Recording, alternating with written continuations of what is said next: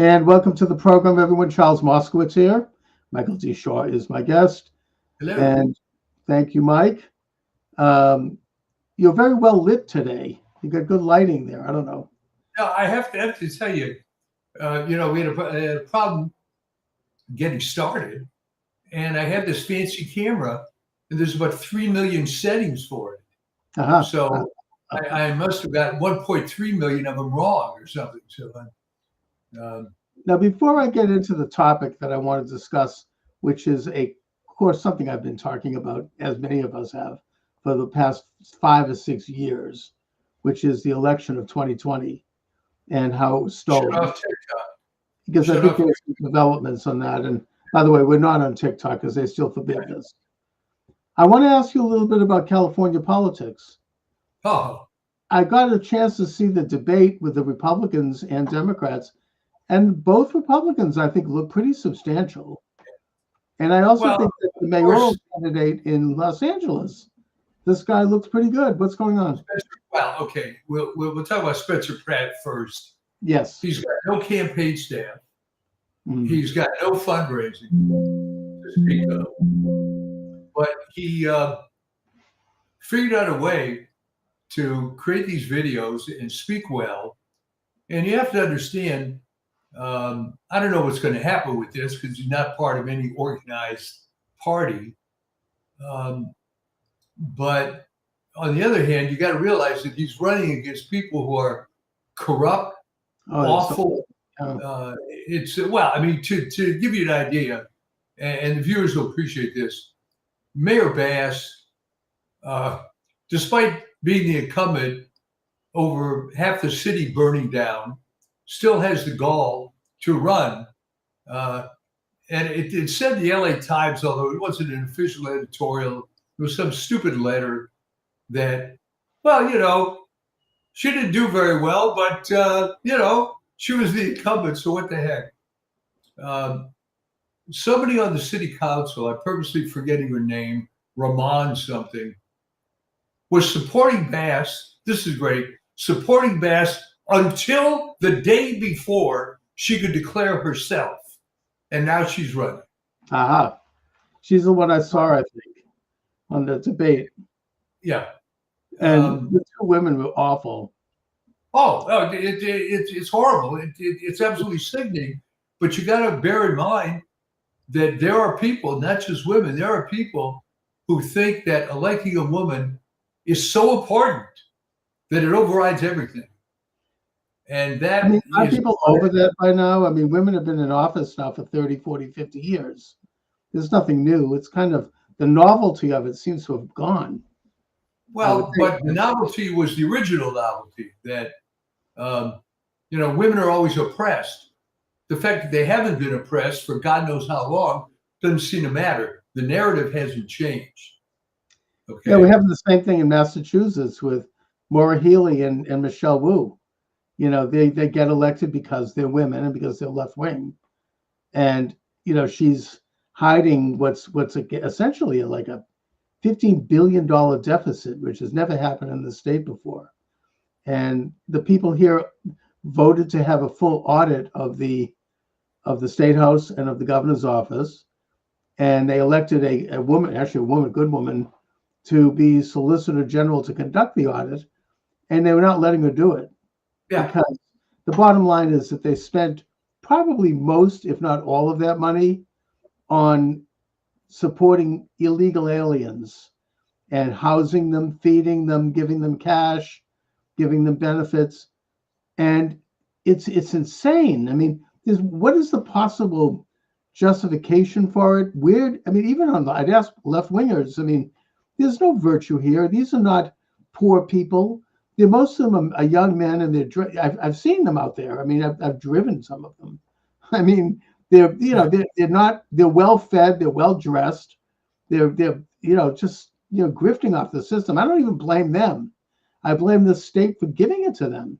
Well, let me say something that might be controversial, but shouldn't be.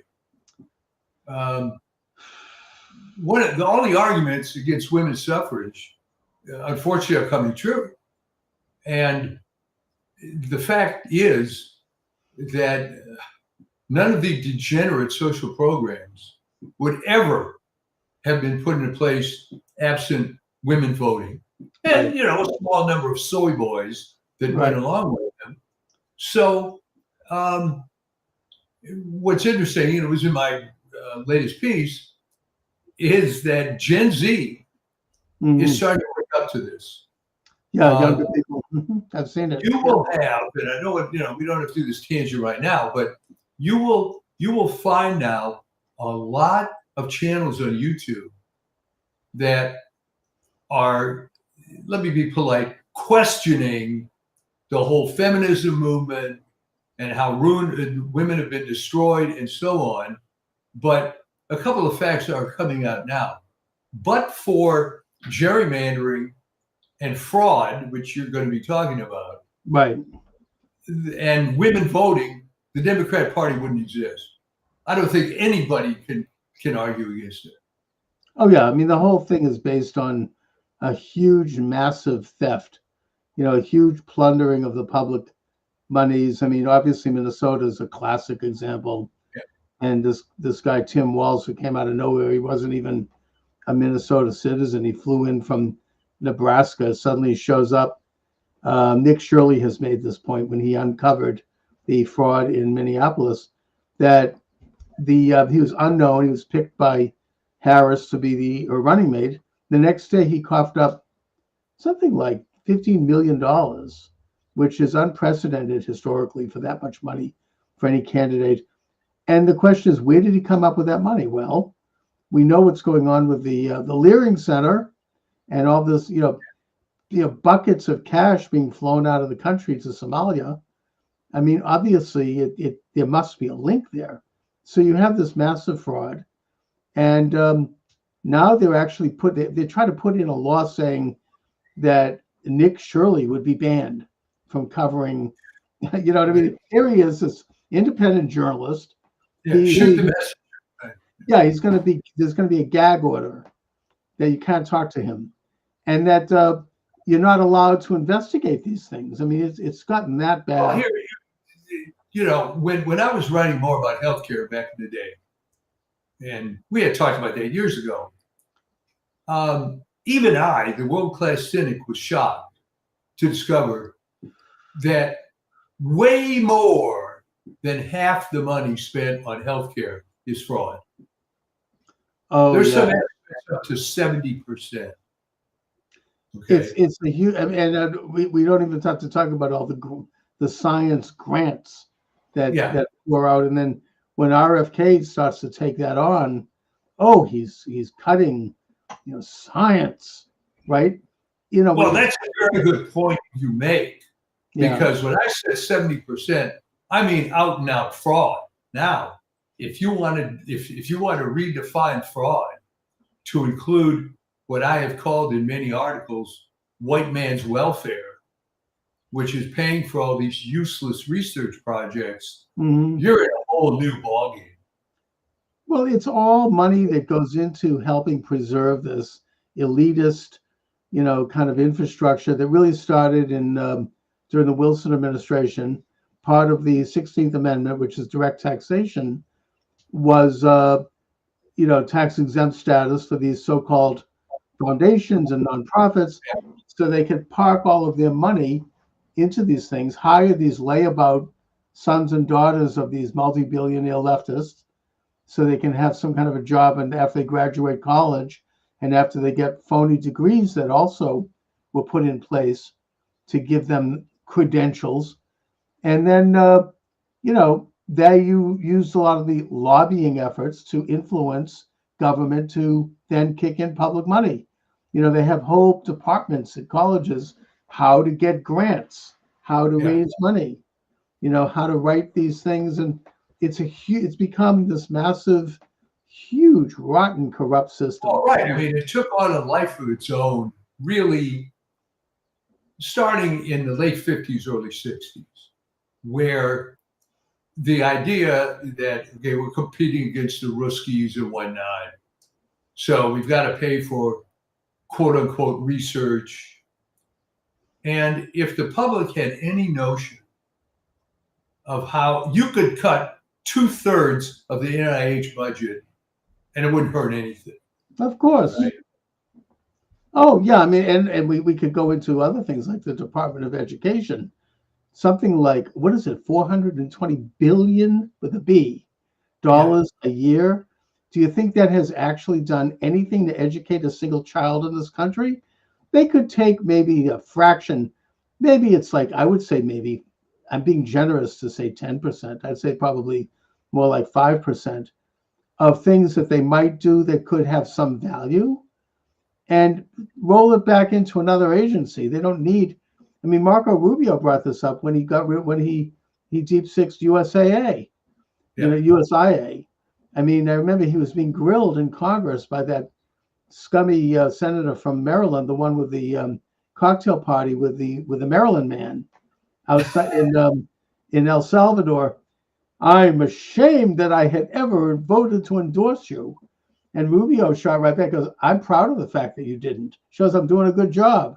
And then he went on to list all of the expenses that USIA was paying for. It was like circumcisions in Kenya, and there's this garbage. I mean, it's like, it's absurd. And well, I mean, you're talking about the Department of Education, and now we're raiding fraud. I guess. I suppose you can make a point that if you put X number of monkeys in research laboratories, they may come up with something useful. But I defy anyone, and contact this show. I defy anyone to name one thing the Department of Education has done except create thousands of jobs for bureaucrats. Well, that's just... I had very good friends in the LA school district, and it turns out that there's an entire facility in downtown LA devoted only to complying with federal BS. It's a whole center, the Bimini Center, that's the name of the street. And what they're doing is producing reports. Now, plus, they have their PR firms, they've got the consultants, they've got all this money pouring into like quasi-public agencies and subcontracted to private people that surround these things like bees around on honey. I mean, even I could speak to this a little bit. When I ran for Congress, people started to like buzz around. They wanted to get on we could do marketing, we could do PR, we could do this. It's a whole cottage industry, and you're vulnerable to it because you want to get these things done, and suddenly they're shelling out all this money everywhere. It becomes like it's like, I suppose you could compare it in the private sector to the wedding industry. You're getting married, you feel vulnerable, so you go out and you're going to spend thousands of dollars on a wedding dress and flowers and caterers and special centerpieces and this and that. It's a whole industry that sort of facilitates it, and everybody makes a lot of money. But that's fine. That's private. We're talking here about massive public. But I want to get back to our subject. First of all, before I get on to the stolen election, I want to just ask you a couple of horse race type questions. Can this guy win in Los Angeles? absent fraud, he's got a decent chance because everybody hates the other candidates. There's no one, I would say, who's a big supporter of Karen Bass. There are dyed-in-the-wool Democrats and people that seem to love ugly lesbians. I mean, there's no other way to put it. She has this group of people that support her, but it's a small group. Okay. Senator Pratt came out of nowhere, and he's getting a lot of buzz. He's quite good in the media, you know, and he speaks plainly. Well, he's a media guy. Yeah, he kind of reminds me a little bit of Trump. You know, he's sort of, he steps out, and I learned this when I ran for office too, that you can come out with like no money and win. And or you could be like, remember Michael Bloomberg? He spent like $150 million out of his own pocket. He got one delegate. So, I mean, money doesn't necessarily ultimately dictate it. You have to kind of make a connection and stand for a few things or somehow be the right person. You know, politics can work that way. So it's quite possible. What about the Republican governor guys? How are they doing? All right, all right. On the governor's side, both Chad Bianco and The sheriff, Hilton, yeah, and Steve Hilton are pretty good. And of course, what viewers may not realize is that you have ranked choice in the primary, which means there's a very good possibility that the top vote getters will both be Republican. Now, this is what Shakespeare called being hoisted on your own petard, right? Because the ranked choice came in when the Democrats in California were so sure that it was always going to just be Democrats. But what screwed them over, thankfully, is there's some huge number of people running on the Democratic side, all right? And they were trying to encourage some of them to drop out, but which is really difficult if you're in progressive politics. If you think about it, you know, what right do you have to tell this person to drop out? They're a candidate. Yeah, they all seem to be hanging in there. And who died and decreed, by the way, that Katie Porter is the best Democratic candidate. Oh my God, she's a horrendous person. How Now, could? Yeah. Well, I'll tell you what happened with her. It was kind of sort of the Bill Clinton or Jimmy Carter effect. This buzz starts about Katie Porter, you know, back in summer of 2025. And I'm thinking, wait a minute, who the hell is Katie Porter? And I look up that she was a 3-term congressional representative from Irvine in Orange County, right, which is a deep blue district and really not indicative in any sense of California. Sure. The university's there. Probably some of her district included some wealthy areas like Newport Beach. Now, why it was in 3 terms. I don't know if she lost. I don't know what happened. I was too lazy to look it up. But how that creates any credibility to be governor. Was this after she threw the mashed potatoes at her husband? Yeah. But I mean, it's, you know, such a dreadful individual. By the way, didn't Orange County used to be Republican? I seem to recall it was Nixon and Reagan, and sort of it's taken a bit of a. Well, okay, but the famous event that happened there was Bob Dornan. Battling Bob, I remember him. Yeah. Bob, he won Bob running against Loretta Sanchez. If you remember that story. No, but boy. Okay, he was multiple term congressman. And you're right, Orange County was very conservative. So the Democrats, you know, had always lost in that district. So they put up a woman who called herself Loretta Sanchez. She actually didn't use the surname Sanchez until she ran for office. Yeah, right. She was legitimately Hispanic, but I think she used her married name, which was Anglo. Anyway, she was Loretta Sanchez. Right? Yeah, sure. So now she does this. It was completely illegal. She starts campaigning in all the highly Hispanic Catholic churches, which you're not supposed to do. Right, of course. And then Bob Dornan is going to the Republican Party saying, there's massive voter fraud going on here. There are illegals that are being registered. And you're talking about the early 1990s here. Okay. Right. And he ended up losing. And then the Democrats in Orange County discovered that they could flagrantly commit fraud and get away with it because the rhinos were too weak to do anything about it. And that's how the Republicans lost Orange County. You know, and now that we're on the subject, you and I have been talking about the stolen election now for 6 years. And I still argue that this is the very keystone issue. This is the cap, getting to the bottom of that rotten election. What happened? If we can get to the bottom of that, then everything will fall into place. It's I think the administration has been somewhat slower than I'd like in terms of getting to things. But I just happened this morning to note an article on the Gateway Pundit, making arrests soon. 2 U.S. officials hint at upcoming evidence supporting Trump's 2020 stolen election claims. And it talks about Monica Crowley, she's government chief of protocol, says the administration will, quote, soon unveil evidence supporting claims that President Donald Trump won the election. He did win in a landslide, and we will soon be able to give evidence about that, she says. However, Crowley did not elaborate. I mean, I don't know if this is just talk. Then Kash Patel weighed in.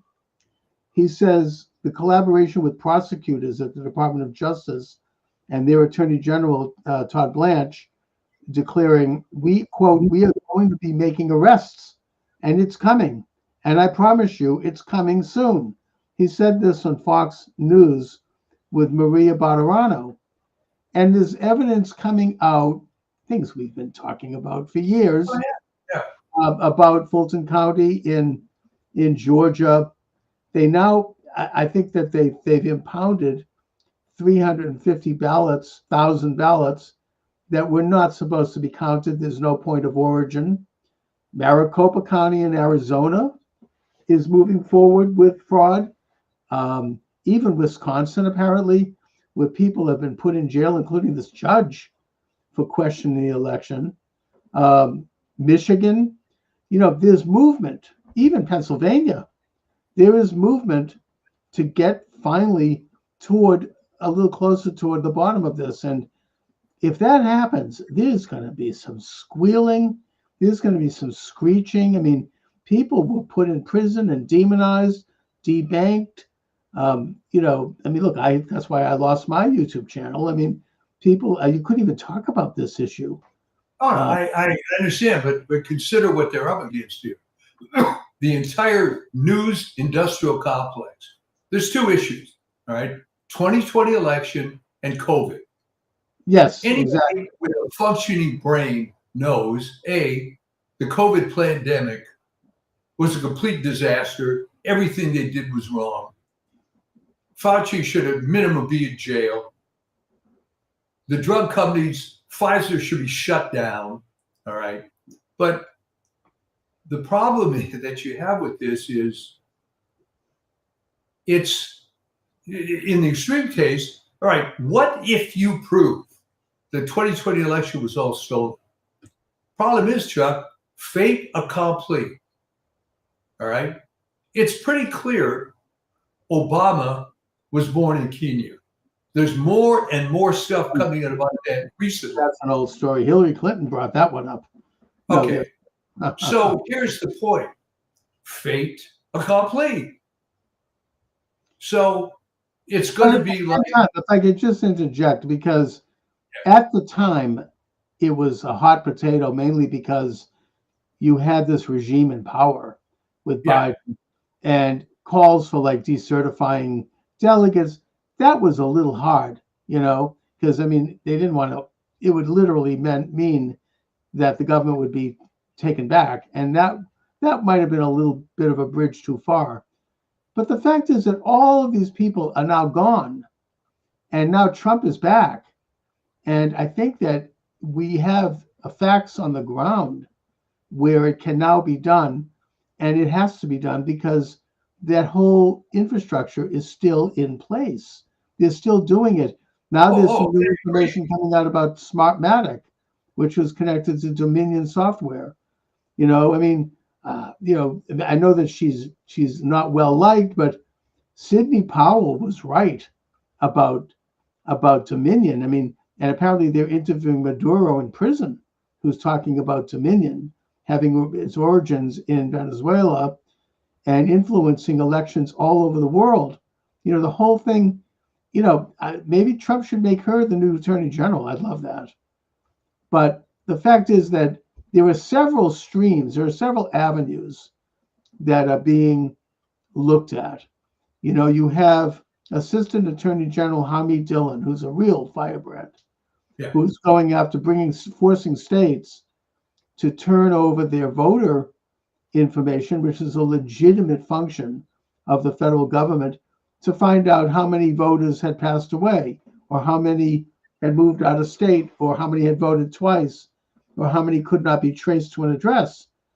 And there's a lot of resistance on that one, including in Massachusetts. I think that there's progress being made, though. I just hope it No, I happens. would agree. But tell me what happens with this. Okay, pick something from history that differs from the conventional narrative. All right. Right. And this happened a long time ago. All right. Most people who've done any study on the topic realize that Roosevelt knew in advance about Pearl Harbor. Right. I don't think there's any serious historian who disputes that. All right. Here's the problem. What are you going to do about it? And are you going to now put footnotes in textbooks with an asterisk? I mean, obviously, it should be known. But I'm saying that sometimes stuff is just so awful that it's part of the lives of people. Right. It becomes part of like the real true story of Martin Luther King. You don't get into it. He's, it's like I remember Sam Blumenfeld said to me, he's been lionized. He's been saint. He's like a saint. You have to move on because that's too late. That's happened. But in the case of this is unique because this goes to stuff happening now. This is this is a live issue. It's not just history. I think what's going to be very important on this, you can find all the bad people and you know who they are. But I think the other part of it is you have to viciously attack the news media without pity. Oh, yeah. And they're all covering it up. I mean, I know people who literally had covered this up and still do. And they're still demonizing anyone who questions. I mean, it's so un-American and it's so, undemocratic, actually, that people are being still like subject to like an auto da fe if they question that election all these years later. It's like the ultimate taboo. It's and the media, they obviously they were in on it, at least implicitly. They chose to because they hated Trump so much that they just said, we're gonna roll with this.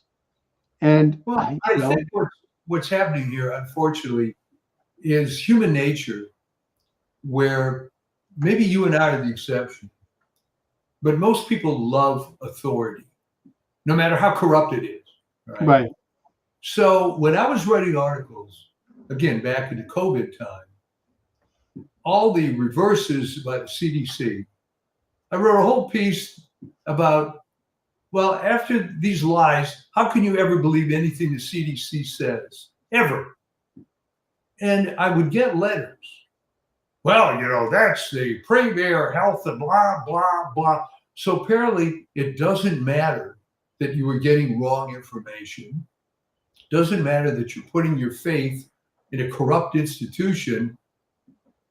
That's still massa up there, and we have to abide, So the problem that you're going to have, even if this stuff comes out, is that, well, you're right, but I got to watch the news with Lester Holt. And your head just explodes. I really, look, you're right onto it. I mean, people do love authority. They revere it. They don't question it, even in this country. And, they forget, they don't understand who they are as individuals under God, not under the government. I mean, it's, this country, we have forgotten the nature of our system. We've basically become like, to use a biblical example, when the tribes of Israel begged Samuel to give them a king. There's a tremendous speech in there from Samuel, who he says, "You want a king? He's going to have your sons sent out to war where they're going to be shot and killed, and he's going to turn your daughters into prostitutes, and he's going to do this, and he's going to take your farms, and he's going to take your land." And they're like, we don't care. We want a king. Yeah. He says, well, we're going to be like every other nation. We want to be like the other nations and have this powerful figure sitting up on a gold chair, where they can lift him up and like, oh, and but you have to read that. It's in the book of Kings or the book of Samuel, probably. First book of Samuel. First book of Samuel. Thank you. And it's the same principle. It's yeah, but I mean, isn't that so? So you just wonder.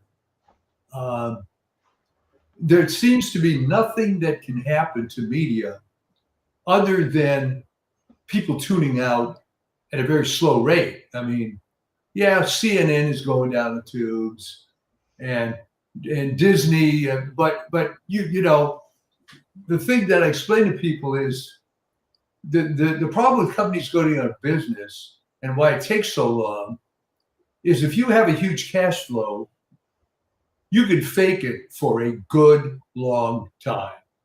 All right. Mm-hmm. You got a lot of money coming in. I mean, ultimately, you may be losing money, but you can downsize at a slower rate. Again, look at the studios. It's hitting them with all the dreck they've been making. So by human standards, it takes way too long for the consequences to be paid. But I think it's going to happen. I think you're right. You think it's going to happen? I mean, it seems like that piece I just read in the Gateway Pundit, Kash Patel, he knows where everything is buried. Yeah. He wants to get it done. I mean, now you have Joseph DeGeneva has come back as assistant in the Department of Justice, and now that they've gotten rid of Pam Bondi, looks like they're starting to really make steps there. They're starting to move. I mean, Comey's been indicted. People say, well, he's been indicted for that. I listened to MSNBC make fun of the fact that he's been indicted for putting seashells on the beach.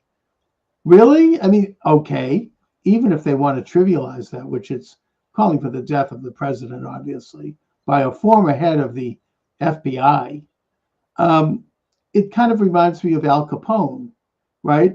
After a lifetime of crime and a lifetime of murder and everything you can imagine, he ends up being convicted on a technicality of taxes. They found him on something with the IRS. That's how it has to be done, and they're going to find that and do it. But once they get it, and they can, and it seems like they're pretty careful. I think that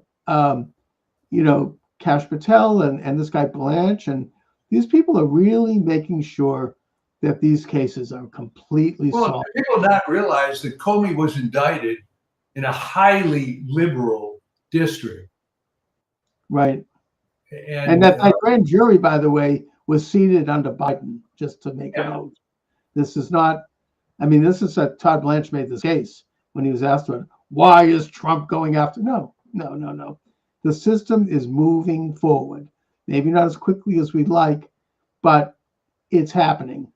And, I understand, I heard a comment offhand about the reason why Brennan isn't being brought in. It's because he's, you're talking CIA, you're talking deep state. You want to lance that boy? Look what happened to JFK. I mean, right? You just that's really like that's like playing with a nuclear bomb, and that he's already like sending little warning shots over the bow with Trump, according to this guy, in that he's releasing information saying, oh well, Trump, the Iran war is going to continue, and Trump lost the Strait of Hormuz, and he's going to stay in there, and it's going to be bad. In other words, they're putting out damaging stuff to try to, to not just to damage Trump, but to let Trump know not to F around with them because they could do more. So, I mean, the trouble with the CIA is that they don't know what the hell's going on. They didn't even predict the fall of the Soviet Union. And I'm sure that you and I, as just lay individuals, hey, the economy's collapsing. People don't respect the Communist Party anymore. this is not a good sign. But apparently the CIA was caught napping. And it's just like any other bureaucratic, stupid organization. The idea is to time out your 30 years and get what was in those days, 85% pension. But there are some pretty bad players, some pretty rogue people in there who are capable of doing some pretty bad things. And these, this is what what's his name? The double government. Get his name from Tufts. Michael Glennon. Michael Glennon. I wonder if his new book has come out yet. You got to get him on your show. I do, but he won't. He doesn't want to talk to me. He did. He came on my show and he was like, he acknowledged that I was right through gritted teeth.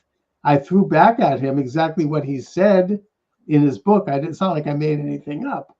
I read it carefully, and I'm like you said on page 5.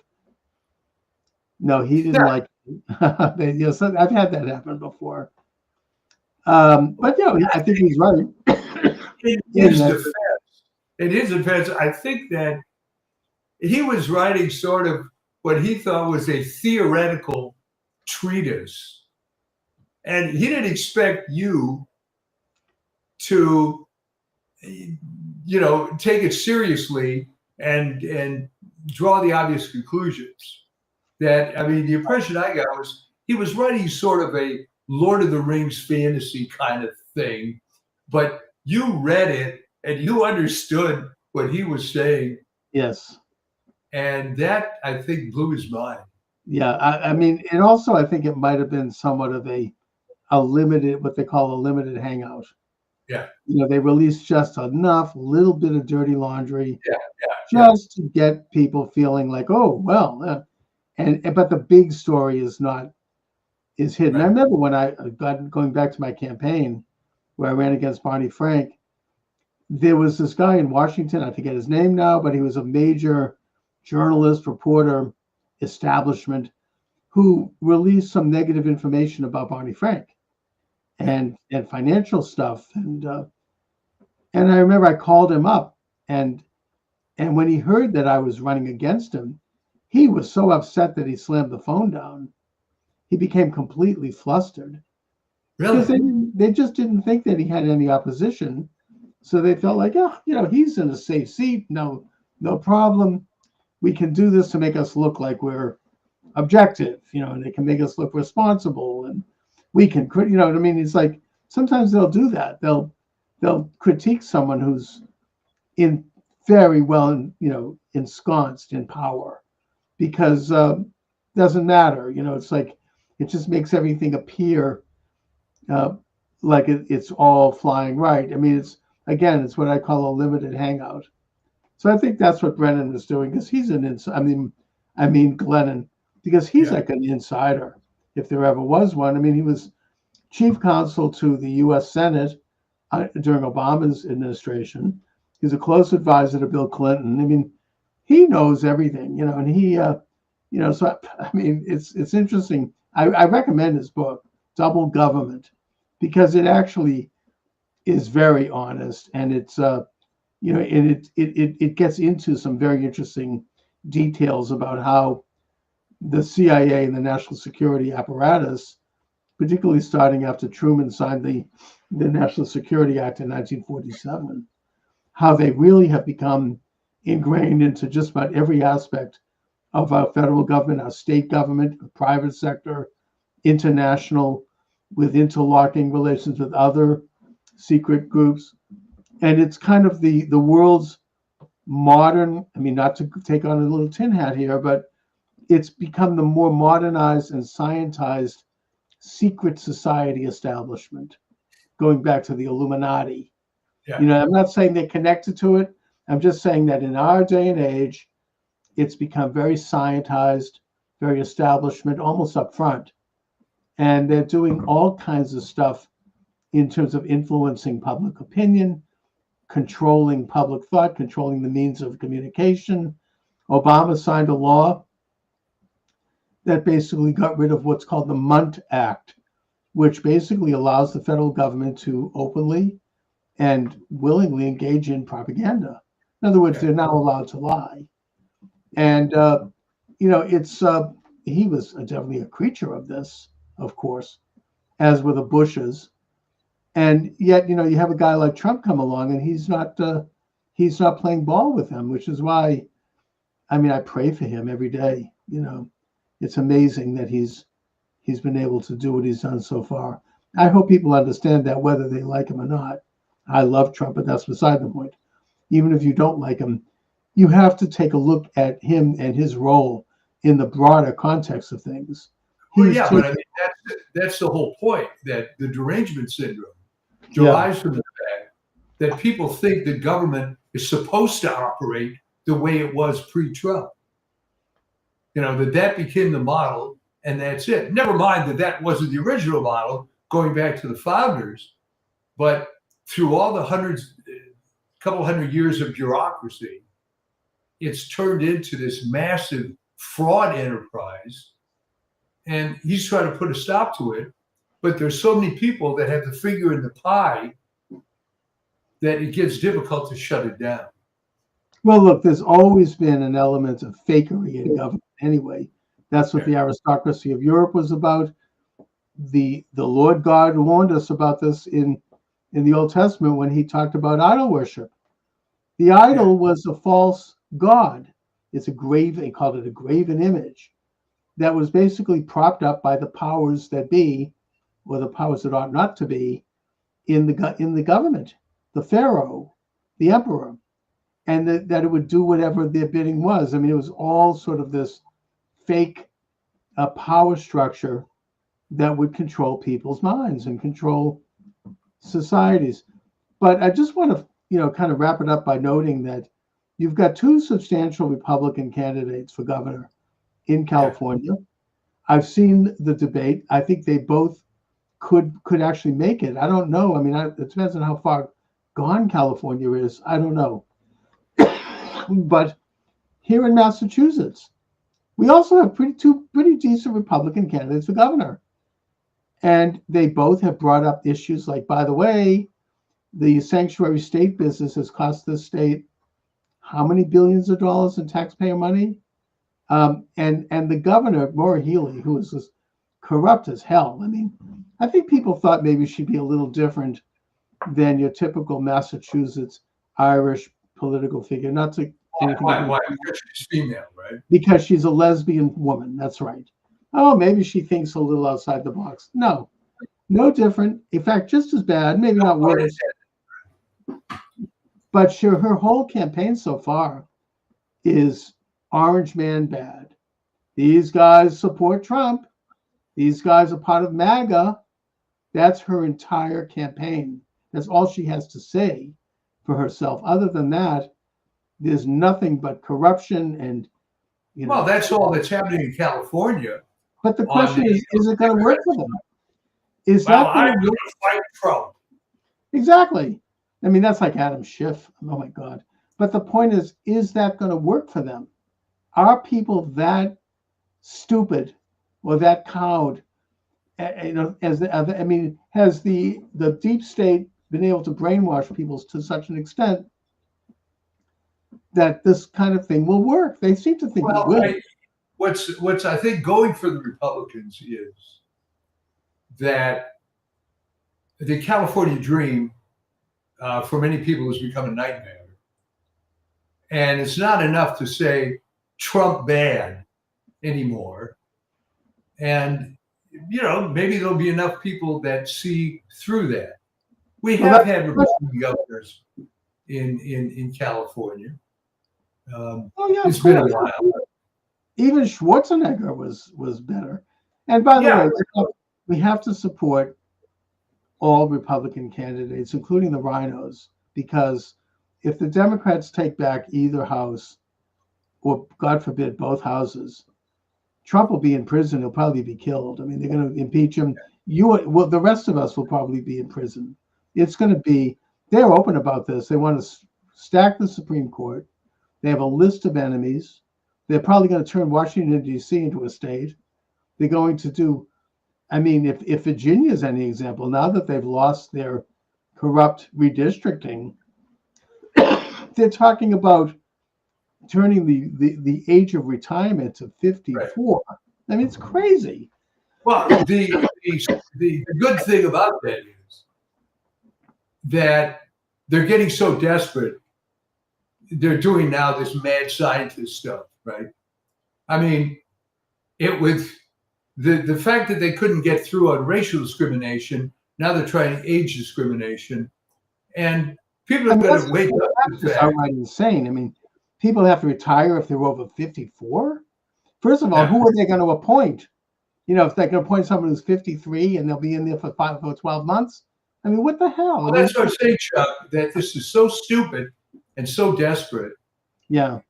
That they're at that point where they're forced to do something ridiculous. Now, Tennessee, going through this thing with the redistricting. Yes. The huge irony, which is never in the media, the quote black congressional district in Tennessee has been represented by a Jewish white guy. Yeah, Cohen. For several terms. And now a black conservative woman, by the way, a Republican, is going to come up. And that'll be a beautiful thing. So anyway. So if you just look at the fruits, right? Judge them by their fruits, as said by the greatest Jew of all time, right? Exactly. In the Sermon on the Mount. You could see this stuff happening. Yeah. And I think they're played out. There's always going to be, as you call it, the 25% imbecile vote that's going to be leftist no matter what. The same people that are cheering Comrade Stalin while they're in the firing squad. But beyond those people. Well, those people, that has never really been more than maybe at most 30% of the country, probably closer to 20%. And if they could get down to that, then they become irrelevant. And that's, God willing, that's what'll happen. I mean, let them screech. They'll end up having AOC as their candidate. Anyways, so Mike, great column in your Substack. Oh, thank you. Well, that was really based on talking to these people, and I was when I made that comment about it, I was truly surprised that woman, who's maybe 27 years old, works in healthcare, actually knew that there was huge female opposition to suffrage, but I added the irony of the Ida Tarbell, which she was an opponent of suffrage, but if anything, she was progressive, right?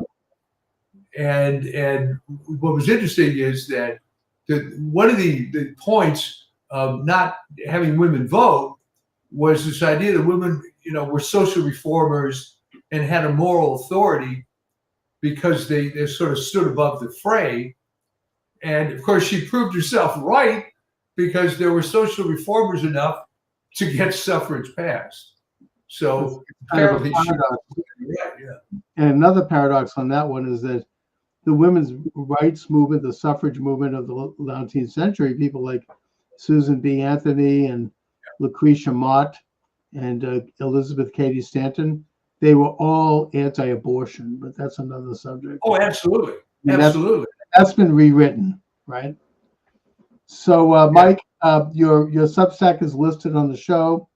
Well, thank you. I'll get there. And as always, it's been great talking to you. Thank you. Yeah, well, same here. And we'll do it again next time. Onward and upward. Thanks a lot. All right, next week. Okay, thank you. All right, good evening, everyone. Charles Moscowitz here. Michael D. Shaw is with me live. Michael, I want to talk about a subject that may seem, I suppose, old to some people, but that is the 2020 stolen election. I have been very onto this and dedicated to this topic from the time it happened until now. I have interviewed a lot of experts on this topic, and I still believe, in fact, I believe more now than ever, that if we don't see our government, the President Trump administration, get to the bottom of this, when we're going to rue the day, because as long as this thing is out there, it continues to be a cancer on our system. At least 50%, 60% generally, of Republicans interviewed on this topic back then and still today believe that that election was stolen. Probably an average of 30 to 35% of Democrats believe it was stolen, and independents as well. I would argue that even more would say that it's stolen, but because of the intimidation factor, this slow slide into Nazism by the illegitimate regime that took power, you have fear to say this.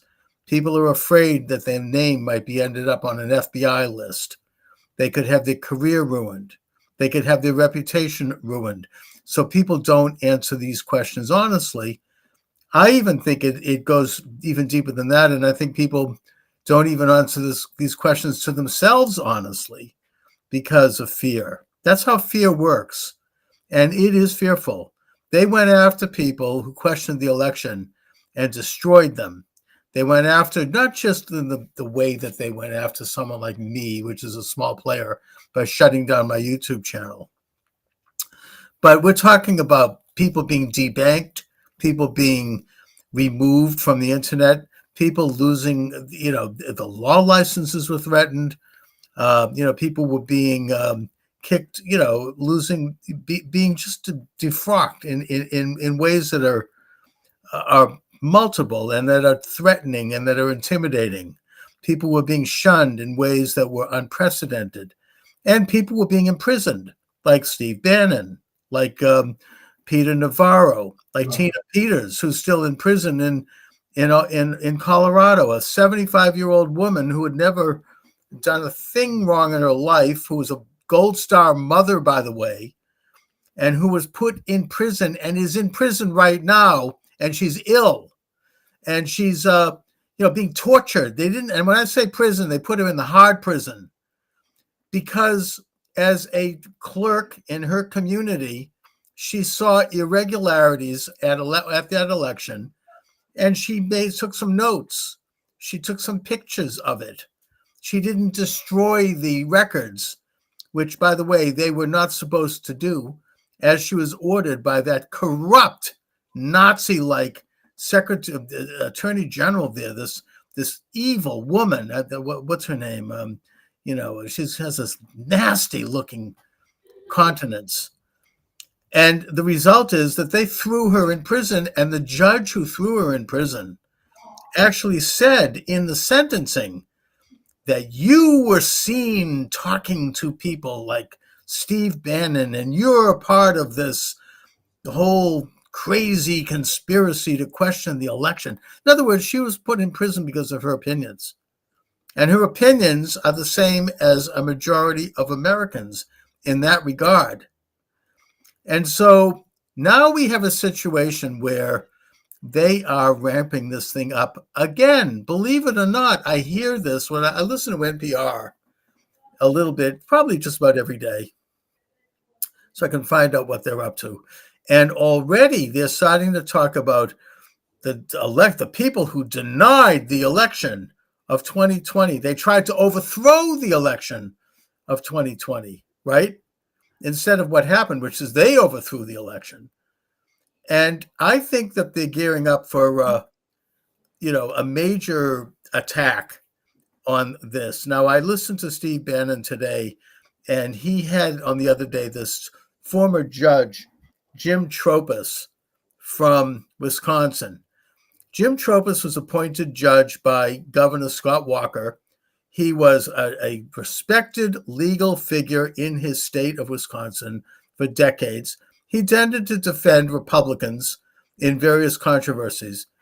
And he was asked right after that election by the state attorney general to set up a delegate of alternative electors in case, right, which is another controversy, people going to prison for that. It was not anything. They actually asked him to do this, which he did. And he's been prosecuted for that ever since. And when I say prosecuted, not only did he lose his position as a judge, but, he's had he's been forced to testify as he's had his phones and his property seized. He's been spied on. He's been, he's lost his bank account. He's lost his reputation. His son was on a family cruise with his wife and kids on a Disney cruise. And all of a sudden the police showed up and they took away his cell phone. He said anyone in the country named Tropin, like his last name, has been contacted. I'm talking about the kind of stuff that the Nazis only could dream of doing to someone who was a political opponent. And he says that this summer, there's going to be a trial in Wisconsin, not only of him, but of all of these electors. These are mostly elderly people who volunteered to stand up as an alternative elector, which is something that has been done before in American history, going back to Rutherford B. Hayes. It's not new, perfectly legal. And he said they've already requested national media attention for this trial. He says that he could end up spending the rest of his life in prison. I mean, it's 7 years prison, automatic prison term for each charge brought against him. And he's trying to bring attention to this. But I think that this is only one piece of what's going to be a coordinated attempt to dredge this thing up again and try to demonize people. I mean, they're bringing up, the January 6th thing, even though it's already been debunked. They're going to once again say, look, they tried to overthrow the government and they should go to jail for that. That's why Steve Bannon went to jail, by the way. And I do think that this thing is it's just below the surface, but it is a battle that we need to step up. I mean, the government needs to step up. President Trump needs to step up. All right. Well, let me say this, that you're absolutely right. This thing went into high gear, by the way. It was our own fault. If you go back to the election of 1960, which people don't seem to talk about very much, but there was rampant fraud. And Nixon was thinking of contesting it, as you know, and was talked out of it by a guy that I don't admire, Eisenhower, supposedly for the good of the country, quote unquote, which then started this,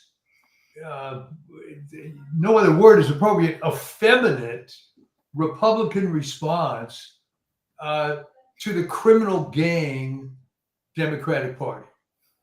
And if you add in a cadre of just a horribly corrupt judiciary, which it's just frightful how bad the federal judiciary is, that they're emboldened now to try to get away with this because they can't win elections otherwise.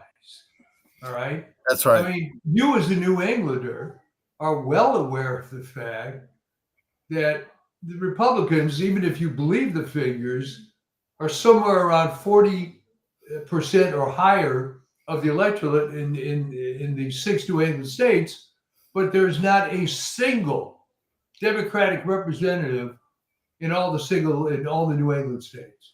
Exactly. I mean, the New England states have been gerrymandered going all the way back. I mean, this actually goes back to the early 1900s. Well, that's part of election fraud too. Oh, absolutely. I mean, the whole word gerrymander comes from Governor Elbridge Gerry, who was a real partisan Democrat by today's standards, and he gerrymandered his state. They had one of the districts look like a salamander. Exactly. And there was a great cartoonist who did a picture, a drawing of of the district, and they put Elbridge Gerry's head on the top and some fins on the back to make it look like a salamander. And that's where the term gerrymander comes from. So this isn't new. Certainly not new in Boston. Now you have, I think, a federal judge in Texas saying that Texas is not going to be allowed to keep the redistricted areas intact because of racial gerrymandering, which is, of course, not true. Well, even if it were true, if anything, it's giving more representation to Hispanics. Right. And also the whole thing was racially gerrymandered in the first place. Yeah. Favor minorities. So, the point is that because of that, and because they have to go back to the other districts, while at the same time California had a referendum that undid an existing independent commission that is supposed to draw congressional lines, and that passed. So California is going to be like New England. I mean, they're probably going to get rid of probably most, if not any, Republican. Because of that, the Democrats are probably going to win the midterms because they will rig, both of those states, just like they rigged. So the question becomes, other than you and me talking about it, what are the Republicans doing? Not a goddamn thing. I mean, and meanwhile, you have, if the Republicans lose in the midterms, and usually the party that's in power does tend to lose somewhat in a midterm anyway, traditionally. Yeah. I mean, this attack on Trump and on anyone who questioned the election, it's going to get as ugly and as hateful and as vicious as it ever was under that rotten Nazi-like regime, whoever ran it before, the auto pen regime. And that's going to mean probably Trump will be impeached every other week, and it's going to be hell. It's going to really be, they're going to lose the whole, we could really lose the whole yard of everything if that happens. The only bright piece of news that I've seen come out, and it's not even, what? I know. Please. Okay, we have something good going on, is that at this recent dinner for the Saudi Arabian prince in Washington, President Trump apparently completely reconciled with Elon Musk. And Elon Musk remains, for better or worse, the richest man in the world. He also has access to an understanding of the whole high-tech world, the social media world. He owns Twitter. And that now it apparently is the case that Musk, who played a major role in Trump's victory. Well, that was huge with the liberation of Twitter. The liberation of Twitter. He ponied up hundreds of millions of dollars, not just to Trump, but to the Republican National Committee and Republican campaigns. But he also put the digital muscle behind it. Apparently, he's going full throttle for the midterms in terms of money. He's already committed many millions. And in terms of planning a social media presence. So that's the only good piece of information I have. Well, I think the other sort of good piece of information is that they've some of the Republicans anyway have located the testicular fortitude to talk back. You're probably familiar with this ridiculous notion that was perpetrated by Jasmine Crockett that Lee Zeldin took money from Jeffrey Epstein, which in fact he did. However, it was obviously a different Jeffrey Epstein. And let me say that his response to Crockett was not very polite. As I recall, he goes into all this detail. Yes, you idiot. It was not, he was not polite. Good.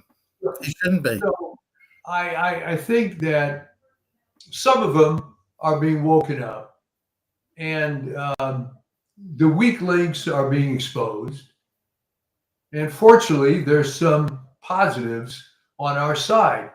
But Oh, you there said is. California, I will tell you, there has not been a legit election in the state of California for 20, 30 years.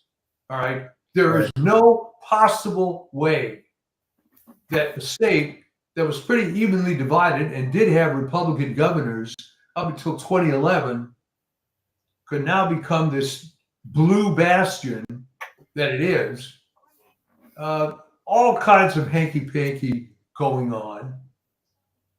Started again with a weak-kneed response by the Republicans to, you talk about a stolen election, Robert K. Dornan. Yep. Losing to what's-her-name Lopez, who, by the way, didn't use the name Lopez until she ran for office, and then suddenly remembered that she was Hispanic.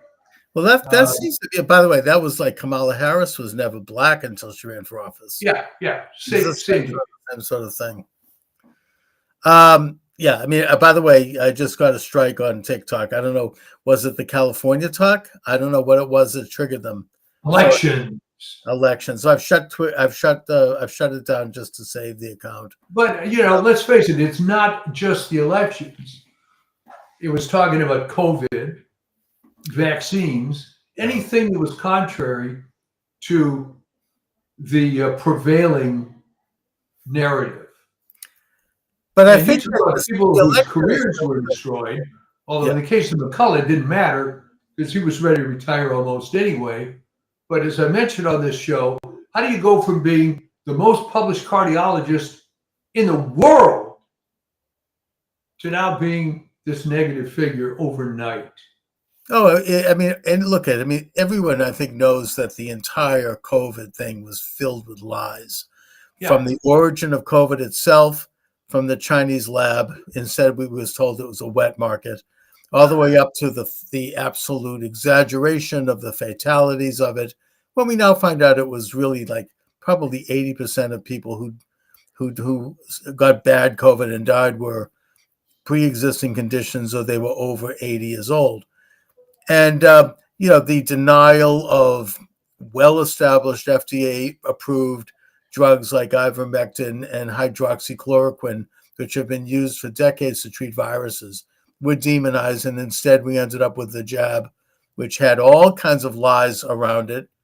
People made huge amounts of money. It had a eugenic side to it. You had putting COVID people, no one denies that COVID existed, but you had the COVID people put into, hospitals, with elderly people, like nursing homes. I mean, talk about really like genocidal policies. And that only happened in the blue states.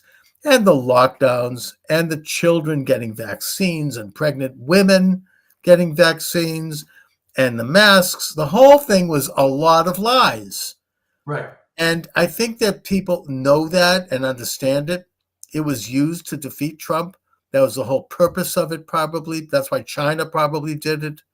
Then they used it to rig the election with millions of paper ballots mailed out of the biggest junk mail mailing in history. Not to mention the machines. Oh, there are people I knew that got 3 or 4 absentee ballots in the mail.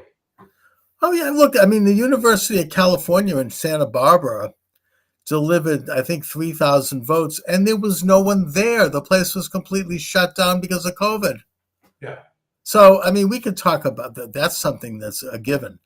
But they still are not only holding on to those lies, but they mean business. I mean, this thing with Judge Tropin in Wisconsin, and then you have, Benson in Michigan, that beautiful Secretary of State with her blonde hair and she looks like the classic Yankee. She's about as corrupt as hell. We know that, with changing the rules and allowing for no signatures and shipping, ignoring the carloads of ballots that came in Detroit. The reason I know this, I don't want to talk too much in details about this, but I actually had an opportunity to be a part of a group call right after the election with her. I'm not going to talk about why I was there, okay. But we got to ask questions, and everybody assumed that it was a friendly group. And I asked a simple question. I typed it in, and which was, are you doing anything to audit the situation in Wayne County, given the amount of reports of corruption there, with ballots showing up at 3:00 in the morning and the pizza boxes on the windows? And when she got that question, her face was like, her eyes were bugging out of her head. I mean, oh my God, it was like she turned like a bright crimson. It changed the whole atmosphere of the meeting. Like, who is this? What happened? And, they were like celebrating. Oh, we now are getting victory. We just got news that we won the Peach State, of Georgia, and they're all giddy. It was obviously, corrupt. And well, here's the thing. She's not running for governor, by the way, in that state. And she's being sued by Republicans. They're starting to stand up because, well, here's what I'm worried about. Are we going to get what I call crusade fatigue? And for those in the audience, probably understand where I'm getting with this. The crusades failed mostly because after a while, if you're a French or a Spanish knight and you're all that distance from home, it's like, you know what? I'm sick of this fight. Right. I'm going to go home to my castle or whatever, and the hell with this crap. Yep. I don't know if that's going to occur, because the difference between us and the Bolsheviks on the other side is they have no lives. All right. We do. So, well, the only thing I'd add to that with the Crusades, I know I've talked about this before, but I'm going to just repeat it because it relates to this. After the Crusades conquered Jerusalem, and you had the Kingdom of Israel under the Crusaders, under the Franks, they called them back then. Right. You had them, the wives and the children came. It was originally just the men. They brought their wives and children. And the wives and the children decided to go down to the River Jordan to celebrate and have a picnic. And, there was a lot of kind of exultation at the time. They had just created this country. And so they went down to the Jordan, and they were all slaughtered by the Saracens, which is what they called the Palestinians back then. And they let a couple of people escaped, or either maybe they let them go so they would go back and report it. They got back to Jerusalem. They told the king and the government what happened. And their reaction was to slam down the walls and to build walls. In other words, they withdrew. They didn't go out and fight. They didn't go out and find these Saracens and beat them. And once they did that, that was the end for the Crusades, because, the Israelis have learned this lesson. If you give up and you kind of withdraw, they're going to win. Even Israelis have, I've talked about this as well. You had the Israelis have a big festival on Purim, which is one of these festive Jewish holidays in Tel Aviv, where children came out and the little girls dressed like Queen Esther, and the boys dressed like Mordechai, and they all, they have cookies, and there were some Arabs who came in and set off bombs, and you had atrocious scene of bloodiness and children's heads blown off, and you found the piece of the torso stuck to a wall. And ever since then, the Israelis have slightly withdrawn. They no longer do this. Instead, they have the parties at home behind a locked door. It's not quite as bad as the situation with the Kingdom of Israel under the Crusades. They're not withdrawing that much. But if you withdraw and you allow this enemy to have a foothold, they're going to go all the way. You give them a finger, they're going to take the whole arm. They can, you can't really surrender like that in the face of it. You have to go out and beat them. And the Israelis have learned this. They don't go out and... but here's the thing. Even the Israelis have pulled back. I mean, the problem with that conflict, and maybe in a sense with the one we're talking about here politically, is other than exterminate 100% of the enemy, you're not going to solve it.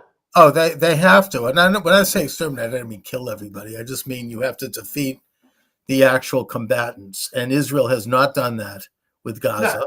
They're still there, and they're going to rebuild, and they're going to attack again as long as they're there. They will never give up. But by the same token, have the Republicans gone balls out against all the Bolshevik corruption? I don't think they have. And I don't think that they've taken, from day one, President Trump should have somehow arranged, whether he had people in Congress or otherwise, for a complete investigation of that 2020 election. It hasn't happened. And until it happens, they're going to, continue with this narrative, and it's going to get uglier. It's not over. Well, I think what occurs is that once you're within the system, you kind of get gelded by it. No. Now, you would think that Trump would not be that kind of guy, but it might be impossible to rebel against the very system that you're in to the extent that's required. Take, for example, the Department of Education. A lot of people were talking about closing it, including St. Ronnie Reagan, by the way, and he never did. No. All right. I don't know what the big deal is. If you want to close it, just close it. Why all this gnashing of teeth? Yeah. And so on. But I think it's because you get consumed by this horrific bureaucracy. And I can tell you, as you may know, I spent nearly 20 years living in the DC area. And there were times when I have appointments in the district, and maybe there was one week where I had to be in the district 4 days the same week, and I needed, psychological counseling after that. It was just unreal. Right. So if you're part of that environment, it has to affect you. Oh, as you know, I've had my own run-in with it when I ran for Congress in 2004 against Barney Frank.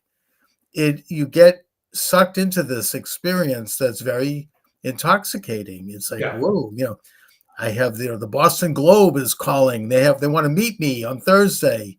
They want my opinion on whatever. I mean, like, really? It's like you start to think you're important, and you start to get hooked on that. And then you start doing things that would keep that going. I mean, this is what you have now with people like, I don't know, Nick Fuentes, or that schmuck Packman. They come out with these clickbait headlines, or they say something outrageous because it's going to get all this. People are going to suddenly zero in on them. Look, I'm not here to toot my own horn, but I've never done that. I probably should do it, actually. I've been told I should do it by some people. The only trouble with doing that is after a while, it's the boy who cried wolf. Right. How many times do you click on a headline to find out that it was bait and switch before you realize, I'm not going to fall for this again?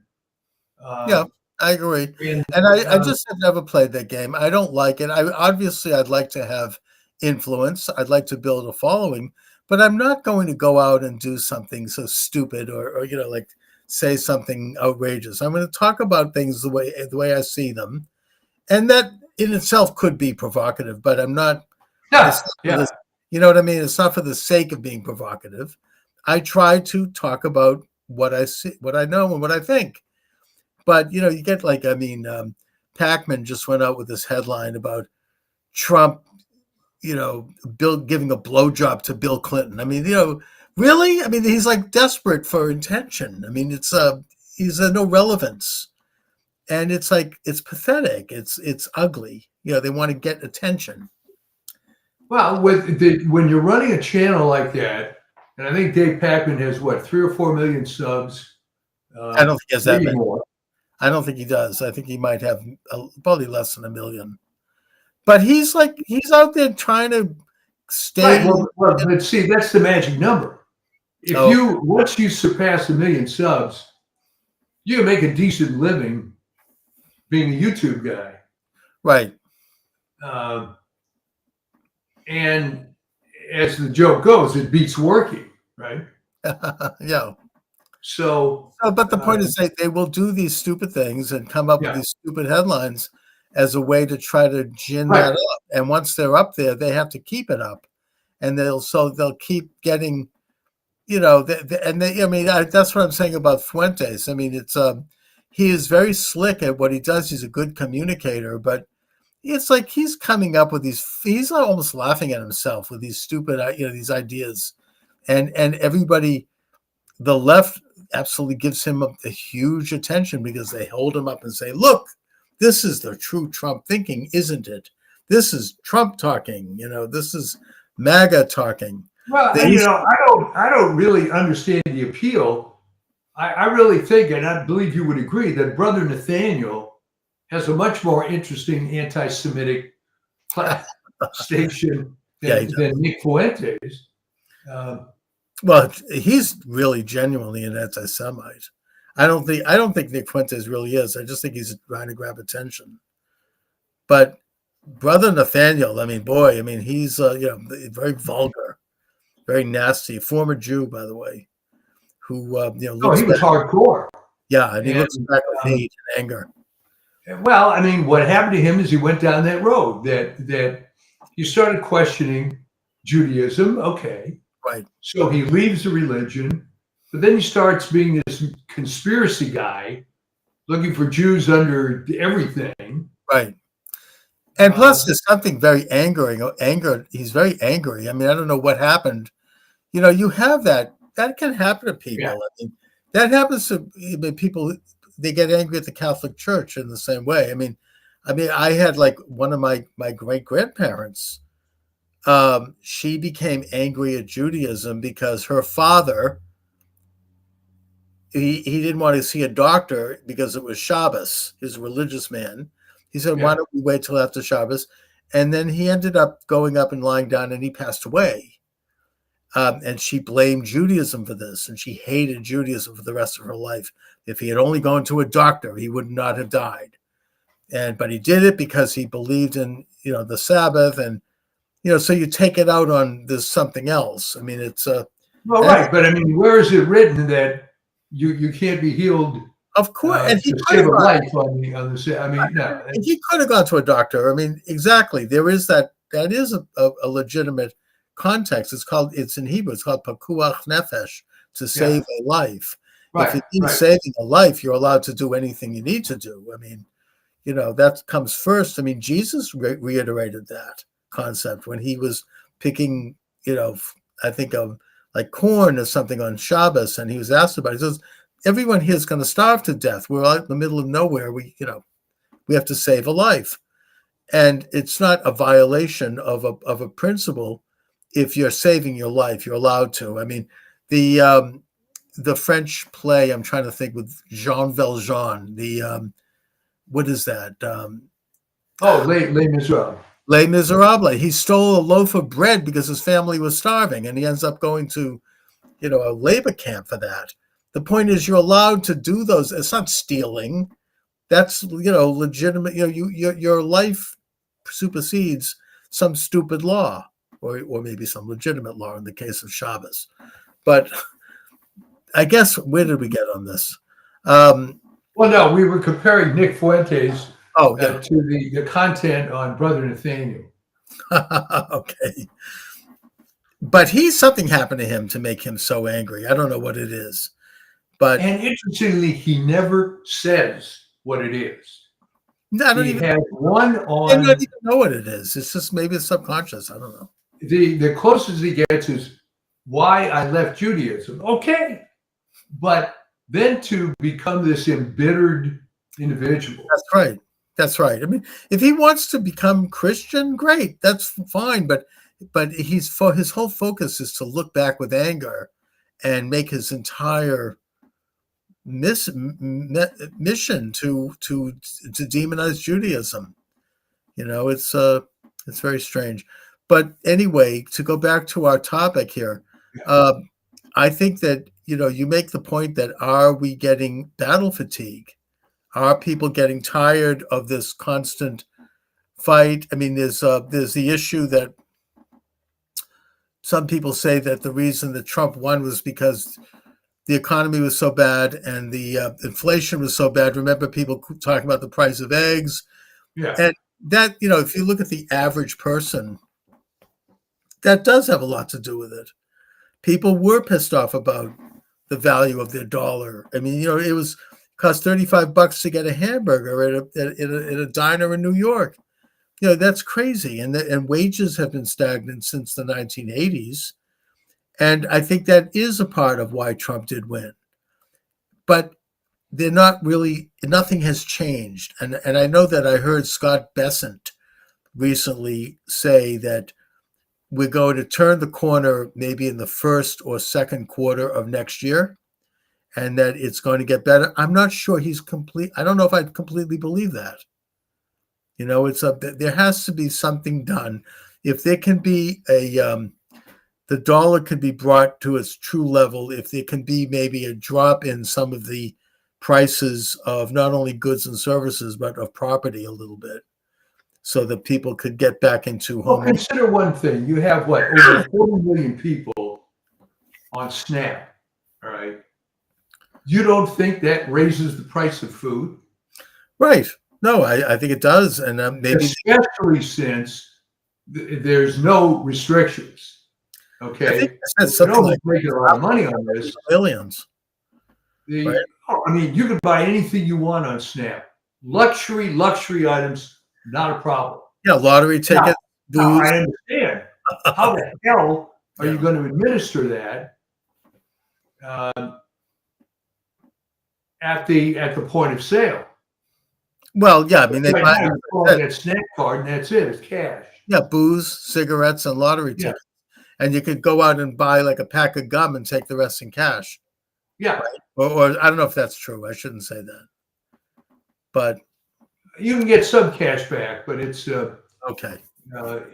It's not that easy. But if they try to tighten it up and only make sure that the truly needy get it, there's going to be such screaming. But they have to have the guts to do that. It's filled with. I mean, they are trying to do that. They're going to have everybody reapply. Okay.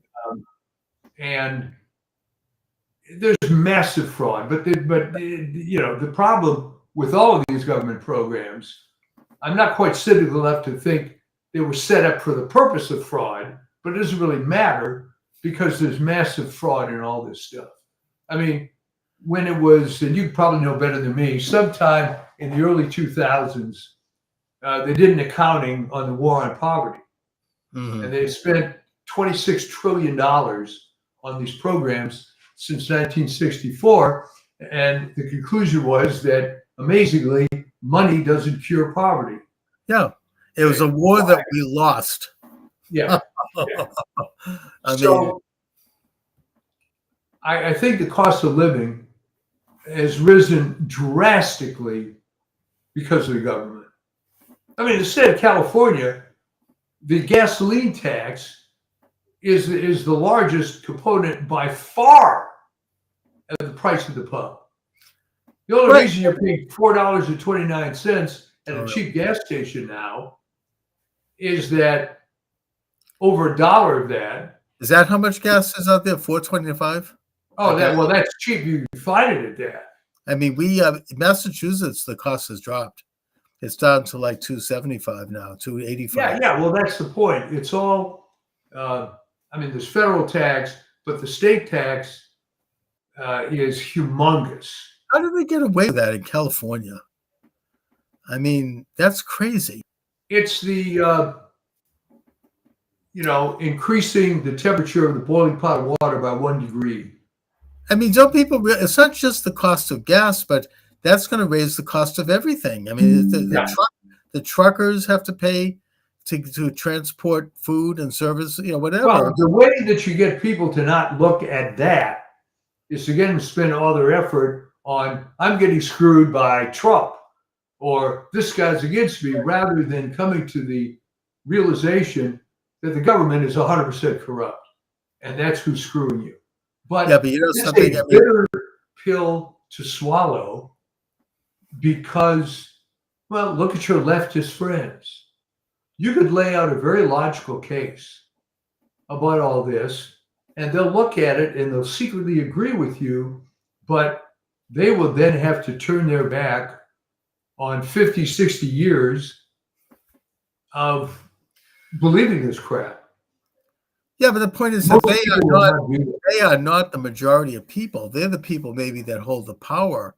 But when Trump came into office, he talked about cutting the cost of government by trillions of dollars after the first year with the Doge cuts. And he talked about, reducing onerous regulations, holding the line on taxes, tariff income. Basically, instead of an IRS, we would have an XRS, an external revenue service. The monies that we need would be raised by imports from other countries. And he really has not done it. Now, you're right, but don't forget, 17% of the American economy is healthcare. All right. So if I were going after fraud, I would go after Medicare, Medicaid, which is massive. Massive. The biggest part of the budget, along with the debt we pay to the Federal Reserve. I mean, I think that about a third of the budget, or something like 25% of it, is servicing the debt that we're being charged to borrow our own money. Right. That whole system is rotten, obviously. But the other third is Social Security, Medicare, and Medicaid. Now, Social Security, those programs, if they were restricted to the people who put money into them, which is the real purpose originally, allegedly, then that would be okay, even though I think the whole system is bad. But, nevertheless, the money that it's taken out of your paycheck every time you get paid, a portion of it goes into Social Security. You're entitled to that money. Same thing with FICA, which is money going into Medicare. You're entitled to that money. It's your money.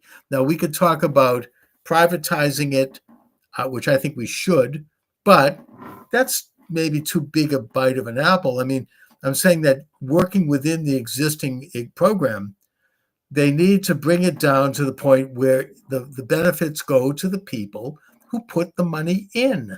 You put the money in your entire working life, and then when you retire, you get the pension, which is what social. How about being able to opt out or make it like a 401k where you have a variety of investments you can make? You don't have to give it to Uncle Sugar. I agree, but it should be I think there needs to be some government oversight over investment vehicles because it's too complicated for the average person to understand. Like they have in Germany, by the way, which is very successful. The government does oversee securities, and they do, monitor fraud. You don't get too many of these people like a Bernie Madoff or something. You have you have managed funds, but then people are free to either join them or not, and they're free to decide their contribution. Switzerland, for example, has universal health care, but you're free to pick your own insurance, and you can get the minimum. You have to get the minimum, and if you can't even afford the minimum, they maybe will give you some subsidy, but you're free to choose. And you can choose it based upon your income. You can get the basic plan, and you can get a more deluxe plan. It's completely free market, but there is a mandate. There is a mandate that you have to have it. I don't disagree with that. That's like in Massachusetts, the way, and I think probably all states, that's the way auto insurance works. You have to have insurance to put a car on the road. It can be a minimal insurance, but then if you want to buy more, you want collision coverage, you want to protect the lives of yourself and people in the car, you pay more. But you have to have basic coverage. But the actual insurance is private. It's not government run. You choose your insurance, and you put your car on the road. That's how it should be run, and that's how I think Social Security should be run, rather than have the money. I hear all this talk about, like, particularly minorities they don't have generational wealth. they call it equity. What Social Security is partially responsible for that, because if you have a higher mortality rate, particularly among Black men, and a lot of them are not married at the time that they die, the money disappears. It's gone, and that's their entire working life. But if you had that money put into a private fund, that money could be inherited by their heirs. That money could allow them to have a good retirement. Well, right. You're hitting on the major fallacy of Social Security. When you die, that's it. It's gone. It just disappears into the ether, and they knew that. And then they expanded the Social Security footprint to give it to newly arriving, to illegal aliens. They expanded like a SSDA and SSA for disability. Okay, maybe some of that's fine, but the definition gets a little fuzzy, and all of a sudden you get people gets somewhat fraud ridden. Whereas if it was run by private companies, you wouldn't get away with that. I'm just saying that the whole government interference in it and running of it is bad. But that's the system we have, just like we have an IRS. We're not going to get rid of it.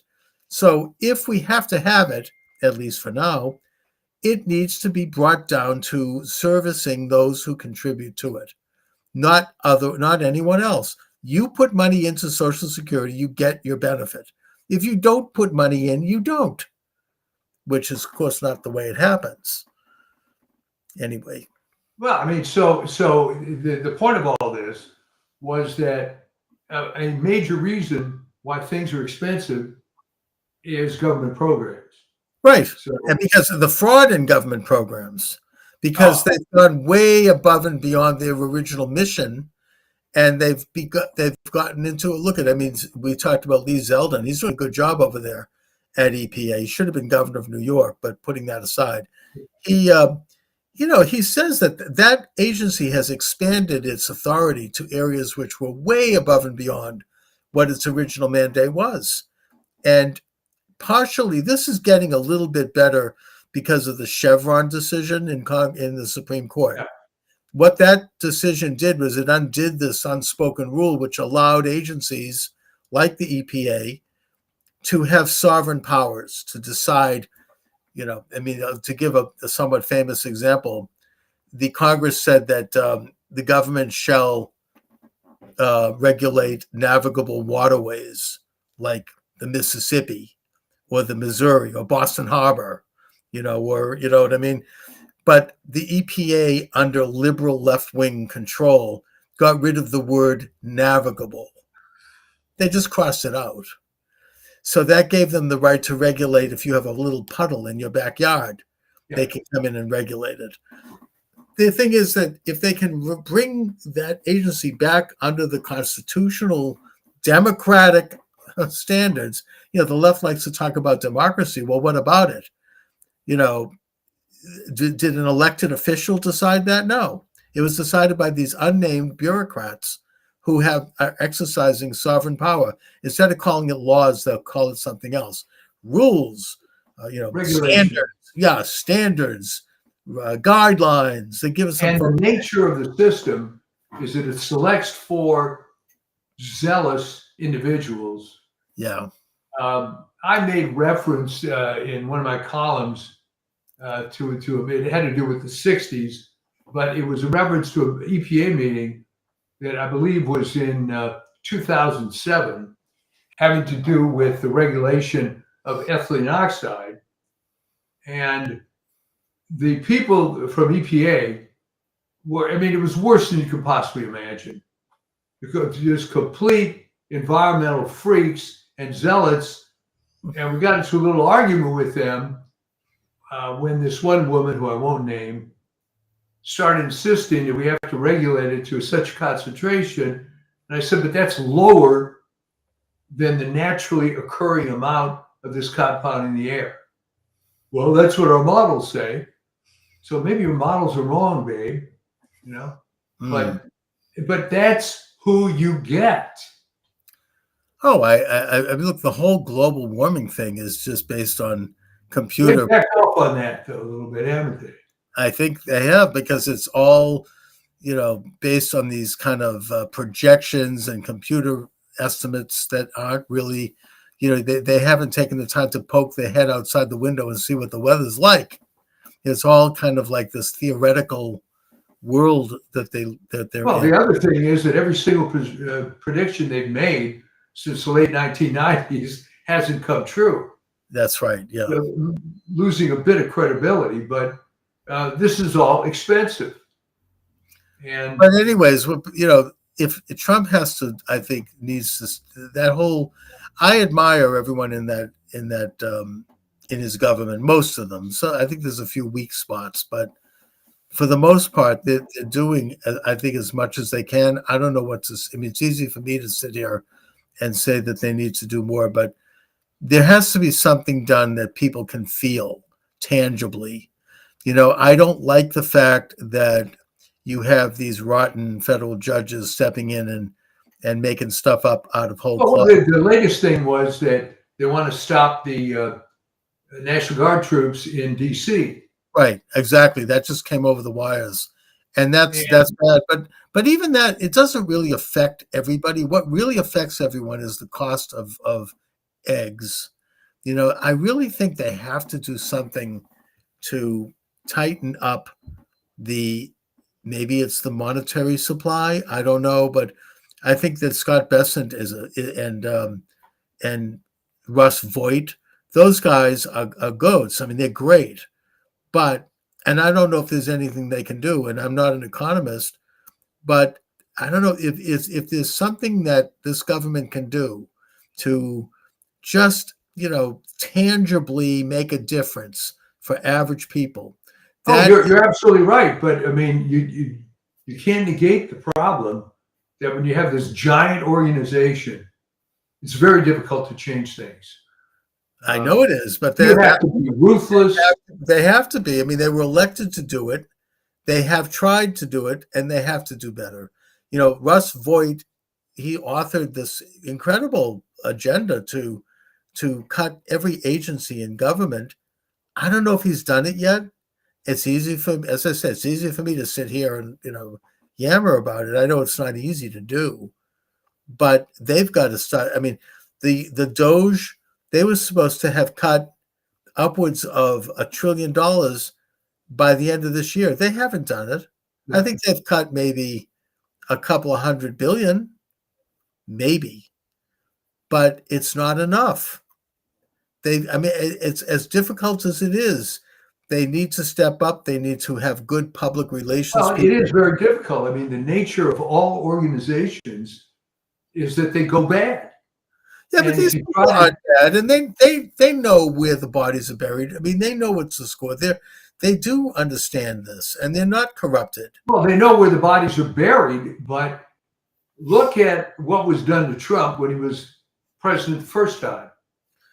But it's gotten better.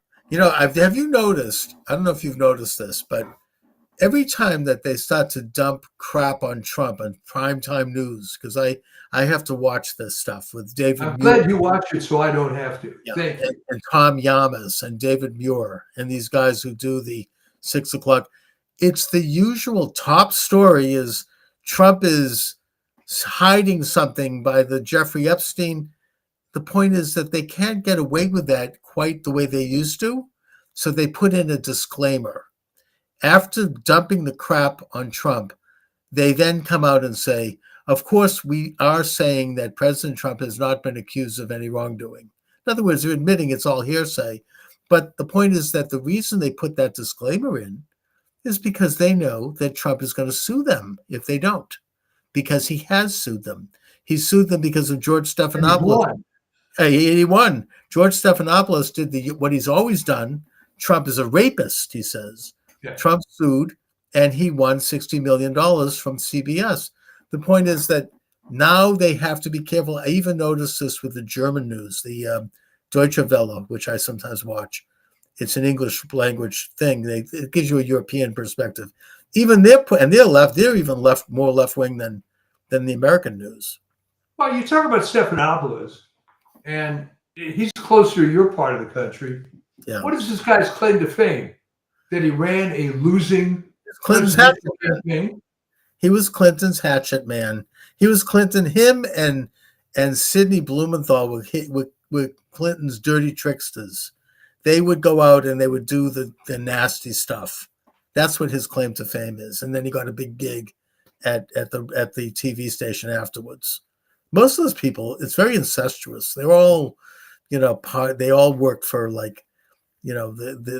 government, and then they go out into the media. Okay, and I ask you, which I ask you on every show, what is the audience for network news?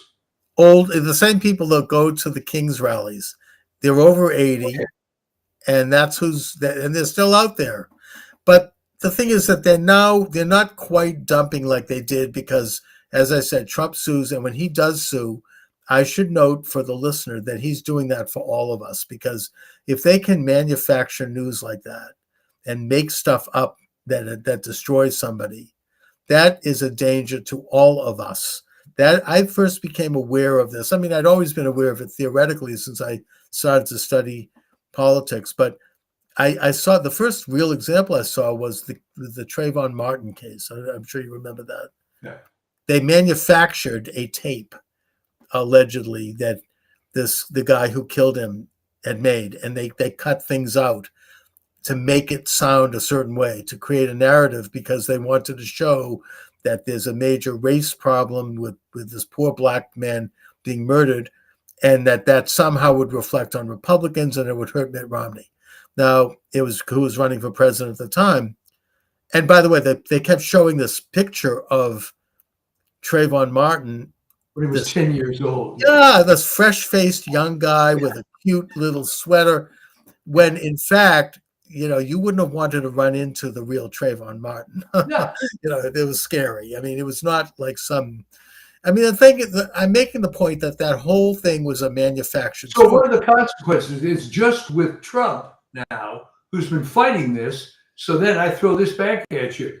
Okay, Stephanopoulos cost him $16 million in that lawsuit settlement. Right. Why does the guy even have a job? I don't understand. That's something I would ask. I mean, look at, Dan Rather was fired for a lot less than that. Yeah. I mean, right? I mean, this was like, they were the stuff around like Harris putting the words in her mouth to make her look coherent. Well, here's my theory. He's still around because that's their audience. Right. They don't care this guy's a lying SOB. That's what they're tuning into, to watch a lying SOB. All right. So $16 million was just part of the overhead. But is that audience shrinking, or is it? I mean, how? It's shrinking. But how are they going to justify making? They have to make a buck at some point, don't they? Have to get ratings. I mean, they're trying to avoid the obvious. Okay, there's a very limited market for TV news at scheduled hours because you can get instantaneous news on the internet anytime you want. The only market for TV news is major stuff that's happening at that moment will be televised. But to routinely watch it every evening at 6 o'clock is absurd, and you have a dwindling audience. But here's the thing. It's like Hollywood. If that's your business, I saw this personally in the music industry. All right. We were approaching major record labels way back when about the idea of digital music. And they actually thought that their business was selling pieces of plastic to the public. Right. They said, no, your business is distributing music. And here's a way to do it that's going to cost you a lot less. It's just, Right. They just didn't get it. They went over their heads. They got set in a certain way. I get how that happens. That happened to me. I mean, my business went belly up because I didn't see how things were developing in the future. And I just but if someone came to you and told you stuff, you wouldn't flat out deny it. I might.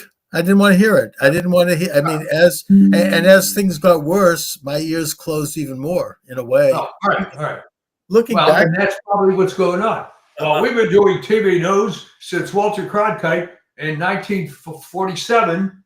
Right. So this is what we do. There you bring up this thing, and I don't want to hear it, and like la la la la la, I don't want to know.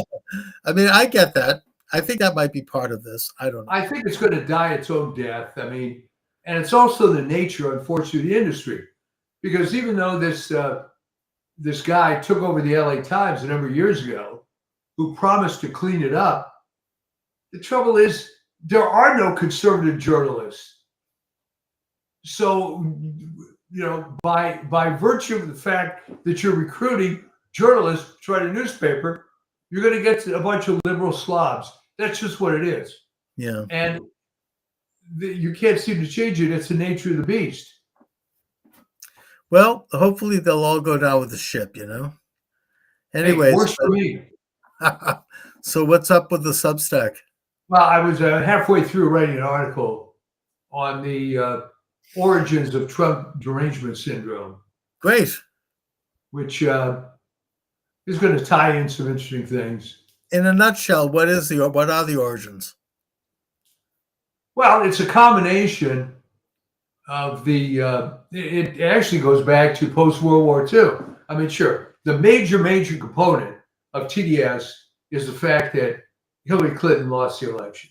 All right, but another major component is you have to go back to your favorite subject, the Model UN, this liberal mentality, and the realization that it doesn't work, and you have to get mad at somebody. And you know, I take it back to the post-war situation, where it was kind of interesting. In the 1930s, we hated the Russians, but then in World War II, they were our great ally because our whole battle plan in Europe was we're going to fight to the last Russian, which worked. Right. But then as soon as the treaties are signed, well, they're trying to take over Eastern Europe. And so now you have the Korean War. So you have all this unease in the 1950s. It leads to the 60s where we want to change things. And there's this whole dynamic that develops with civil rights that take prayer to schools and blah, blah, blah, blah, blah. And that reaches a head when Hillary Rodham Clinton runs for president. And she's going to be the great new female president because it's very, very important to have a female president. No one explains why, but it's very important to have a female president. And she loses. Right. So that was it. So instead of admitting, as you just said, that your model is now wrong, you don't want to hear that. No, I get it. I've been there. And I think it's part of human nature now that I think about it. I mean, just thinking of my own experience, you don't want to know. And the worse things get, the more entrenched you can get. Yeah. That's why they're now going after this poor Judge Tropin in Wisconsin. And they're bringing up the 2020 election, even though it was more evidence every day that it was stolen, and that they're bringing up January 6th, even though they've now identified that the pipe bomb placed at the DNC and the RNC headquarters was done by a Capitol police officer, and that's why they shut down the Electoral College. You know, this is all like they're only ramping it up. You have the Cheney funeral where they decided not to invite President Trump and Vice President Vance. Can you imagine how tacky and how mean and nasty that is? I'm sure they didn't want to go anyway, but you know, it's like. Well, that was the other thing. They wanted to change the narrative, right? It's not so much that Trump and Vance didn't want to go. They said, well, we know you're not going to want to go, but we're going to first say that you're not invited. Yeah. Like, oh, thanks. I mean, it's like this a lot. It says a lot. I remember like when McCain passed away, I mean, his family, and he was a mean guy anyway. You know, they decided not to invite Sarah Palin, and she was hurt. She didn't ask for that. You know, they called her and asked her to run as his running mate. Yeah. And they're just so mean and so like, you know, unnecessarily nasty, and it makes them look small. You know, the Cheneys look miserable and spiteful. Well, there was a whole conspiracy going after her family and her kids. Oh yeah. And I believe that caused her divorce. Probably. And the whole Oh, yeah, idea they that still we like him, blame yeah. it on Sarah Palin. First of all, McCain was a bad candidate. He Right. was a bad guy. All right. Yes. Yeah, he was. I know, he's a very And nasty man. And and he's out of pure spite, he stopped President Trump's attempt to reform Obamacare in his first year in office. yeah. And in the process, he hurt the country. That's one of the reasons, like we now know from the shutdown of the government, the cost of that thing is insane. And there was an opportunity to reform it. Every conservative could have gotten behind that, but he scuttled it only for one reason, and that's just because he didn't want Trump to have a victory. He was angry at Trump, hated Trump. Well, he Now, was a bad guy. He yeah, was very likely. I mean, let's put it this way, and no one denies this fact.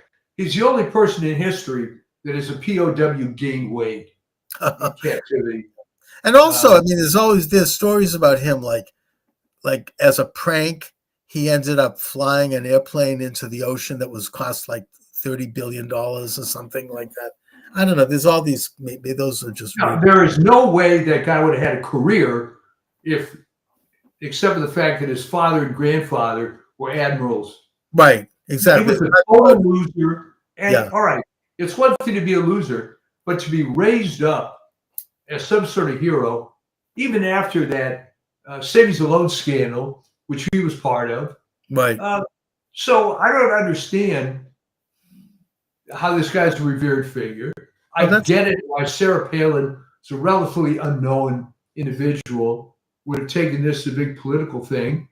I happen to know who she was because I was working at the time with a guy that was involved lobbying for Alaska. And he told me about Sarah Palin, but no, come on. If you're not in Alaska, you're not going to know who Sarah Palin is. Right. Well, I mean, listen, my whole point is that whatever they had against her, they called her up and offered her that position. Yeah. It wasn't like she lobbied for it. She probably was shocked. And there she is being disinvited to his funeral, and it was very kind of petty and mean-spirited, and it showed what he was about. And I think that Cheney also, I mean, what the hell did they have against Trump, really? I mean, is it really that? And he gets mixed up. Well, that's part of the Trump derangement syndrome. Yes. It's that he's reflecting all their failures. A threat to democracy, really? I mean, did Cheney not engage in an unnecessary war that probably killed 5,000 Americans? I mean, what the hell is the matter with them? They're like, these warmongers. Well, they don't learn. I mean, look at his stupid daughter. Lost the election by what, 40 points?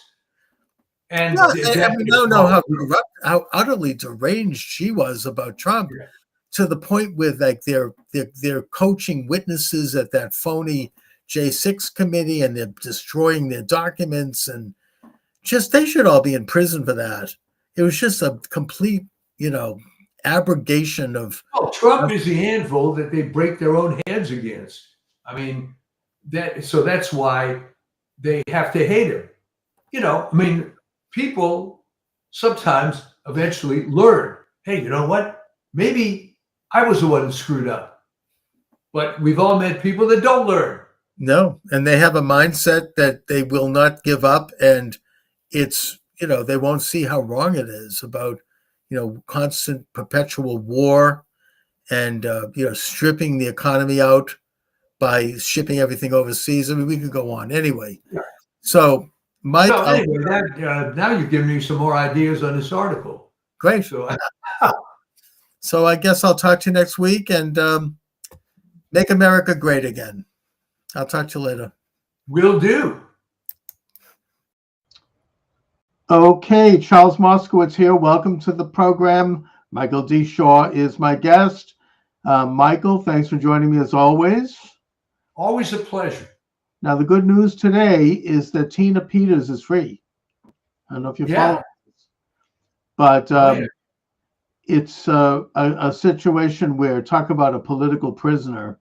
She was hopefully the last of many who was swept up after the coup d'etat of 2000. Her imprisonment was particularly irksome to me because here she was a a county clerk, election clerk in Colorado, who saw some serious abnormalities, let's put it that way, Right. with regard to the vote on election eve of 2000, as did a lot of other people. And she brought it to the attention of her supervisor. She also brought it to the attention of the media, which I think they despised. And she was told by this really rotten, corrupt attorney general there, Jenna Griswold, to illegally destroy all of the records for that election. So she basically photocopied things before doing that to keep evidence, and she turned it over. And the answer to that exposure was not an investigation, but rather that she was charged with serious crimes and she was sentenced to 9 years in prison. Now, the most egregious part of this was that, and you can see the testimony of this, was that when she appeared before a local judge, he basically said in pretty clear terms that she had to go to prison because of her speech, that because she had contacted, I think it was Steve Bannon, among other people, and had talked about what she saw as serious improprieties in that election, that she was advocating this conspiracy theory that the election had been stolen and that that is not permissible and that that's why her sentence would be so long. In other words, this is like what they would do in the Soviet Union. She was punished for political crimes. This was a 75-year-old woman. She'd had recovered from cancer. She was a Gold Star mother, never had been a problem in her life, never had a record of anything, maybe outside a parking ticket. And meanwhile, this really Nazi-like Attorney General Jenna Griswold, another one of, I mean, I'm not on YouTube, so I can say this.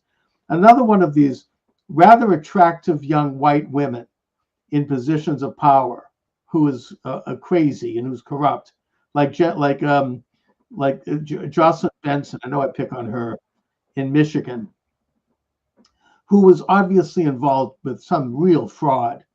She actually released publicly the codes to election machines across the state, something that is a felony. She could serve time for releasing any one of those, but she released something like 30 of them. And yet, nothing is said about that. And she's on record. You can see her on tape saying, well, we know that Tina Peters was supporting the pillow guy, which, by the way, is Mike Lindell, as if that's a crime. And by the way, Mike Lindell right now is ahead in the polls as the gubernatorial candidate in Minnesota. Well, let me interrupt for a second. I mean, yeah, those are all the correct details, and it's deplorable. But what always bothered me about this case is why it took so long to get this resolved. I mean, she was definitely a victim, and a victim of attacking the establishment, which, by the way, I mean, to be honest, occurred during the COVID pandemic as well. Anybody that spoke up against that. So she proved, sadly, that if you go against Big Brother, you're going to get screwed. And they made an example of her. And I was really sort of surprised that other than people giving lip service, nothing much was done. Well, I mean, it was too long, but President Trump did pardon her, except that that pardon was ignored by this corrupt regime in Colorado, and they just thumbed their nose. I mean, there was people like camped outside the prison. I mean, I think that there was. I mean, what can you do? I mean, that state is so far gone. For what the reason, I don't know why Polis finally buckled and decided to release her. They were trying to kill her in prison. I mean, she was mugged. We're talking again about a 75-year-old woman here, and harassed and put in a solitary confinement. They were torturing her. They were like, Well, Colorado is a great example of one of these states where the overwhelming, once you get out of these rotten cities, it's a fairly conservative place. But the trouble is, even in a ruby red place, let's say like Wyoming, you go to the cities and it's blue hell like any other city. Yeah, I mean, it seems to be the case. I mean, Washington, if you step outside of Seattle or Oregon, outside of Portland, you're right. I mean, it's red, and even California, I think, is like that. Well, this is why some people talk about establishing an electoral college system for the states, because you're going to keep getting this nonsense. Yeah. Now, eventually, I guess the hope is that things get so damn bad that it turns around. I mean, to mention California,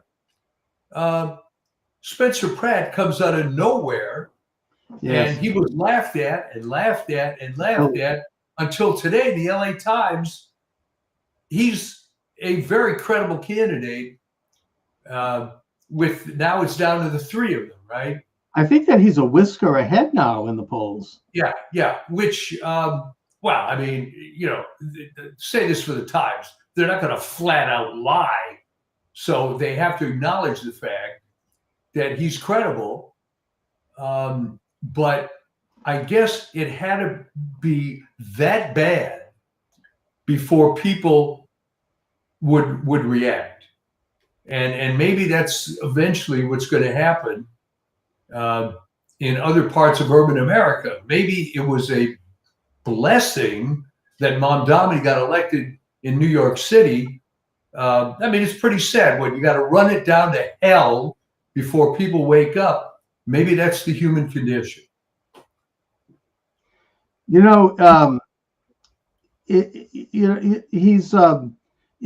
just using the same old playbook to attack him. And, it's just, I hope that the rest of the country is moved away from that, because here in Massachusetts, they are, I don't know if it's going to work for them. I think it probably is, but they're literally using the same ridiculous and rotten playbook against anyone who doesn't goose step to the left. Even like, for example, in the senatorial race between Ed Markey, who's been there for like 30 years and who's loathsome, and his opponent, this guy, Seth Moulton, who's even worse, this young guy, I'm new blood, he's like disgusting. I mean, he's the one throwing mud at Trump. He claiming that Trump was a rapist, and he's among the biggest piece of what you can imagine. And yet the one comment in his entire life that he made that actually had a shred of honesty was he expressed concern over the fact that his young daughters were playing in sports with boys who were posing as girls, and that he was concerned about their safety. And for that, he is being racked over the coals, not only by Markey. Oh, he has something against transgenders, but the Boston Globe and all the left-wing media is goose-stepping out like a bunch of Nazis. And well, I mean, it's so easy to attack that because, again, happens to be the LA Times today. There's this boy out of the Central Valley in California who's competing in track, calls herself, quote unquote, A.B. Hernandez, all right? And transgender. And as I mentioned to others, 150% of these transgender kids are the product of broken homes so that the ex-wife can get back at the former husband. That's it. That's the playbook, okay? Now, it makes absolutely no sense, right? The girls are forced to acknowledge this because of the weak California Interscholastic Federation, CIF, that raises this kid up. The media, there was like 1,000-word spread in the LA Times sports section today about this kid winning some championship of various track events, okay?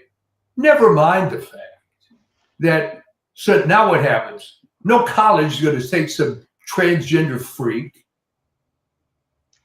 So I mean, what was the LA point here? Times speaking glowingly about the fact that because she is a former he, that they had overcome oppression and all that kind of crap, and how brave it was, for she, the new she, to go out and do this. Of course, when one of them is involved in a shooting or a serial murder, all of a sudden it's they don't talk about it. But well, I don't really know why the left has taken this up as a cause, because it's remarkably unpopular. And it would be a great hill. I wonder if it is in Massachusetts, though. I mean, I'm really worried about that. And even like on a local level here in the Boston City Council, this city councilor criticized, came out in favor, I think wrongfully, of a salary increase for the city council of Boston, saying that if we don't increase the salary, we're going to end up having situations like, what's her name, Alyssa Fernandez, who was convicted of embezzling and blackmailing and all kinds of, fraud, went to prison for it, but she happens to be non-white. And so because she made that comparison, we don't want that to happen again, now she's being branded as a racist. And it's like, and she's talking a mile a minute to try to say, oh, no. I mean, why can't she just say, hey, I got nothing against Fernandez because of her race. I have something against her because she's a criminal and she ripped off the taxpayers of our state, of our city. But they can't do that. Instead, there's this narrative that's so locked into like it's granite, it's like stone, that everything has to be viewed. Maybe it's critical theory, I don't know, but she now has to apologize and she has to bow. And these are liberals, she's about as left wing as anyone else, because she made this comment, and somehow because this woman happens to be black, that means she must be racist. I mean, is that still flying? I mean, I don't know if it is, and I think it is still in Massachusetts. Well, it still works, because most people are basically stupid, lazy, greedy, right? So this is the easy way out. No one's going to stand up. I mean, look at how stupid this is. If Seth Moulton himself came out against this stuff, obviously nobody is in favor of this. Okay, it's now he's criticized by the Boston Globe for doing that. He came out with it. Now he spent the next year backpedaling and like, oh my God, I didn't mean it. And he's talking a mile a minute to try to. Well, he could have been attacked. This could have been used by the Republicans in Massachusetts to take this guy out. I mean, wait a minute. You were defending your daughters until it hit home a little bit, and now you're being a weenie. There is no Republican Party in this state. That's I mean, it's unfortunately, this is one of the many negative consequences of feminism, right? That the most important victory of feminism was no-fault divorce, which has created this entire situation. Sure. You can look at all kinds of statistics. The one that, I mean, forget the transgender crap. The one that really makes the point is that, okay, these women get their divorce. They end up cohabitating with their boyfriend, and they're 8 to 12 times as likely to be in an abusive relationship, right, compared to a married relationship. Right.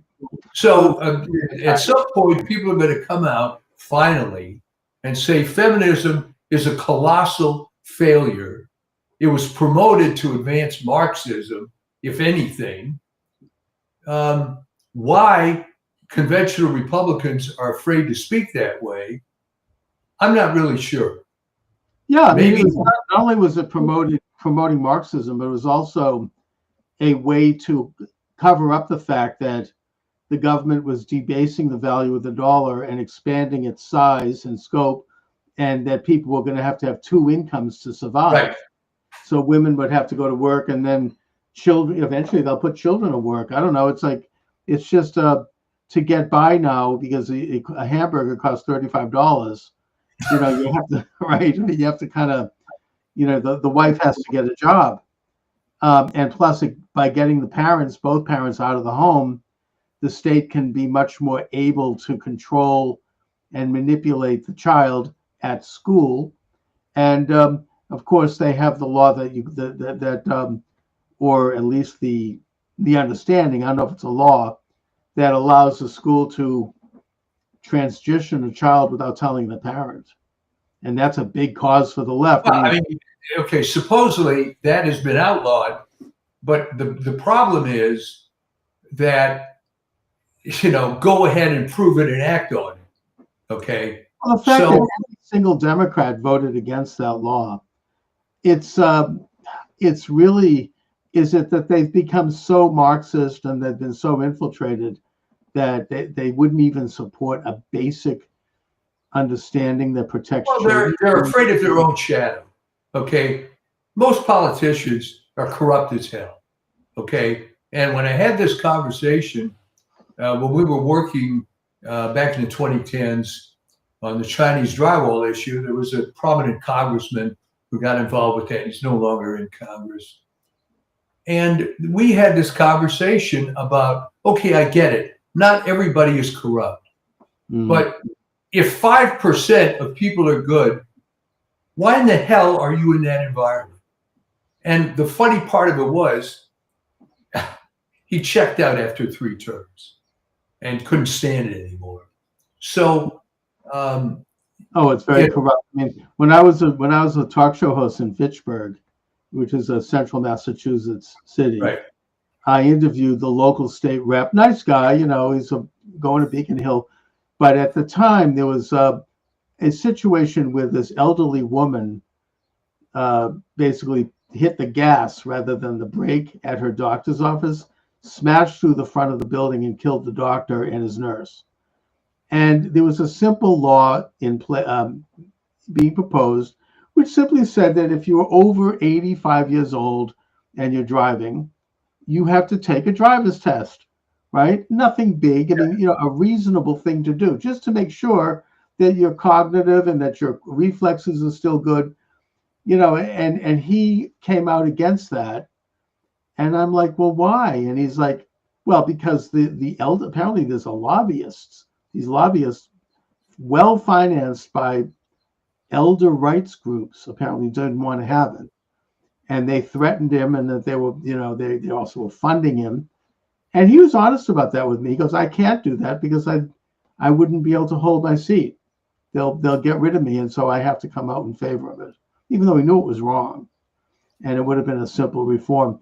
And so that's how they operate. I remember years ago, I had Jack Abramoff on the show, right? Remember him back in the 90s? Oh, yeah. Oh, wow. I haven't heard that name for years. He wrote a very revealing book after he got out of prison. I interviewed him. Great book, by the way. Interesting guy. And he talked about how corrupt these lobbyists are, because he was one, and that they basically would apply heavy pressure on congressmen federally, which is what he was doing, to represent his clients, many of which were Indian reservations. Yeah. And statewide, they do the same thing. Locally, they do the same thing, where he would, have all these tools, money, control of media influence, that he could really hurt as sitting congressman. And he had all these incentives also. And the result was that he would get them to put a little piece of language in a bill that they were voting on in Congress. And the bills were becoming so large that nobody was reading them anyway. But the language would be put in there in such an obscure way, you'd have to click on a button and go to a little squiggle, and then click on that, and that goes to something else. And eventually you get to what it is, which is usually some kind of payoff to somebody, or some special law to give lawyers a little extra work, or something. And he said he would do this all the time. And his answer to it was a very simple one, which is basically that all legislation, federally and then states might imitate it, should be no longer than 2 pages It should all be in simple language, and it should be posted on the congressional website so everybody can read it, and so that high school civics classes can debate it, and the media can see it, and it would just be out there, and it would not be connected to all these layers and layers and bundles of other things that have nothing to do with anything. But that's not how it works. It'll never happen like that. So the well, I mean, sort of related to that is one of the things Spencer Pratt came up with is the homeless problem in LA. All right. So it ends up the main reason nothing's being done about it, and I didn't really think about this, but it's obviously true. There are NGOs making tons of money off this, tons, because there's unlimited Medicare, Medicaid support for these people. And of course, the NGO gets their pound of flesh out of it. And this is probably got a big piece of that $24 million that Gavin Newsom authorized to spend on the homeless problem, right? Who got that money? Nobody seems to know. I know that the homeless are still totally out there, in their tents, and they're drug addicts, and they're mentally ill, and they're diseased, and it's just, I don't know where. By the way, you have these homeless advocates in California. Well, those are NGOs. But they claim to be standing up for some sort of a humane cause.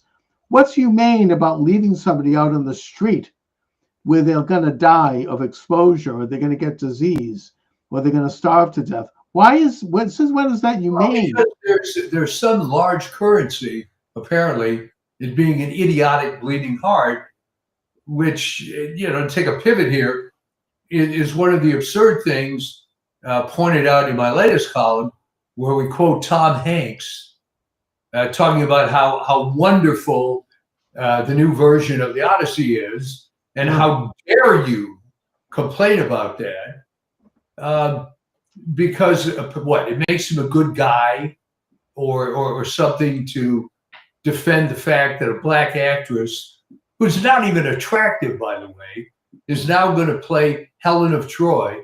That's awful. So there are apparently the unlimited amount of points to be awarded to being an idiotic bleeding heart. And maybe people's patience is running out, and maybe it took burning down essentially the entire Pacific Palisades section of LA to make people wake up. But I mean, from a Californian point of view, and even as a cynic, it blows my mind that I could have presided over the worst fire in the history of Los Angeles and still think it's okay to run for mayor again. I mean, make that make sense. She should have resigned, but now she's working on. I think she's finally found an issue that she thinks might resonate with the people. I don't know if it will or not. You can tell me, but she's looking at the communist riots in Newark against ICE, and she's saying we're not going to let that happen here. If ICE comes, we're going to do the same thing. Now, is that something that resonates outside of the No Kings Blue Hairs? I mean, what is the deal with that? No. It really doesn't. I suspect there's going to be a very heavy turnout. Again, full disclosure, I'm not voting in that. I don't live within the city limits. Mm-hmm. Right. But obviously I followed it. The election, right? Within the city limits for many, many years. I understand. And it's dominating all the press coverage here. But it's become absolutely pathetic. I mean, the sports analogy would be that I'm the worst possible coach in the NFL, and my contract should be renewed somehow. The election's tomorrow. The voting has already started. The corrupt machine has already been seen. Already, they've found several drop boxes with ballots that have been burned. Yeah, I don't know what that means, but the whole rotten, corrupt, voting stealing machine is is in place. This is why Tita Peters was put in prison for pointing this out. And so I wonder, I mean, is that going to be in full gear tomorrow? I mean, what's going on? It's very hard to say. I mean, there are enough people who are mad about what's going on. And I would say this, there could be a high enough turnout because remember, this may be called a quote primary election, but if one candidate gets 51% of the vote, they're elected. Then they win.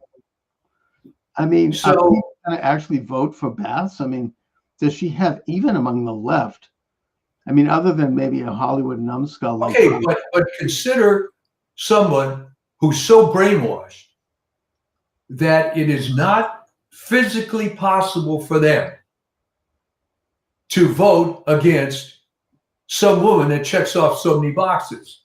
Okay? Right, She's a pro-Castro communist. She's ugly. She's black. And she's a lesbian.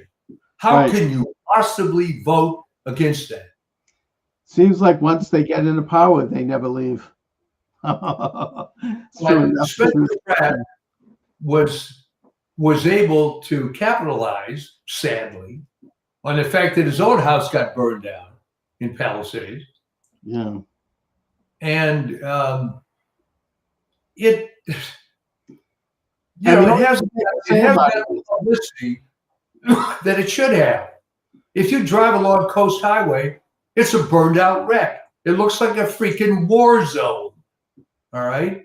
Right. Haven't done a damn thing. And the only thing they could say about Pratt, interestingly, is, well, he's renting like very expensive hotel to live in. Like, first of all, so what? He has the resources. He's got a wife and 2 young children. What do they think? He's just going to leave them on the street? It's not relevant. I mean, that's, that there's a crime being successful. I mean, his house was burned down like a lot of people's. Well, I mean, of course, the other thing, if you want to get into nitty gritty details, yeah, he's staying at the Hotel Bel Air, which is very luxurious and expensive. But I promise you, he's not paying the daily rate either. If he's going to be there on a Right. monthly basis, it doesn't matter. I mean, of course he should do that. He's got a family. What do they expect him to do? Put up a tent? I mean, this is, he can afford to not do that. Like, it's a criticism of like wealth, actually. This is a communist thing. Like Mitt Romney was attacked. He was rich. They kept exposing the fact that they've shown pictures of his house and he's got this and he's got that. And Romney was so mealy-mouthed, he didn't really answer to it. I mean, in a sense, one of the really launching moments for Trump was when that scumbag, Chris Wallace, one of the worst. Thank God he's gone. Oh, Really, really bad. He actually said to Trump early on when he was starting to run, "Aren't you afraid you're going to be compared to Mitt Romney with your wealth and your fancy homes and your cars and your..."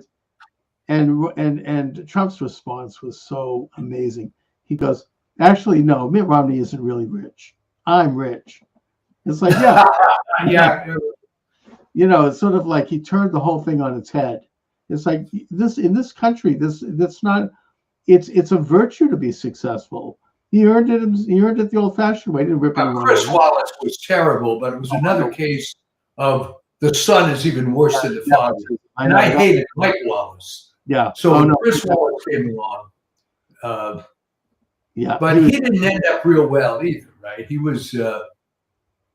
went, I believe, to another network. I forget what it was. You probably remember. And that didn't happen. Now I don't know what he's doing. And he completely tanked after that. He was just so loathsome, and the way he badgered Trump, during the debate, it was just so ugly and, just the worst piece of. I guess that didn't work out for him. No, but so tomorrow is election day in California, right? And it's just it's a nail biter. I hope that they can be. I mean, if Pratt wins, I mean, that could be huge. Well, I mean, let's not forget the governorship. Well, that also, I think that the 2 top people are Republicans. I believe so. No, I mean, they both seem legitimate to me. I mean, I don't know. It's Republicans. What they were trying to do was raise up Javier Becerra, Oh, yeah. Because if you look at the ballot, I was going to mention this, there are 61 candidates for governor in California. And probably 59 of them are Democrats. Right? Some are no party affiliation. Right. They're just like crackpots. They're like local. Yeah, so they're fine. They're on the ballot. Becerra was raised up as the hope. And the first name on the ballot, by the way, is Eric Swalwell. Well, once he was dropped out. Yeah. Now maybe he's going to get some votes anyway, because you can check off that box if you want. The name is still there. Katie Porter was promoted some months ago as being this great candidate until she was actually exposed as being this miserable, loudmouth, nasty broad. I mean, let's face it. So then they raised up Javier Becerra, who has a lot of skeletons that are coming out. Mm. So, I mean, we'll see how that ends up. You have Steve Hilton and Chad Bianco. It's very interesting. I mean, the world could really turn in California, and it's about time. Oh, that would be beautiful. That would be a great and glorious event, because I don't think that was expected. I think that everyone just assumed that, certainly in the case of Bass, she would just sail along and nobody, everything is just like in Massachusetts. No one's Healy is going to just continue to breeze along. They can't even get any Republicans anymore to run. You take a look at the ballots. It's blank. I mean, they're running unopposed in this state because nobody wants to go through the bull crap that, you're a Republican and you step out. It's like, oh, I mean, I could speak to that. It's ugly. They'll destroy you. They'll destroy your business. They'll destroy your marriage. They'll destroy your reputation. It's the only way to counter that. You have to be more aggressive than they are.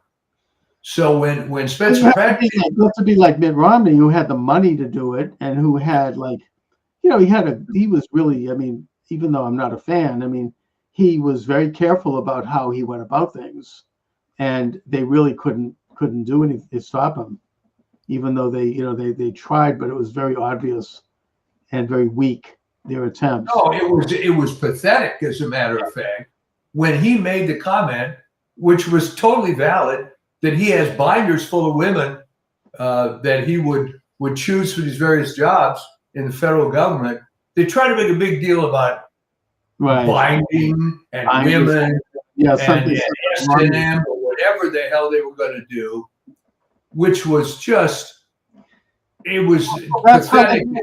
That's how they play ball here. I mean, everything comes down to, he made a comment about his opponent, who was a woman, saying something that he said he felt was unbecoming.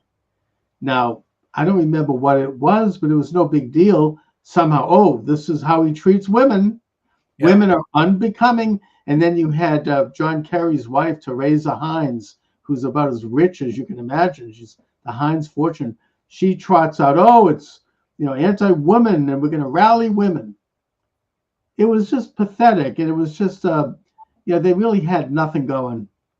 I don't know if but they still play by that playbook. That has to be stood up to, and you have to say, hey, Spencer Pratt is showing that's the technique, and ironically, the mayoral race in LA is officially nonpartisan.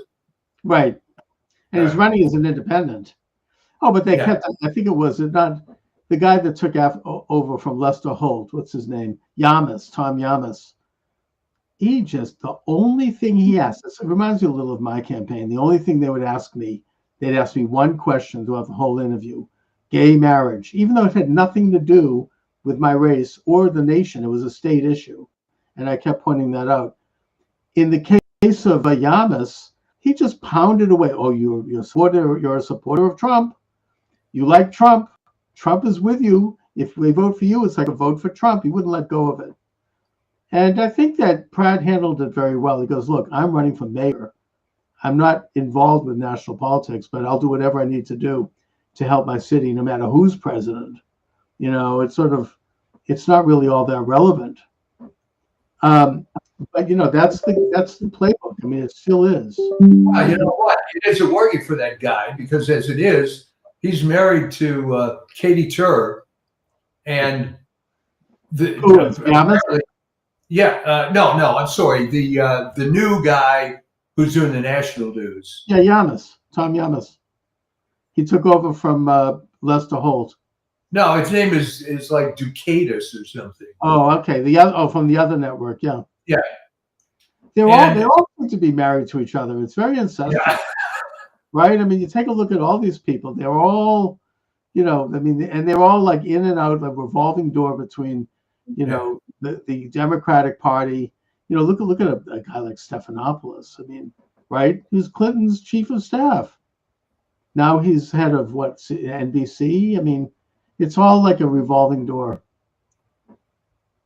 I wonder who his wife is. She's probably head of another news outfit. I mean, it's How does Stephanopoulos feel that he was at the center of that huge lawsuit that the network lost? Have you seen the video when he was attacking Nancy Mace? Trump's a rapist convicted of rape. Yeah. I mean, Well, the thing there is now, of course, it's coming out that E. Jean Carroll is being heavily investigated. Oh yeah, very bad person. Crazy. And it's probably this is probably the single largest case of political prosecution in modern history. To pluck that woman out of nowhere and to come up with that cockamamie story. She was obviously somebody who's mentally unstable. She had made the same accusation against many other prominent men, including Les Moonves, the head of CBS. She accused him. She's accused, and she has all these weird fantasies about rape, and she's weird, and she's like one of these classic, blue-haired radicals. And now you have Hoffman from LinkedIn financing the whole thing, and she can't remember the year it happened. She appears on the cover of a magazine claiming to wear the dress she was wearing that day, when it turns out that dress, according to the designer, wasn't created until a year later. So then they just dropped the part about the year. They can't remember the year. Yeah. And the story is so preposterous anyways. I mean, the idea that Trump, this prominent, well-known New York figure, everyone knew who he was on television, that he would walk into a public place like Bergdorf Goodman and he'd need to rape this woman. I mean, it's preposterous. This is, one of the flaws of the jury system. Oh yeah. And in fact, the thing that came up with the death of Mark Furman, who was involved in that case, and Ann Coulter wrote a big article about it. Wasn't he like with OJ, right? I think yes. Yeah. It was the OJ case. And what they did was it created this nonsense about him being racist. Right. But as I pointed out in a comment that actually was liked by 100 people or something, that the whole issue there was that the LA County District Attorney was an imbecile who moved the case from Santa Monica to downtown LA to achieve more notoriety. Huh. And then what happened with jury selection, they were able to somehow impanel a jury of people whose average IQ was like 30 or something. And there was no possible way that in the normal sequence of events, Sips would have gotten off. But that was just an outrageous failure on the part of the jury system. Yeah, I mean, I think it will open the country's eyes to how corrupt that could be. Now, do you think that there's a possibility, it occurs to me when I'm thinking back at that case, that the prosecution, I mean, more the defense, I should say, that they could investigate the background of the jurors even before they were picked and figure out, kind of like, it's like running stats on people. They do this now. Without a doubt. And that was corrupt as hell. Okay, something that isn't well known. The question came up, why does Simpson need all these lawyers? All right, Robert Kardashian was added to the defense team so they wouldn't be able to ask him how he was able to get the gun out of Simpson's house. All right? He made a trip to Simpson's house with a briefcase, put the gun in there, and sequestered it away. All right? He added nothing to the defense and would just put on there so he wouldn't be able to testify. That everything going on with that was insanely corrupt. The evidence was overwhelming. My son, who's an attorney, knows people who were deeply involved with that case. And there was literally a mountain of evidence against him. I remember the one thing I remember about it, I wasn't a big student of it, but I watched enough of it like everyone else, was that there was a huge effort to try to cover up the blood evidence. This is not permissible. Oh, for sure. His blood's found on the sidewalk. His blood's found on the doorknob. His blood's found on the rug. You can't permit this. And they go into details. This is not permissible. That's not permissible. When I don't know why it wasn't permissible, but it's obvious evidence. You know, that, I mean, his blood was found all over. I think, they also brought in a judge who was a buffoon and decided it was going to be live TV coverage. Right. And he started selling little statues of himself. I mean, he was like enjoying the publicity of it. No, it was everything about it was a total mess. And what I was saying at the time, and this was 95, is that the worst part of it, in a sense, was there was some sort of black victory dance about the fact that this guy got away with the double homicide. Okay, how is O.J. Simpson black exactly? He's been living in the good part of Brentwood for most of his life as a celebrity. He doesn't seem to hang out with black people very much at all. No, his wife was white, obviously.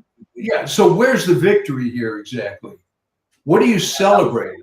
That was absolutely horrendous. And the whole thing did shake the confidence of the jury system. I mean, going back to Trump, I remember when the trial, when they took basically an alleged misdemeanor that would have been a campaign violation, and they turned it into a felony just for that case. 34 felonies. Then they split it into 34 pieces, and he got convicted on all 34. At the people don't remember this, but at the very beginning of the jury selection, this woman who was selected, she quit the jury, and she spoke out and said, everybody in that jury is like whooping it up and celebrating. We're going to get to convict Trump. It's like, this is, they were all just lapping their chops and rubbing their hands together with joy. I don't know how the Trump people let them get through, but it was a very corrupt jury. And it was in, I think, the Upper West Side of New York. And the judge, I seem to recall, wasn't he the one whose daughter was making a fortune selling? I mean, the whole process sucked.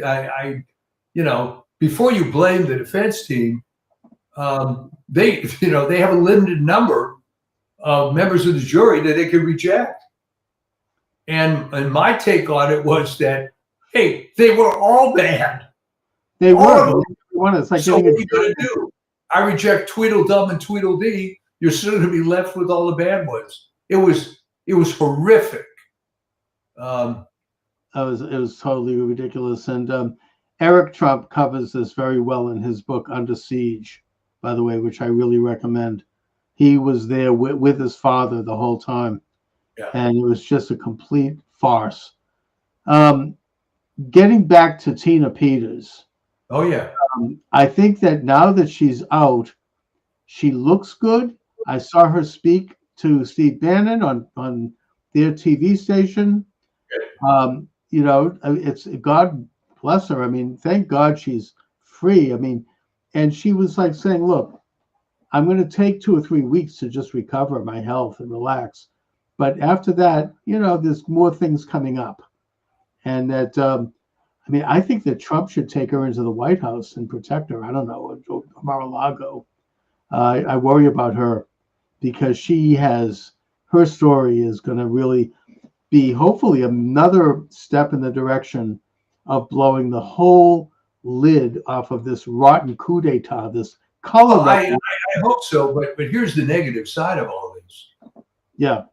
How much more of this crap is out there that just isn't exposed?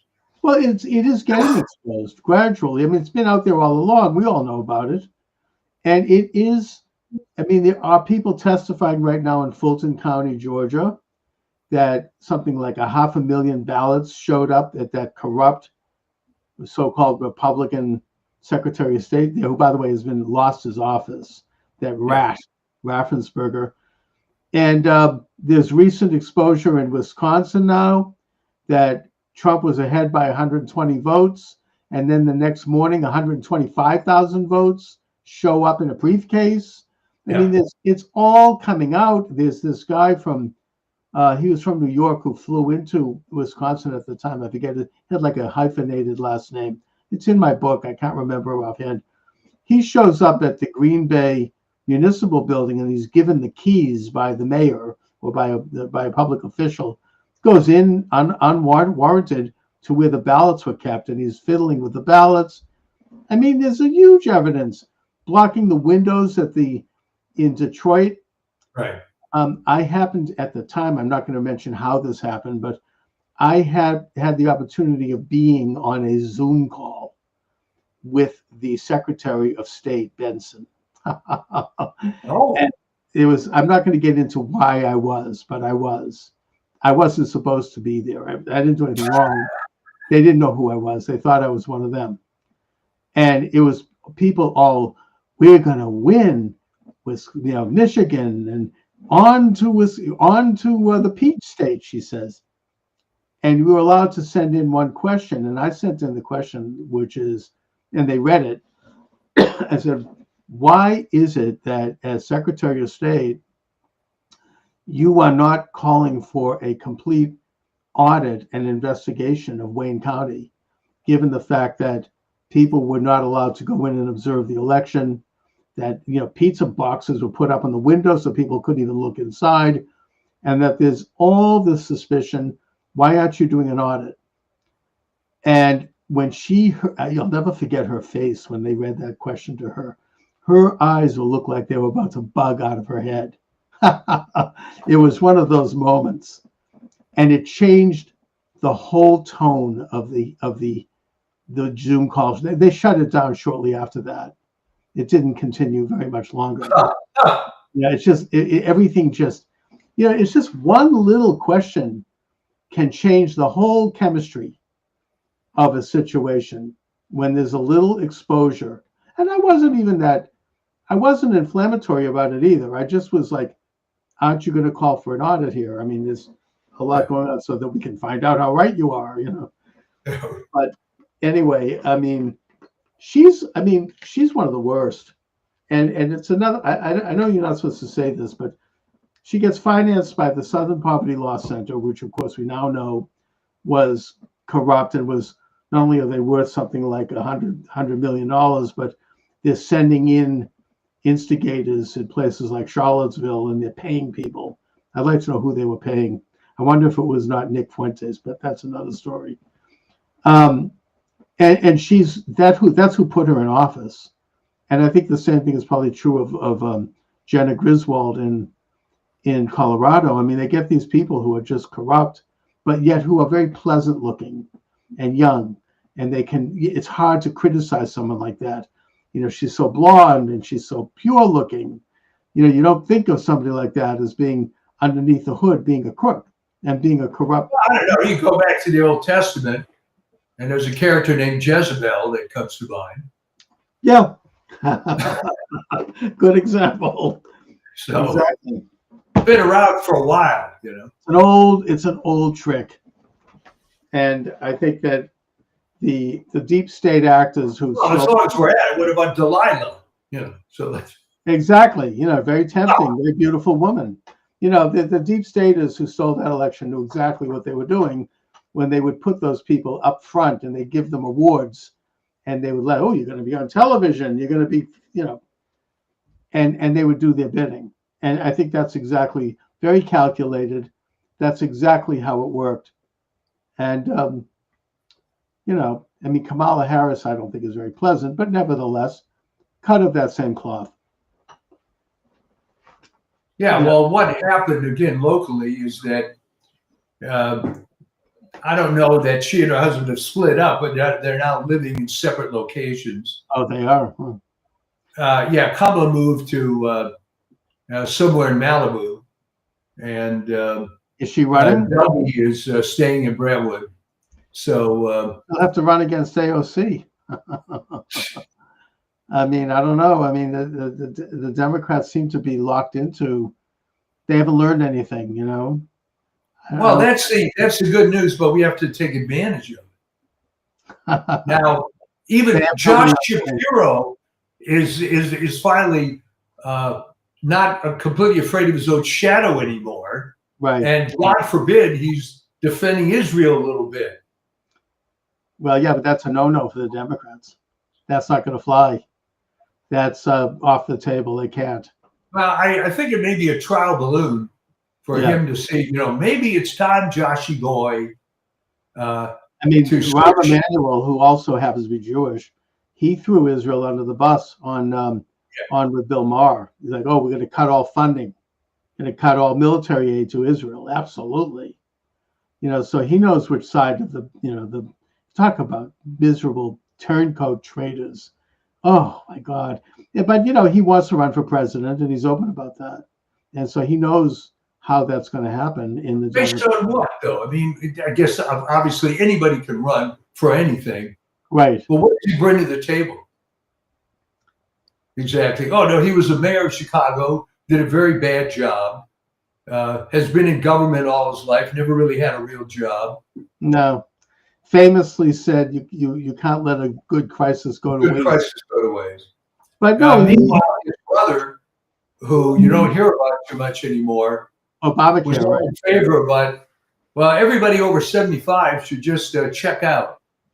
And, with the Corey scores and the rationing and right, Emmanuel, what's his Ezekiel Emmanuel. Yeah. All these guys, they have his Hebrew names. It's interesting. It's just among the worst. So I mean, who do they have? I mean, they've got a rather shallow bench, as it were. There's not too many people in the bullpen warming up. I don't know. I mean, there doesn't seem to be much talent.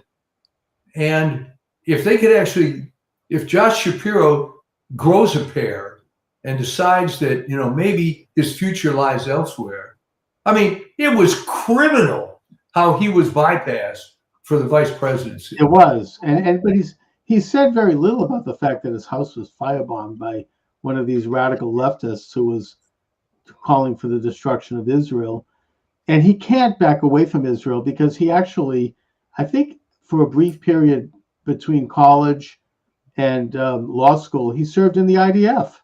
He went to Israel and he volunteered as a military. So what is he going to say? He can't, you kind of can't, you're kind of in. Okay, but Chuck, at what point do you realize, gee, I don't have to be a toe tag liberal anymore just because I'm Jewish.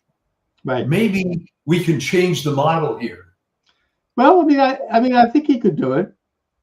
I mean, he's he's probably he's sort of, at least publicly, has an image of being somewhat of an old-fashioned, Kennedy-style lunch bucket Democrat. He's not some radical. He's more moderate. At least that's the image.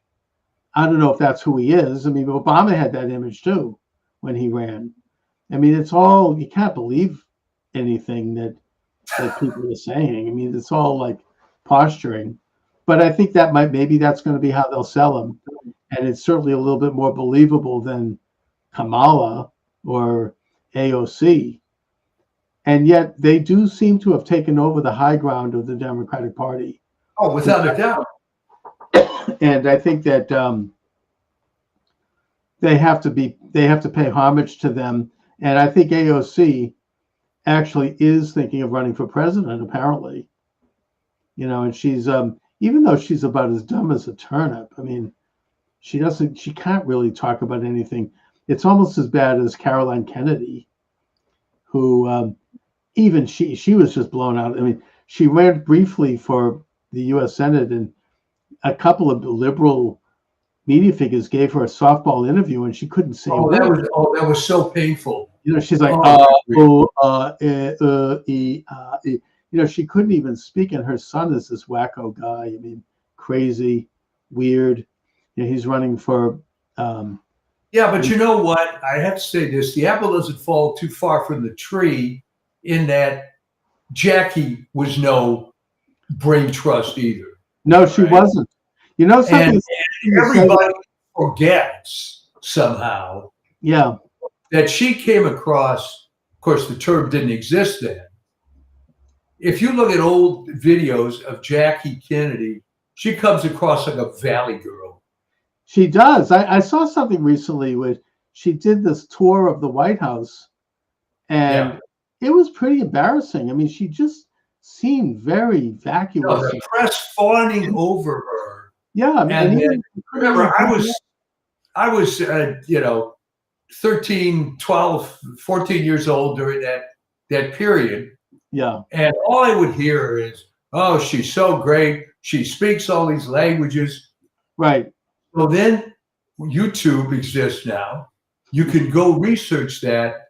And I had to replay it 3 times. I couldn't believe it. Okay. I think we're talking about the same video, right? Yeah. Je voudrais qu'il and it's like, what? And then it's like someone phonetically reading French for the first time. And she was talking about the history of the White House. It was not very articulate. And then JFK walks into the room, and they interview him briefly, and he was a bright guy, but he wouldn't even look at her. He was like, he's like, uh-oh, this is bad.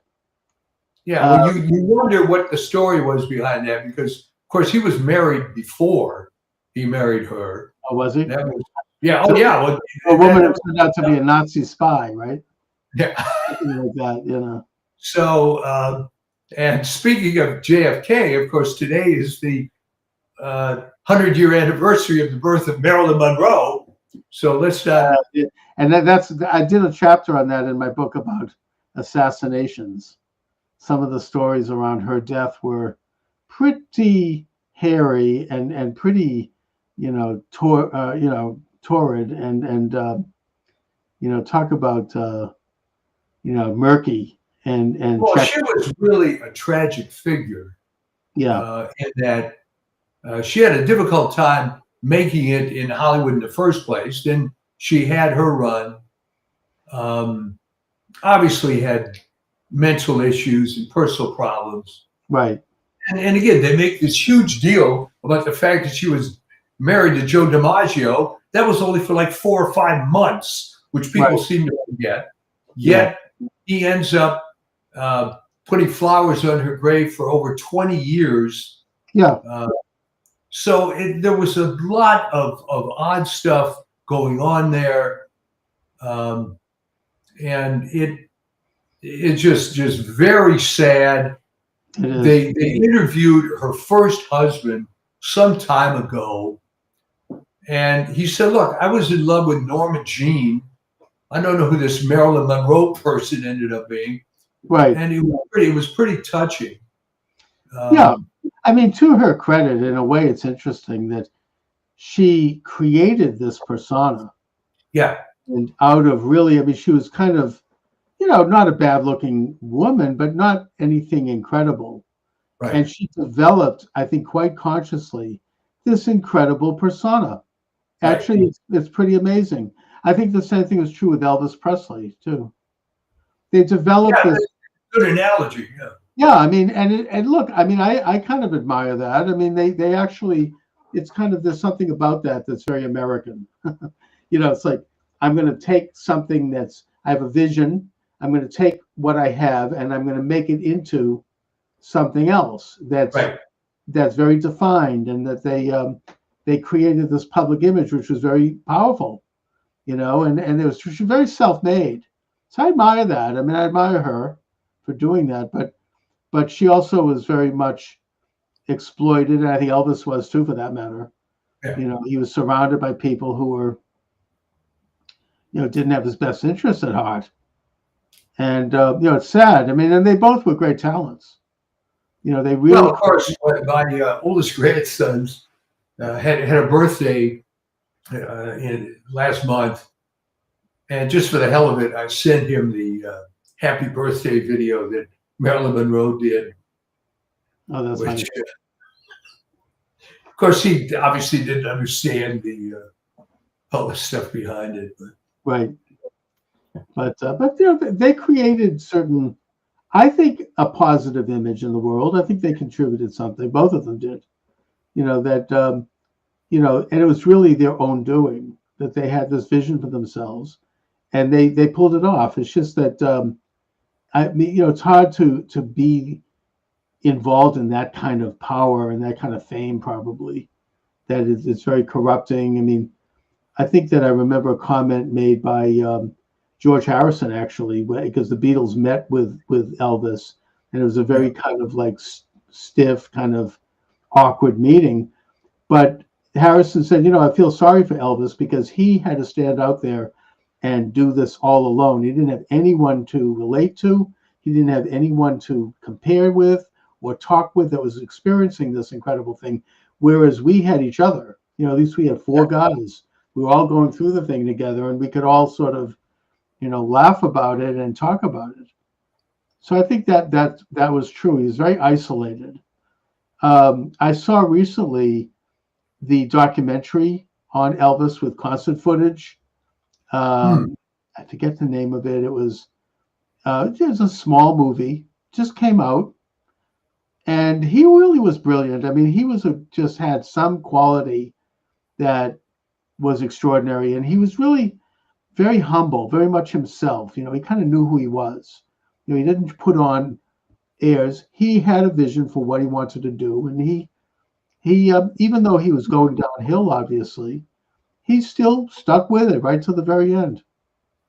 I feel bad for him. I mean, he really didn't have any friends who could talk to him about anything. I mean, he's very isolated. Same thing with Marilyn Monroe. I mean, she was surrounded by vultures, particularly Kennedys. I mean, talk about exploiting someone. Oh, yeah. I mean, my God. I mean, they passed her around, and it's an ugly story. I don't even want to get into it, but I do cover that briefly in my book, Assassination. Well, I mean, think about it. What was her escape plan? How do you leave that world exactly? Yeah. How do you suddenly now become Norma Jean again? I don't know.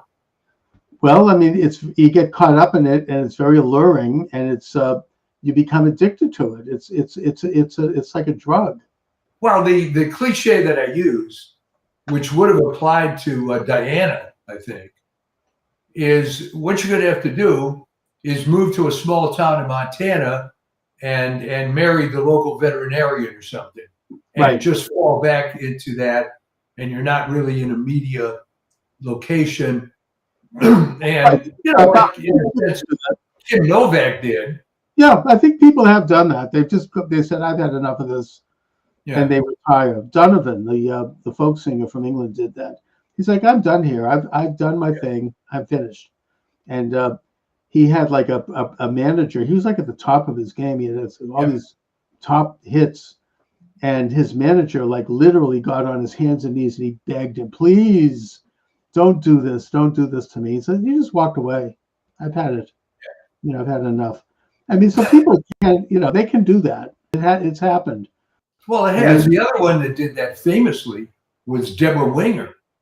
Is that right? Yeah, she walked away. Yeah, Al Green, the singer, after a fan threw a scalding pot of water on his head, he's like, I'm not, this isn't for me. I'm done.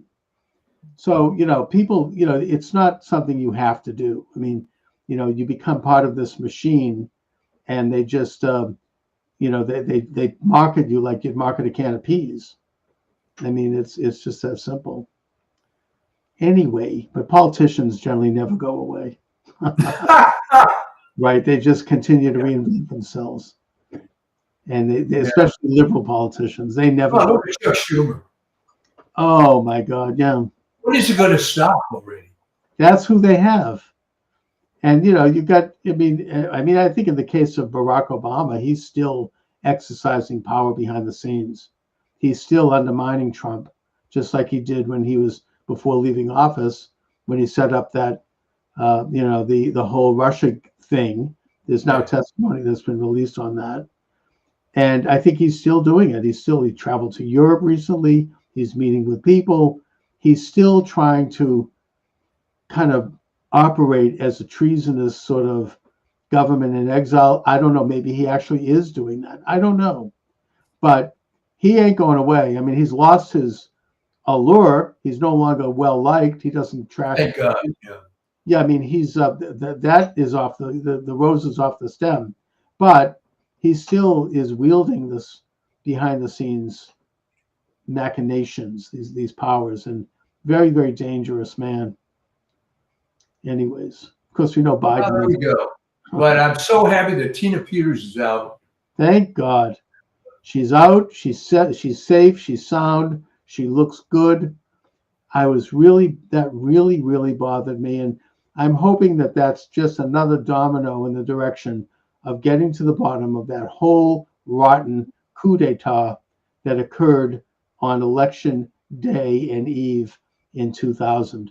It's just, I mean, I've been following that story ever since, and it's just, I don't know if we'll ever get to the bottom of it, but that is, to me, is where a lot of bodies are buried, and that to do that could really open even a bigger door in terms of how corrupt and how controlled our system has become. Anyway, so Mike, what do you have coming up on your Substack? Well, we're going to try to be more frequent with these things. I got a couple of ideas I'm working through, and I always try to get it ready so that it's been published a couple of days before the Monday show. So great. Okay. And it's, as you know, you just got to get into the habit. Right. And when I was doing once a week, that was just part of my routine. Well, I mean, I tend to work well under deadlines also. I mean, I like to have a date which something has to happen, and it focuses my energy. Yeah. So good. All right. So we'll keep doing that. In the meantime, enjoy June in New England. Yep. And good luck for tomorrow's election. Oh, yeah. Boy, that's going to be interesting, right? Yeah, exactly. Let's hope. So all right. Take care. We will see you next time. All right. All right. Welcome to the program, everybody. Charles Moscowitz here. Michael D. Shaw is my guest. Mike, I really want to get right to the issue at hand. How could this have happened? It looks to me, from my perspective here in Boston, that the election is being stolen in California. I blame, in a way, the Trump administration and all of the people there who know how this happened in 2020, who understand the mechanism in place, and they really didn't take initiative. Now you have the U.S. Attorney now, Asali, investigating. Why didn't he investigate months ago? Why didn't he investigate a year ago? All of a sudden, it's a bit late in the day to have an investigation as the votes are being counted 2 weeks after an election. What say you? Well, that's exactly right. I mean, it's only gotten worse and worse. I think what they're trying to do is steal the mayoral LA situation away from Spencer Pratt, but they will give us Steve Hilton running as the opponent of Becerra. So the problem is that nobody wants to play hardball. And as I mentioned too many times on this show, that really started with Bob Dornan getting, quote, defeated by Loretta Sanchez in an obviously stolen congressional election, and the Republican Party was afraid of its own shadow, as if apparently Latinos are in favor of voter fraud or something. I mean, it made no sense at all. It's just complete weakness. The only hope is that Spencer Pratt himself will fight it. What makes it even more stupid, and many of your viewers may not know this, is that Rahman already conceded. Exactly. Not only did she concede, but she was crying. Yeah. And she did. Oh my God, how could this happen to me? Yeah. Well, I think the reason that it's been done is that the powers that be realized that Pratt would probably defeat Karen Bass. Easily. Because she's despised. I mean, why shouldn't she be? You've got a homeless situation. You've got the Palisades fire. I mean, there were other fires, but technically the Palisades was really the only one that was part of the city of Los Angeles. She's remarkably incompetent, and they're freaking out because this would be the case of, how much does DEI count for? How bad can you be and have DEI still win? So the only hope is if she did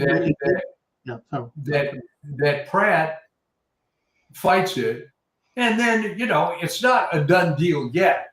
I mean, what you're reacting to is that there was this sudden surge, right, in the counting. And let me be clear, this was raised by Steve Hilton, by the way, right, who's the governor, that in the little country of India, where they will routinely have over 800 million votes to count, they do it in one day. So what the hell is wrong? And yeah, it's not just California. It's happened in other Democrat strongholds. And I think now the fight really is, they know it's inevitable, that the fraud is going to be exposed on a grand scale going back at least, and you know better than I, maybe you can comment, at least to Kennedy Nixon, probably before that. I think it goes back to Jefferson, but putting that aside, this country has never really gotten it right when it comes to elections, and other countries do. I mean, it's even like Mexico, they do it all in one day. I mean, even Iraq, remember they had people with a finger, like with the ink. I mean, but it's really a disgrace, and it's a embarrassment for this country that we just, even though we may be the cradle of liberty, we have not yet gotten elections right. And in this particular case, however, I think that California is unique. I think it's the only state, not only in this union, but I think it's the only government in the world that allows for votes to be counted up to a month after election day. Am I wrong? Well, I don't know of any other place, but I mean, California, if people have to be reminded, was not a one-party state up to at least 2011. So they're just massive fraud. But here's the other thing that happens in the face of, let's call it evil. People don't want to deal with it, all right? The best example I can give is COVID-19. No matter how bad the information you could get, how deleterious the, quote, vaccines were, how bad the recommendations were, how bad the lockdowns were, I think people have been brainwashed into worshiping authority. And let's face it, Chuck, that's the first thing, the very first thing you learn in school is how to take orders. It is conditioning, but even in that condition, which is, I think, quite accurately, not only the condition at this point of most Americans, but historically of most human beings, going all the way back to the days of the idol worship. We're taught to follow orders. We're taught how to see, how to hear, how to think, how to walk. We're basically conditioned to only see things through a very prescribed and narrow alley.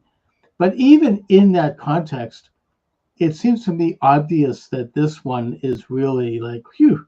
I mean, to have her being pulled over like this, who would have voted for her?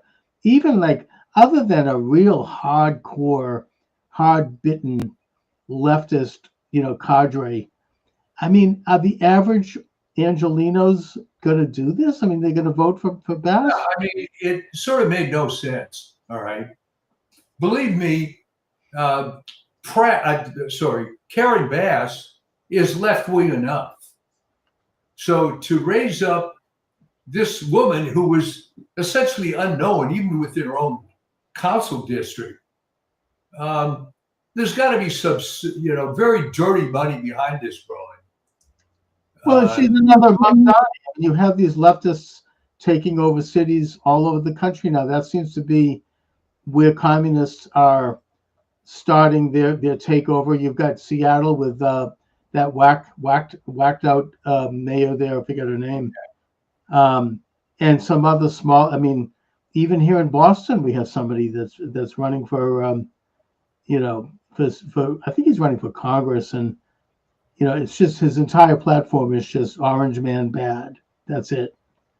I contacted him about it actually, and I said, "Do you have anything else to run on other than Orange Man bad?"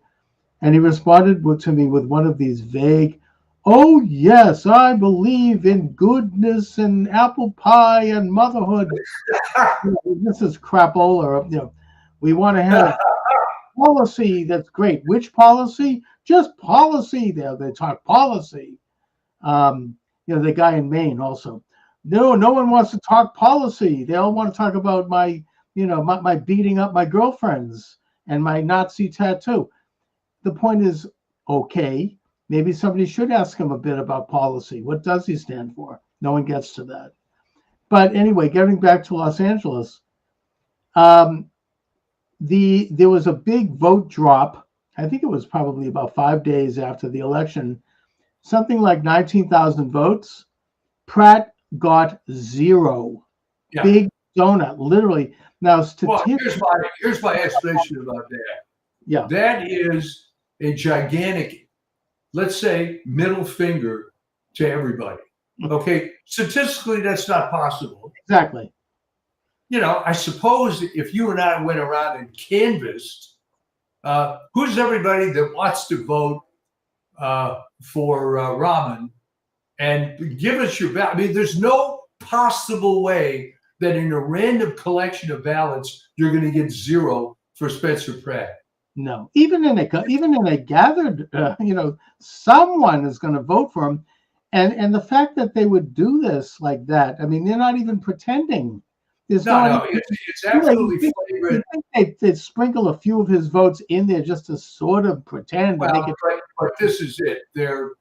I have a late friend who's a big Catholic apologist, and he said one of his theories was that God and Satan, I guess going back to the book of Job, have this relationship where the evil side has to expose themselves in some way. Okay. So, we're going to give you something so absurd. Here's 19,000 votes. There won't be any for Spencer Pratt. I mean, hey, God, how much more can I expose myself? Right.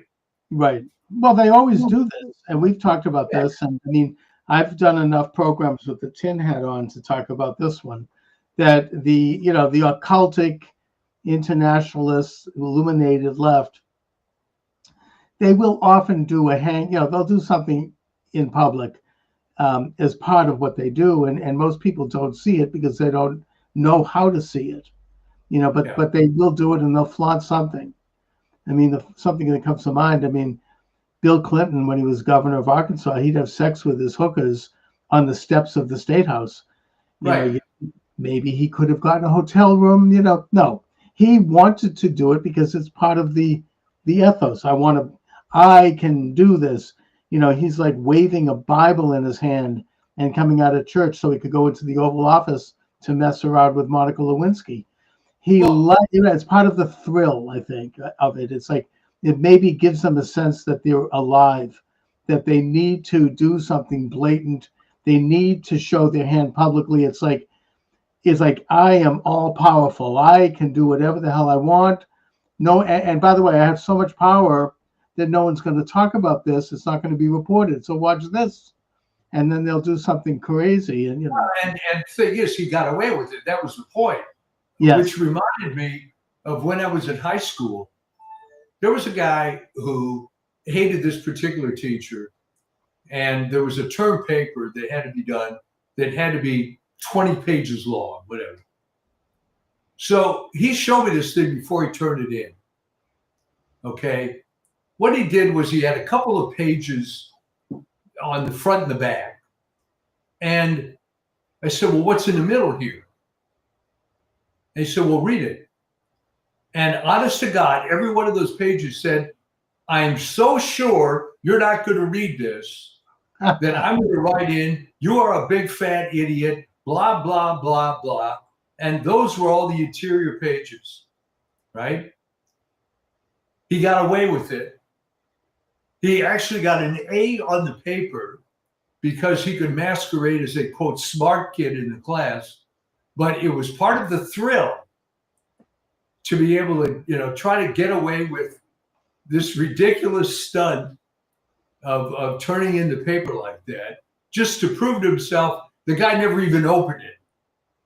Yeah, I mean, it makes me think, ironically, like in my own Islamic studies class, I get a C for writing a very detailed and long paper because they found that one of my footnotes, I didn't give enough of a cite and I didn't put enough of a period, and they find something because they did not like at all what I had to say, even though I really put a lot of work into it, and I did come up with some pretty original research. They didn't like the nature of that research, but so it's all very subjective, and it also makes me think of I don't know if you know James Lindsay. He's a former college professor who, along with some other people, they wrote these papers quoting from Hitler, right?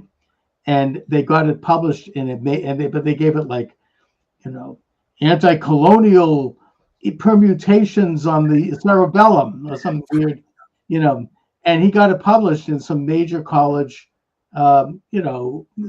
scholarly publications. And he did it mainly to make a point, and so, it all depends on how you phrase something, I guess. But, I think in this case with the 19,000 votes, this is serious business. They really, I think that Newsom knows that if Pratt's elected, he'll have no chance as president. They won't be able to turn that one around. Maybe, as you say, they'll give Hilton a pass. But Pratt is somebody who's really, in a way, a lot like Trump. Not that he's necessarily aligned with Trump, but he's really kind of kicking the door down. He goes out, he puts out these ads, he shows realities that should be obvious to everyone, and certainly in Los Angeles, and I think is obvious. I think that, and they can't have that. He ended up being the wrong guy to piss off. All right, he became an angry man. Right. It's bad enough that his house in Palisades burned down, but then you have plenty of time to contemplate what's going to occur afterwards, right? I mean, it's been a few years since these fires. There's been almost no construction going on trying to take care of this because you have a coastal commission, which is just impossible to deal with. The idea was, and let's face it, I mean, people were saying this at the time, that the commies in California wanted to wipe out all the private property owners in Palisades so the beach could go to, quote, the people. All right. Somehow they forgot about the Malibu colony and all the property that David Geffen owns in Malibu and so on. But right. I think that it may even be a good thing if you look at it. If Pratt gets thrown out like that, now you got a severely pissed off guy who knows how to. Hopefully a pissed off electorate. Yeah. I don't know. I mean, what people are what do people say? Without a doubt. I mean, people, this wakes people up because this hits very local. It's not that this guy came out of nowhere and wasn't getting any votes. You see this, last second turnaround thing. And of course, it's going to be the same mantra. Nobody can prove voter fraud. Okay. Well, how am I supposed to prove it? Exactly. It's just nothing can be proven. It's evidence. It's obvious. It's like self-evident. But even some of the liberals are holding their noses on this one. I mean, I noticed that that statistician Kornacki on, I think it's on NBC, CBS. Yeah. He noted that there hasn't been that every time the votes are counted after Election Day, 99% of the votes are Democrat. He's noted that. I mean, I think that they're almost like it's even too much for them. And but again, I mean, as I started, where is and where was the Trump administration on this? Well, I mean, the trouble is that you really have no opposition. And good question. Where's the Trump administration? But to make an excuse for him, it's like, what? Do I have to do everything myself? Where's the Republican Party in California? Where are the people that supported Spencer Pratt in LA? And, again, I mentioned that Loretta Sanchez fiasco. It's like they're afraid of their own shadow. Well, gee, if we complain, then maybe the Democrats may not like us. Well, here's a newsflash. They don't like you. There's nothing you can do to make them like you. It's not going to work because they're all brainwashed and stupid. What other explanation is there? You got a mayor who's a complete disaster. The fact that she even had the temerity to run for a second term is bad enough. And the fact that she might win is absurd, right? So there you go. That's the state of the electorate. That's how stupid people are. But that's more importantly, how bad the opposition is. They're just going to take it. All right. They don't want to support Spencer Pratt because, gee, they may piss off some moron working for the LA Times, right? Gustavo Arellano may say something bad in his column about you. That's what you're looking at here. And also, it's not the electorate, it's the fraud that's really doing it. It's obvious. Spencer Pratt himself has now pointed out that this latest drop coincides with the exact number of homeless people who were harvested. You had these so-called nonprofits, these NGOs, just like they did in 2020. They go out and they start harvesting votes from homeless people.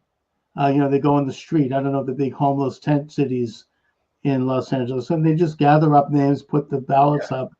In 2020, they did this in nursing homes in Wisconsin, where people even had already passed away, and they were still writing their names.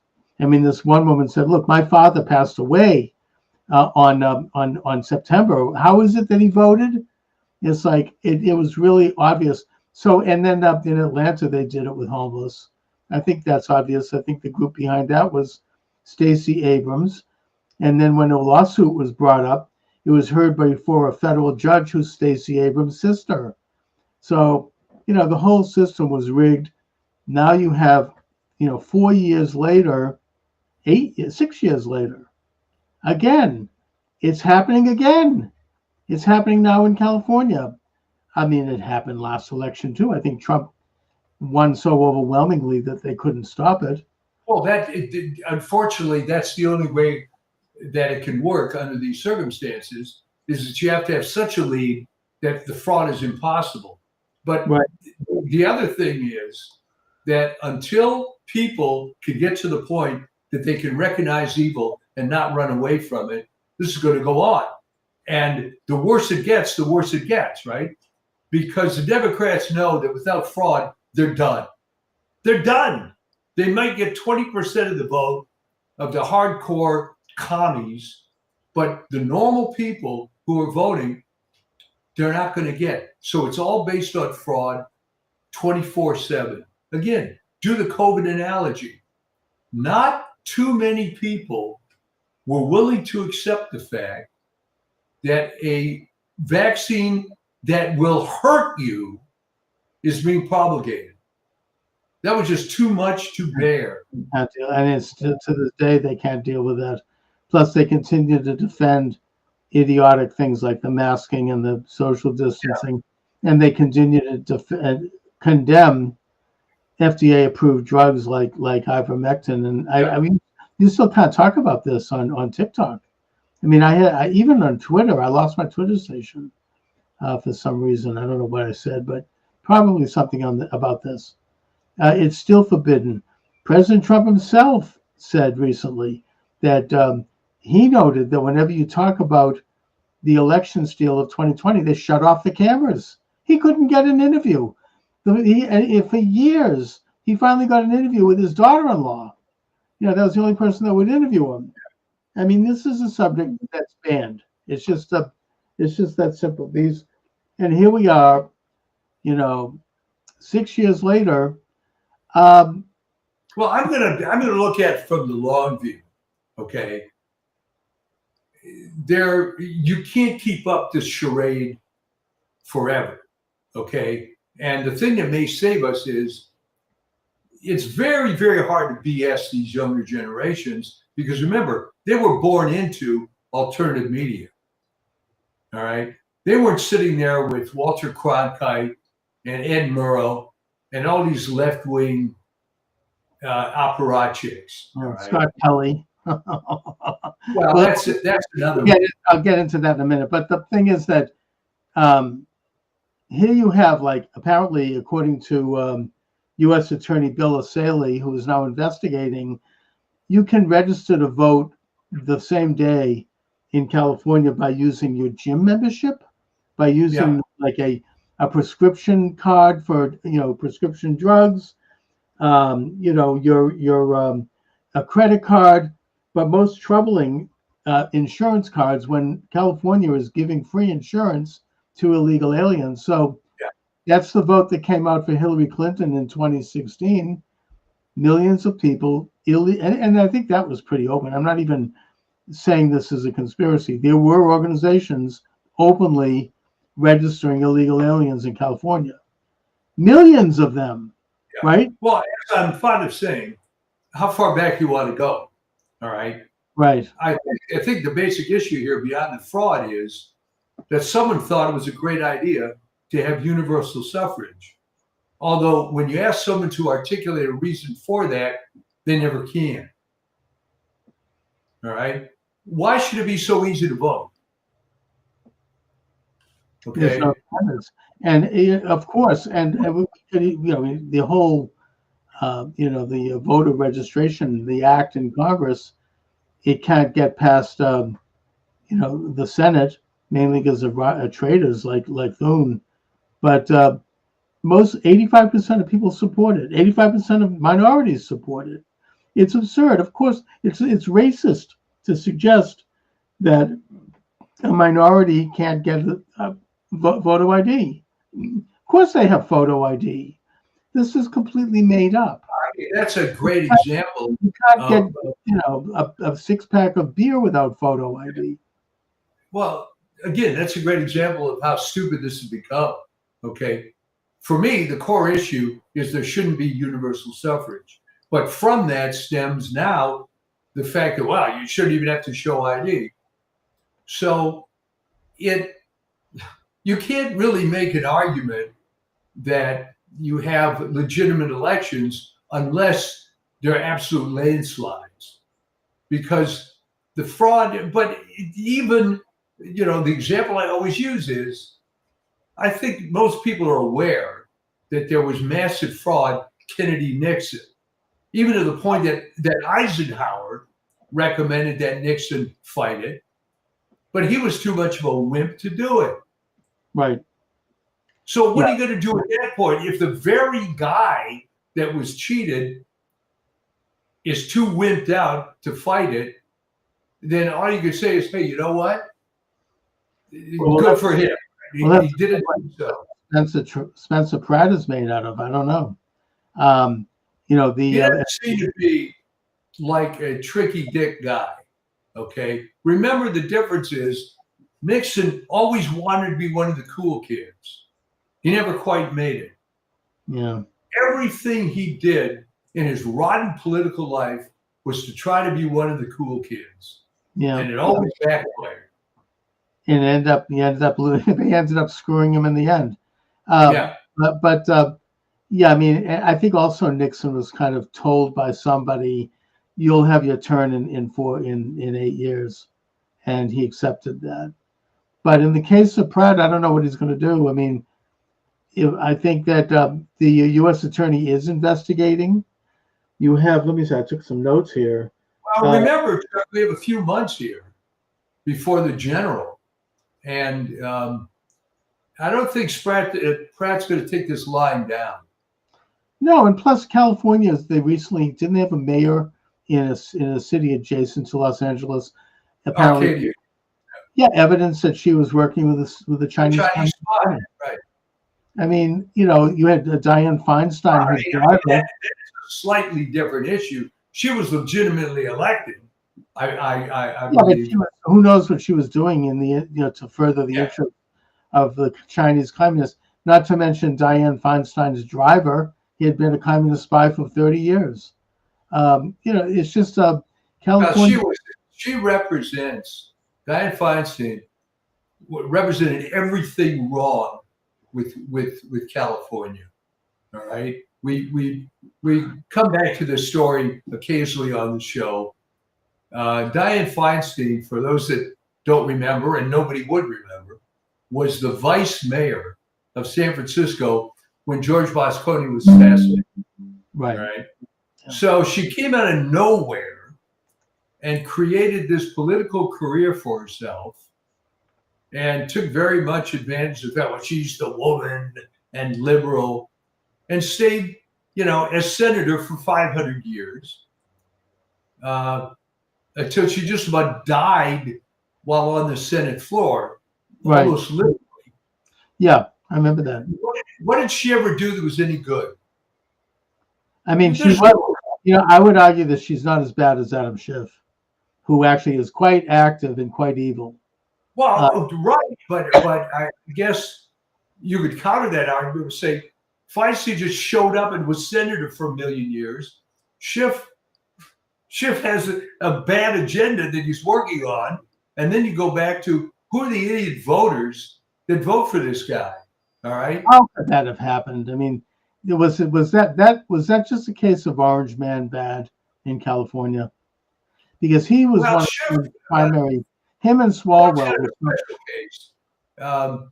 Schiff took advantage of the fact that in a gerrymandered district, there was enough tribalistic voting of Jews, and you had anyway a fairly liberal district.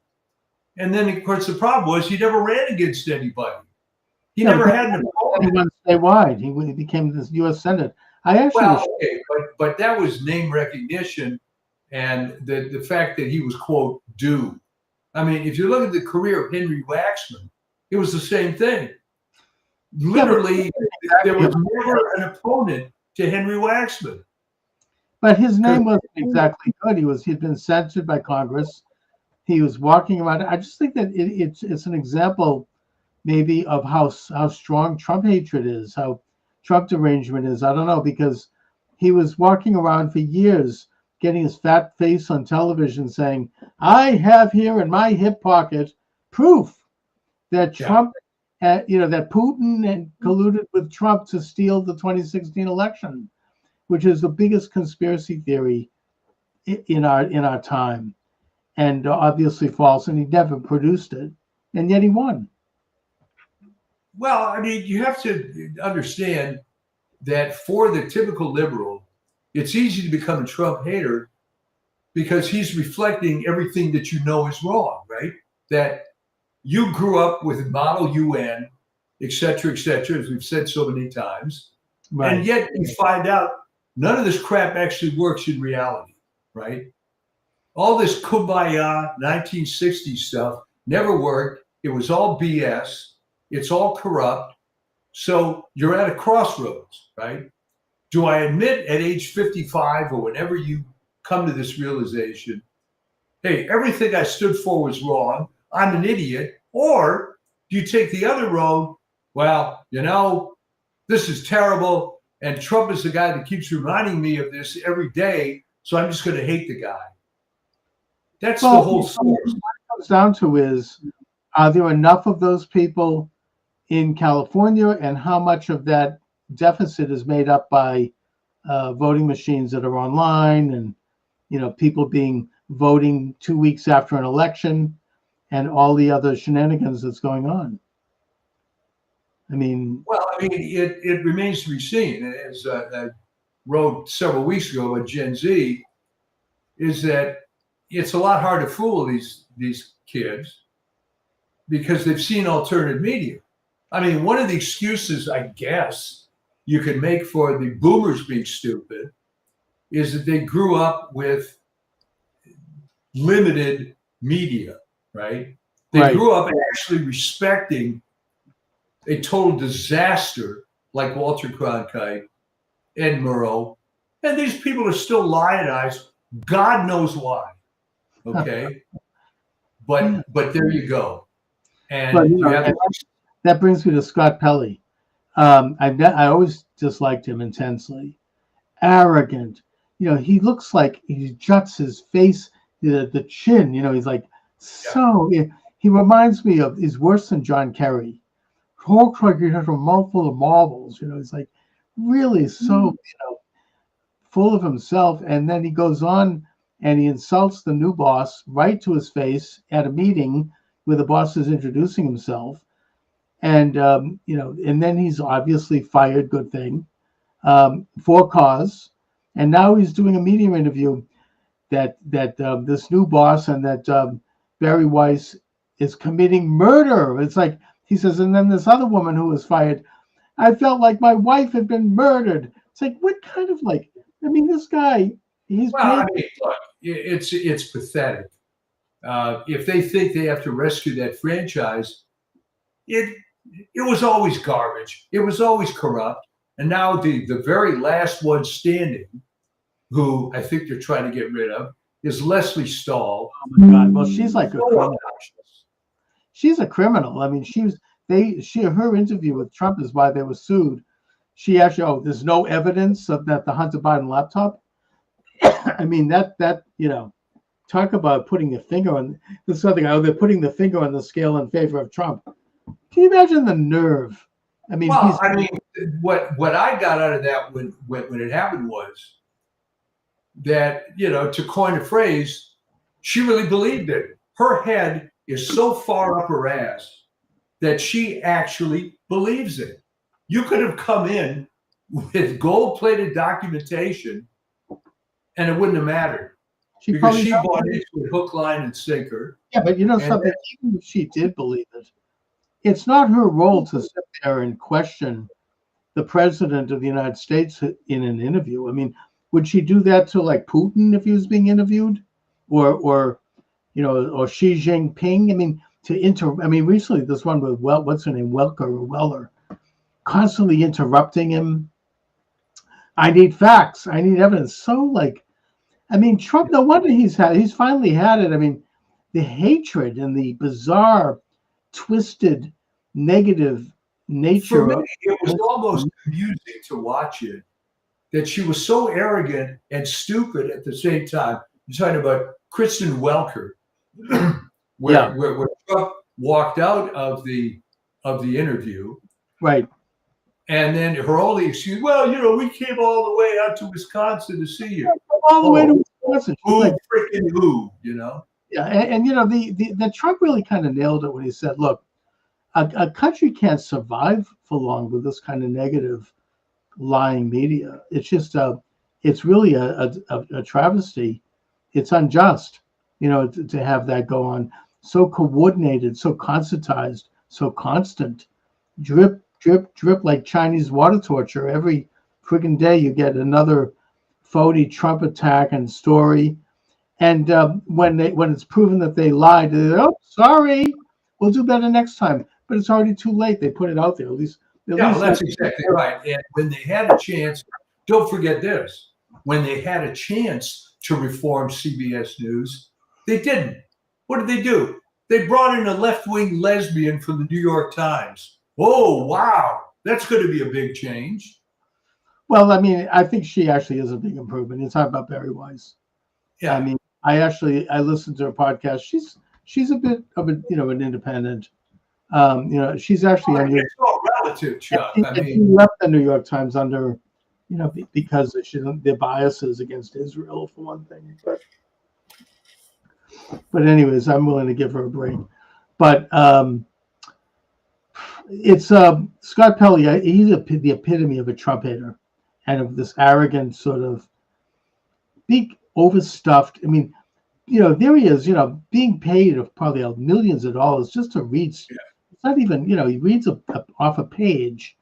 Oh, I'm a journalist. He's like, and that the media was being so balanced before. Now it's not. Really? I mean, do people actually believe that outside of? I think when you're Scott Pelley, and most of your career has been with CBS News, you really believe it. I mean, as I am fond of saying, when I was doing my weekly health column, I got involved with journalists, and I would never cease to be amazed how stupid they were. There were times, Chuck, when I thought they were kidding with the questions they were asking me that were so stupid. Okay. And the only saving grace, I guess, for them was that within the journalism profession, the sports guys were even more dumb. So that's what you have to deal with. And, well, and also they are, I mean, I know this from my own campaign, actually, and I know this seems anecdotal, but they are told, get this guy. Yeah. However it takes, smear this guy. And the other guy, they're told, do not cover anything negative. They get, softballs. And I mean, that's certainly how the Boston Globe operates. And I think it's how, 60 Minutes operates. It's so biased. So why would some bright-eyed kid at a J school, why would they want to take that job? Well, because the journalism schools now, I think that Lester Holt kind of let the cat out of the bag when he took some kind of phony award to add to his shelf. When he said, hey, we're no longer pretending to be objective journalists. That age is over. We now have to be activists. We have to advocate. And so that's what they're taught. And and obviously that advocacy is leftist advocacy. It's just that simple. They take a course in critical theory. That's how they look at the world. And they're told to go out and do it. It's not, they don't even pretend to be objective. For him to not. The good news is that the conventional media is dropping off fairly quickly. The ratings are, I mean, this is not exactly appointment television anymore. How many people, rush home to watch Lester Holt when it's broadcast, right? I don't know. I mean, now that MSNBC and Rachel Maddow, now that they've changed the name of the station, is their ratings gone up? I don't know. It's just the same old rotten thing. I mean, if you turn it in every night, I listened to a few minutes of it because, as we like to say, I have to. Do it for you. I'm so glad you do it. I'm so glad. But it's the same old thing every night. I mean, here in Boston, the Boston Phoenix eventually went out of business because even the liberals and leftists got tired of it. It was the same thing every week. Literally, it's just dressed up differently.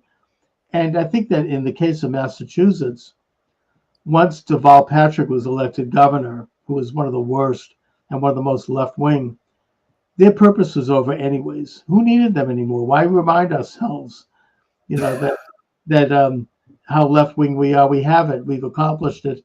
And also, Rush Limbaugh was in Boston the most popular talk show host in the state for years. for decades. Okay, but let me ask you this: where would you have to go to find the archetypal Trump-hating left-wing Democrat? You know, if you could produce one and you had one chance to do it, where would you go? They are suburban, well-to-do, mostly over 70 women, white women. That's who it is. Okay. That's the demographic.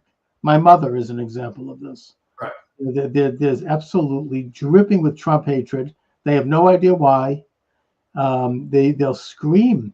I remember, we talked about Welker's interview with Trump and how hysterical she was.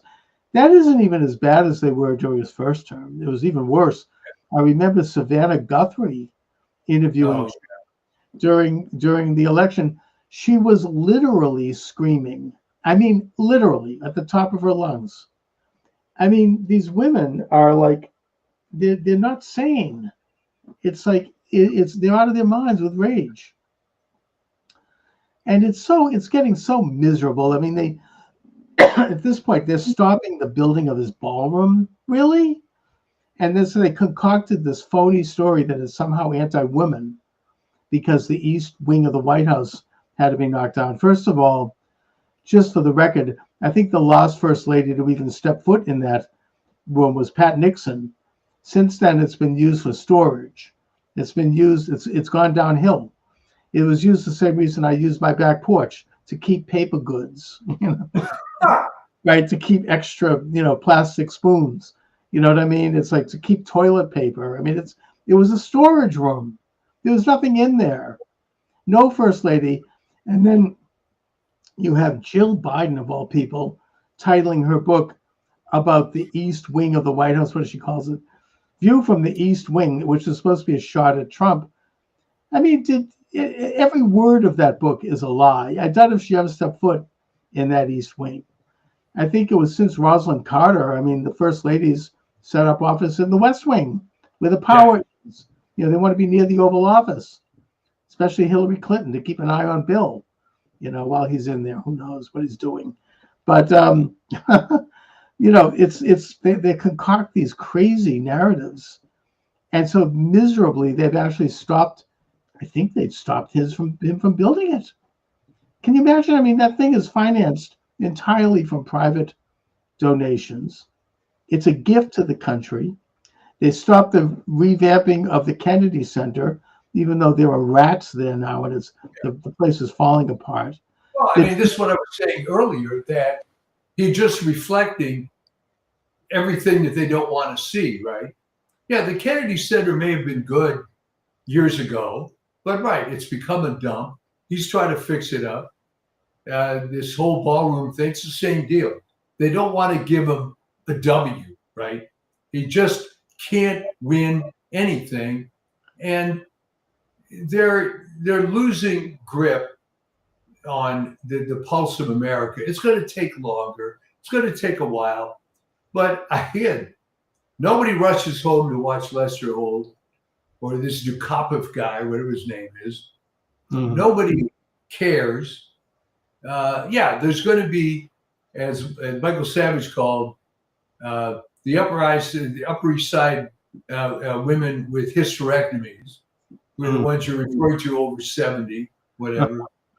But the demographic is dying out, and it's too bad. But believe me, when I was at my 60-year high school reunion, and I met this one woman that I hadn't seen for a while. She was at some of the early reunions. And I turned to my wife afterwards and said, still a Bolshevik. Damn. She's what, 78 years old, still a Bolshevik. Unbelievable. Right? I had the same thing at my 50th reunion, the same old left wing. If anything, they've gone further left.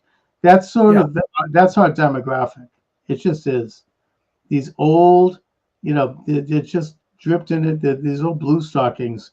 Those are the people behind the French Revolution. Those are the people behind Hitler. I mean, these sort of, this old biddies. I mean, I was in a diner the other day with my wife, and there were these three old biddies sitting in the next booth. I was listening to me. She's like, the Trump assassinations were staged, she says.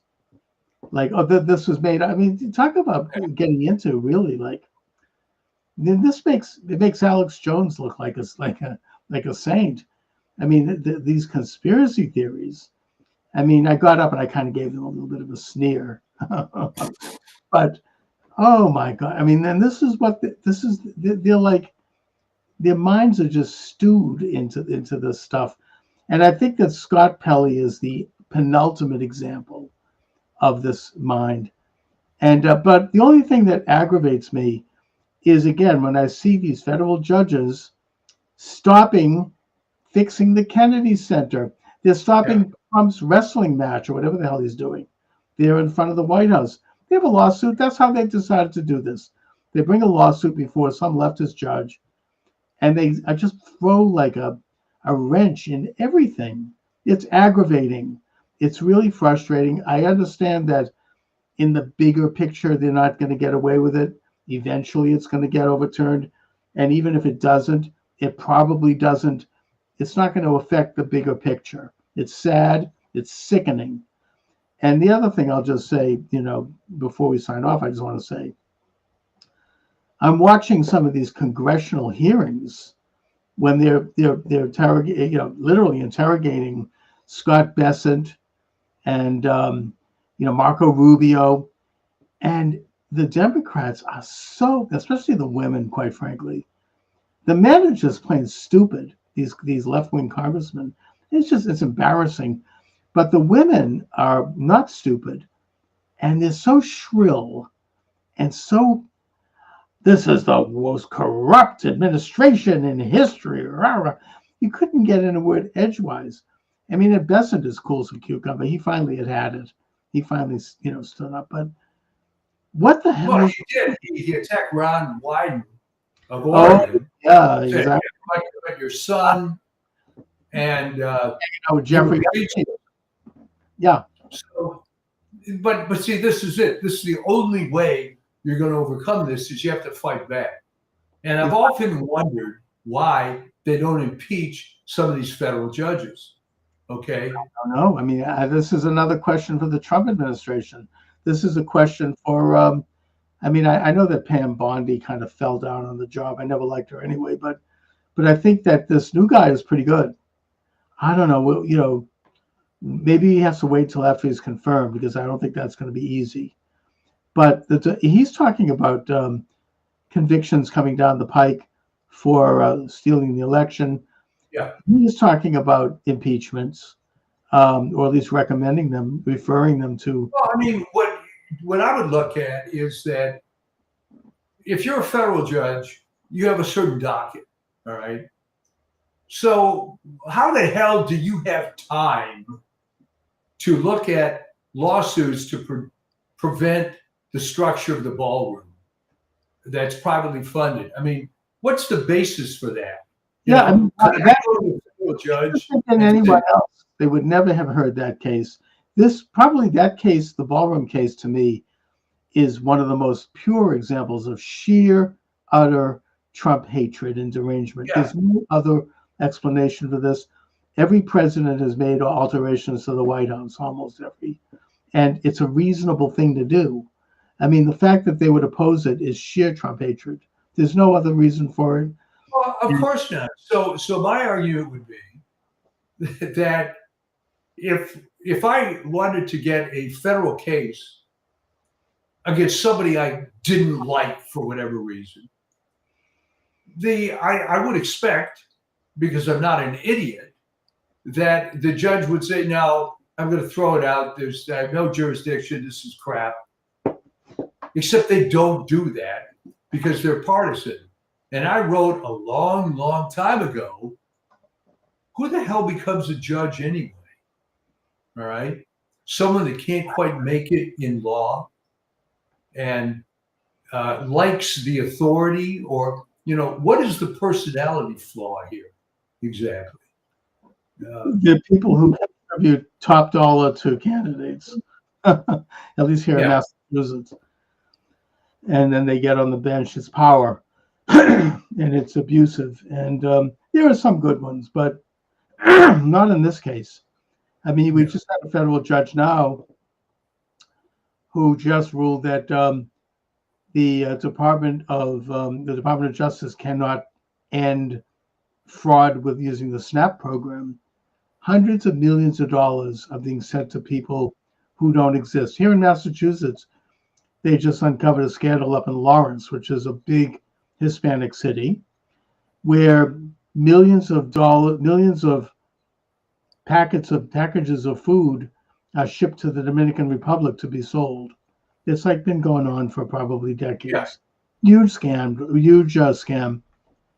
They can't do anything about it because this federal judge has stepped in and said, you can't stop this. It's unfair. I mean, first of all, where do they get that kind of authority? Well, I mean, here's the other problem. All right, you have checks and balances, but you don't, okay, because of this stupid collegiality. So it has to work its way all the way up through the system, which will take years, instead of someone at a higher court saying, hey, you know what? Shut up, dumbass. You can't do this. But the system is rigged, unfortunately, in favor of fraud, just for that reason. That, you know, when I was complaining, when I was more involved in advocacy for the chemical industry, the standard argument I would get is, well, the truth will eventually out in science. I said, no doubt, but I don't have 200 years to wait, okay?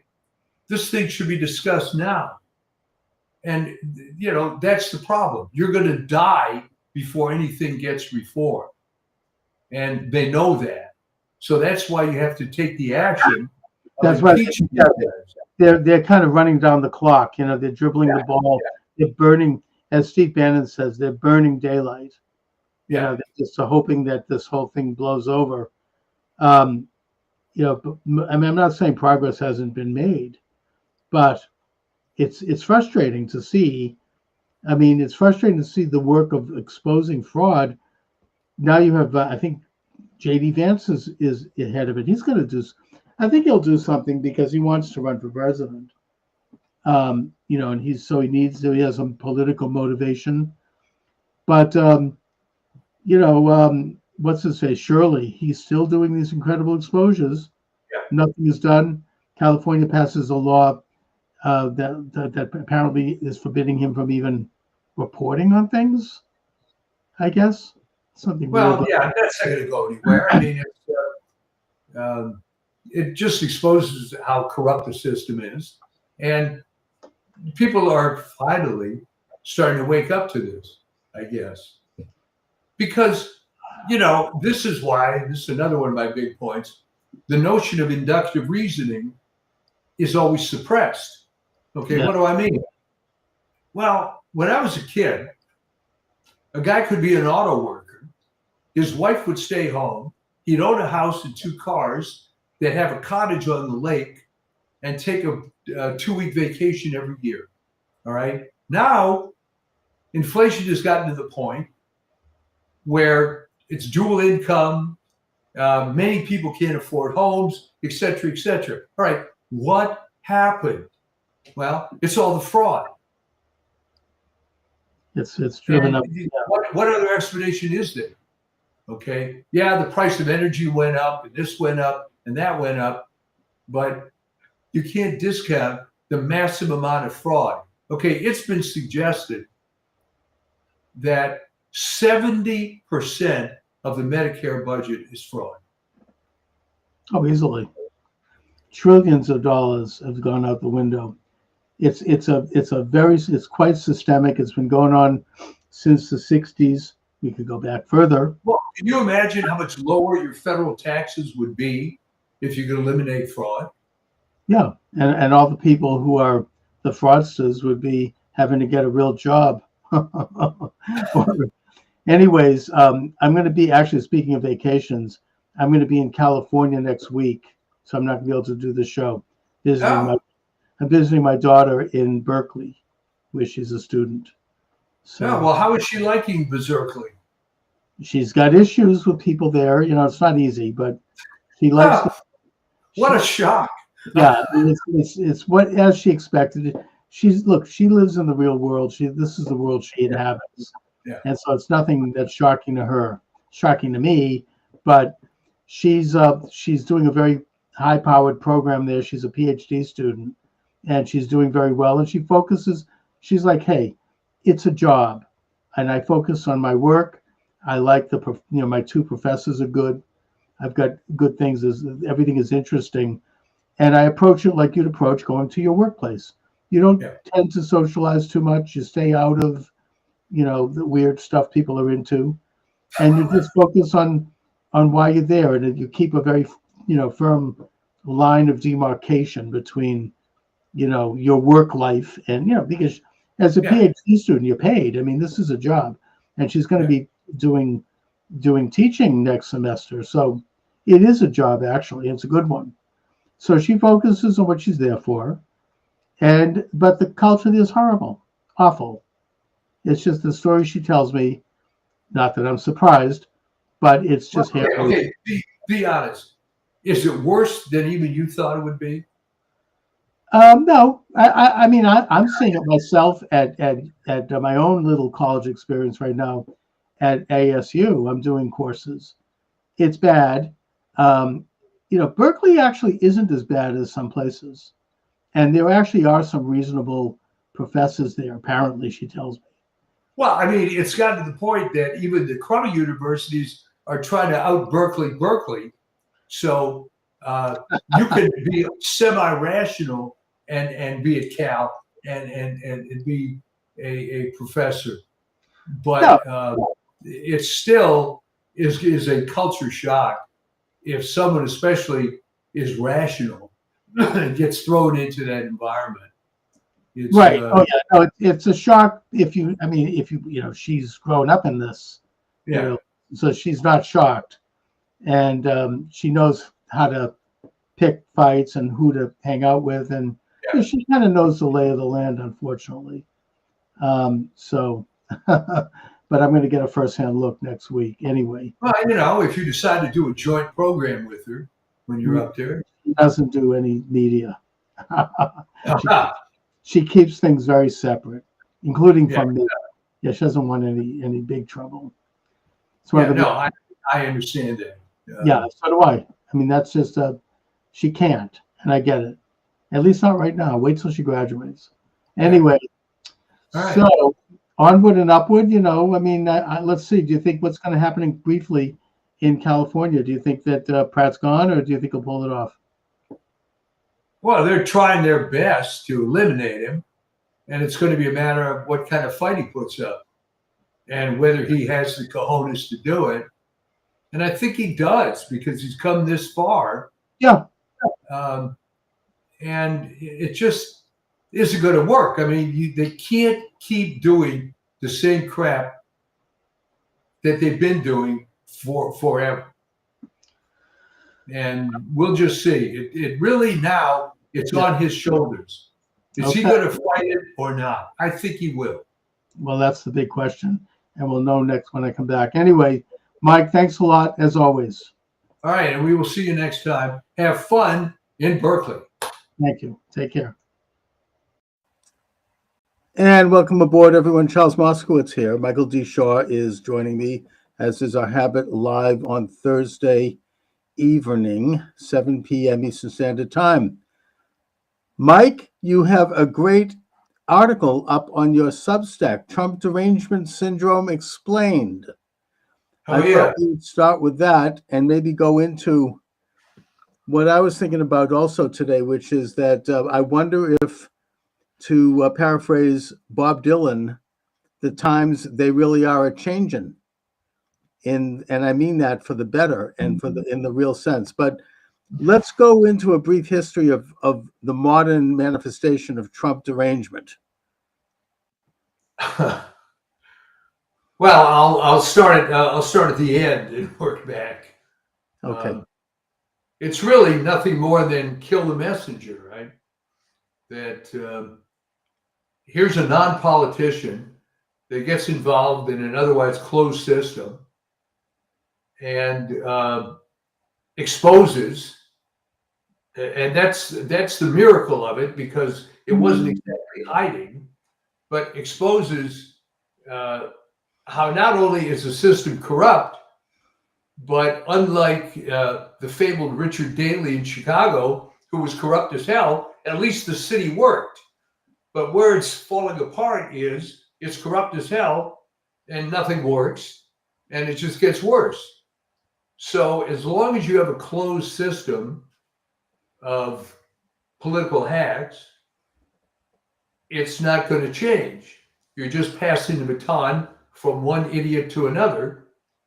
And as the article states, I think where Trump derangement really started out, even before all this was exposed, was that he was able to defeat the chosen one, Hillary Clinton. And Hillary Clinton is sort of a mythical figure.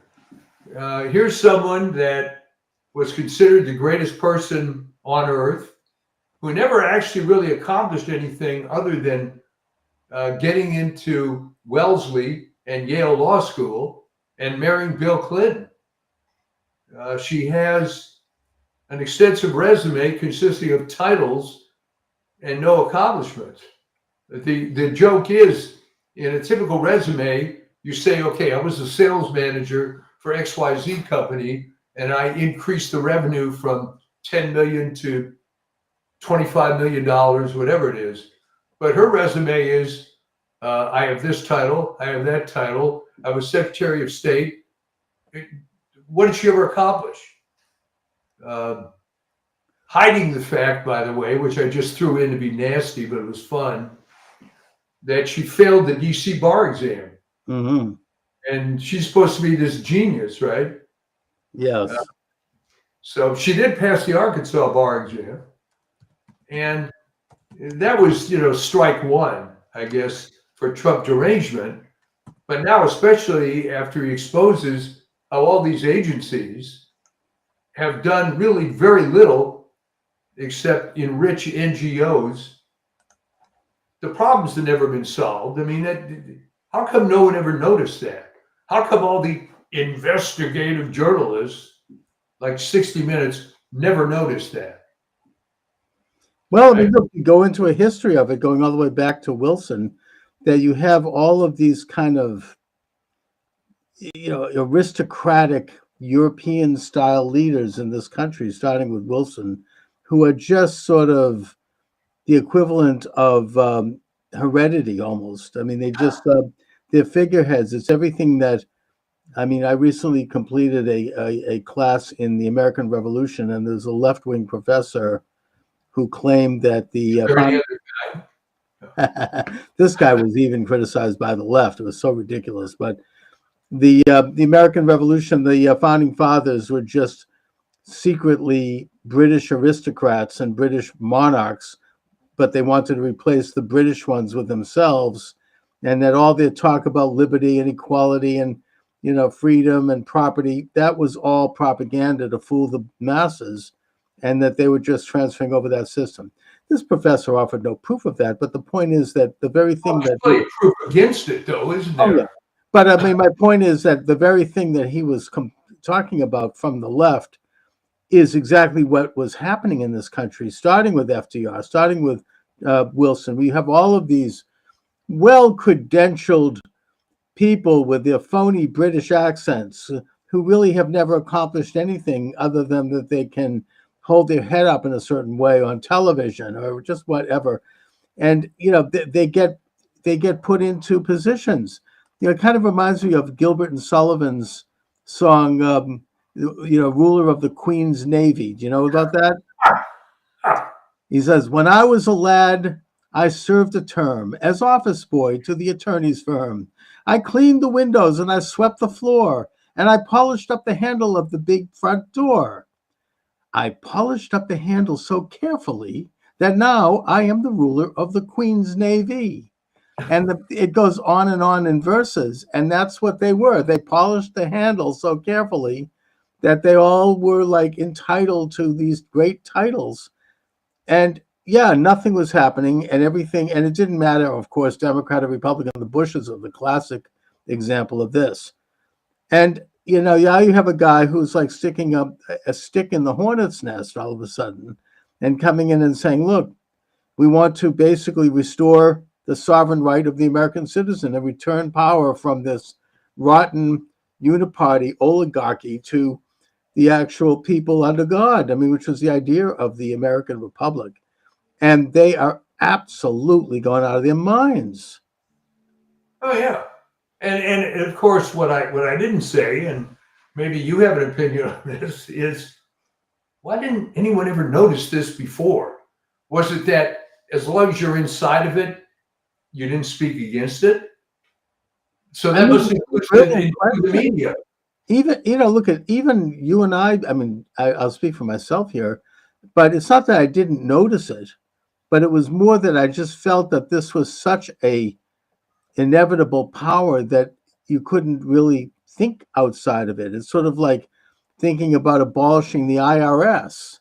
Ain't gonna happen. It's like, it's like something that is such a fact on the ground. I mean, who could ever? I never thought that Roe versus Wade would be overthrown. I just thought this is the way it is. This is settled law. I assumed that this was the power that be. Now, I railed against it. I mean, I agreed with the John Birch Society that it had been completely infiltrated by the left and by the communists, but I never really believed that we could change it until now. And I think Trump is coming along, and this is why they are so fearful of him and why they despise his movement. It really is waking up more and more Americans, and they're just going on with the same old playbook. It's not working for them. I'm having this vigorous and nasty debate with, I don't know if you know who John Fugelsang is. Yeah, vaguely. I haven't read his stuff. He's a left winger from way back. He's kind of the Boston Phoenix kind of left winger. Yeah. Okay. The old bull crap we always hear. We've been hearing about it all our lives. Oh, the rich are exploiting us. Just the usual. And that Trump's racist and he's a liar, liar, liar. But the point that, and he's going on with me through tweets, taking me on. He's decided he has to argue with me. And the point that he's missing is that people aren't buying that anymore on either side. That kind of politics, that kind of like gotcha politics, so-and-so. And I pointed out to him, he goes, oh, Trump's a racist. I'm like, why? Can you show something? Because where do you think Obama was born? He asks me. And, as if somehow this is a litmus test to prove someone's a racist if they don't believe Obama was born in the United States. It's like, what does it have to do with his race anyway? I mean, plenty of people have had their birth certificates questioned when they run for president. John McCain's birth certificate was questioned, right? They said, oh, you were born in the Canal Zone. Ted Cruz questioned. He was born in Canada. The point is that, but this is like the kind of politics that they play. And so I pointed out to him, like, well, according to the Hillary Clinton campaign, he was born in Kenya. And that absolutely, him and all the other followers on Twitter went absolutely out of their minds. But the point I'm making is that kind of granule politics, that use of like somebody said something stupid in 1955, or they said something offensive, big deal, who cares, or they were seen in the lobby with so-and-so who was described as a white supremacist. Aha! It just doesn't work for them anymore. And they're still on that tack. They still believe, they're still talking about Trump as a convicted felon. It didn't work for them. No one bought it. And they're missing the broader point anyway, which is that this is a movement. I mean, the reason why I pointed out to him that Obama he's like, oh, Trump's an anti-Semite. I'm like, really? And that I support anti-Semites because I support Trump. And I said, hey, first of all, are you an anti-Semite because you support Obama? After all, Obama's minister, right, Jeremiah Wright, remember him? Talked about Jews creating the AIDS virus, these weird, anti-Semitic conspiracy theories.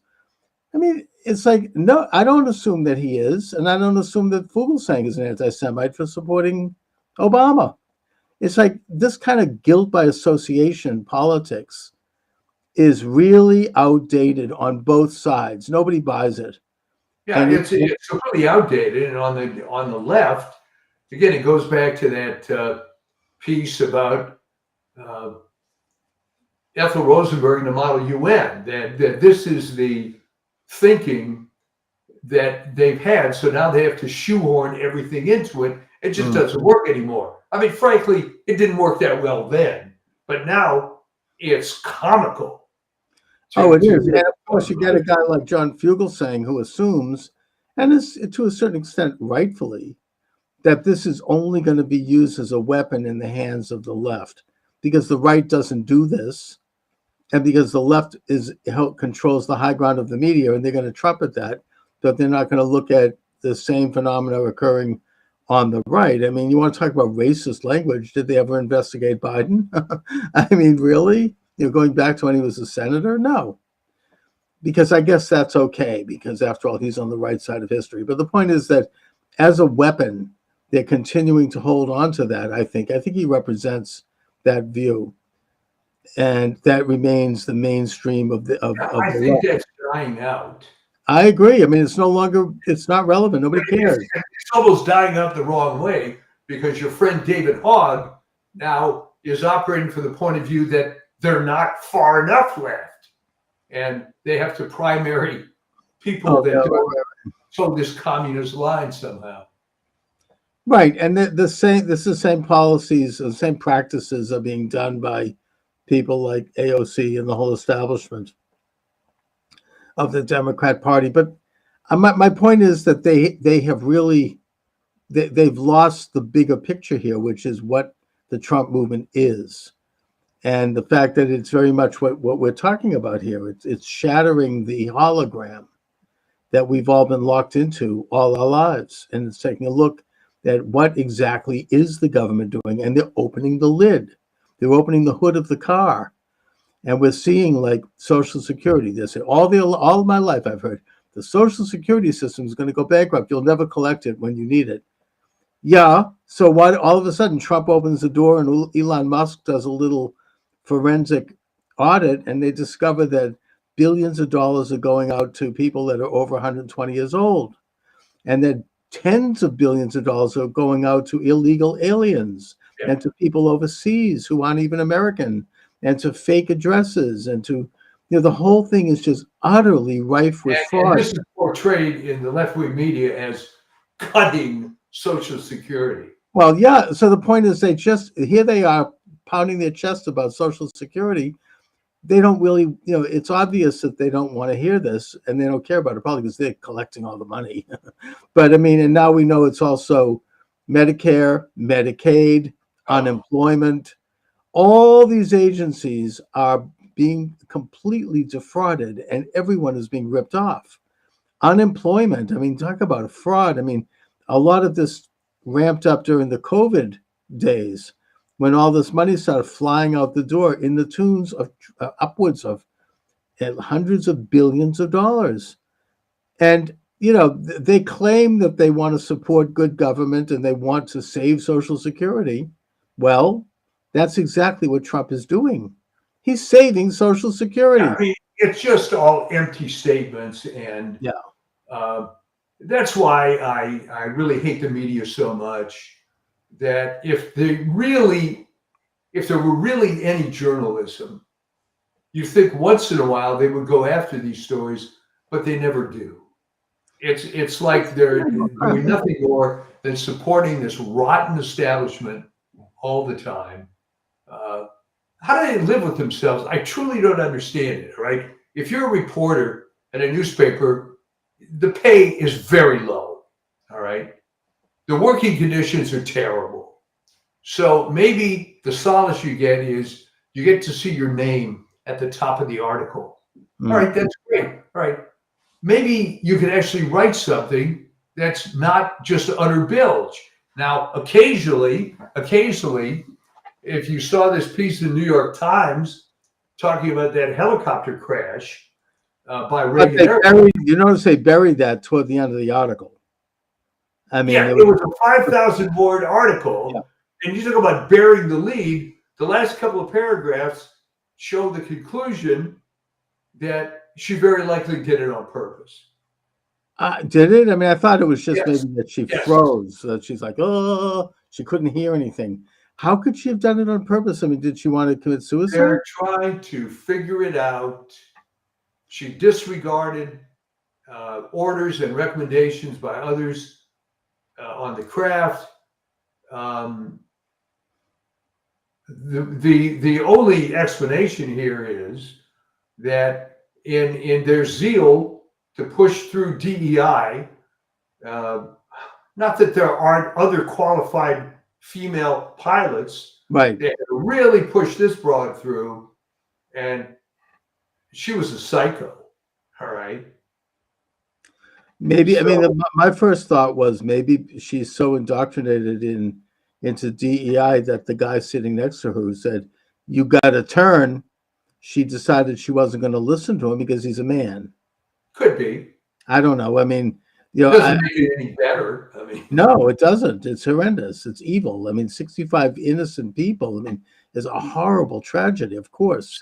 so you ask yourself, and you as a student in the media, why in the world do the Times run this piece? Maybe just for clicks? Well, I mean, ultimately, it's like the Boston Globe. Eventually, ultimately, they have to tell some truth to maintain even a veneer of So credibility. you mean now that all the people are cold in the ground? Yeah, like the Globe will always release the bad news after the election, once they have their puppet in place. Then you hear about it, and they usually will do it like a few days before Christmas, and they'll bury it into the story, just like the New York Times did here.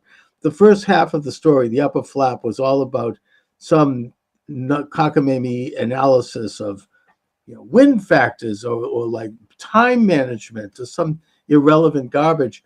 And then finally, toward the end of the article, they mention it. You have to understand how to read the New York Times. They always do this. The Globe always does this. They'll tell you the truth, but you have to really stay with it and go through it in an insufferable way. It's based on the assumption, which is generally true, that no one's going to read the whole article. Well, that's right, because you have to go through all this insufferable garbage to get to it. So most average people don't read that far. You can't. It's so dull. And, you know, so you have to, you know, if you are really wanting to know what's going on, again, you have to know how to read these things. Like in my books, if I want to talk about something that's controversial, I try to find it in the New York Times, and you could go through reams and reams of Googling and digging, but you will find it.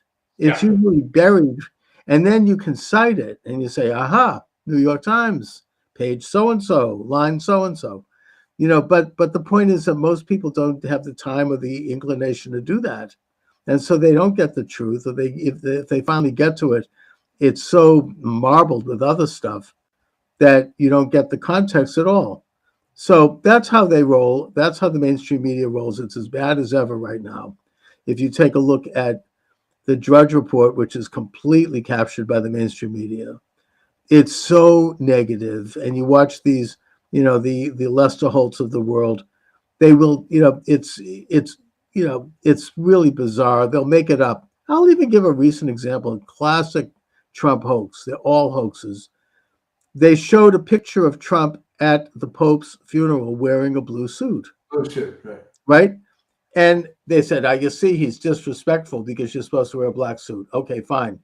The way the picture is portrayed, you see about 8 or 9 other guys behind him or next to him, all in black suits. And it looks like Trump is the only one with a blue suit. But if you open the lens and you take a picture of about 100 people, it's about half of them have blue suits and half of them have black suits. So it was a completely fake story. And this is what they do, and they're still doing it. I honestly don't think they're getting away with it any longer. Maybe they are, but you know, they keep now saying, "Oh, he's down in the polls." That's complete garbage. You know, the disastrous 100 days. Really? I mean, it's like so negative and so manipulated. I just wonder, if they're still getting away with it. I think that they are falling apart. I don't Oh, think. right. I mean, they're playing to their core audience, which eventually is not a great technique.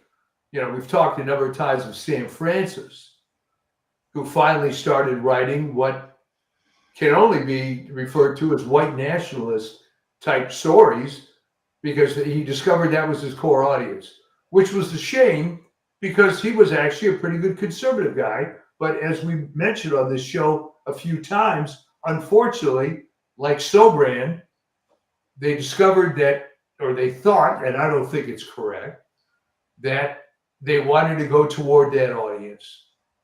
Sobran, Right. not so much, but I mean, and Joe Sobran was, I debated him. I mean, and great writer, and he completely changed with that issue.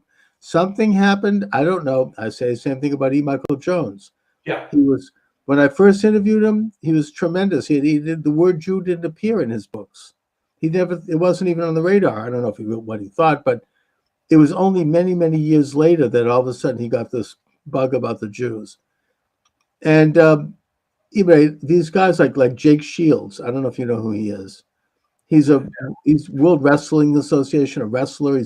He's suddenly got on this anti-Israel thing, this anti-Zionism thing, and he's bringing in other wrestlers to do his podcast. He's a good podcaster, and he's like pushing this stuff. It's really ugly, and yeah, it's like he doesn't. I think that it's a similar thing. This is his audience, so this is what he thinks is going to work for him. I don't know what it is.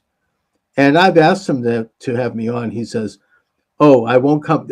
He won't have me on because he wants me to know he hates Zionism, and that he doesn't want to do a screaming show." And I've said, "I'm not going to scream.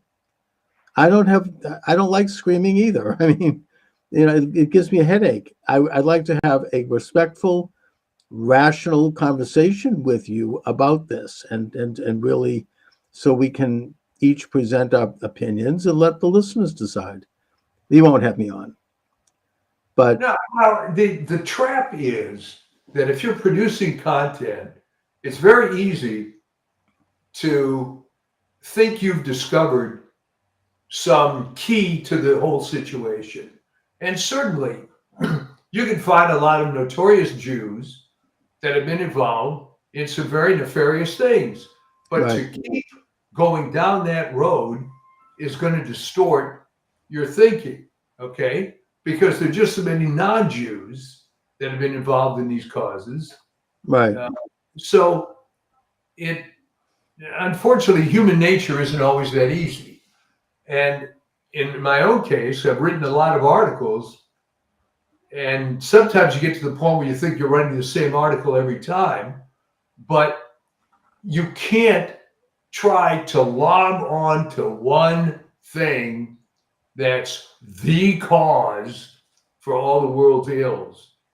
It's Very simple. Yeah, and that's what people do. You know, it's the Jews or it's whoever. now But I'll tell you one that would be difficult to pass, and it's occurring right in your backyard. what's that? The Burlington School District is Mhm. in the news now. I don't know if you've seen that. I have. What's going on with Burlington schools? Okay. Apparently, they engaged in an extremely invasive sex questionnaire for kids from 6th grade through 12th that you couldn't opt out of. Oh, that's nothing new. Is that recent? I mean, is this? Over the last week. Yeah, because that's happened before. They had the Lexington scandal. I don't know. They call it Fistgate. I'll leave it. We'll let people draw their own conclusions. This was in the 1990s, I think around 2000, 2001. And this father was like, he pulled his son out of the school and he complained to the principal, and it created a huge uproar amongst the school department. They had him taken out and put in handcuffs. This is a father, right? Yeah. And it became a big story in Massachusetts for quite a while. I should revisit it. It's been a while, but that kind of thing goes on here, where you have the school go in, swoop in behind closed doors, and they do this sort of sexually explicit stuff, and then they disappear. You know, they kind of like it's a change agent thing. somehow the kids get the message that they better not complain about it to the parents. Well, what happened in this case was they said, "Oh, it was a mistake. We were supposed to send you the email allowing you to opt out, and I guess we didn't do that." Say BS. So you can make a pretty cogent argument about who the hell is running these schools. Why is it so important? How is that going to benefit anybody? What's the follow-up? As a marketing guy, fine, you can do a survey, what things you want, what new features you want in the product. But if I do a survey on kids, explicit sexual questions, all right, great. What are you going to do with it now? You're going to try to groom the kid? They're going to corrupt the kid. Look, I mean, I remember, attending a session with somebody from Planned Parenthood at my daughter's school. This was like maybe 10th grade, 9th grade. And they were introducing their sex ed program, which was very explicit and, highly sexual. And the explanation given by this woman who was the head of Planned Parenthood, and you should have seen this woman. Talk about bizarre. I mean, she had all the classic leftists with the Tourette syndrome going and the facial tics, and somebody who obviously was not very comfortable in her own skin.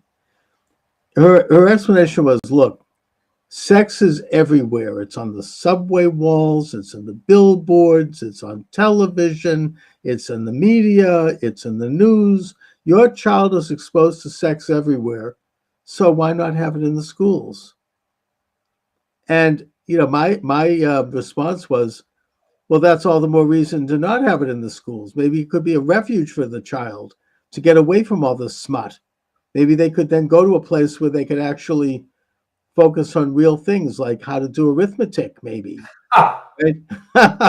Or how to, learn how to read using phonics, or maybe read a copy of the U.S. Constitution, learn a little civics.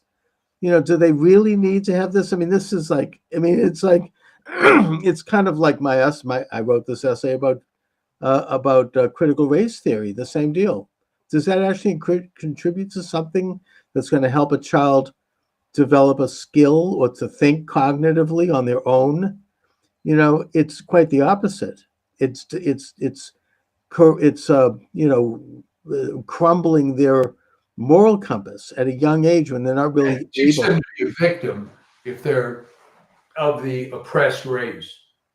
Well, that's critical race theory. Everyone's divided up into straight white men and everyone else.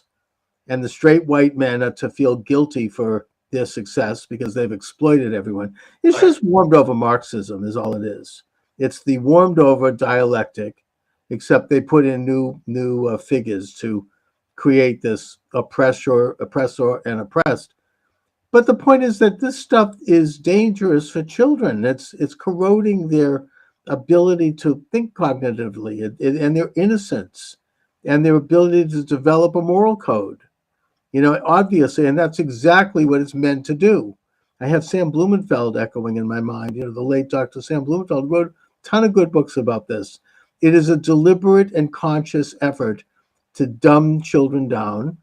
And he pointed out that it was a very unholy alliance between the right and the left. You might say, like the right being the business community, the Rockefellers, people who wanted to have a pliable population that would punch a time clock at the big factories back in the 1930s. That kind of economy isn't around anymore, but back then they wanted massive employers, showing up, punching the clock, and they sit in there for 8 hours. And then on the left, you had people like John Dewey, the father of so-called progressive education, who was a socialist and who wanted to dismember a student's ability to think independently and cognitively, and replace that with what he called fusion. In other words, a move toward collectivism and world order. They both were working on the same cause. They wanted to create a person that would become a, quote, human resource, as opposed to a human being, a resource for someone else. And they would all be happy and move along not knowing this. I mean, the most modern example of that, of course, is Klaus Schwab, right? from the World Economic Forum. You will eat the bugs, right? I mean, nobody will own And it. it's fun, though. That's what's coming out is that he was pretty corrupt, Oh yeah, and sure. They all. he was forced to resign.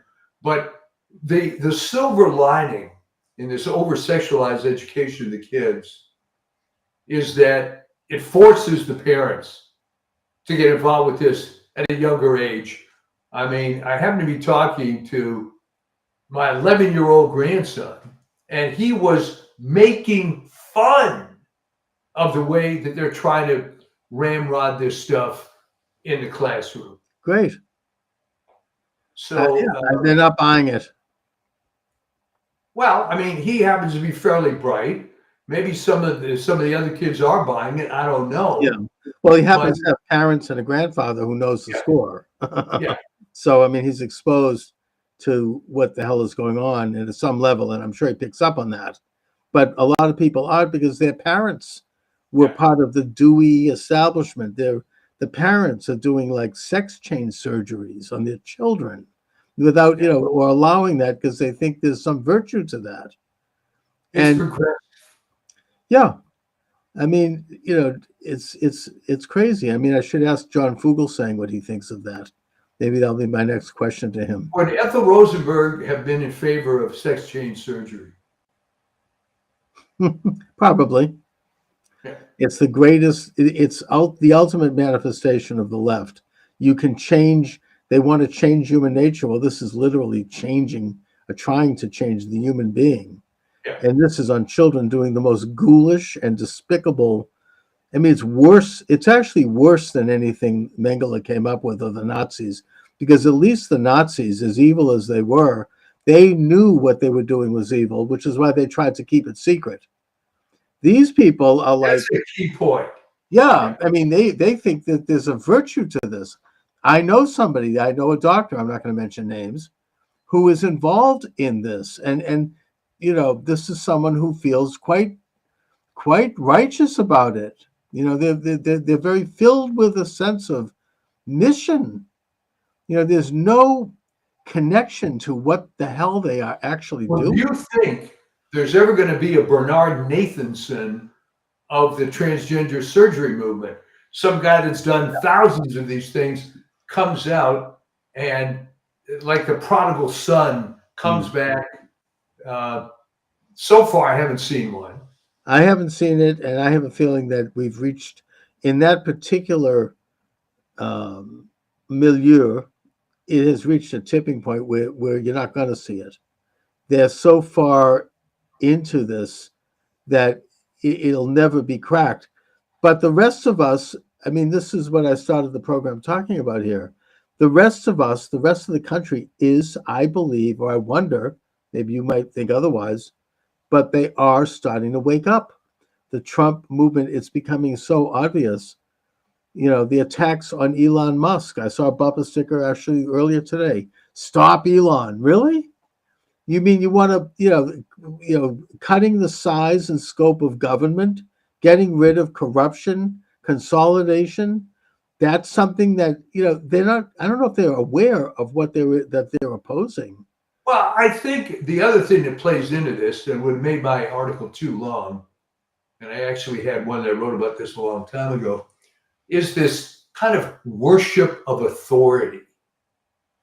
So if I tell you now that you're 60-something years old, that everything you believed about authority, and I think this happened a bit during COVID, with the NIH, the FDA, the CDC.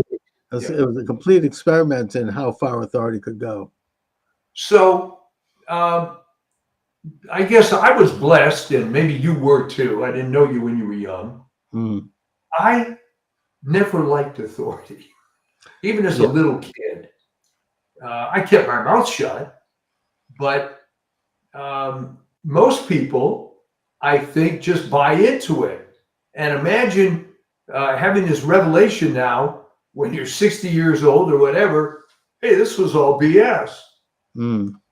It's got, in fact, I may have mentioned in previous shows, I got actually banned from the American Council of Science and Health because I had the gall to suggest that Tony Fauci was a fraud. Yeah. And I was thrown off. Can't comment, can't do anything, which is fine. I got off their mailing list, whatnot. But for someone to still be defending Tony Fauci at this late date is absurd. And I was extremely disappointed, by the way, when I pointed out to some of my friends there. I'd written articles for that group. And I said, well, you know, Henry banned me and so on. I expected, frankly, and I was stupid, I guess, that my friend would overturn it. So no, I mean, it's just part of this giant establishment. And as it applies to healthcare, another thing that came out today was the DOJ is going to be looking into the miserably corrupt medical journal industry. Oh, yeah. Well, that was kind of exposed during COVID, right? New England Journal of Medicine, Lancet, writing that article attacking hydroxychloroquine, which we still can't mention on YouTube, by the way. You'll get banned. But yeah, I mean, that's obviously it completely corrupted. It's, I mean, all this sort of infiltration by this leftist internationalist establishment goes way back, but they definitely have taken over those medical journals and the entire edifice of medicine. You know, they started in the 1920s and they took over all the libraries, and they took over, you know, the book publishing industry after Harry Elmer Barnes published his book, The Perpetual War for Perpetual Peace, in the 1920s. That's when they stopped all of the criticism of World War I. And since then, they've completely controlled it. There have been some. What happened to him anyway? He was branded an anti-Semite, and he was kicked out of the, you know, the public life. I mean, he was just complete, and he was one of America's most revered historians. And he went up against, I don't even know if he knew he was going to be going up. He was just doing an honest job as a historian when he wrote that book. But he kicked, you know, it's like what Trump does. He kicked a hornet's nest, and they came out. And for him, yeah, that's what happens. But I guess that my question is, have we reached a tipping point? I mean, you know, is this, you know, to paraphrase Bob Dylan, are the times changing? Oh, I think so. I mean, you notice on CNN, they brought in their token conservative, Scott Jennings. Yeah. But they allow him to talk quite a bit. And he's quite good. And now he's talking about running for the Mitch McConnell seat in Kentucky. I hope he does. Yeah. But yes, I mean, they have to.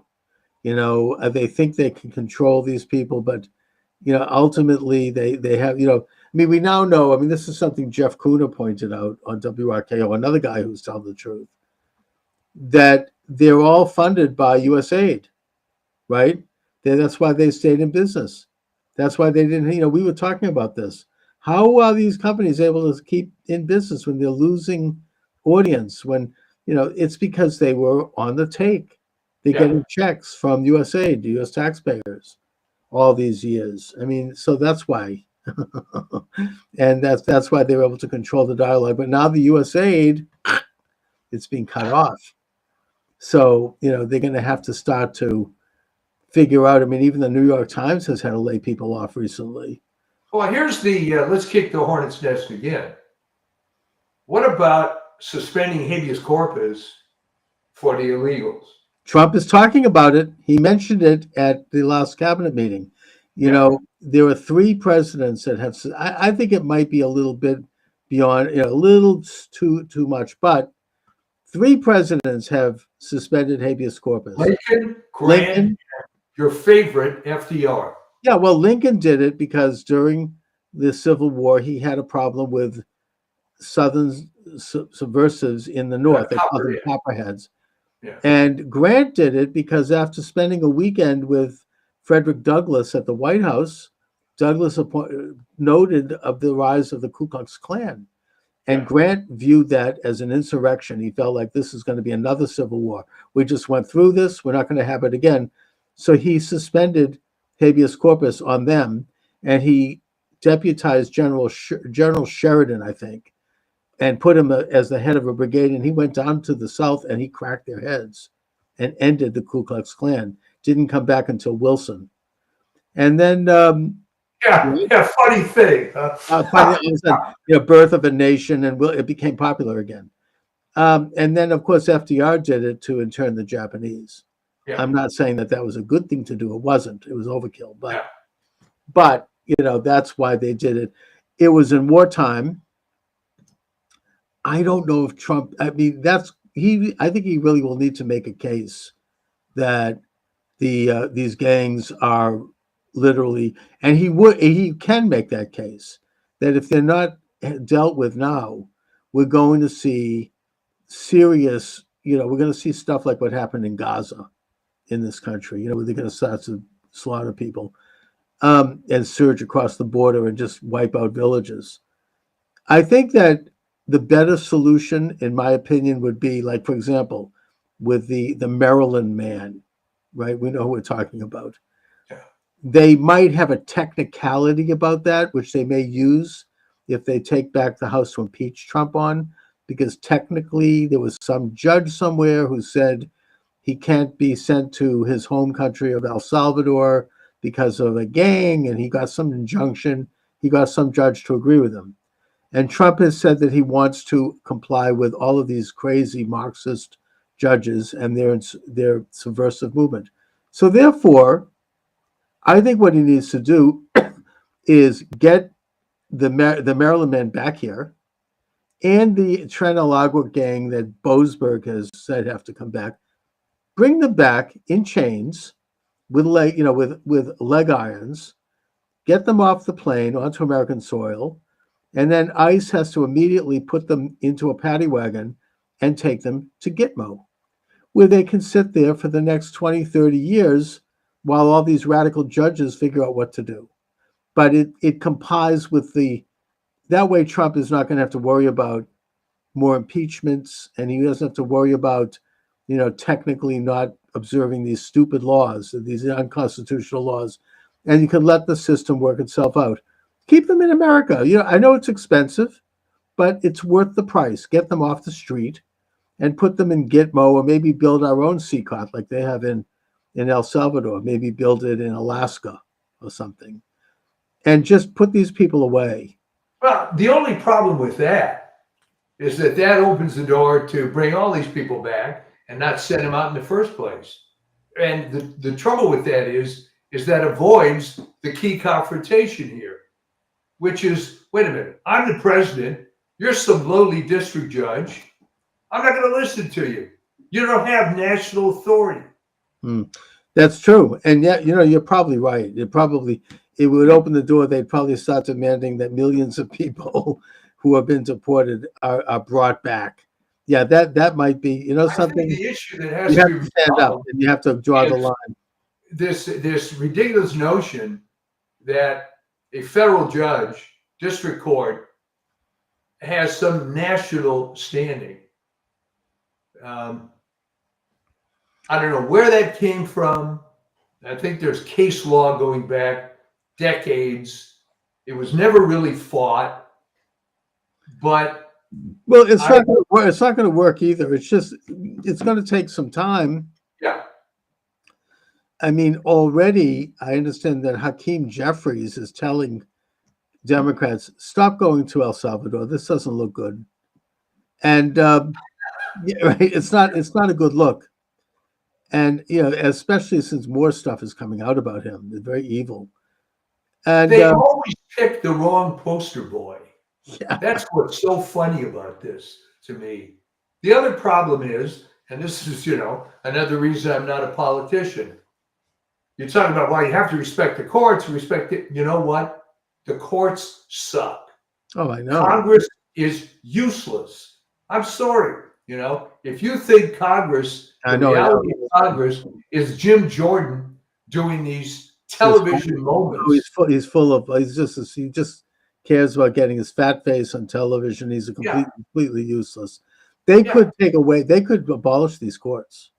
The Constitution only the judiciary's Article 3 of the Constitution talks about the Supreme Court, and that's it, and Yeah. state courts. These federal courts in 10 districts and their appeals division and all of it could be simply outright abolished, or at least they could take away their pay. They could do things to move their power out, because this is a huge and very dangerous expansion of judicial power. Well, it's a dangerous expansion, and the trouble is that most of these people aren't very good, as I've argued. No, and there are a lot of them are radicals, and they're Yeah. this is like it's lawfare, and they're openly and brazenly. I mean, there's this one judge, I don't know if it's a federal or state judge in California, who has just declared that the Border Patrol cannot apprehend people coming over the border. They need a warrant, she says, before they're seized. Really? I mean, that's like, You're supposed to know who it is that's coming and have the warrant pre-printed. This is such an outrageous. Yeah, well, that's what I'm saying. It's going to have to come to a head, all right? So maybe there will have to be a suspension of It's habeas. gotten completely corrupt. Yeah. And what people are taught in school, unfortunately, is garbage, all right? I made a study of, just for the hell of it, so I was writing articles about the so-called landmark Supreme Court cases, all right? They're all crap. Every single one is garbage, all right? And why they're raised up as some, momentous thing, it's all crap. It's stuff that it's some sort of psyop. I mean, you could take a recent one, like the reason Roe was defeated was someone was testifying against their own interest.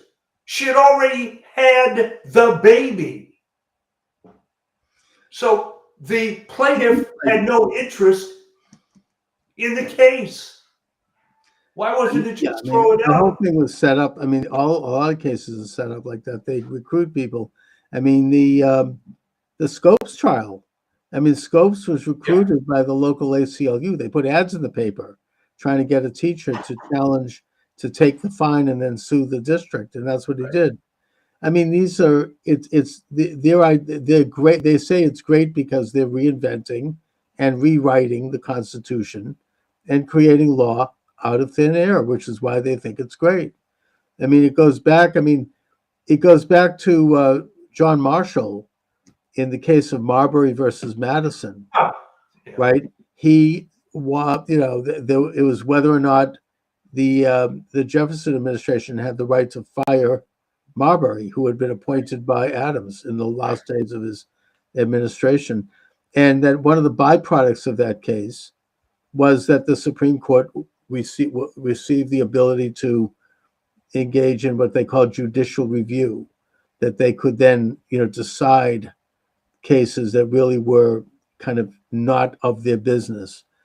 The irony, of course, with Marbury versus Madison is that now it's been overthrown by judges who are saying, no, you can't fire people. I mean, the Supreme Court ruled that Marbury could be fired. Don't pass over that so quickly. All right. Yeah. Here is the landmark case of all landmark cases, and it doesn't have any standing anymore in reality, right? Exactly. It was the founding case of their greatest hero, John Marshall, the father of the modern judiciary. I mean, Jefferson also, I mean, he warned the country about judges who are out of control. He wanted to have Marshall arrested. I think he wanted to have him hanged. Marshall, left Washington. He was like on his horseback. That's why Things were simpler back then. Yeah. Well, back then they didn't mess around, but he would travel from city to city when Jefferson was in office because he was afraid he was going to be seized.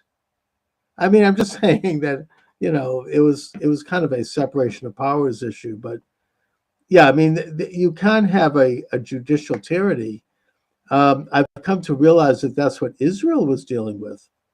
That's why there was this, and then George Soros stepped in and he started to agitate on the street trying to have a color revolution against Netanyahu.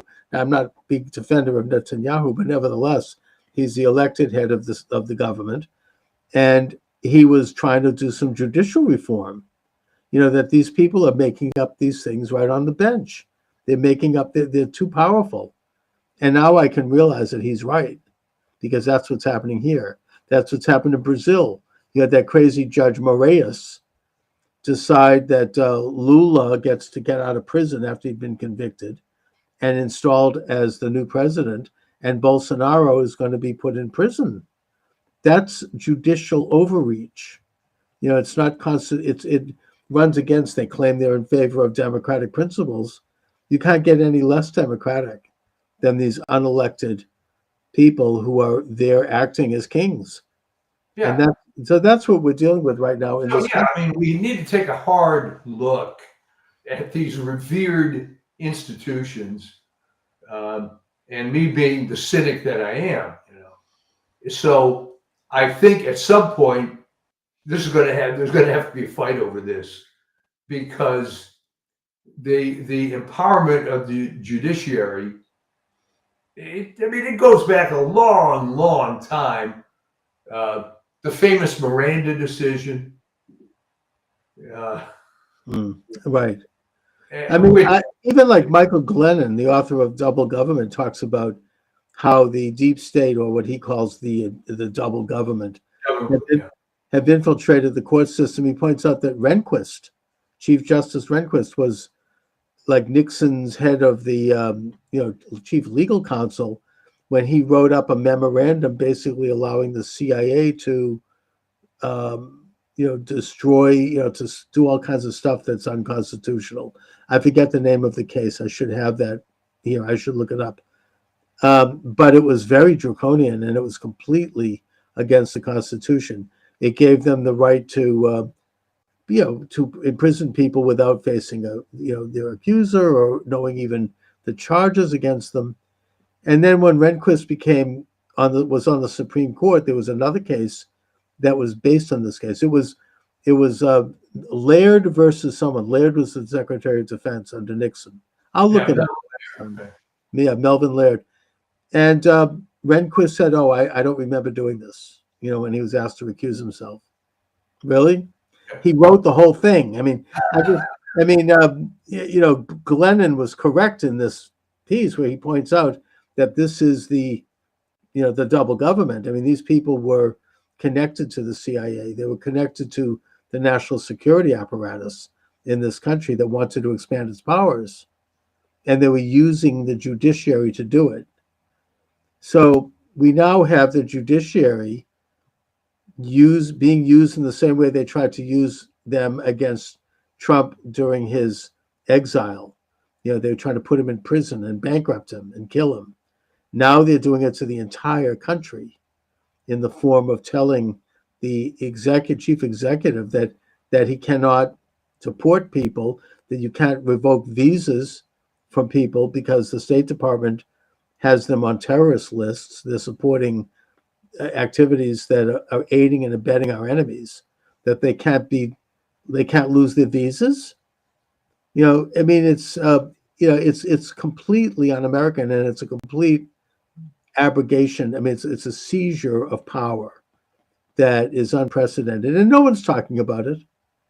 No one's doing anything. As you say, Jim Jordan will get up and he'll start, babbling. He's not doing diddly squat. None of them are. No, I mean, the only branch that's doing anything right now is the executive. Exactly. And they're on all cylinders. They're absolutely the most amazing. I mean, the stuff, that administration is really cooking. Yeah. And I would love to hear some of their off the record meetings when they talk about this. They know exactly what's going on. I'm a little worried about Pam Bondi. Okay, fine. I would have rather see, Matt Gaetz in there, but nevertheless, I agree. But I think you needed to put somebody in that would get confirmed. All right. Yeah. She's not as much of a hard ass as everybody on our side wants. But it bothers me that she's dragging her feet on the Epstein file. I mean, especially now that that poor young woman has committed suicide. Yeah, I don't think anybody believes that. Yeah, and But meanwhile, she's still dead. Is it's the pretty problem. scary stuff. And it's is that part of the Clinton death list? I don't know. Could be. The point is that they need to get that thing out. I don't care. I mean, that bothers me that maybe she's scared. I don't know. They're just not doing it. So we'll have to see what happens. Well, But you'd like to see someone in there who's harder edged, but then you have to balance this, and it wouldn't bother me, but how much of this crap can the public stand being exposed? You and I are perfectly capable of accepting the fact that it's all corrupt, it all sucks, it always has been corrupt. But I'm afraid that to use that Jack Nicholson line, you can't handle the truth, there may be something to that. well, I mean, they have arrested a couple of judges who are obstructing justice and who are Yeah. harboring terrorists, and now Homan, who I think is great, he's like, there's going to be some politicians next if they're going to if they're going to obstruct our ability to function. And I'd love to see one of them. Oh yeah, I think that ultimately that's going to be the way to do it. And even the very liberal Supreme Court of Wisconsin put this Milwaukee broad that got arrested, they put her on leave or whatever, Yeah. Mm-hmm. Suspended her, I think was the term, because they could see the walls closing in. Yes. I'd love to see Michelle Wu be next, but that's not going to happen. And I don't think they would with her because she just had a baby. I mean, she's a mother. It would not be a good look. Let's just face it. I mean, public image is something. And she's got other troubles in terms of corruption anyways, which the Boston Globe is not going to talk about. But people are becoming more aware of it every day in this state. Meanwhile, you have in Massachusetts a new state auditor, Diane DiZoglio, who ran on the position that she wanted to do a full forensic audit of the state government, the state legislature. And they are refusing to let her do it. And they're not answering why, because they know that if she does it, that whole rotten edifice is going to collapse when people start to see what kind of money was spent on not just illegal aliens coming into the state while we're bankrupt, but how much money. I mean, it's sort of like a statewide Doge. How much money was given to different? I mean, we saw from Doge already that like Chelsea Clinton, they paid for her wedding, $1 million. They gave her a house, which is I think worth $10 million. Who else is getting money? I mean, on a state level, if we did an audit in this state, I think Maura Healey would be in favor of cleaning things up. You think? I mean, there's a complete stonewall, and I think some of it, though. I mean, it goes back to my piece. I think that if you're a true believer, all right, and it's coming out that this was all crap, that's got to be a very, very hard thing to take. All right. But if it happens, your whole life. No. I think if it happens in this state, it's going to create a revolution, and I think people in Massachusetts are going to really be willing to see it and know. This is where it started, baby. Exactly. And that's why the British evacuated on evacuation day. They could see that they weren't going to win, and they sent people out into Lexington and Concord. The countryside was riddled with snipers. They ran back to Boston. They didn't walk. I mean, they were terrified because Boston was lit up. People in this state were fighting. They were like, we're not going to take this. And they know that could happen again. They'll be driven so far out of town. It's so rotten here. It's been that way as far as I can remember. And if DiZoglio gets, people, they're demonizing her. She just got a special, like in the last election, there was a referendum to do a full state audit that she sponsored. And it won substantially. We're talking like about 70%. That's big. Yeah. And they won't do it. They will not allow it. And they're trying to make her look like some kind of crank. They're demonizing her. It's not working. And I think that the walls are closing in. And if it does, and they open that rotten can of worms, oh my God, it's going to be an incredible thing. Well, here's hoping. But Yeah. there's people just flat out corrupt, but Totally. there's also people that believe this. They honestly believe, like all your liberal friends, no, this is great, and this is the cause. And if you come back and say, no, it was the same thing during COVID, that I would encounter people that knew I was right, but refused to accept that the grand and glorious Wizard of Oz was wrong. Oh yeah, I mean, average people were totally terrified by it, but there were people in the know who basically buckled under to that. My own doctor became a different person. She knew it was all a lot of crap. I mean, I talked with her at the beginning about it. We were both laughing about this. I mean, she has patients who will never leave the house again. And then I saw her maybe about 9 months later, and it was like she was a different person. Yeah. Somebody got to her, and she was just all shut down, would not laugh at all, told me that I was wrong. That was that. And I mean, you spend 8 years going to medical school, you have a profession, you could lose your job. I mean, that's why a lot of people in the media won't talk about the election of 2020. They would never mention that, because they'll lose their job. It's that simple. You get used to a certain standard of living. You've worked all your life to get there. They don't have the courage to do it. And, Rush Limbaugh wouldn't even go to certain places because he'd lose his position. He knew that. I think he got a lot done, and I admired Rush. But there were a couple of areas where he would not touch because he knew that if he did, somebody could pull the plug and he'd be gone. It was that simple. So he worked within the system. He pushed the envelope, but he never quite crossed into certain things because he knew that he'd be gone if he did. It's that simple. Well, that's a good point, because a contemporary of his, of course, was Michael Savage. Right. More hard-edged. More hard-edged, and they pulled the plug on him. Yeah, he paid the price. Yeah. He's still great. He still does. It's not he's not quite at the prime of his energy, but he's still doing what he does. He still has a podcast. But yeah, they pulled the plug on him. Right? I mean, Newsmax, who was the head of Newsmax, his name escapes me right now, who wrote the book The Murder of Vince Foster. Yeah, I'll think of it in a minute. Ruddy, Christopher Ruddy. Ruddy. He did He did a 180-degree turn. Somebody got to him. Yeah. Now he has a very successful. Look, I admire Newsmax, but they won't go certain. There's certain parameters that they don't cross. It's just that simple.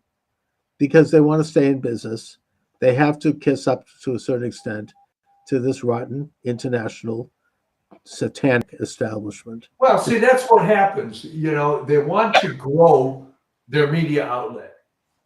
And this is why I follow, and you probably do also, some what you might call fringe places, because they don't really care about, they're not going to be huge guys, and you get some good material. And maybe they either get money from other places, they're independently wealthy, they don't care. And I don't even know the full story on a guy named Gary Michael Voris, where he had a pretty good thing going with a conservative Catholic thing, got shut down. He reemerged. He moved from the Detroit area to Houston. Now he's got Souls of Liberty. And it's a very nice combination of conservative Catholicism, political commentary. But you're right. There's going to be a limit on how big it could be. That's a great source, but according to E. Michael Jones, Voris is a homosexual who is doing, grooming, and he's into all kinds of stuff. I'm not saying that's true. He was accused of that. He admitted to formally being in that life. Right. Um, so he's got the prodigal son story coming. And I think maybe Jones is only bringing it up because I think he's criticized Jones. Yeah. So that can become like these people can get very, like personal and kind of attack. Well, that's why, and it takes a lot of effort, as you know. You've got to hit multiple sources to form your own synthesis, if you will, of the truth. And it makes it interesting, and sometimes it's too much work. And you can't always get to it totally because you can't be in the room. You have to kind of use. I mean, this is I'm sorry to even bring this up, but Norman Finkelstein, the author of the Holocaust Industry, is very unpopular, very disliked in Jewish circles. He was partially right about that, but he had a huge fight with Alan Dershowitz, and Dershowitz accused it really nasty. He accused his mother of something. I don't know what it is, something completely ridiculous.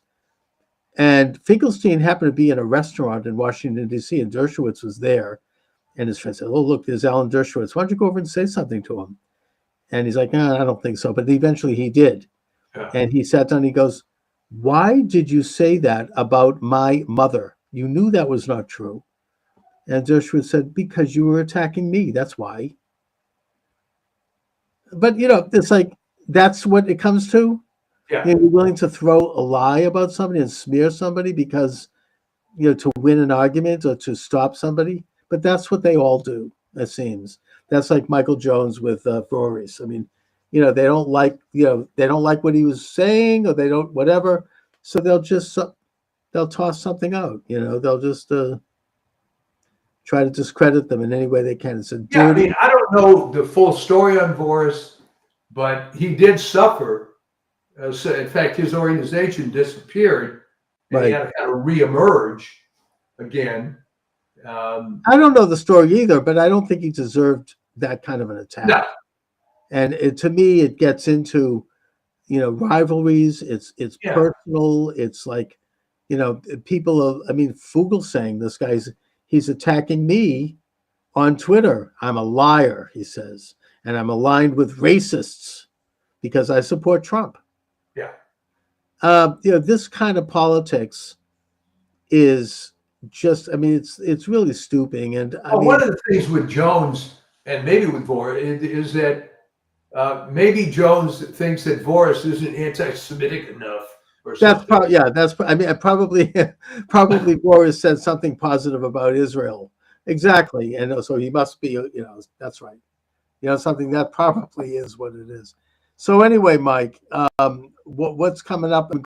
Great Substack. Well, yeah. I linked to it on the show. Again, the thing that makes it a little difficult to write these pieces, staying in the political realm, is that I'm sure you agree with this, that you've got to come up with new material rather than just rewriting the same article every time. No, it's very hard work. And I've already gotten some comments on this thing, and we'll probably have to go another direction on the next one. And maybe the topic, which we created here, is what the hell's wrong with the other two branches of government? Executive is the only one that seems to be working now.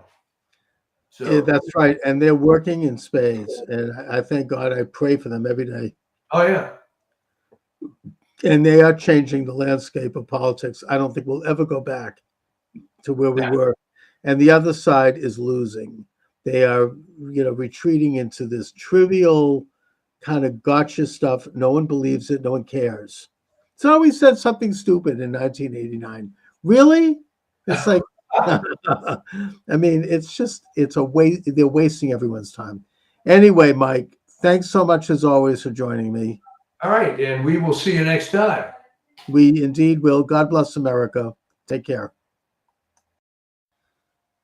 All right. Welcome aboard, everyone. Charles Moscowitz here. Michael D. Shaw is my guest.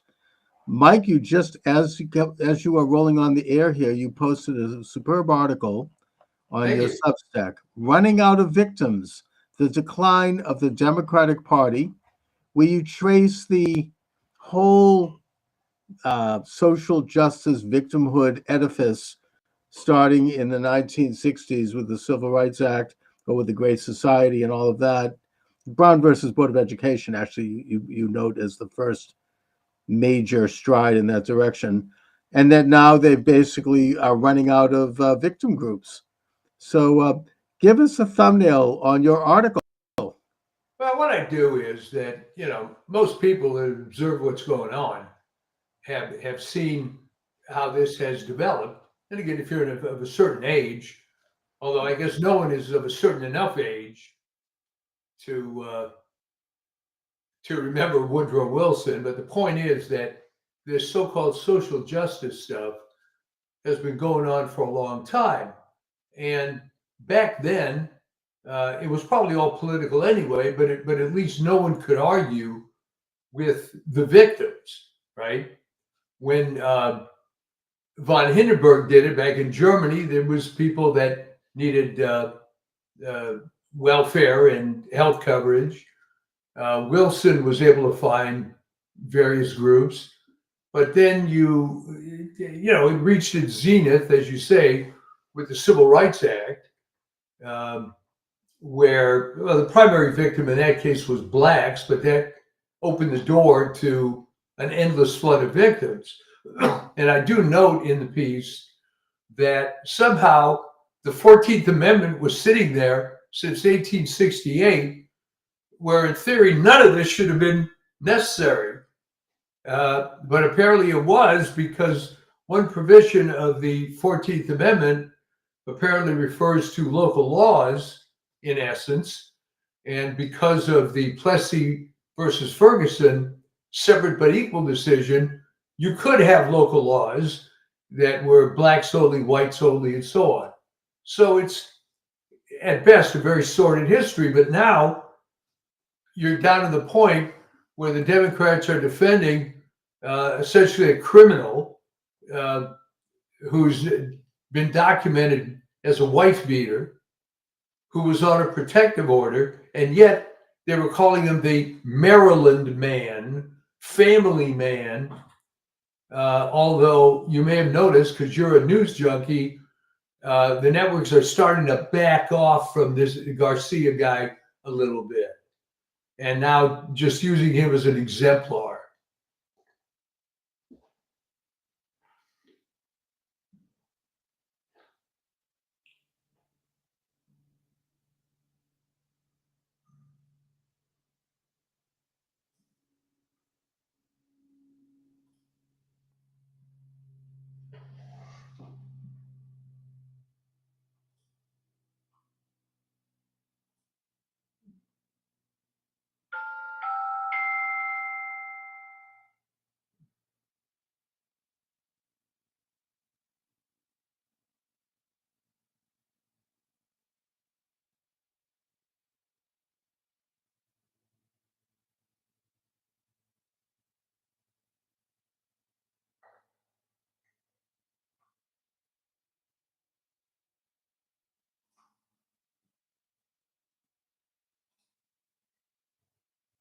Chuck, can you check your mic?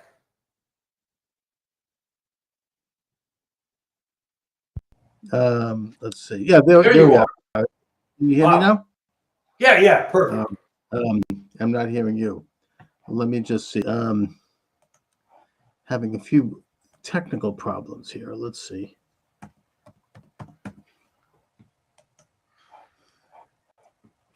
Can you hear me now, Mike? Let's Yes. see. Hello. All right. Hello. Yeah, I'm not hearing you, Mike. Are you hearing me? Yeah. No. Let's start all over.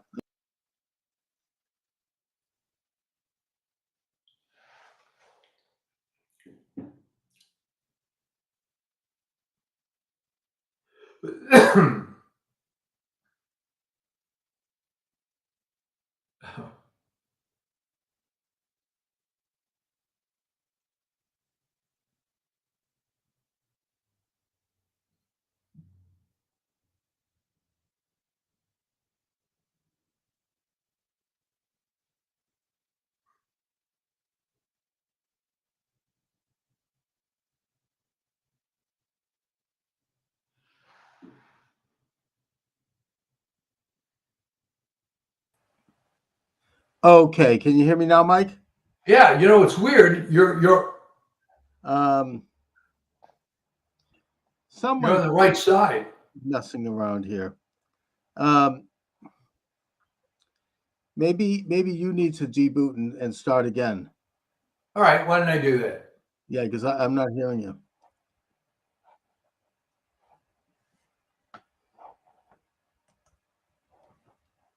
We're having a few technical problems here. Maybe it's when I start talking about law.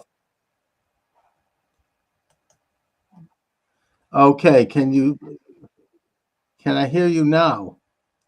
I'm not hearing you. Hello? No, I didn't say anything. Not hearing you. Let's see. All right. Oh.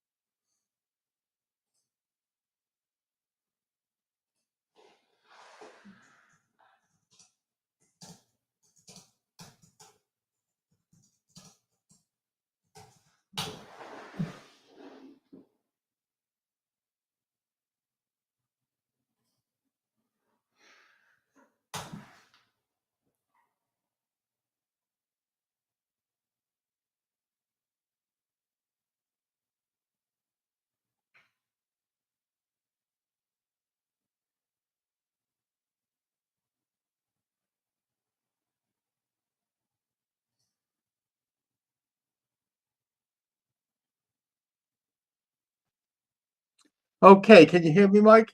Yeah, I hear you fine. We're back. Then we're back in. I don't know what's going on, but we're having technical issues. Maybe it's when I mentioned lawfare. I don't know. But anyway, they're continuing the lawfare. What else can they do? They can't really take this because every one of his issues are winners.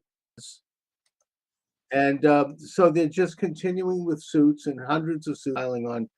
It's not going to work, but they don't seem to understand the basic function of what I got into in the title of this program, which is that we are entering into the golden age of Trump. Everything that Trump is advocating for is basically good and is working.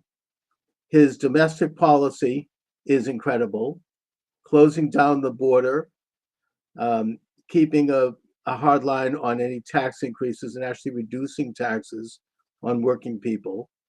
You know, you talk in your article about how the Democrats posed as the champion of working people and of the poor and of the disenfranchised. Trump has completely pulled the rug out from under that. And it's now quite clear that Trump and the MAGA movement part of the Republican Party is now the party of working people.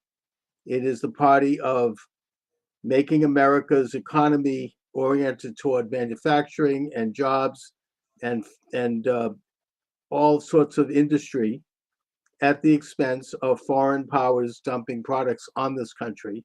Right. It is it's basically taking on Wall Street in a way that the left has claimed they want to do for generations, and transferring power to Main Street.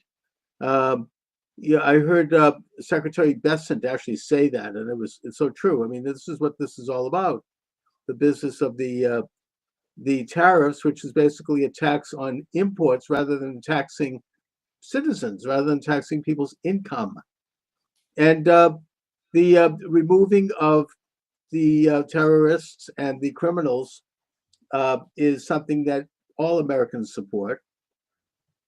We can argue about perhaps some excesses in terms of, I don't think it's a great thing to end the green cards for Afghan refugees. I'm not happy about that. But, I think all in all, it's a program that's necessary. It is a reordering of our country to one which favors and values and gives meaning back to the concept of citizenship, which is something that Americans vastly support, minorities vastly support, or increasingly support. And I just don't think they have anything going for them, but yet they still cling to this old, tired yarn. I mean, you got Bernie Sanders out there yelling about, taking on the rich. I've been hearing about that from them all my life. There's nothing new there. And yet it's even emptier now than ever. Oh, there's more of the rich on the Democratic side, but here's what troubles me. There was a big hue and cry in the LA area when the Dodgers went to visit Trump. All right. And it was stated many times that Harris beat Trump by 30 points in LA County.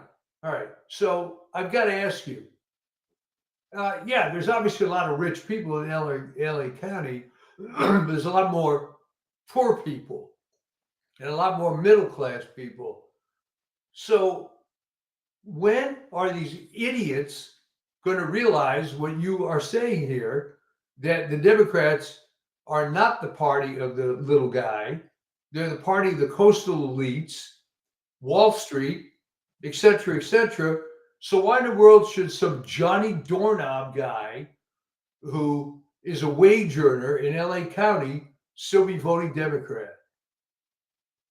Well, I mean, I don't know. I mean, that's right. I mean, it's are they that insecure? They so much desperately want to be a part of the beautiful people. They're so afraid of the idea of thinking on their own and actually considering what's in their own best interest and maybe considering the better interests of their country. I mean, it's a very strange phenomena, but yet they do. You still have these lunch bucket type people who are still like railing against Trump. Now Trump still control. I mean, the enemy still controls the high ground in the media, and they continue to ramble in the most negative light. Right, but I'm talking about people that don't consume traditional media. Go out to my favorite example in your area. You go to Worcester, you go to working class Boston. I mean, what the heck? Are they voting Democrat? Yeah, I mean, I guess. I think that I think there's going to be changes, and I think the reason that there's going to be changes is very practical. There are going to finally be some big exposures and scandals of these liberal Democrats. Just to talk about Massachusetts, you have a liberal Democrat Governor Healy here, who is trying to raise taxes on just about everything that moves in a state that already is extremely expensive. She wants to put a tax, yeah, but it's going back to the worst time of Massachusetts. She wants to put taxes on prescription drugs. That's going to hurt working people. I mean, taxes on restaurants, taxes on cigarettes, of course. I mean, on booze. I mean, just everything. This it's all tax increases, and the state is trying to come out from under the who knows how many billions of dollars they spent on illegal aliens, 3 meals a day, housing, all of that. They've run out of money on that. And then here in Boston, and I'm only going to mention this because Jeff Cooner at WRKO has mentioned it. So I'm not just pulling this one out of the hat. It's also been mentioned in some very conservative outlets like Breitbart. Mayor Michelle Wu, who's about as left wing as they come, she got $300,000 from a Chinese businessman in Boston when she first ran for mayor, who, according to intelligence sources and according to Jeff Cooner and according to Breitbart, not me, is directly connected to the Communist Party of China, the CCP, which brings up questions not only of whether she should step down for that, but it actually brings up questions of treason. The CCP has agents in this country who are behind a lot of things. Oh yeah, but let me stop you. So what's been the reaction of the Boston man on the street? So far, the Boston Globe has completely crushed the story. No one here knows about it except for people that listen to Jeff Cooner, and that's a lot of people. And obviously, I mean, he's WRKO. I don't know if he could get in big trouble. Boston, they don't mess around. The Globe and this whole establishment. They're going to protect her and ring the wagon around her, unless, to use a Chinese expression, she loses the mandate from heaven. Chinese culture, it's very interesting. I just studied this in my history class. Chinese culture, going back to ancient times, they have this concept of the mandate from heaven, which is that the leader, the king, the emperor, whatever they called him, would have this mandate from heaven as long as everything was going okay. But when things started to go south, like there was an earthquake, there was a natural disaster, something, a famine, he would lose the mandate from heaven and he'd be gone. They would immediately bring in a new dynasty. So if she loses the mandate from heaven in Boston, and plus the fact is that her budget has gone up 50% and she's put on all this leftist stuff she's paying for. This group has to study why, I don't know, you talked about that, why lesbians drink, what happens to lesbians when they drink beer, or whatever. Is she lesbian? No. But, this crazy leftist stuff, DEI stuff, critical race theory garbage. And the city can't afford that. I think that the combination of forces may cause her to kind of topple on her pedestal, because right now she's high on that. She's like gold. And if that happens, the Globe will get rid of her. They'll just toss her out like the left does, right? If somebody's no longer of use. And her opponent is Josh Kraft, who is the son of Bob Kraft. I think you know who he is. Oh yeah. Yeah, New England Patriots. Not a bad guy, right? I mean, he's a liberal, but he's not a wacky leftist liberal. And he's and I think that he's a formidable figure to step in. And so I think that you might see that. But right now they're in damage mode. They are covering it up. Boston is not seeing it yet in official conversation. And the one comment that she did make about it was that anyone who questions it is racist. Oh, of course. Yeah. I mean, I think because this Chinese Communist Party businessman is Chinese, maybe, I don't know, but I don't know exactly, or it's an attack on her as a Chinese woman. Who knows? I mean, the point is, that's not going to fly. So, and but why does the Globe have so much power, since nobody reads newspapers anymore? The Globe has always had this huge power in Boston. It's hard to explain it, but they really call the shots. It's just that simple. in Boston and Massachusetts. They've done it for probably 100 years, since the Taylor brothers, really launched it and became the dominant paper, I think in the 1940s. And they're very left, and they don't, and they just, they do things their way. I mean, I've been following the Globe forever. I mean, the Globe doesn't even have, I mean, I used to like at least that I got a sense of Boston from the Globe, but you don't even get that anymore. I think they've lost a few pegs, but they still have this inside power. It's hard to really explain it. Maybe it's like the New York Times in a way. In fact, they were bought by the New York Times. They were bought for $1 billion and then sold for what, 70 million? To the owner of the Boston Red Sox, Henry. Yeah. So it's like he's like a Bezos kind of a figure. But they continue to crank it out. I mean, they're not going to let it go. But I only mentioned Michelle Wu because it's only one of what I think is going to be a bigger national issue for Democrats and for this deep state and for these hacks. They're involved in some very, very corrupt things. You have Congressman, I forget his name, Burchett or someone, who is saying that all those billions of dollars that were filtered through Ukraine, and we're talking about like 150 billion, $200 billion. And then even Zelensky has said that he doesn't even know where the money went. I mean, and that's not including his mansions and his huge. I mean, he's taken a few bucks out of it, but a few. Yeah, but the point is that, according to this congressman, I'll look it up, Burchett, I think his name is, that money has filtered its way back into the pockets of Democratic politicians, Democratic organizations, and that they know it, and it's all going to come out in the coming months. And when it does, we're going to see a lot of resignations. We're going to see a lot of people just scurrying out of here. I mean, so I think that they're really going to be very damaged by so many things that they're just not going to be able to keep a lid on.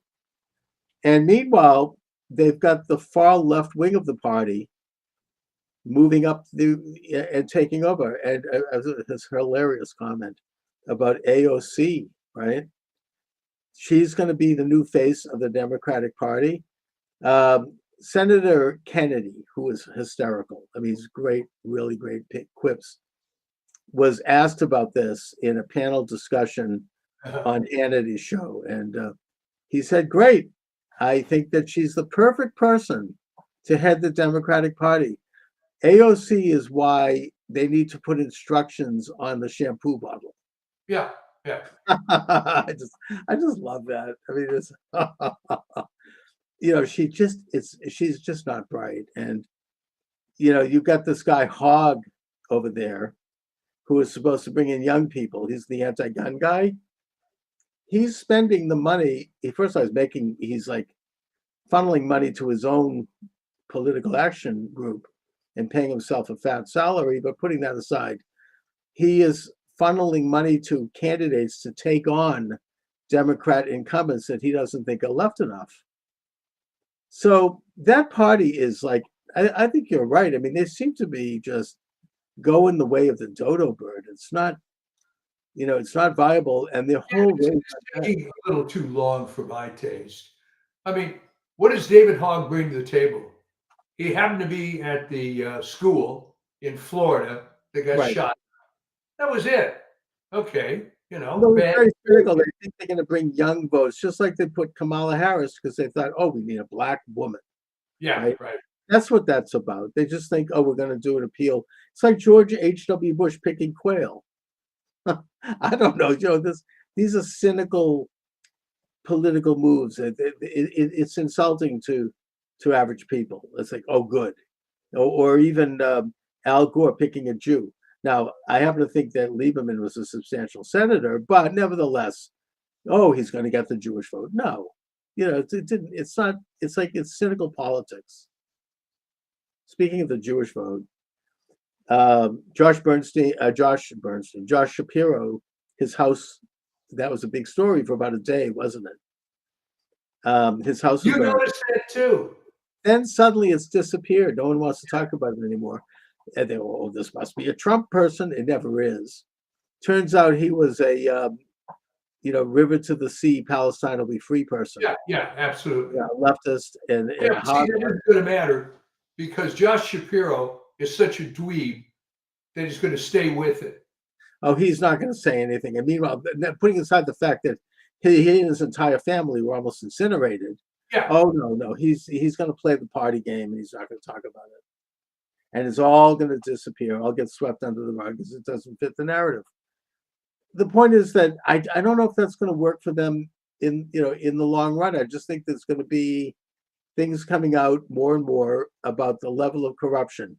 They're defending these huge. I mean, first of all, the money is going to start to dry up because they're cutting off the USAID, which was a huge kind of laundering scheme for not only the American left and the Democratic Party, but for left wingers all over the world. Well, I mean, unfortunately, that's not the only one. No. I mean, virtually every single one of these social justice programs was a money laundering scheme. All right. You find, let's see, we're going to help the poor people in Appalachia. So let's see, what do? We give $1.2 billion to some NGO, and they're going to do whatever with these people. I mean, come on. We haven't solved poverty. We haven't improved any of that. Where did the money go? Oh, it's an industry. I mean, the worst example is Lee Zeldin over at the EPA has discovered, what's it, $4 billion. They call it the gold, Biden's gold bar. Toss up the Titanic, as they got someone in a conversation, I think O'Keefe, that was going to go to these 4 shadowy, environmental groups that had just been set up recently, that had like about, a few bucks in a bank account, probably at a post office.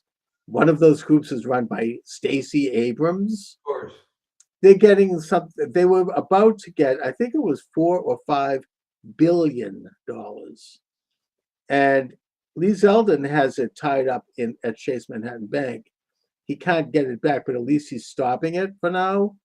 But you have again these lawfare judges. In this case, Chutkan, who was one of the judges on the Trump, raid of Melania's underwear draw. You have her saying, "Oh, they have to distribute that money." And I think where did the notion come from? Where did it start that some lowly district judge has more power than the president? It's unprecedented and unconstitutional. It's the Supreme Court has that kind of power, but those local judges, they're playing president. And the worst one is this Boasberg. Yeah, he is just. I mean, I don't know why. I mean, what happens to the third branch of government, the legislature? You get these windbags. Oh, they've been DOA for the longest time. I mean, as I tend to remind people, you can watch all that footage on YouTube of Jim Jordan and others, and John Kennedy, for that matter, questioning these judicial nominees. What they don't tell you is they all get confirmed. Well, I don't know if they all do, and I don't think that a lot of them do. They're not getting confirmed now because the Republicans have the majority. But right. I don't think there's much they could have done to stop it. But at least they muddied them up. But now they're in charge. I mean, you say Jordan. I mean, he gets his fat face up on Fox News. Yeah. Where he blah blah blah. It sounds wonderful, and nothing. He does diddly squat. Congress has been a joke for how long? I mean, ever since I was a child. I mean, at least Pelosi had some spine. She would think. Right? I mean, I wish we could have that on our side. She would take. I mean, she would rip Trump to pieces. But we don't have that now. It's just nothing. There's no energy to it. They could take these judges, not necessarily impeach them, because I don't know if they have a majority vote, but they could remove them from power. There are constitutional procedures. Well, but what would be wrong with Trump actually doing what the media accused him of doing, right? Defying the judge. Okay, why can't he just say, hey, you know what? Equal branches. I don't believe in your authority. Shove it. I think that he could do that. And I mean, it's been done. Yeah, Biden did it, of course. right? I mean, Biden did not, he told the Supreme Court to shove it on the issue of handing out checks to pay off college loans. Right. You know, they voted against that. He continued them anyway. Yeah. So it has been done. And somehow that wasn't a constitutional crisis, quote unquote. Right? Well, that's right. You never saw it in the media. So you come away from this thing every day because I subscribe to the LA Times for the same reason that you were watching Lester Holt. Okay. So I can read it so you don't have to. Exactly. And I feel bad for the owner of that paper who's actually fairly conservative. The problem is you can't find a conservative journalist that's going to work on that paper. Every single story. Well, I get a gig on that paper because it just doesn't happen. It's all same thing with the friggin' judges. I mean, they were all came up the ranks. I heard Victor Davis Hanson talk about this. He's a good podcaster. That the law schools at Harvard and at Georgetown and Yale and all of them. I mean, Stanford, he mentioned, they were all taken over in the 70s by the left, and that they just promote, you have to kind of play that ball game to be up there. And they've all lowered their standards in terms of admission so that left wingers could come in. So you have these idiots now in these judge chambers. And that's what we have now. That's what Trump is that's what Trump is standing up against. And that's, this is the condition. I mean, he sort of inherited this. And it's been going on for a long time. Oh, I know. And they apparently, it's now come out. I think it was a leak, or it was maybe O'Keefe might have gotten an interview. I don't know. That they have meetings where they talk about the next lawfare against Trump. Yeah. Judges, that is. Where can we do it? And they're shopping these things around to these judges. And they're in utter. It's a judicial insurrection. They're in complete defiance. Well, I think that what he has to do is bring this thing to a head. All right. He has to ignore this stuff, raise the very fundamental question: how does a district judge have this kind of authority? Which, of course, they don't. That's why they're district judges. They'll take cases in their district. But the notion of forum shopping to find, of course, now they're all left wing, but certainly the notion of forum shopping and then bringing some case that then is adjudicated on a national level is absurd. And I'm telling you, and I don't want to keep repeating myself, I've unfortunately been involved with the federal courts on a couple of cases, and the incompetence, it just blows your mind. Yeah, it's bad news, and you're right. I mean, something they have to have they have to be challenged. Eventually it's all going to work out because ultimately the system works, but there's a limited amount of time. Well, that's it. They would always say when I was complaining about how the COVID thing was handled, well, science eventually proves itself. I said, well, that's great, but I don't have 200 years for the process to, run and through. Trump really needs another term in office if we're lucky enough for him to want that. I don't know how it'll happen. One proposal that I've heard, which is pretty interesting, is that J.D. Vance will be the presidential candidate, Trump vice president, and on Inauguration Day, J.D. Vance will take the oath of office and then immediately offer his paper of resignation. Trump will then be sworn in as president at that moment, right on the same day, at the same pedestal, and that he will then nominate J.D. Vance for vice president. That probably will be passed through in about a week, and he'll continue. I don't know. I mean, there's some other proposals That would be beautiful, actually. Well, that was just sort of an update of the William Henry Harrison story. But Why? What happened with William Henry Harrison? William Henry Harrison.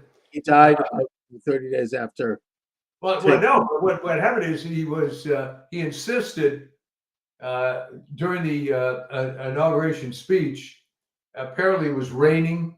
It was terrible weather, and they told him to bundle up, and he didn't do it because he wanted to look dignified. Right. So he got pneumonia and died a few days later. So But he never served. Although there actually, I do a little piece on that in my book, Assassination in America. Yeah. There are questions about what happened with Well, of course. William Henry Harrison. I'm not saying he was assassinated, but there was some things going on around him that made him unpopular with perhaps some of the same people that don't like President Trump. Let's just put it that way. But yeah, I mean, Trump needs a full period of time to affect what he's trying to do here. This is a revolution. This is like the American Revolution. We are getting rid of the tyranny that has taken over this country at all levels: economic, political, social, psychological, all of it. And we have a cabinet that I think is fantastic. I mean, I don't see a bad one in the whole bunch right now. I mean, maybe there's even like today or yesterday, Marco Rubio, who's coming in the thing like a lion. He is. Yeah, I mean, and he was kind of he wasn't anything great in the Senate, but he's come into his own. I mean, the only one that people are complaining about a little bit, and I think with no justification, they're complaining about Pam Bondi and Kash Patel, not lining up people having in jail already. Well, they've answered to that, and I think that Kash Patel has said, just because you're not seeing things doesn't mean that things aren't happening and that we're not doing the necessary work. That's a tough agency to take on. Steve Bannon says that they should just completely, burn the whole thing and just leave a plaque there. This was once the deep state capital. And that's the only way to get rid of that rotten agency. And it's not an easy job, but you can't get better than Kash Patel. I think Pam Bondi is fine. She's not articulate, but that doesn't matter. She's okay. And they're all like firing with all guns. I mean, Rubio yesterday got rid of this agency that was put in there, I think during Clinton, maybe, that was supposed to like monitor terrorists, their communications, but has become a political thing, as a lot of things, where it's monitoring American citizens who are expressing conservative opinions, and is developing cyber networks that can censor people and all of it. Not only did he get rid of it, but he literally fired everyone in it completely. He just shut the whole thing utterly down. No leaves, no nothing. Just boom, over. It was almost like he's the Caudillo coming in from Spain, Yeah. So, this is incredible. This it doesn't really happen like that. It hasn't until now. No, because everybody is too timid. I mean, in my article, I refer to the fact that there were a number of people at the time, a small number, when the Civil Rights Act was passed, who were complaining that this was almost immediately going to get abused. But there pretty much were no mainstream conservatives that said that, even though they agreed.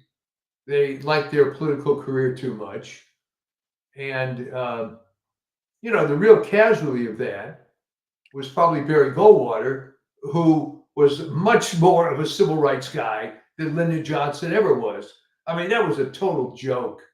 Right. Yeah. And I mentioned the famous quote allegedly attributed to Lyndon Johnson. Right. Yes. And it's just very, very sad how this manipulation occurs. People don't think of anything. But back then everybody did consume the media. there were only 3 networks. Only the 3, and Walter Cronkite telling that's the way it is. Yeah. So yeah, now they look. I mean, the reason Trump has won is because they could not destroy the internet media, even though they intended to and they tried to, by creating this false narrative about a so-called quote unquote insurrection. Yeah. And that under that they would basically destroy thousands of websites, and then they put in that crazy woman with the Mary Poppins song who was going to be the Office of Information. Disinformation, right? Yeah, which didn't fly. So they really failed, and then Trump was able to win in spite of this huge effort to censor him and to destroy the freedom on the internet. Plus Musk, even though there were problems with Twitter, it's a lot better. I mean, at least you can have some level of free speech. It still needs to be kind of fumigated with some of the censoring people that are still, in the like a bunch of termites in the woodwork. But for the most part, it's a lot better, and it saved American free speech. Yeah, I think so. Oh yeah. So I mean, it's they're just, and I just think that they're really winning. They're fearless. They're going forward. RFK Jr. firing at all cylinders.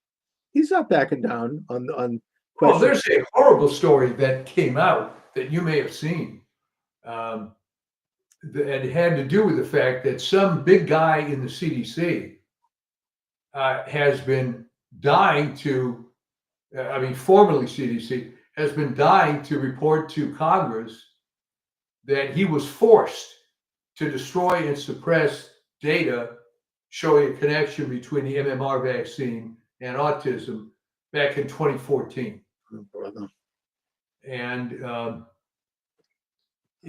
look, if Kennedy can take on that mess, and I think if anybody can, it's him. yeah, That is such a corrupt, rotten system. It's so filled with lies. Do you remember what was it? Jerry Trudeau is an author who Yes. wrote a pretty good book about all of this stuff. About and this is before COVID. He was put in prison. I think that he's released recently. I should try to find him and see what he's up to. But for a while. Yeah. yeah, tremendous book, and I read it. This is probably about at least 5 years ago, exposing all of this rotten collusion between the medical establishment and big pharma, and how they basically were, getting immunity for themselves through Congress. They were destroying their opposition through legislation. They were gaining monopolistic positions in drugs and in medical situations, which actually was promoting sickness because that's their business and they can make more money. I mean, his book is tremendous. I should try to look him up. Great, good idea. really good guy. I hope he's okay. I know that he was, he was exposed, like the poisons being put in food. I think that a lot of the stuff Kennedy's talking about comes from his research. Well, what did they get him on? Some stupid charge. I don't know. He's got, they just were after him. He was, he had big enemies. These people don't mess around. I mean, we could talk about some other situations like that where you cross, it's like you don't mess with, the Rockefeller, business, medical business, position. Those people, they'll do whatever they need to do. I mean, there's big money involved there. So I mean, I'd have to look into it. Just thought of him recently. But I think he's probably out of prison now, I hope. It's terrible. It's scary. It's terror, really. Anyway, they're firing on all cylinders. And the other thing that's happening on the other side is that our governor here has filed suit against Trump for the tariffs. there's no right. That's a federal policy. That's not a state policy. I guess he's emboldened by what all these judges are doing. Yeah. So he's trying to do this, but it's really completely cynical. He's just trying to build himself up for a Right. presidential run. Other than being the governor of the largest state, he hasn't done a damn thing. He's a joke. You know, not only that, but the tariffs are working. I mean, Yeah. now China is backing down. The European Union is backing down. They're reducing their tariffs. They're negotiating. You know, this is the last chance that we have as a nation to really set the economic plate properly. You know, before we're completely taken over by these predators, and it's working. Trump. I mean, this is incredible, actually. So, you know, I think that Newsom can rail all he wants. It's not going to work. Why they could send another congressman to El Salvador to try to release this guy to see how humiliating that was. I mean, he did a press conference. There was no one in the room. It was like empty. Yeah. It's really. I mean, to me, Oh, I think you're talking about Van Hollen, Dan Holland, yes. senator. Oh, is that what it is? Yeah. No, he Um, made a complete and utter ass out of himself. It was ridiculous. And now, you know, I just think that what else are they going to champion next, right? I mean, it's, you I know, think he was forced to do it because the guy is a Maryland person, Garcia, okay. lived in Maryland. But uh, I mean, what's the point of all this? Okay, that you kiss this ass to do this favor to stay in this club. The only advantage is that apparently there's a lot of corruption and you can make a lot of money. Um, Well, that's do you a know shame. that I was actually banned? Did I tell you this? From the American Council of Science and Health Mhm. because I mentioned that Tony Fauci was corrupt. And Oh, I don't uh, know. I mean, what a surprise, right? So I was kind of disappointed of the non-reaction because I got friends in that group, and I emailed them afterwards and said, "Look, I got banned. What did I say that was wrong? Of course he's corrupt," and never got a response.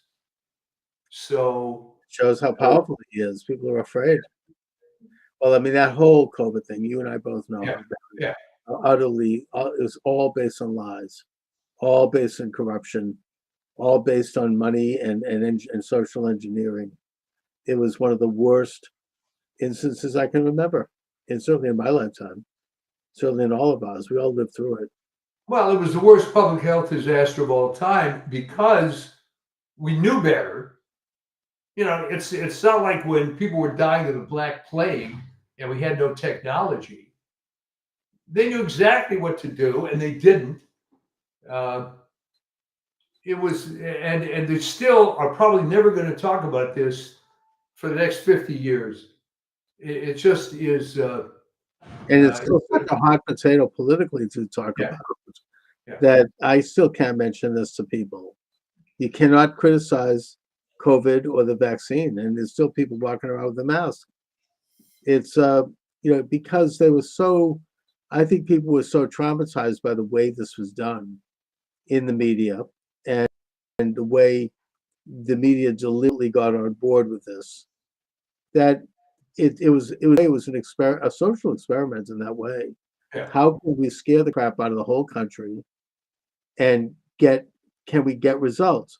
You know, it's kind of like the in the early 20th century, the Carnegie Center for International Peace, set up by Andrew Carnegie, who was an internationalist and he didn't believe in governments. He wanted a world order.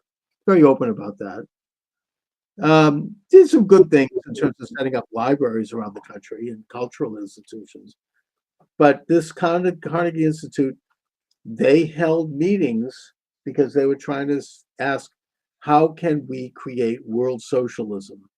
How can we get the United States to give up its whole social milieu? I mean, its whole culture of freedom and, you know, independence and sovereignty and rights coming from God and not the state. and the rest of the world. And they came to the conclusion after a year of meeting that the answer was World War, and that this meetings took place about 2 years before the outbreak of World War One. Right. They also talked about creating, private banking all over the world as being in control of all the currencies. It was only a year after that that the Federal Reserve Act was passed in Washington and signed by Wilson on Christmas Eve when everybody was out of town. So, this is what the COVID thing was. It was today's version of that. How can we get Americans to give up all of their freedom through Did fear? it depress you how the alacrity with which so many Americans were so willing to give up their freedom? Well, at first I got it, even though I never bought into it. But the propaganda was so shrill that you're going to die on the street, and that I remember there was I forget his name. It was a young actor, nice looking guy, who died a very painful death in terms of, like, I don't know, his limb was frozen, and he had this weird kind of series of health crises, which led to his dying. And they said, this is COVID. This is what's going to happen. Yeah. There was other stories like that were given high profile in the news, and it just scared the crap out of everyone. People didn't, they were afraid to go outside. It was very effective. It was brilliantly executed as a national, international piece of propaganda that they had planned in advance. There were meetings about it, how to do it, and they pulled it off. And I mean, look, I got that maybe for a few days, but then it wore pretty thin with me. I'm like, something about this. And then when I started to hear about hydroxychloroquine, I'm like, that's interesting. Why is that being suppressed? And then my TikTok was taken down. Yeah. So, it's like that's when I really smelled a rat. But average people, the Lester Holt people, they were just locked up in their house. I mean, I know people like this. My own doctor said to me she didn't believe any of this. She said, I'm going to have people, my patients, they're never going to come outside again. Of course, then she completely changed her tune. She became like another person. After a while, I think that she has a career. She's a doctor at a very major institution here in Boston. I'm not going to mention which, but she wanted to keep her position, so she changed her tune. She was a different person when I saw her at the beginning of the pandemic, and she was with me all the way. And then I saw her maybe 6 months later, and it was like a different person. And she wouldn't talk to me at all. And it was somebody or something had gotten to her. She knew it was a bunch of crap, but she couldn't say it anymore. They all know. But here's the thing, all right? At what point is it worth it? So what she has to do is every single day go to her job, treat patients incorrectly, by the way, so you can keep some miserable job. I mean, why not be the doctor at a ski resort or something? What's the point? Well, she'd lose the license. I mean, here she invested 8 years of her life to become a doctor, and they just feel like, it's a selfish decision. I get that. I mean, it's easy for me. I don't give a crap what people think of me. But they're in a position where they have to care about it, I guess. It's really like they've got them by as they say, the short and curlies. Yeah. You're screwed. She wanted to continue her position there, so she basically trimmed. For me, that's very paradoxical. You want to continue your position, but they're not allowing you to actually do your job. No, they're not. They've become like functionaries. It's really awful and frightening. Well, okay, but then we go farther back. At what point did doctors essentially give away everything and now just work for an insurance company? When did that dynamic change? Because you could ask the same question. How would you like to have gone to school for 8 years 10 years, whatever it is, and now be subject to some bureaucrat telling you how to run your practice. What's the point? There's occasionally someone would stick their neck out. Some very good doctors, as we know. Well, there's a way to stick your neck out. Now, maybe there wasn't so much back then. I mean, okay. I mean, let me say this, and tell me if it's the same in New England. All right. If you want to find a Caucasian American doctor, and probably even a minority one that was born here, you're going to have to go concierge. Probably. I've noticed this. A lot of them are Indian, actually. Yeah. So there was that option, and before concierge came in, they called it a different name. But so there were ways out for these people.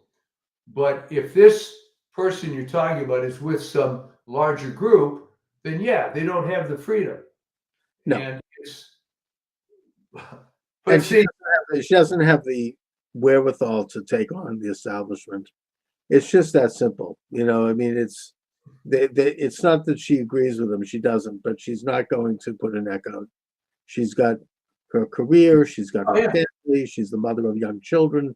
She's just not strong enough or principled enough, frankly, to do that. And she knows it, and I know it, and she knows I know. But what can you do? And we don't talk about it anymore, and that's that. This is where we are as a nation. I mean, it's a great reflection. And of course, that's why they despise and fear Trump. He's a truth teller. He may exaggerate on stupid things, but on the real stuff, he tells the truth. And they fear that. Well, killing how many people is worth keeping your career? And then what is anybody's complaint against Joseph Mengele? Well, there have been some very courageous and great doctors who have blown the whistle. Yeah. As we know, people like Peter McCullough and Robert Malone and others who are among America's most respected doctors. And look what's happened to them. They've been attacked. They've been threatened. Well, see, this is what I truly don't understand. Why is there any credibility of CDC, NIH, or FDA anymore? All right. How many free passes are they supposed to get? But I was saying this during COVID. I wrote this same sentence 3 or 4 times.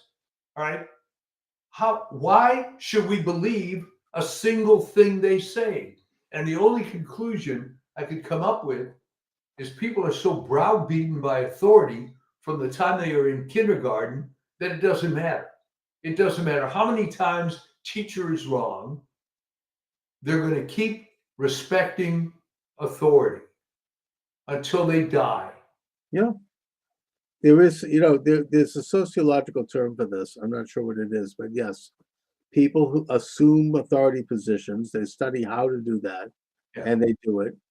And it's almost like a sort of a state of semi-hypnosis. People accept it no matter what, and they turn a blind eye, literally, to what's going on. It's just it's breaking that hologram, if you will, breaking the matrix. Blue pill, red pill, right? I mean, it's just that simple, and it's happening. I don't think the CDC could do this today.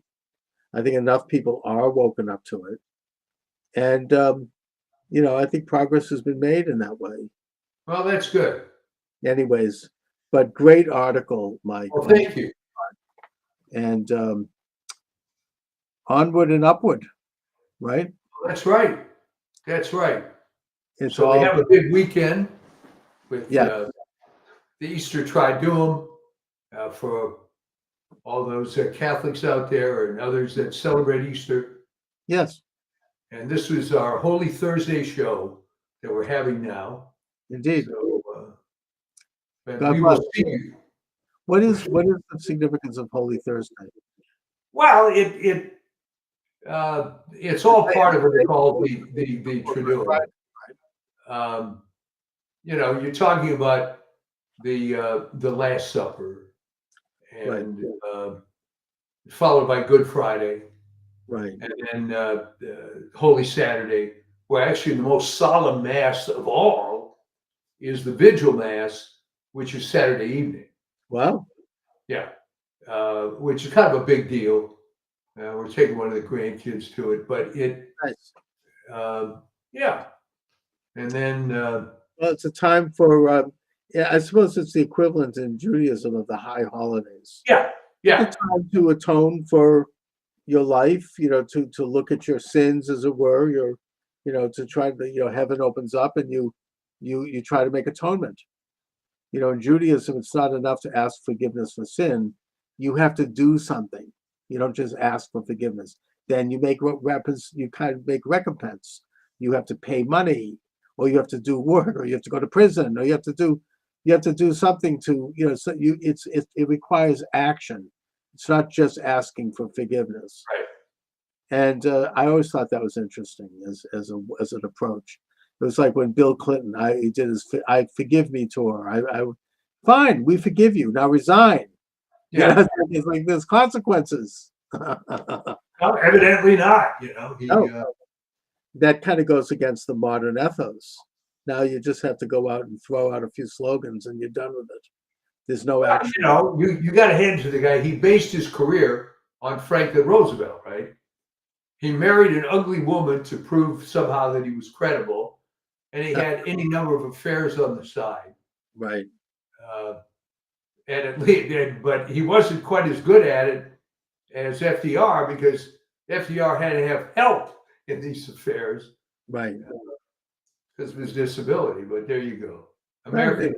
It does seem to have been a pattern. That was sad. Anyways, but Mike, I'll talk to you next week. All right, we will see you next time. Thanks. Thanks a lot. God bless America. Indeed. All right, welcome aboard, everyone. Charles Moscowitz here. As I contemplate President Donald J. Trump's executive order abolishing the Department of Education, I think of my dear friend, the late, great Dr. Samuel L. Blumenfeld, who I was with for many, many hours of broadcasting, and who wrote a shelf of books, at least, on the corruption of public education, with various titles. Is public education necessary? The Whole Language OBE Fraud, the NEA, Trojan Horse in American Education, and many other titles. And I just think that Sam is looking his down last from one, heaven. by the way, was his last book was Crime for the Educators. Yeah, 2015. Yeah, with Alex Newman, who's also been a guest here. That's right. Great book, all of them tremendous pieces of research.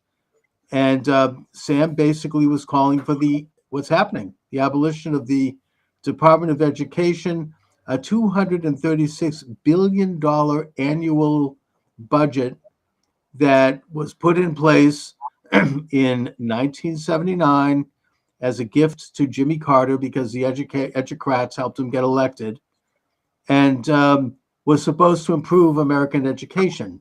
Does anybody wonder whether or not American education is better today than it was in 1979 after the expenditure of $236 billion a year from that date, which is trillions of dollars? I think not. I think even most liberals would admit that they've done nothing. They've done, in fact, the effects have been negative. So we're joined by Hal Shurtleff, who is the head of the Sam Blumenfeld Foundation. He is the director of Camp Constitution. He's the former Northeast coordinator for the John Birch Society, of which we both have been honored. We both have honored for over the years as a great institution. Hal, thanks for joining me. Well, thanks for having me, Charles. It's always a pleasure to be on your show. So, Hal, when Trump signed that executive order, first I thought of Sam, and then I thought of you, and I said I better give you a call because I'm sure you have the same thoughts that our late Yeah. dear friend would be. I don't know theologically if people in heaven can look down and see what's going on earth.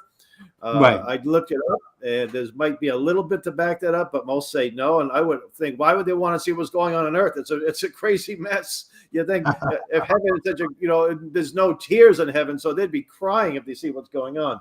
But maybe they see the good things, and Sam would be ecstatic. And I like to think that all of the work that Sam did and all the people he influenced helped make this resolution or this executive order possible. Oh, I believe it. It certainly did. I mean, his influence was far above and beyond anything that we can imagine. I mean, his books are widely read, generally not quoted because people like to take credit for stuff. But either way, his work has played an essential role not only in the abolishing this rotten department, but also in the launching of the homeschooling movement, not just in this country, but around the world. And yeah, I mean, and Sam basically taught us how to do homeschooling, or retaught us, because it's an old American tradition, of course. And I think that the homeschooling seemed to have taken on new legs as a result of the pandemic. In that, right? That's right. That's right. So I think the homeschool movement is flourishing, and we're homeschool. Well, our youngest is now 20, so we're past homeschooling, but we're still very involved in the homeschool movement because we need to be. A Camp Constitution, of course, gets a good percentage of its attendees from homeschool shows that we attend there, and we meet families. And we also work with groups like New Hampshire Educational Options, where they put on presentations around the state. We host, Camp Constitution hosts the Sam Blumenfeld archives. So if you go to our website, campconstitution.net, you'll see a drop down, and all we ask is a username and an email address, and you have unlimited access to most of Sam's writings, his speeches, his recordings, his videos. We don't have as many videos on the site, but if you go to our YouTube channel and put in Sam Blumenfeld, there'll be dozens. And of course, I know you've interviewed him. You work together very closely. Yeah. In fact, I think I shared this with you as I was going through his papers. He willed his papers to us, so to me specifically. And I was going through some notes, and he considered you his best friend, at one point. Well, at one point, we were very close friends, and we did a lot of broadcasting together. Sam really was a mentor to me. He was, in many ways, quite hilarious in his views, in terms of how he looked at politics. We discussed politics, culture, economy, health, education, just a cross-section of issues. And truly a Renaissance man, a very well-developed intellect. It's a rare type of person. You don't find that often in life anymore. Although I think at the time of the founding of the American Republic, there were a lot of people like that. Well, I think they had to be, and they didn't have as many distractions. So most people spoke. A lot of them were fluent in more than one language and played a musical instrument, and they could build, and they could fix things and build things. As you really had to. You couldn't call a repairman back then because you might have called your neighbors to help you, but there were no specialists in these things, so you had to do that. Right, and I also want to make a note of homeschooling. This is often a misconception that a parent will feel like, gee, I can't do it because I don't know how to teach math. I don't know how to do this. I don't know how to do that. Well, the fact is that the homeschooling student is not isolated at home. You get together with other parents who are homeschooling, and you can pool your resources, hire tutors, go out and see events, have days of field trips.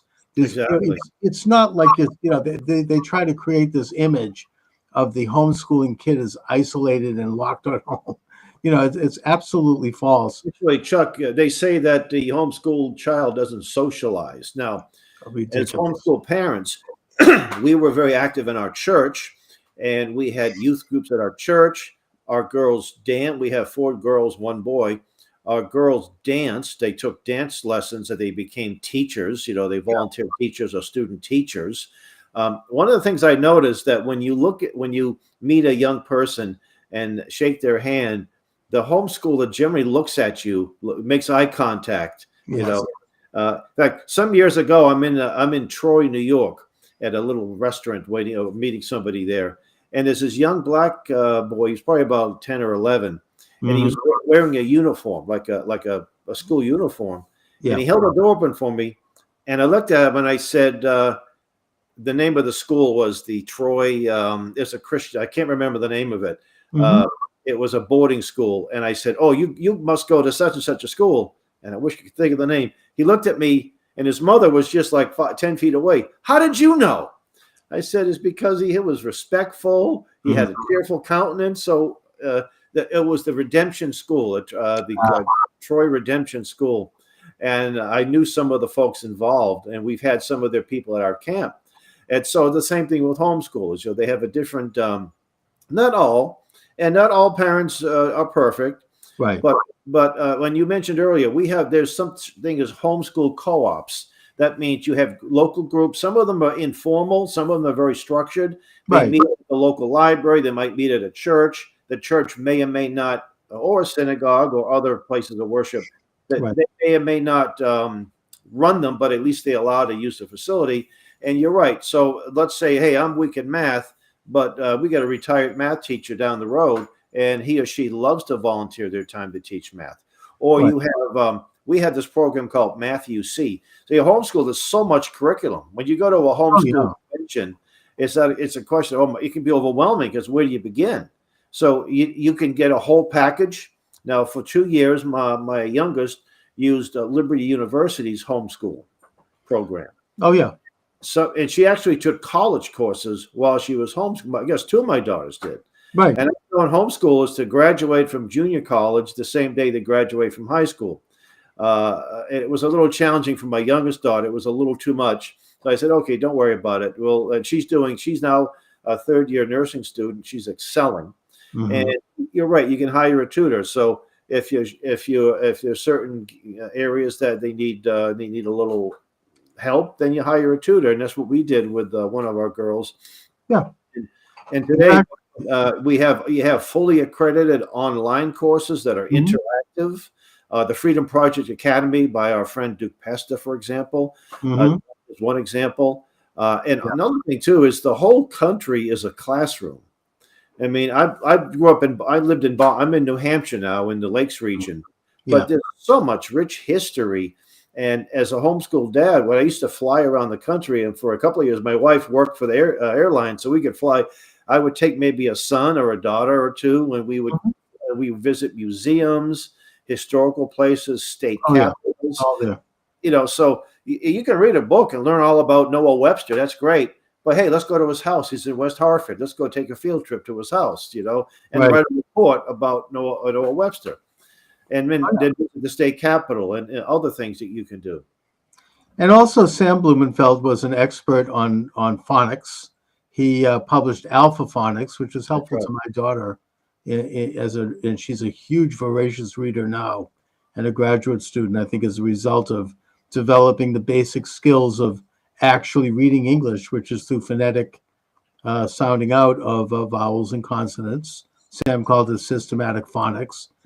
And he pointed out that the establishment has tried to corrupt and even abolish phonics and replace it with Luxay, which has created dyslexia, it's created social disorder, and it's dumbed down overall American students. He does a great job of showing this. He follows the history of it going back to John Dewey, the actual Horace Mann, even before that, Horace Mann, back in Horace Mann, right in the mid-19th century. Yeah. And these guys called themselves the frontier thinkers, the progressive educators, because they were socialists and they wanted to transform the individual, independent-minded, cognitive thinking citizen into sort of a what John Dewey called a fusion into a new man, like a collectivized society. Like a robot. And they worked glove in hand with major capitalists like Carnegie and Rockefeller, who wanted to have what they called human resources, who would punch a time clock every day and go to the factory and not think too much about it. In fact, the whole structure of the public school is based on the factory. They have the desks all lined up, and you sit there, and a bell goes off. That means it's lunch. Another bell. It's all like, conditioning, and it's all sort of this creation of a dumbed down, non-creative workforce.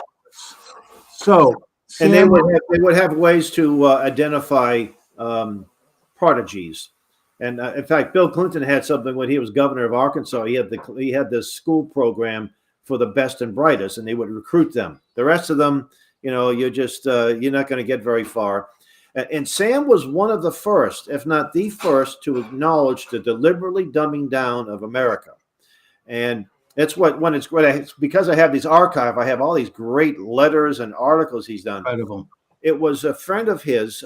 It was an attorney, Watson Washburn. And by the way, you should do a little research on him. I wanted to say, who is this guy? He called him Waddy.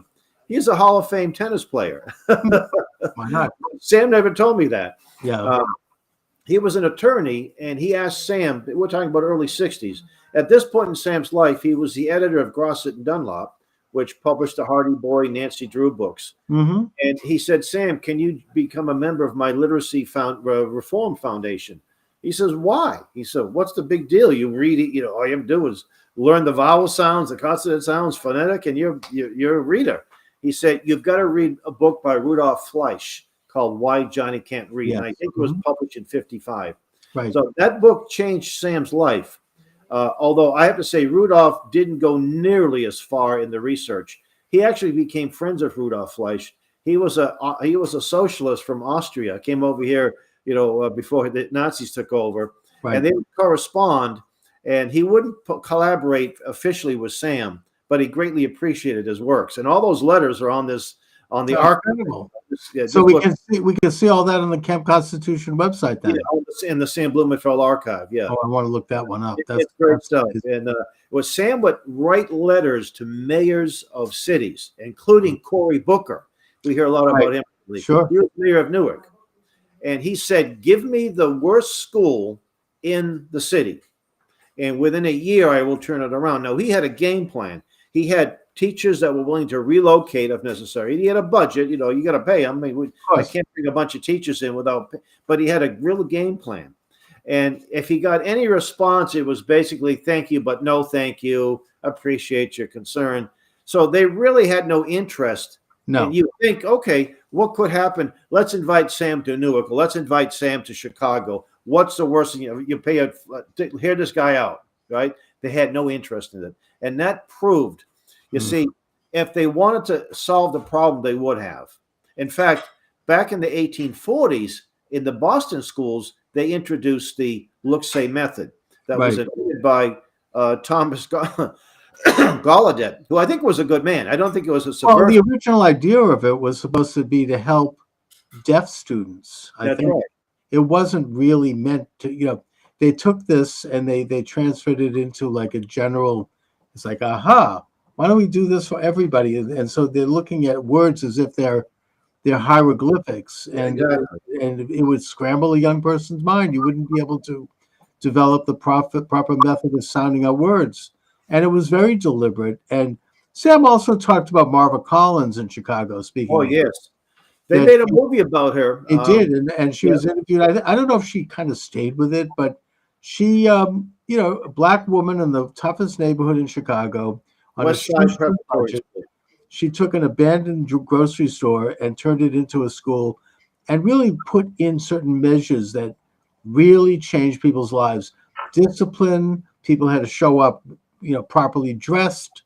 People had to sit, kind of focus. And she used systematic phonics to teach young people how to read properly, because obviously if someone can read properly, they can learn and have access to anything in the world. They can develop their mind. They could go whatever direction they choose to. They have self-determination. Sam used to say, you could become like the CEO of a corporation, or you could become a beach bum. It's up to you. You have agency. Because you have access to information that you can assimilate on your own, and you can develop your own body of knowledge, your own imagination, and that this is what they were trying to circumvent in their agenda, and to basically turn America into a socialized province of the world. And this is what has taken over and dominated our American system, really since I think the 1930s. I don't know, it really kind of took full control in the 60s. But Well, the final nail in the coffin was this Department of Education, that's right. which cost the taxpayers $260 billion a year. Can you imagine? I mean, it makes me wonder who's actually putting that money in their pocket, right? I mean, how much of that money goes to anything even real? I mean, anything remotely. Well, I would say offhand, 85% must go to payroll. Another 10% probably goes to maintaining their properties, like the big old monstrosity of a building that's in Washington, D.C. And as far as what actually, billion, yeah, I mean, what how actually, much money that is? I think it's probably a similar slush fund to the USAID, where all this money funnels through and is laundered through this big edifice, and it ends up going to consultants and NGOs and to stuff that nobody wants to go to and shouldn't, right. but it all kind of gets passed around and makes its way around the world, probably funding this entire international, illuminated, rotten establishment. The same people that basically maintain the policy of perpetual war for perpetual peace. That's right. So, by the way, getting back to John Dewey. Yeah. John Dewey, he was a he was a humanist. He was a signer of the Humanist Manifesto. Yes. He had disciples in Russia when Stalin was in control. He visited Russia and tried to introduce this miserable system to the communists. And Stalin said in so many words, this is okay to corrupt capitalist countries, but not here. Stalin didn't adopt it. And he actually... because they wanted people who could do science and people who could think and advance their socialist revolution. Exactly. They saw it as a tool to weaken and corrupt the West. Well, if you're a communist country, you have complete control over what's being taught. Yeah. So you want your subject to be able to read the propaganda. On the other hand, if you live in a relatively free country where you say, well, we don't want them reading this information. We don't want them reading the great classics and the history, or even knowing how to build a bridge or how to engineer things. We don't want this to happen. We want dumbed down people. By the way, I want to mention something. Back, I don't know, it was probably 2014 or 15. I was at a library. I think it was in central Massachusetts somewhere. And they have library book sales. You go in there, you can pay $1 or 50 cents. I found this book. I think I paid a whole $1 for it. It was published by the United States government in 1941. It's called Formation of the Union Under the Constitution. Wow. And there's some great stuff in there. It was Franklin Roosevelt wrote a foreword. A man named Saul Bloom. And you probably know that name. Wasn't he like what was it? The education something. He was a congressman, I think, from New York.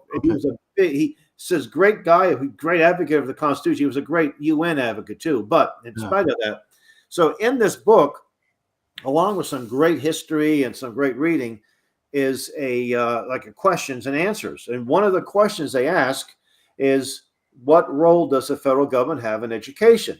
Now, just think, 1941, Franklin Roosevelt's president. I think you had a very solid New Deal Democrat Congress, so we got far leftist. Right. And the answer was none. It said none. Yeah, it is a matter reserved for the states. So what's changed since 1941? There's been no amendment added, because the only way to change the Constitution is to add an amendment. You can pass laws, but you have to. So if the Constitution, in the eyes of the New Dealers in 1941, said we have no role, then why was the Department of Education became a cabinet level? Prior to 79, when Jimmy Carter made it cabinet level, their goal was basically to gather facts and statistics from around the country. Right. It was founded, Andrew Johnson created it. I think there was the senator from Vermont who started the homesteading. What's his name? I've been to his house too. But there was he sponsored a bill that gave people so much land. Oh no, so states were allowed to set up agricultural schools, right? Right, exactly. Um, A lot of our big colleges started out that way. yeah, Dartmouth was that. I mean, yes, you and know, so that Greenbelt. was basically to keep track of what was going on. They Yeah. had no say in the matter. They just were. I almost had the name of the senator on the tip of my tongue, but I can't think of This it. is from the mid 19th century. No, yeah, 18 right after the Civil War. Yeah, Oh, okay. yeah, after the Um, either during or after the Civil War, and well, Andrew Johnson, of course, after the Civil War, was or president. after, Exactly. yeah, he became president in 1865. But little by little, then you had in the 50s, they were worried about the Russians and the Sputnik, and so Right. the federal government started putting money into education, and then under Lyndon Johnson, it just exploded. You Right. I know, mean, it started out, I mean, innocently enough. I think Eisenhower, after the Sputnik, wanted to rise up America's standards in math and science, and there were grants issued to do that. And I mean, I think that certain targeted things you can make the case for it, but the problem is that, like everything else, it became a power grab. It became corrupted by exactly. the wrong people. And yeah, Lyndon Johnson added it to the Department of Health, Education, and Welfare, and then you had the Department of Education, which is really the subject of Sam's book, The NEA Trojan Horse in American Education, and how that union or that collection, which is far left, they go way back. They're very powerful. They They get go people, back to the 1850s and 60s, I you think. know, And and they're they really can a get, union. They're just a labor union. yeah, but they can get people elected. They have a huge money, you know. They're national. They've got connections like an octopus. They're in just about every state, every municipality.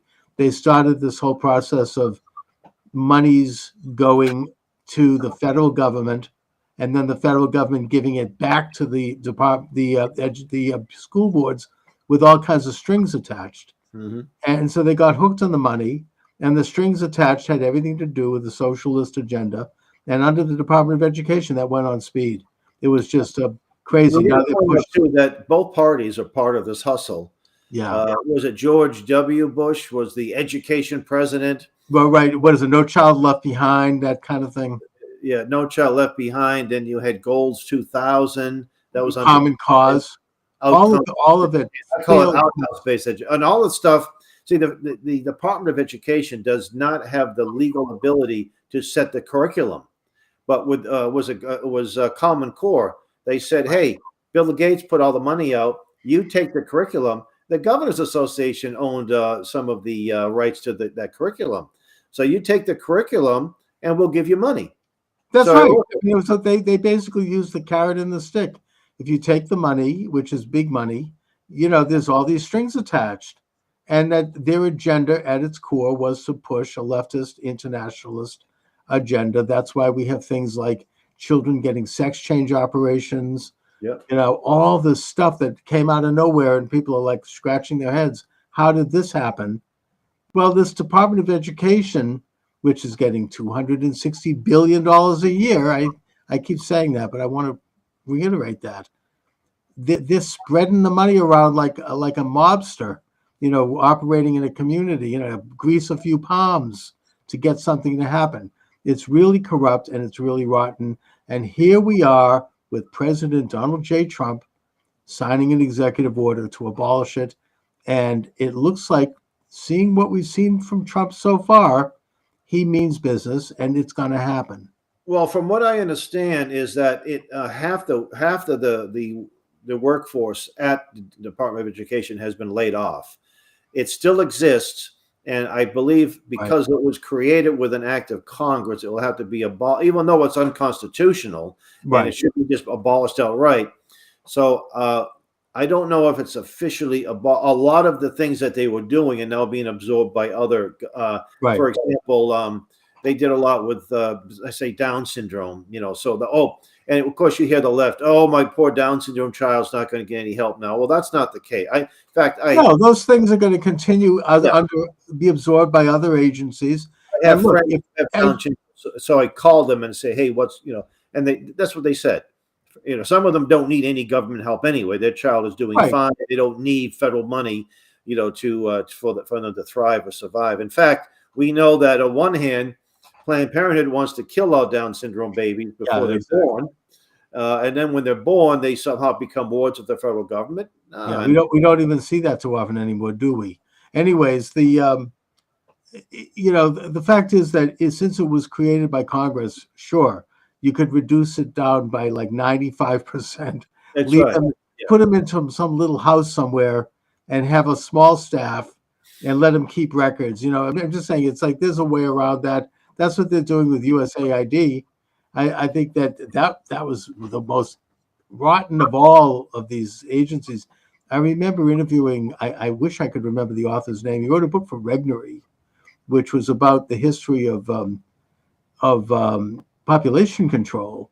This is when I first became aware of USAID, because they were spearheading an international effort to sterilize women without them knowing it in India and in Peru and in Puerto Rico. Can you imagine anything more evil than that? Just really loathsome programs to like. Well, I wrote a book exposing the racist roots of Planned Parenthood. I had the correspondence between Margaret Sanger and Dr. Clarence Gamble, and I actually went to the Harvard Medical School library. I was looking for their Prescott Bush and Gamble's connections, because they were friends. They were neighbors. Right. But I even found the Negro Project letter. I found that Sanger spent a lot of time in India working with various Indian officials. Right. And the World War II was just over, and she's in Japan. She's trying to get an audience with the emperor. She may have met him in a public gathering, but never private setting. Japan lost a good chunk of its men and some women too, but it wasn't enough. We need to get rid of more. Get rid of genetic races, they called it. Exactly. You mentioned Puerto Rico. They had something called the Puerto Rican Project. No, there was the Negro Project. The Puerto Rican Project, Puerto Rican women we use as guinea pigs for the birth control pill. Some died, some got blood clots, and then after so many, in the early 60s, it was approved by the FDA, but it was based on the experiments that were used on the poorest women in one of the poorest communities in Puerto Rico. And back then, the Puerto Rico, of course, it was still a province, but they didn't have any laws guiding this, so it was an easy place for these people to go. And one of the guys was from Brookline that was involved. I think that he was one of the doctors that was one of the pioneers of the pill from Brookline.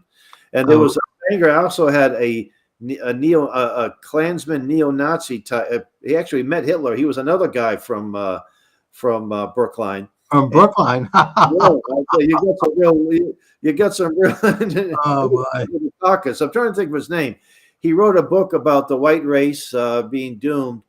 He debated W.E.B. Du Bois in the 20s, and they say Du Bois got the best of it, but both of them worked with Margaret Sanger, the Nazis and the communists, She was very pro-Nazi, and she had Ernst Rudin, a Nazi psychologist, on her newsletter, and just loved the idea of reducing unwanted people to create this utopian world through extermination. Bringing things back to Department of Education. By the way, Sam wrote an essay. He had a monthly newsletter. Yes, the Blumenfeld Education Letter. Yes, and I think it was June of '86. We have all of them archived on the site. excellent. It was called "The Creation of a Black Underclass: Eugenics in the Creation of a Black Underclass." Yep. And it's a timeless. Some of the newsletters may have talked about the election and current politics, but this one is timeless. And I think it was June of '86. But you can scroll and see it. Download it. We put it back in print. We put it. A friend of mine, Felicia Nace, wrote a book. She collaborated the book about the Atlanta murders. You remember back in the '80s. Yes. Mm-hmm. And she wanted to republish that. I said, well, we need to do the same thing because people need to know this. So that's one of the. And so Sam was very well versed on this topic as well. Oh, sure. He was across the board. He had stuff happening. So yeah, that's a great resource. Again, Camp Constitution, Sam Blumenfeld archive. You can scroll down and just check out Check it. all Yeah. kinds of things. I mean, if you're working on an article, you're working on a paper for your college, it's a great resource. He's got, solid back, information, all backed. Great, great, great stuff. Really, Sam really. was a friend of Moshe Dr. Shombe from Africa. Oh, from the Congo. Yatanga, yeah, the Belgian. Yeah. Yeah. And he actually interviewed him when he was in exile in Spain, and he interviewed him in French because he translated. Yeah. And he was one of the founders of the Jewish Society of Americanists. And I think this was founded in the wake of all of the anti-Semitism. Jews are liberals, they're leftists, they're pro-communist. Right. And of course, there may have some, and you know more than I would ever know. It was more than some, unfortunately. But at the same time, there was still a lot of Jewish patriots. Yeah, there's a lot of solid, and a lot of Americans didn't know that. So I think it only lasted for about 4 or 5 years. But all of their newsletters and their publications and their articles of incorporation are on that site. On which site? Your site? On the St. Blumenfeld archive. You can spend excellent. I can't wait to see spend actually hours, a lifetime, just listening to his recordings. We have his recordings from, I think, from the early to mid 70s up until 14 or 15. I think there's some of your interviews with him. Yeah. So when he passed away, before he passed away, he said, "Hal, I want you to take." He gave me the keys to his storage units. I had 2, and then his apartment where he had a lot of stuff in plastic bags, and we had to sift through it. And he was a very orderly guy, but when he downsized, he didn't have the room, so we just went through. It probably takes years to go through his archive. Well, we have a lot of it in cabinets, filing cabinets, right?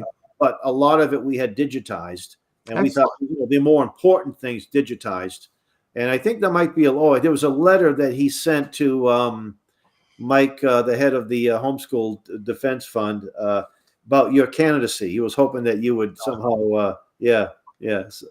I loved him talk about his letter to Ayn Rand when she's like, "How could you believe in God?" And his response is, "How could you not believe in God?" I know. He actually sold that letter, so we don't have that letter.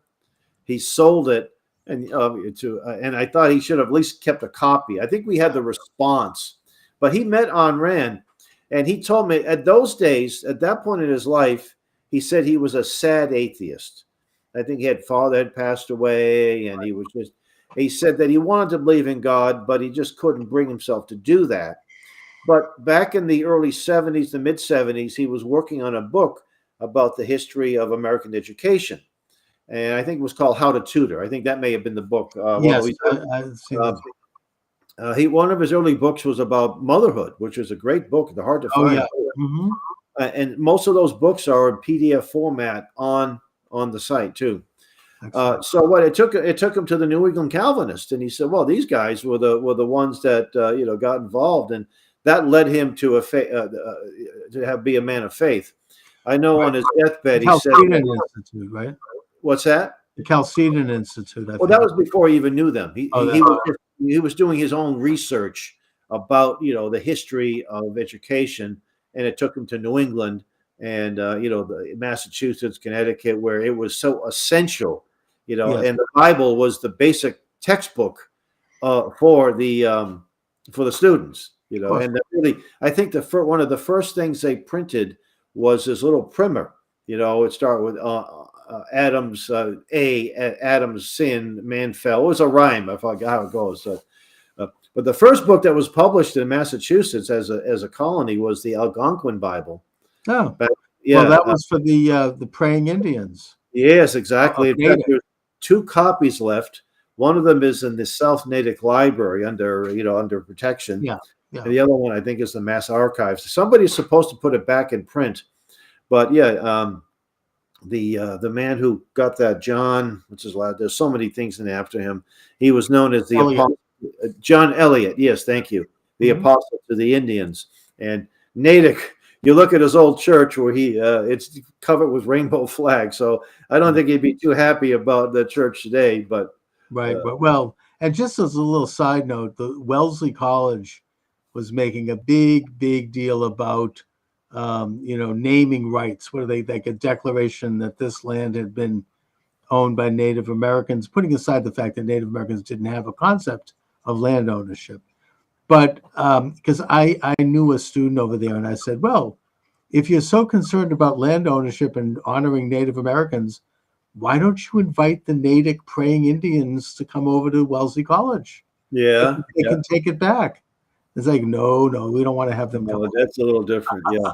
By the way, now that we're going a little bit of a rabbit trail, several years ago, I was invited myself and our Reverend Stevie Kraft. There was at the monument in Plymouth, the beautiful Forefathers Monument. Yes. If My People, it was If My People rally. And at this rally, there were some Indian chiefs there. And they were thanking the pilgrims. They were thanking the ancestors of the pilgrims because they brought Christianity to this continent. And then we prayed, and all the Mayflower descendants, I happen to be one, held hands. It was a very moving moment. That's So nice. of course, there was a lot of horrible over the course of years. There was lots of injustices, but not with the Pilgrims. The Pilgrims had an excellent. And also, I think that a lot of the Native Americans are very patriotic Americans. They are. I happened to go to a powwow several years ago at the Ashby on the Cape, and they were very patriotic. They had the veterans, they had the flags. Yeah. They were very happy to have been part of this country. It's not, not quite the way people on the left want to portray it. But I have to ask you, Hal, the obvious question, the big elephant in the room. How are you feeling about the election of President Donald J. Trump? Well, I was up until in 16, I was up until about 4 a.m., maybe 3 a.m. I think it was announced by 1 o'clock. And I'm a constitutionalist, and I know you are. Yes. And Donald Trump isn't quite a constitutionalist. Right. As close as we've had since probably in my lifetime. No question about it. People would ask, well, how, you're a constitutional. I said, because Ron Paul wasn't on the ballot, or Rand Paul wasn't on the ballot, the two of them.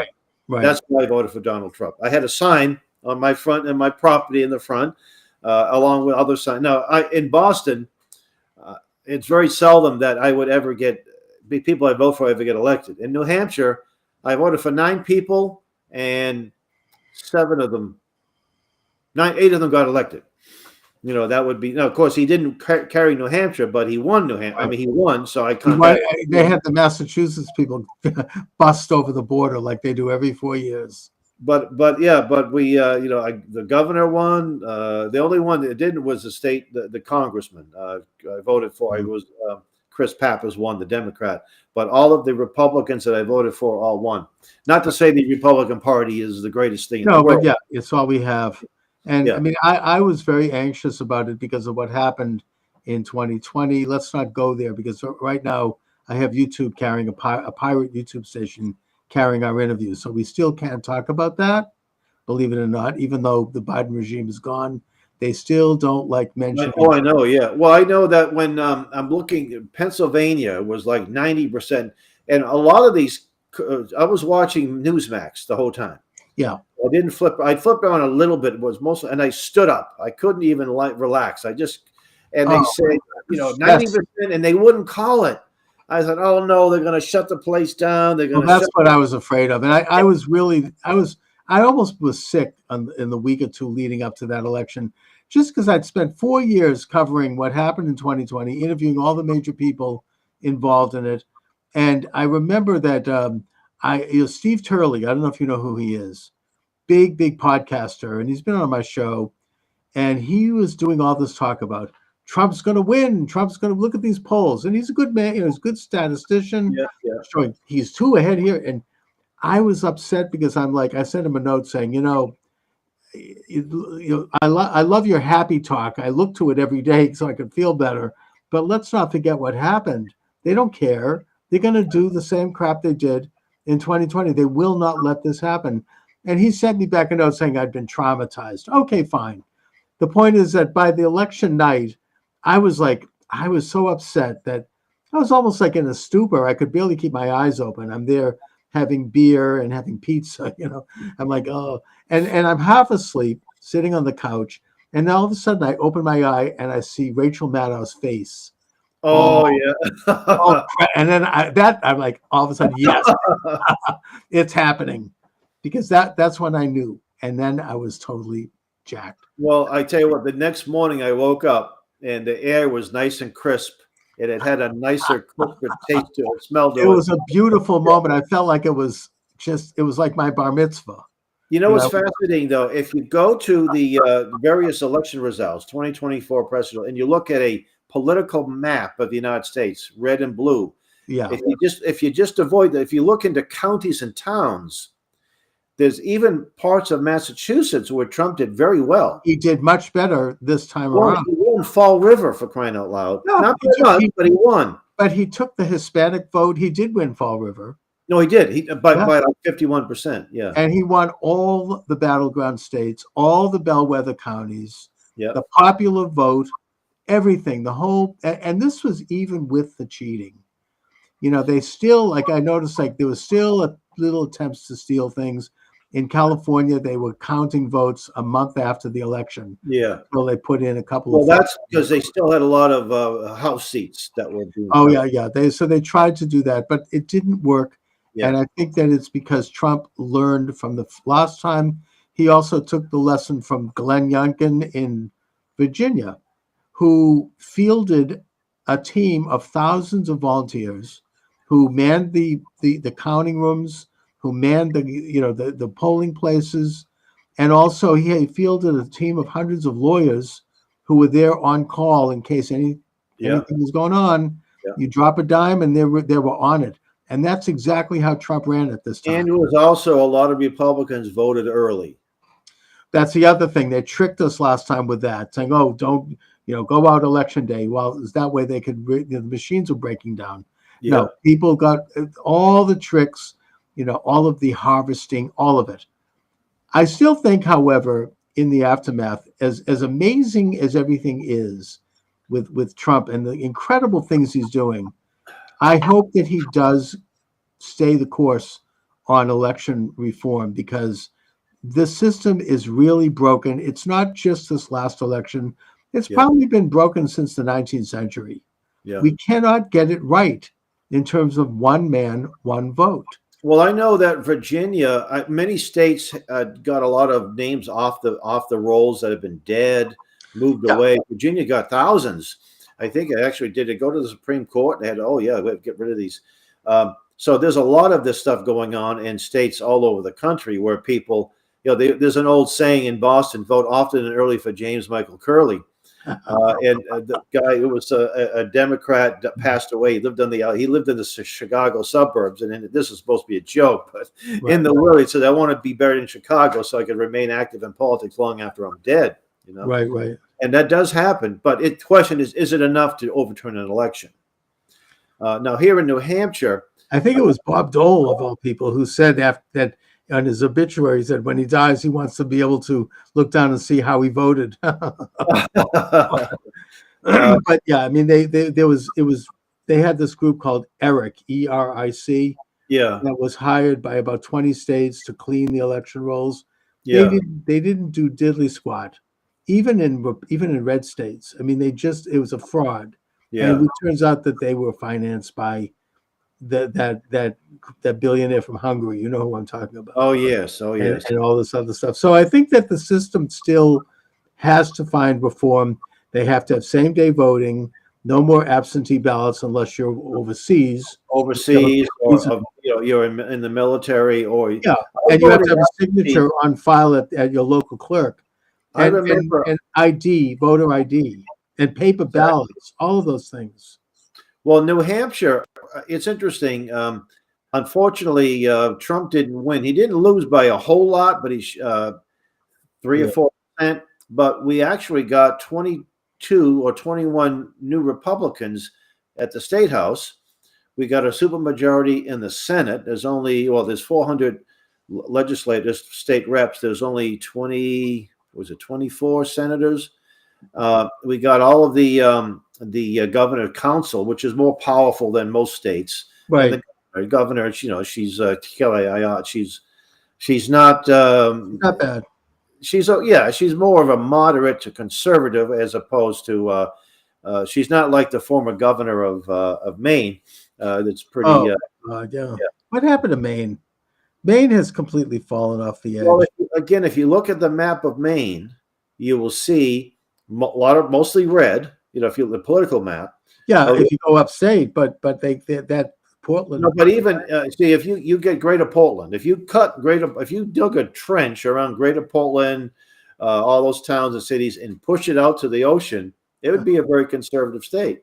I mean, it's considered. You do have the Democrats have all three right now, but they don't have a big majority in the House and the Senate. You know, But they control the machines. The same thing happened to Vermont. Yeah, you had all the New Yorkers going up there, like Bernie Sanders and Howard Dean. Yeah, and they but just what I've noticed, state. Aroostook County, where I get up there. I used to get up there maybe 2 or 3 times a year. I'll be heading up there in August. A lot of people are moving in from around the country, conservative types, and the property's pretty. You could buy a farm, you know, 20 or 30 acres or more for what you might pay for a condo in Brooklyn. Oh, it's beautiful. Brookline, you know. Yeah. So the Amish are moving up there, you know. So, and he won. He won that. He won that. He won the Amish put him over the top in Pennsylvania, and there was this guy.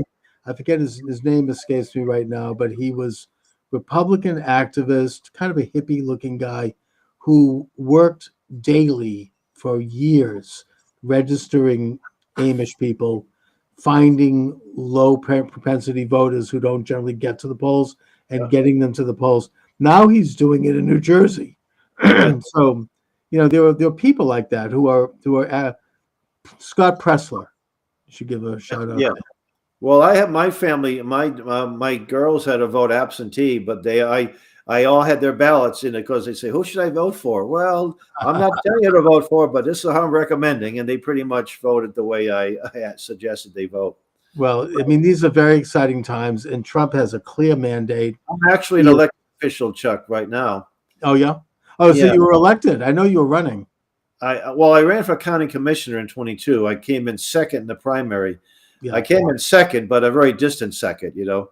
Okay. And I really did. It's not that I wanted the seat. I was asked to run, but after I declared my candidacy, a guy who had been the former sheriff, grew up in Laconia, I thought, oh, he's the homeboy. No matter, I'm not going to win this one. But I ran for budget committee in the town of Alton. There was an opening, and I was appointed with the approval of the board of the budget committee members. And then I had it was only until March, so I ran unopposed. There was 798 votes cast. I got 502 votes unopposed, and you needed 5% of the voters to, you know, get in. Right. And so it's not, you know, we only meet 3 months out of the year, and then you know, we have some influence, but not. But the bottom line is that if you don't run, then there's going to be a vacuum, and you know who comes in. There's a vacuum. And you know, I mean, I could speak to that too. I mean, running for office, you even if you don't win, you get a couple of issues over the plate, and it can be painful if you're running in a big office and you're dealing with people that are not nice, and that's politics, you know. Well, I know your story well. When you were running for Congress, I know it well. Yeah, I noticed in the last election there were positions that they're unopposed. They're probably someone that's been there for 40 years. Yeah. I mean, there's like the Massachusetts. The local comptroller office, or, you know, you have these like little offices where you have some hack who's been in there, never opposed. Think about running for those. I'm thinking about running for it next time. Why not? Yeah. So you get in there, you get a little inside perch into a state house, and you will be amazed at what you can do. I mean, you know, it's not a bad gig. I've told people, you're a teenager, you're a retired person, you're an empty nester, you're a housewife, you have a little bit of time, you can do it. You can run for these offices, and there are ways to make it happen. I mean, I actually wrote a manual on that, how to do it. So, you know, I really urge people to do that. It's almost a civic duty, actually. Well, it is a civic duty. In fact, when I was asked to the budget committee, I had a number of people, a state rep's wife, and a few. I said, "Why don't you do it?" And the first time I says, "Well, there was another lady that was interested." I says, "Well, she's better at math. Let her do it." And she did, you know. And then there was another opening. I said, "Okay, I'll put my name," you know. And you take it serious, but like I Right. said, it's not that I seek office. No, but it's part of your. It's like anything else. You can step in there, get a couple of issues on the plate. Boston. I noticed that Mayor Wu, who's about to the left of Stalin. I mean, talk about left wingers. She refuses to allow for elected school board, in spite of the fact that the city council passed a resolution for an elected school board. I remember Because she doesn't want people like me to run for it.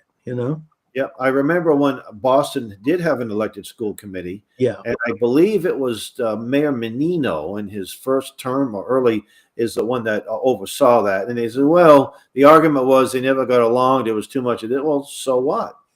It was just, it gave him the power to appoint. So he's only going to appoint people of that same mindset. They're not going to appoint me if I lived in Boston. No, Be so the last one they would appoint. they don't want someone to go in and actually take a look, first of all, at the budget and find out who's getting paid what. Secondly, they don't want someone to look at the curriculum and open it up for the public to see what's being taught. That's right. So anyways, Hal, let my listeners and viewers know how they can reach you, how they can find out more about Camp Constitution, about the Sam Blumenfeld Foundation. Well, first off, we do have a week-long family camp coming up in July, and you go to our website to find out about it. It's at the Singing Hills Christian Camp, July 13th to the 18th. And we have a great lineup, as we do every year, of instructors, and it's a lot of fun, a lot of education. Field trip. We're taking a field trip to Calvin Coolidge's homestead this year. Nice. As an optional. It's an option. We take firearms training. It's optional. We have some martial arts training. We also have a ladies' retreat coming up in less than a month, right here in Alton at the Alton Bay Christian Conference Center. And we do have events going on. We have a YouTube channel, a Facebook page, a Rumble channel, Podomatic, and a number of other things. So campconstitution.net is the best way to reach out to us. Our Facebook page goes Camp Constitution. Our YouTube channel. We got over 17,000 subscribers. We were really going after our really soon. One of our got on Tucker Carlson it aired last January of last year of 23. We got 24. Yeah, 24. We got 50 or 60,000 hits on our website. We got all kinds of interest, lots of new viewers, and we have a lot of classic video. Dan Smoot, who was one of the early patrons, we're uploading most of his programs. Well, a lot of them anyway. Now, where can I find that? Is that on the Camp Constitution site? Well, just go to YouTube, put in Camp Constitution. You don't have to go to the website to get Oh, he was great. I read a few of his books. Yeah, he was one of his talk. He was one of the first conservatives get on air on the television. Right. And because of him, and what people would do is local people would actually pay to put it on the local network. It wasn't nationally broadcast. Right. It wasn't, but the local group would say, "Hey, we're going to go to our channel. We're going to buy 10 minutes a time." The cable station. Well, the so-called fairness doctrine was passed as a result. That got them off the air. Right. Sure. Fairness doctrine, you had to give the other side free time. And a lot of nations couldn't do it. But he some stuff he has is timeless, and we have all of our classes that we videotape, and there's other things. Hopefully I'll be able to get a link to this and upload it on our YouTube channel as well. Oh yeah, I'll send it over, and I put a link to Camp Constitution on my station as part of this, which is on Rumble. Anyway, our website is campconstitution.net, and then again, I encourage you to sign up for the Samuel Blumenfeld Archive. We have an online bookstore where we sell a lot of the things that we have our own little printing arm, but a publishing arm. But we also carry books from other. And we have some nice yard signs. We have one that says "Fight Racism, Defund Planned Parenthood." That's a good one. Yeah. Excellent. All right. So Hal Shurtleff, I want to thank you for joining me as always. Great to see you. Great to talk to you. We should do it again soon. All right. Thanks for having me. God bless. God bless, and God bless America. Thanks a lot, Sam. Thanks a lot, Al. All right, welcome to the program. Charles Moscowitz here, and welcome aboard on TikTok. We'll see how long I stay there, but either way, Michael D. Shaw is here, and we're doing our thing every Thursday. Mike, I wanted to, as you said, as we started, The Empire Strikes Back. You know, it's expected, it's inevitable. To a certain extent, it's healthy because you want to have loyal opposition. But that's not what we're talking about right now with the Trump revolution is what I would call it. Or maybe we should call it the Trump counter revolution. Yeah, yeah, I like that. I like that. And, you know, the way they're doing it, unfortunately, is all too predictable. They are not going to take on President Trump and this incredible administration on issues because they are just crushing it in every arena. They're attracting capital into the United States. Their tariff policy, which, by the way, is a policy that's been done by many, many of our great presidents, starting with George Washington, is resulting in big companies, international companies, investing hundreds of billions of dollars inside the United States as a way to avoid tariffs. And it is protecting American industry and labor. Now, obviously, the effects aren't going to be felt right away, but it is a policy that goes way back. It's the American policy, really first minted by Alexander Hamilton, who was one of the more underrated founding fathers, and was embraced by Jefferson as well, especially toward the end of his life when he wrote that he acknowledged that manufacturing and protection of industry is key to a successful republic and a successful society. So Trump is reinventing this. The only thing you could say that was good, that, by the way, that the Biden regime, whoever was running it, did, was that they did not touch Trump's tariffs because they could see that they were working. You've got the deportation of illegal aliens, particularly illegal aliens supporting terrorist organizations on campus. You know, let me stop you there and say, why in the world are they fighting this? Why do they think it's a good idea to be on that side of an issue like this? I think that it's the Luigi phenomena for young people. You know, they are looking like they're fighting the big guy, they're fighting the capitalists. It's a leftist thing. I mean, I did a bit of a drive-by, for example, on one of these protests, and it was it looked very well financed. It looked like, I think, George Soros. They're holding up a sign, "Stop the oligarchy, stop Musk, the oligarch." I was saying, does that include George Soros? No, I didn't say anything because I was just driving by, but it's the same old characters, the same old. In a way, it looks like the new faces look like kind of young tech bros, I guess you might say, and girls. And then, of course, on the campus, it's the same old anti-Israel people. And I guess that I'm concerned. I mean, I don't know if this is something that's going to metastasize or shrink.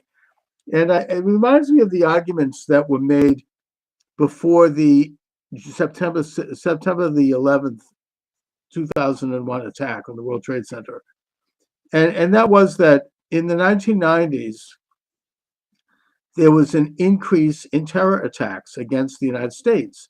The Nairobi embassy attack, the attack in, I think there was a few other like that we could go over, the Khobar Towers in Saudi Arabia. You had the first World Trade Center attack. You had an uptick in terrorist attacks. And there were two schools of thought. One school said, let's not overreact. Let's not do anything, because if we do, they're going to make them even more mad. And then they're going to go crazier and it'll get worse. And the other school was, let's, nip it in the bud. Let's hit back, find them, stop them, and that way keep them at bay. There's no utopia. They're always going to be there, but we have to engage them in the field of battle because that's where they are engaging us. And I think that the appeasement school won, and the result was 9/11. they didn't all of a sudden get warm and fuzzy because we weren't striking back. They got more bold. They were like, oh, the United States, as the communists used to say, is a paper tiger. I think China said this. And that we should just, they'll just fall apart. Or like Lenin said, it'll be like overripe fruit falling off the tree. And that's what they did. So I think that the position that you have to strike them back and find them and take them out, even if it's ugly, is the only real way to go. So you have this sympathetic young woman here at Tufts, picked up off the street by plainclothes ICE agents and put into a unmarked vehicle, and then she disappears. That's not pretty. I don't feel, that's not something that I feel good, seeing. Although I will say the video that's made the rounds certainly doesn't show them abusing her in any way. They were very careful. They had a woman on the team. They kind of guided her. They took off the backpack very carefully, and they guided her into the car. Still, it's not a nice sight, and it's resulted in some major protests over Tufts. But she was, we're going to find out what she was involved in. She was publishing articles that were supportive of Hamas. She was, she very well could have been working for them, literally, if not figuratively.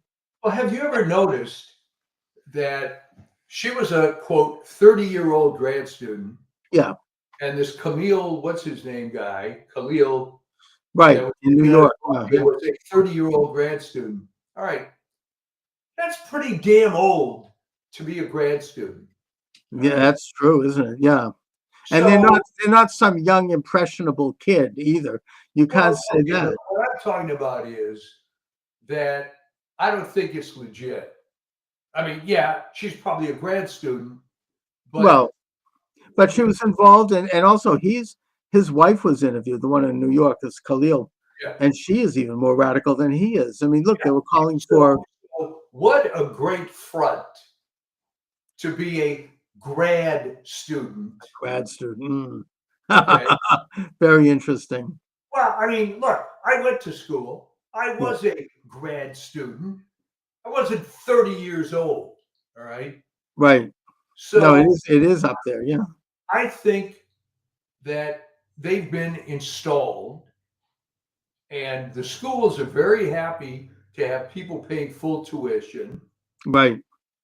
Well, I mean, I think Tufts and Harvard, they took something like a $300 million grant from Qatar. So, that already creates an atmosphere that's going to allow these so-called grad students. I think that's a really, really insightful point. I mean, it just bothered me. It was just too stupid. Yeah. It was too stupid. Okay. What were you doing between the time you finished undergrad and you became a grad student? All right. What was we had this one case with this, and I remember there was a big brouhaha in Boston as well. This woman who was, I think, a neurologist. She worked for Mass General Hospital. She was coming to this country, and then the ICE stopped her at the airport and took away her passport and turned her back. Oh, there was like, Elizabeth Warren in her High Dutch. This is so un-American, immoral. Turns out that she attended Nasrallah's funeral in Beirut. I mean, she was very connected to Hezbollah, which is an organization that is on the terror list of the State Department. Yeah. You can't, there's nothing, there's no, and I would point out to people, oh, this is free speech. No, these are not American citizens. They have visas, and that the conditions of those visas are that they observe certain strictures in terms of what they get involved in while they're here. It's just like they're guests. They don't have the same rights as an American citizen. If an American citizen wants to step up and be a communist or even be a Hamas supporter, there's nothing that I can do about that. I may not like it, but they have a right to do it as long as they don't cross a line and start to engage in illegal activities like supporting them or sending them money or arms. But they have a right to express those opinions. It's not a matter of free speech. But if someone is visiting and they have a visa, it's like somebody visiting your personal home. They don't have the same rights you have. You're the host. You're the owner or the renter of the home. They are there as a guest, and you decide whether or not they can stay or not. If they choose to fire you, then they're committing a crime. I mean, they can be arrested. And also, as a general custom, if you're a guest in someone's home, you observe certain customs. You respect the host. You don't do things that would be out of line in terms of the policies or beliefs of the host. So that's what they are. They are guests in our national home. And if they want to start to support, I mentioned this to someone who was very sympathetic to, in this case, this Tufts student. I'm like, what if they came here and they were supporting white supremacists? Or if they came here and they were like agitating against gays? You'd get them out immediately. They put them on a plane, the next plane out of here.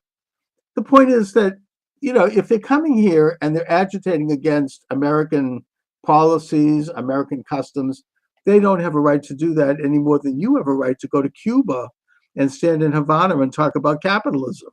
How long do you think you'd last? I'm just saying that's a basic function of sovereignty. Well, it is. And of course, this is very reminiscent. And you could probably remember the name of the guy. I can't right now. There was some, as it was called in the day, Pinko, that was identified in the 50s that was being forever defended by Murrow and Cronkite. His name was Larry something. Okay. And sure enough, it comes out that he was a big communist. And so when they finally asked Murrow, well, what about, well, big deal. So it's the standard crap from the left. It doesn't matter how many of these grad students you're going to find, they are willing to bend over backwards because they're anti-American. Right. There's no justification for it. You know what? There's the one bite rule or something before you kick them out. I don't understand the sympathy other than they just hate America, right? There's no other way to say it. Well, and it's worse than that. They hate America. They hate Israel, which is an American ally. Yeah. But they're actively involved in incitement on the college campuses. Yeah. This guy Khalil, he was there, as part of one of the ringleaders of this occupation of Columbia, which was, if he was an American, you would think conventionally that an American student doing that would be expelled, at least, because it's vandalism. It's property damage. But he also was inciting against Jewish students. Now, that's, what if he was there, as I said, inciting against gays or inciting against blacks? You don't have that it's bad enough if it's an American, but. Right. But I don't even know that it's so much that they're tolerating anti-Semitism. It's just that they're afraid to do anything. Academia represents the absolute worst in America. And they just prove it every single day. What would did I mention this last week that I discovered something that I had heard rumored for years, but I got proven? University of California discriminates against applicants who go to private school. Right. So far. So this girl ends up going to University of Southern California, private school, for something that, $90,000 a year tuition? Crazy. For what? How many times have I asked you, why does anybody watch Lester Holt? Why do people watch nightly news anymore? You get whatever news you want on your phone, internet instantly.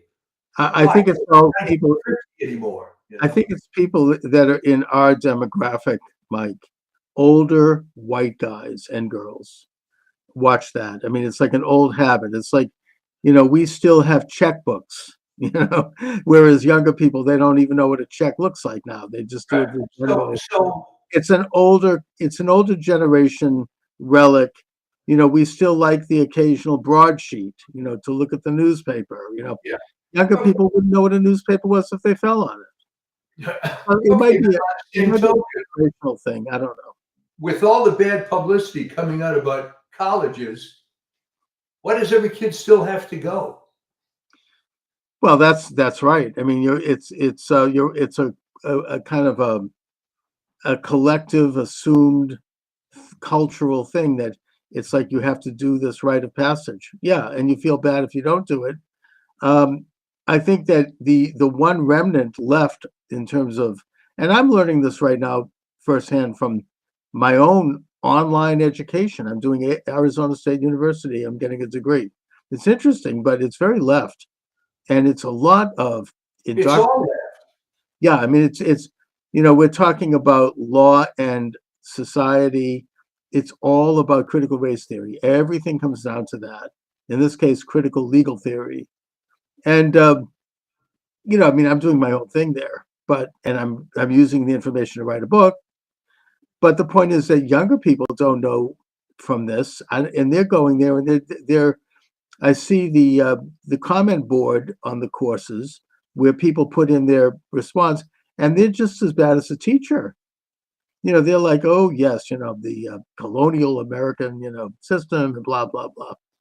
I mean, the view with we have a class on the American Revolution. It is really, that it was a plot by wealthy Virginians to keep slavery in place and to screw Native Americans west of the Appalachia and make money. It's basically the thesis.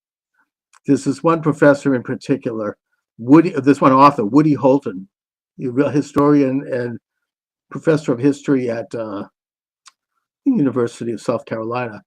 Is this whole thesis? I mean, it's just it's like so negative. Now we could look at some of those things playing a little role in it, but they forget all about the ideology of the Constitution and the founding generation, what they believed in.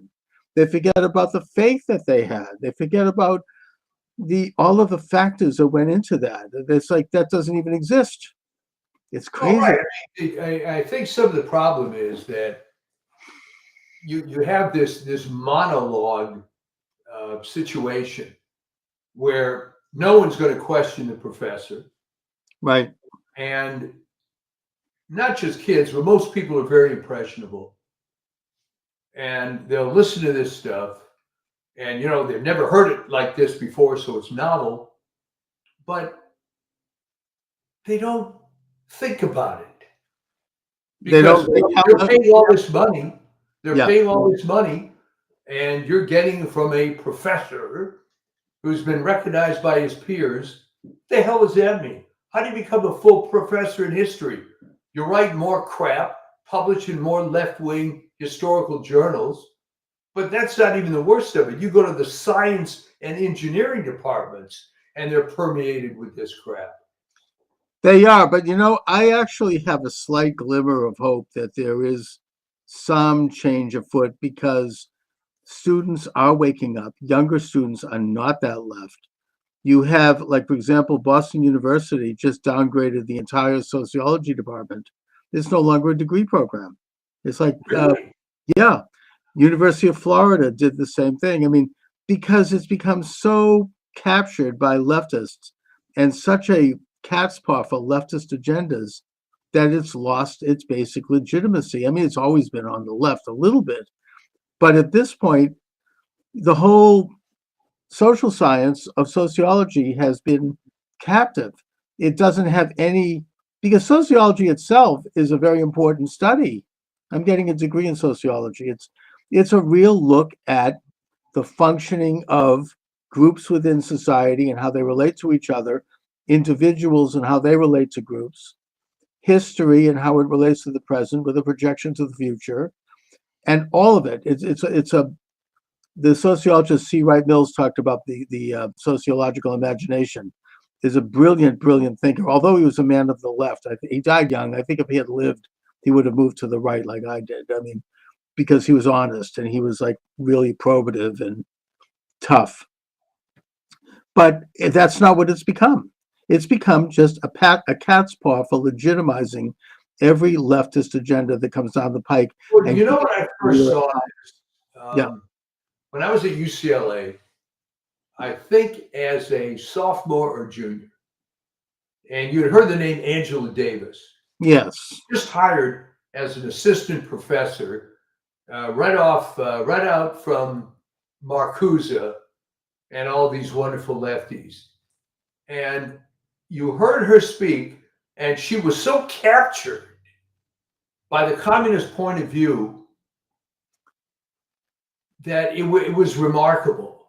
You know, she was supposed to be this rebel black woman, but she was so down the line with the communist struggle. I mean, I had to keep from laughing at part of this thing. Yeah.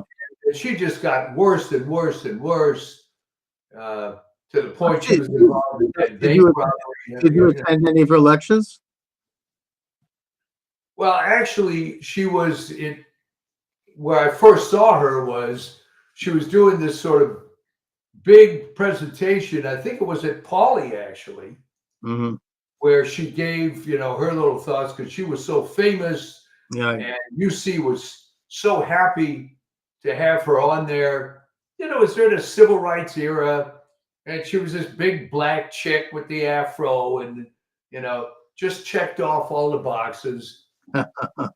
So, and the sad part is that you looked at 90% of the audience, and they were just lapping this up like it was the word of God or something. Yeah. And, it's really. Those are the students who are going to these rallies to support Khalil. I mean, it's the same leftist. And again, I mean, I wonder and I worry if this is just a kind of a continuation of the same knuckleheads, or if this is something that's expanding. I don't know. I mean, I think that Trump is making inroads. I mean, I think that, first of all, expelling these people, these 30-year-old PhD grad students, is a great step in the right direction. They instigated and fomented these rallies. They should be gone. And Trump said he'd do it, and he's doing it. Thank God. Yeah. But and also the colleges are responding to cutting off money.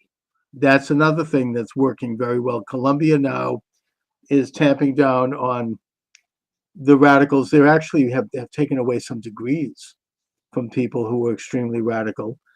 And the Maine college system is now banning men and women's sports because Trump has put a deadline on cutting all aid unless they did that. They back down.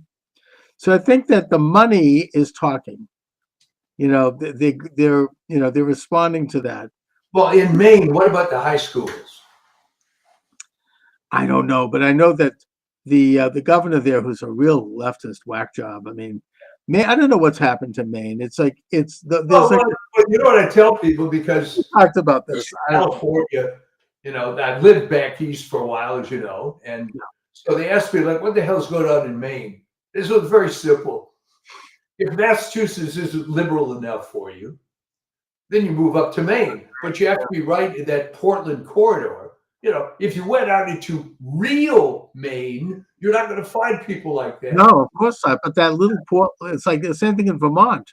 Yeah. It's that area around Burlington where you see it's really scummy looking people and homelessness, and it looks worse than San Francisco or Seattle. It's bad, and they run the state. They've probably taken over the voting apparatus, quite honestly. They just have the control. Detroit has that kind of control over Michigan. I don't know if it's because they run the voting machines or what, but they do seem to control that state and that culture, and they do seem to suppress the real Mainers and the real Vermonters. It's working for the Jerry effect, right? That if you remember, because you do, Vermont was this conservative place. It had a population of 200,000, and it was mostly these guys in these Johnson woolen mill jackets going around tapping into maple trees to make syrup. That was Vermont, okay? But then the New Yorkers moved up. You had Howard Dean and Bernie Sanders and all of these leftist New Yorkers from Brooklyn. They went up there with their buying up big estates, and they just basically, that whole state is like a little, it's like a plantation. It's like they own it, lock, stock, and barrel. Ben and Jerry, right? They all moved up there. They're all New Yorkers. They all moved up there and they took over.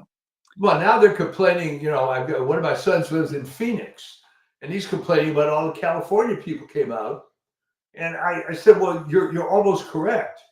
It's not just the California people came out. It was the worst California people came out. I mean, I think that Californians are leaving California because it's become so far left. I mean, I think that Bill Maher, with all of his faults, he's actually a pretty good example of that California liberal mentality that is kind of rejecting the left. I mean, he's like, it takes 300 regulations to do one little thing out here. It took me 10 years to put in a downspout on my gutter because of regulations. You can't do anything. That's very nice, but how much sympathy should I have for this prodigal son, right? I mean, if Bill Maher were 35 years old, it'd be one thing. Right. But for him to now finally come to this realization, what, the guy's 60 years old? Oh, right. Yeah. Great. But he reflects a certain California type that is leaving. And I wonder, and they're moving to Texas, they're moving to Idaho, they're moving to Arizona, New Mexico. Are they taking their leftism with them, or are they? Oh, they really are? That's bad. Well, I mean, look at what happened in New Hampshire. I know, that's true. All the Massachusetts people moved up, and suddenly it wasn't live free or die anymore, Yeah, it became a Boston suburb. No, it's they commute into the city for work, and then they live in New Hampshire, so they have to pay taxes for the policies that they support. It's bad. Yeah, that's about it. So I mean, someday, and I hope it doesn't happen, but the day that New Hampshire creates a sales tax, it'll be all lost. Oh my God! And every 4 years, they have busloads of people come up. They register to vote. They vote and they go back to Massachusetts. Yeah. They have this law that says that if you intend to move to New Hampshire, you can be a resident for 30 days. That's some weird, obviously right for voter fraud. I think that Trump is making progress on that front. Voter integrity. He hasn't given up on it. It is, I still believe it's one of the key issues that, it has to be addressed. There has to be same-day voting, absentee ballots only if you're really, have a damn good reason for it, like you're in the military, or if you're overseas, or if you really can't vote, in which case you have a signature registered with your town clerk, and it's done right. No, voter ID, so, all of the basic functions, getting rid of all the machines, which is what Elizabeth Warren called for in 2019, because she said they were rigged, and she was right. We don't hear from her anymore about that. No. She doesn't talk about that now. I brought it up on her website. I do it regularly. No comments. They don't want to talk about that anymore, because they realize that, hey, they are rigged, and we can do the rigging. So, I mean, it's still an issue. President Trump is not letting go of it. Even recently, he said they're going to be releasing more information about that fraudulent election. I didn't click YouTube today, so I think I can say that. Although I am on TikTok. Let's see if I'm taken down on TikTok for that. But, that's still a hard part. It's going to go away, just like they don't talk about COVID. Same thing. Right. I mean, I found it hard to believe. I got a call yesterday from somebody representing CVS telling me that I'm eligible for a COVID vaccine. Right? Now? Yes. Oh, my. And are they still flogging that stuff? Oh, yeah. These are all new. Oh, And my God. I have these relatives in New York through marriage who they're way left, and both of them have told me on different occasions that they, quote, love, unquote, Anthony Fauci. and that the vaccine, they hate people who didn't get the vaccine. The last time I saw them, I wish I had asked. It would have been too provocative, but I could have asked them, so have you gotten your booster lately? Are you up to date on your COVID shots? Because I don't think they are. No one is. No one's doing it anymore. Why would anyone love Anthony Fauci? They're Did left. they know his history? You know something? I think that people on the far left have a nostalgic feeling about the pandemic, the lockdowns. Oh, It's almost like a fetish. You know, it's like it was the ultimate example of the government coming in and literally controlling everything, telling you had to wipe your groceries down with a antiseptic cloth. so for a few glorious months, we had Joseph Stalin running the United States then. Yeah, and I think they have a nostalgic feeling about that. It excites them. And they're still walking around with those friggin' masks, although they were complaining bitterly when ICE put on masks as they arrested that woman at Tufts. Oh my God, why are they wearing masks? Really? They have a reason for wearing masks. That's a legitimate police action. They don't want to have people doxing them and showing up at their house. But anyways, not to digress. Wow. The point is that I think that when it comes to the pandemic, I think there's a movement around that. It's like it's really on the left, and it kind of fits in nicely with their worldview. This experience, it's like a child having these strong parents take over and take care of them. It's like the government was. I remember walking around the street with a mask on and going to the other side of the street when somebody was coming and putting on the double mask. I remember Fauci, I think for 1 or 2 days, actually suggested that people put on 2 masks.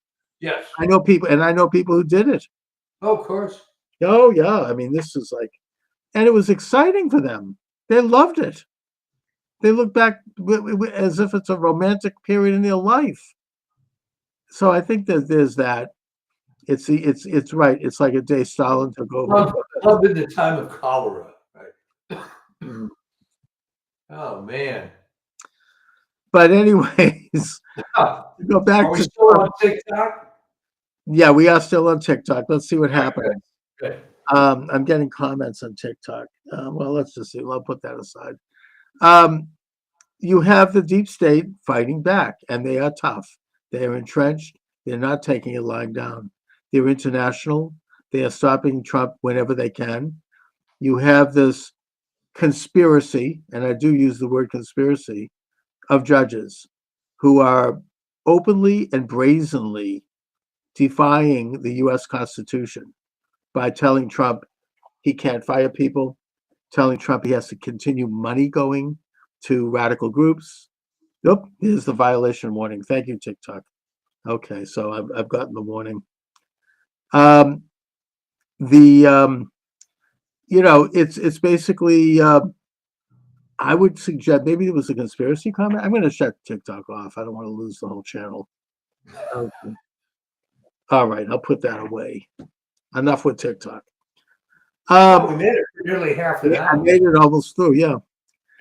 They are openly and brazenly violating the law, violating the spirit and the letter of the Constitution. You have legal professors and legal experts not saying a goddamn thing about it. They're going to go to the Supreme Court because they're going to meet the head of the snake, John Roberts.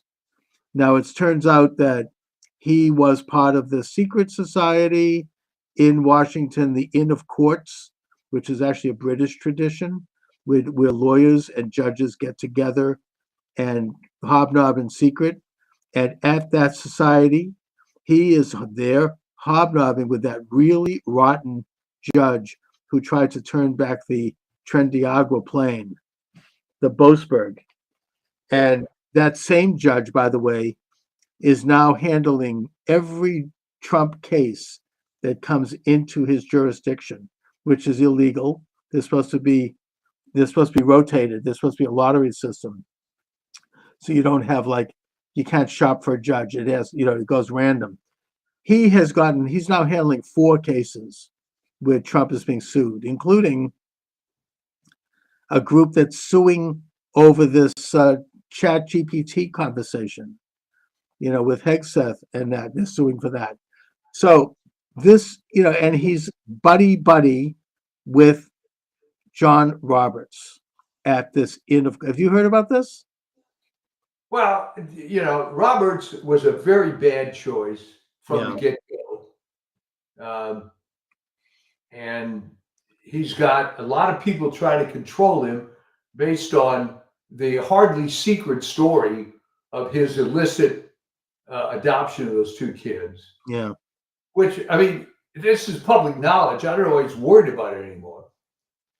On the other hand, I mean, those two kids probably at this point might be adults by now. So it's not an issue. They're not going to be able to take them back. There was, No, I get the fact that him and his wife might have felt threatened that those kids could be removed. That's a legitimate fear. I get it. But I don't think that that's an issue any longer. They were adopted, I think, in the 1980s. Well, that was always the excuse. All right. Right. But I just figured at the time that he was a bad guy. And I came to that conclusion because I met a few people in my life like this, where their entire existence is all about polishing their resume. Mm-hmm. He does care about how he's going to look in history. Everything seems to be hinged on that. What appearance I mean, that's right. He does seem to be, and it's like, in a way, if that is his motivation, then that really shows what a weak, rotten person he is. He's terrible. I mean, he's the Supreme Court. I mean, it's a lifetime appointment. He gave it away with the Obamacare thing when he said, "I didn't want to be the guy who ruled against this." And I'm thinking, right. But that's your job. Right? And by the way, everybody shook their head on that because the decision that he wrote was so convoluted and so twisted into knots, and that this thing is a tax, and therefore under Article 5, nobody understood it. And, that's when the rumor started that he was being blackmailed by Obama. Well, he's being blackmailed by somebody. And then there's the Jeffrey Epstein business. I'm not going to even go there, but he's blackmailing himself because if every step you take in your life is how you're going to be judged by history, okay, then you just got no balls. I mean, you can't do anything. Yeah, but if he looks beyond that little box, I hope he realizes that he's not going to be judged well by history by doing this. It's ultimately going to accrue to him in a very bad way, and that he and his wingman Coney are going to screw this country when those cases eventually make their way to the Supreme Court. And that's why I'm calling it a conspiracy. It's a conspiracy the way Whittaker Chambers defined conspiracy, a conspiracy of gentlemen. It's not like they're sitting around in a smoke-filled room, although that Inns of Court looks like a smoke-filled room to me. But either way, it's like, and by the way, he's sitting in there with Brown Jackson and Boasberg and these other real demons. But they all think alike. I mean, they did it during the 2020 election. They threw out the case, the class action suit brought by the state of Texas, Ken Paxton, and 6 other states against the so-called battleground states because they had engaged in election chicanery that devalued the votes of those states. A legitimate case that should have been heard. According to sources that I can't confirm this, but that Roberts, when that case arrived at the Supreme Court, he had a meeting in his office where he was heard screaming at the top of his lungs by people who were outside the door at the 3 Trump appointees that they had better get in line and use every kind of expletive and vote against this, that this can't go forward. Well, that story made the rounds, and there were 2 things that convinced me that the judiciary isn't worth a bucket of piss. All right. One was when I did an article, I don't know, 15 plus years ago, and I looked into so-called landmark cases. They were all crap. They were all crap. If you looked at what the arguments were, I mean, Roe v. Wade being a classic, but Brown versus the board. Right. was based on the fact that some psychologists determined that black little girls have lower self-esteem when they play with black dolls compared to white dolls. Yeah, they It brought was- in sociologist Gunnar Myrdal from yeah, well, there you go. Sweden. He's the one that masterminded that decision. And So yeah, you look at these cases, and when you're a high school student and you hear about landmark cases, but when you start looking at them and actually seeing reading them, yeah. how awful they are and how stupid they are and how they were decided, these Oh yeah. I mean, it Roe just versus Wade, I think Blackmun found emanations and penumbras in the yeah, Constitution. What the hell that means? I mean, even I just finished an assignment for my sociology class.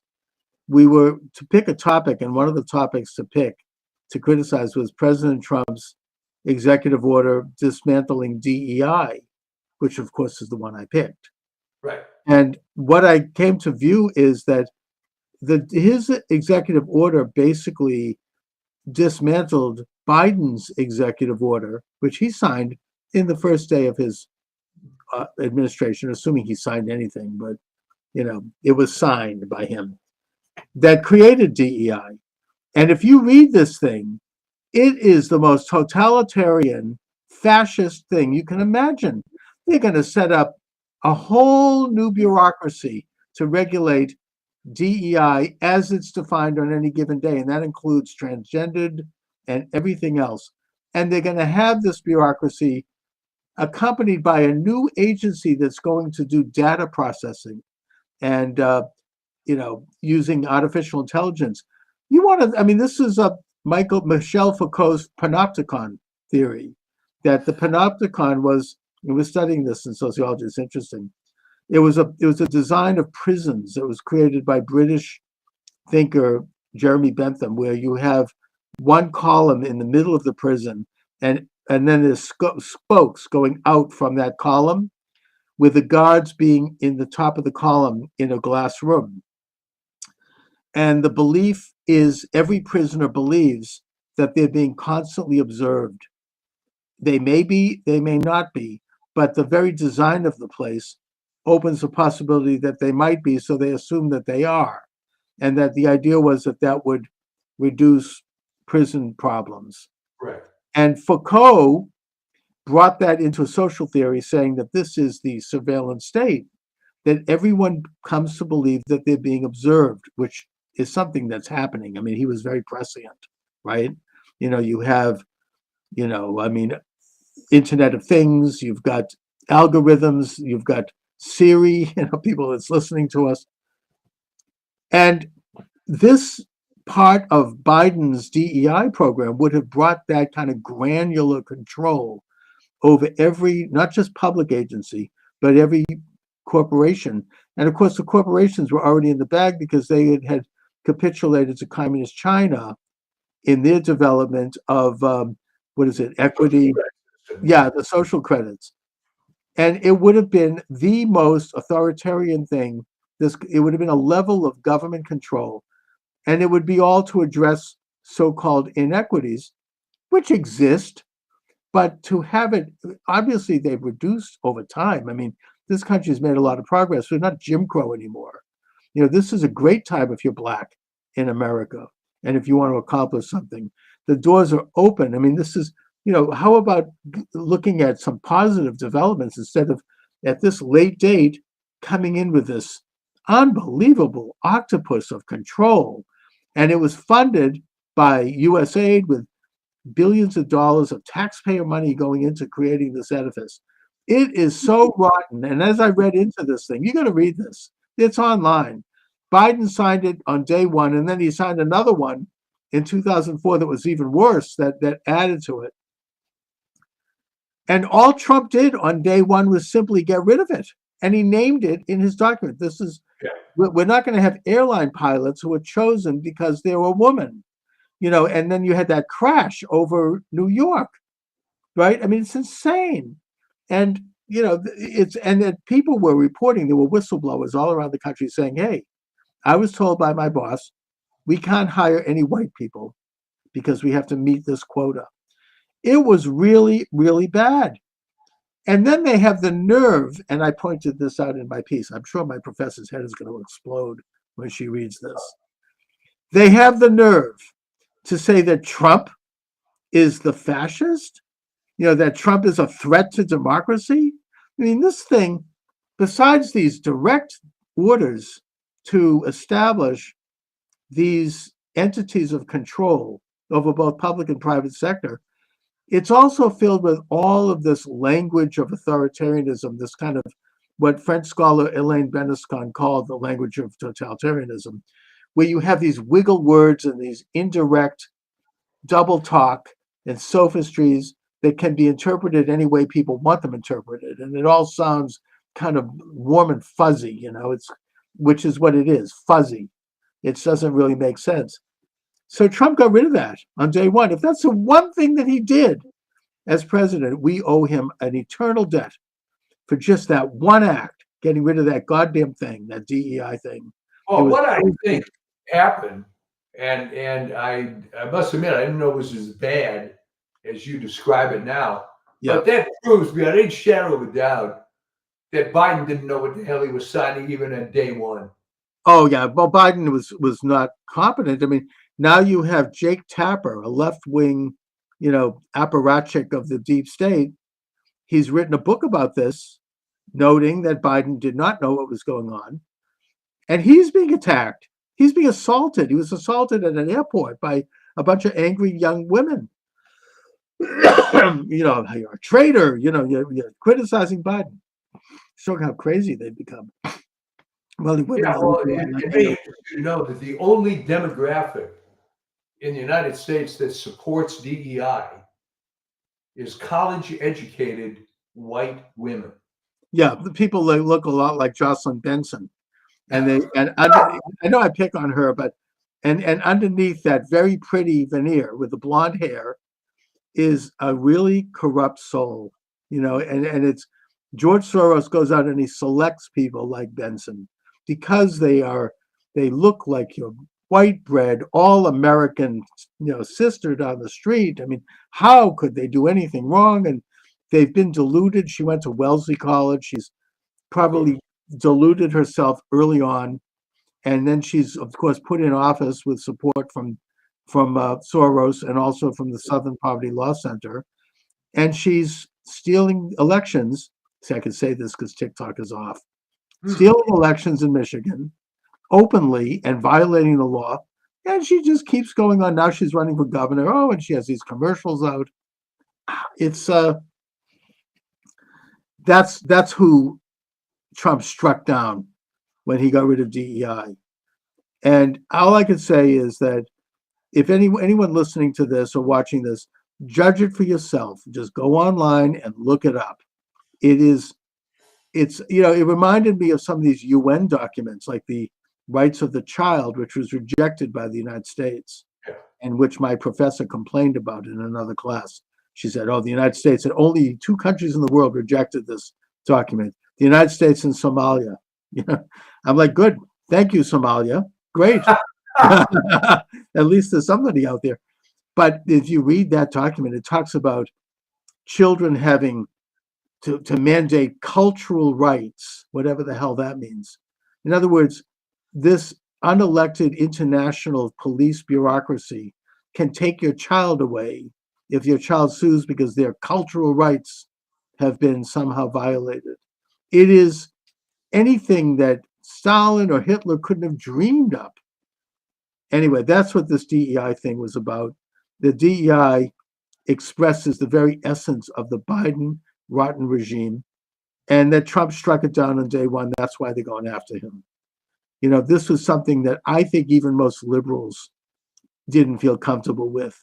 It was this direct interference into people, into business, into communities, into government, so they can place people in places of position simply because of various categories, like their race or their sexuality or their gender.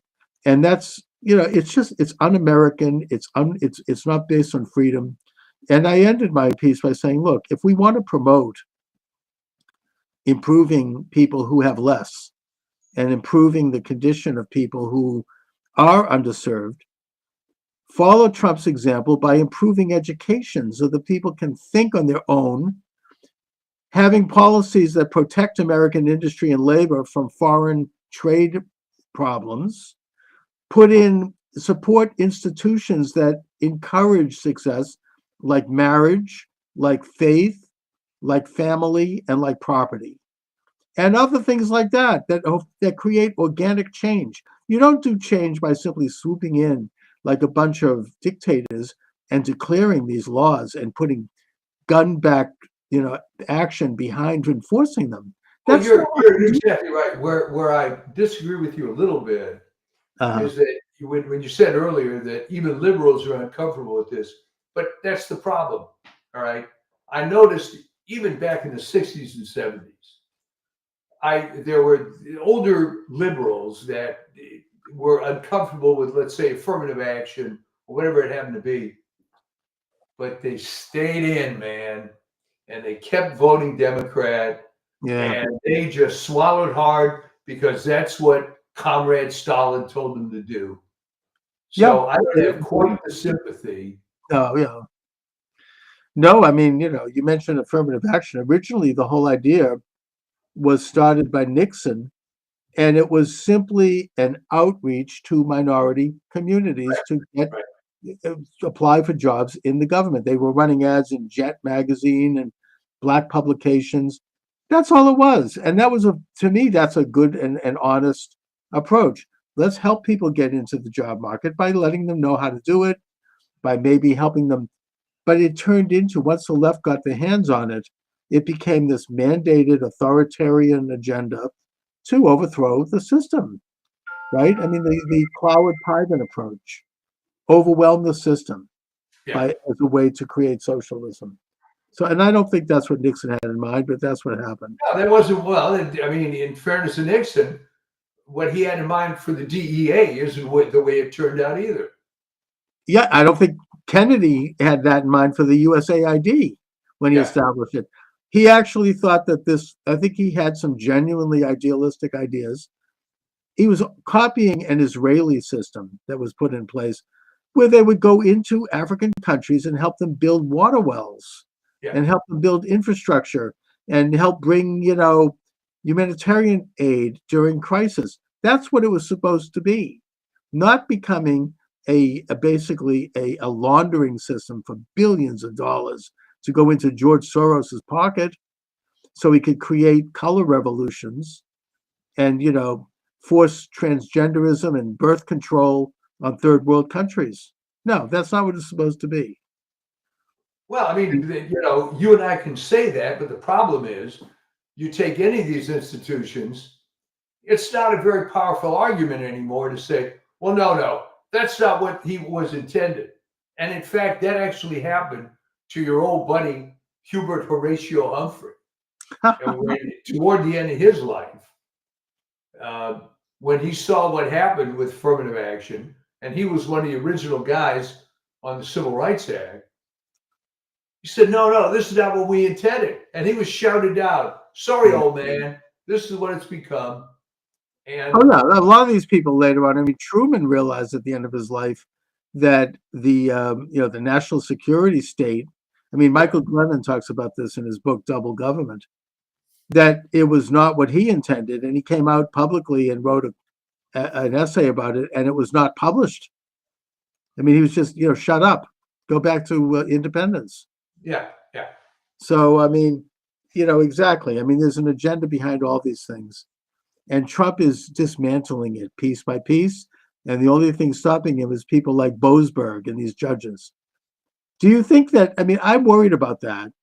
They seem to have, as I say, it does seem to me to be at least an informal conspiracy.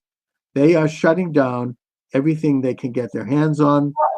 Well, but that was to be expected.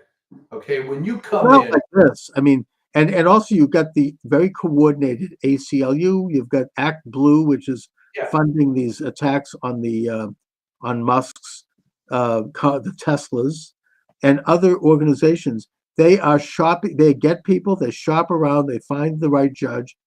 I mean, this isn't new. I mean, the ACLU did this with the Scopes case. I mean, which of evolution in Tennessee. They found this young teacher at a high school, Scopes, and they basically hired him to bring this case, and then they paid for it. Anyway, they are doing this, and they're shopping these judges, and they have been very successful. And as I said, the top of the snake is John Roberts and his wingman, Coney Barrett. One of the things that Speaker Johnson has talked about is defunding the courts. Yeah, but I don't know how. I mean, I worry that he's a lot like Jim Jordan, right? Oh, they sound tremendous, and That's the trouble with all these guys. I mean, he shoots his mouth off he likes to see his fat face up on Fox, shooting his mouth off. They're not doing anything. I don't get the sense that Johnson has a lot of backbone. I mean, I just something about him. I just, I wouldn't, I mean, I think he means well, but I think he's weak. Maybe I have a prejudice because of what he looks like. He looks like a 16-year-old boy. I don't know. It's like weird. Well, I mean, you have to some extent, lower your expectations because this isn't like playing football, It was possible for John Elway to carry the whole team on his back.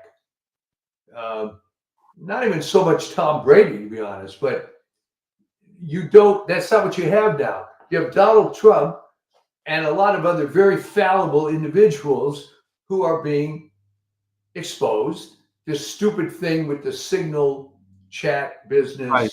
Yeah. Not that anything bad happened because it was still a successful mission, but you don't get the best and the brightest going into government. All right. And Trump proves that because he wasn't in government. All right. And then you're fighting up against the people that are careerists. So it's a tough deal, but you're definitely changing the attitude. And it's a victory as far as I'm concerned that the left is trying to fight it rather than controlling it. Well, it is a victory, but the head of the spear are these conspiracy of judges, and they do seem to be. I mean, on the political front, I mean, I noticed that Trump had Elise Stefanik withdraw her nomination for UN, which is good because there was all this backroom crap going on in her district to turn it blue or to put in a rhino. So she's staying. I mean, because of that. So they're aware of the threat to Congress. There's a big election in Wisconsin right now. I think it's happening next Tuesday for judgeship, which could determine the future redistricting of the state's congressional districts. And that could be very bad news for Trump if this leftist judge wins, and it's very close. So we need to support, I don't know, Kimmel, I think his name is? I believe so. We could look it up. But the Republican there, we need to support him because it's one of those elections that could have bigger ramifications. It could affect things going forward. It could result in, I mean, if the Democrats, God forbid, take back Congress, Trump will be impeached the next week. And then if that's not successful, they'll just keep filing impeachments, and they'll put him in prison when he leaves office. I mean, it's that serious. It's very bad. They really mean what they're playing for keeps. Well, but I mean, the good news to me is that they're in a position now where they have to fight like this. And let's face it, these people have no lives. All right. I mean, who the hell would volunteer to be a 30-year-old grad student to come in and fight this cause? Don't most people want to get married, have a family, have a normal life? You know what? Saul Alinsky, his life didn't end well. It's just the trouble is that the left attracts misfits like this. Yeah, but And these are dangerous, unscrupulous street fighters, and we need to understand that it's a knife fight, and that Trump understands it. But he can't be alone. I mean, he can't shoulder this. And I think he's put together a pretty solid administration. If I look at some of these people, I mean, Kash Patel is no pushover. Even Pam Bondi is turning out pretty well. I mean, and some of these other people, RFK, these are excellent. This is probably the best cabinet since Lincoln, I think, maybe even better. And they're in place, and they're fighting back, and they're planning. I mean, that signal conversation, if you actually read it, it's actually pretty impressive. They were debating, and JD Vance is not some mugwump who goes along either. He was like pushing back, and they were actually having a substantive debate over whether or not to do something, unlike in the past probably where everybody just goose steps along. They were really going over substantive issues. And it was actually a pretty good glimpse into the inner workings of the administration, which is impressive. So I think that these are all good people. And they're not effing around either. But the problem is that it is a street fight. It is a knife fight.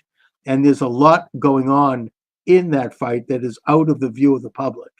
It is very fierce and very let me ask you this, all right, this Jeffrey Goldberg guy, for whatever reason, got on this chat. Well, that's something that needs to be investigated, how he got in there, because he's a real scumbag. But here's the thing, all right.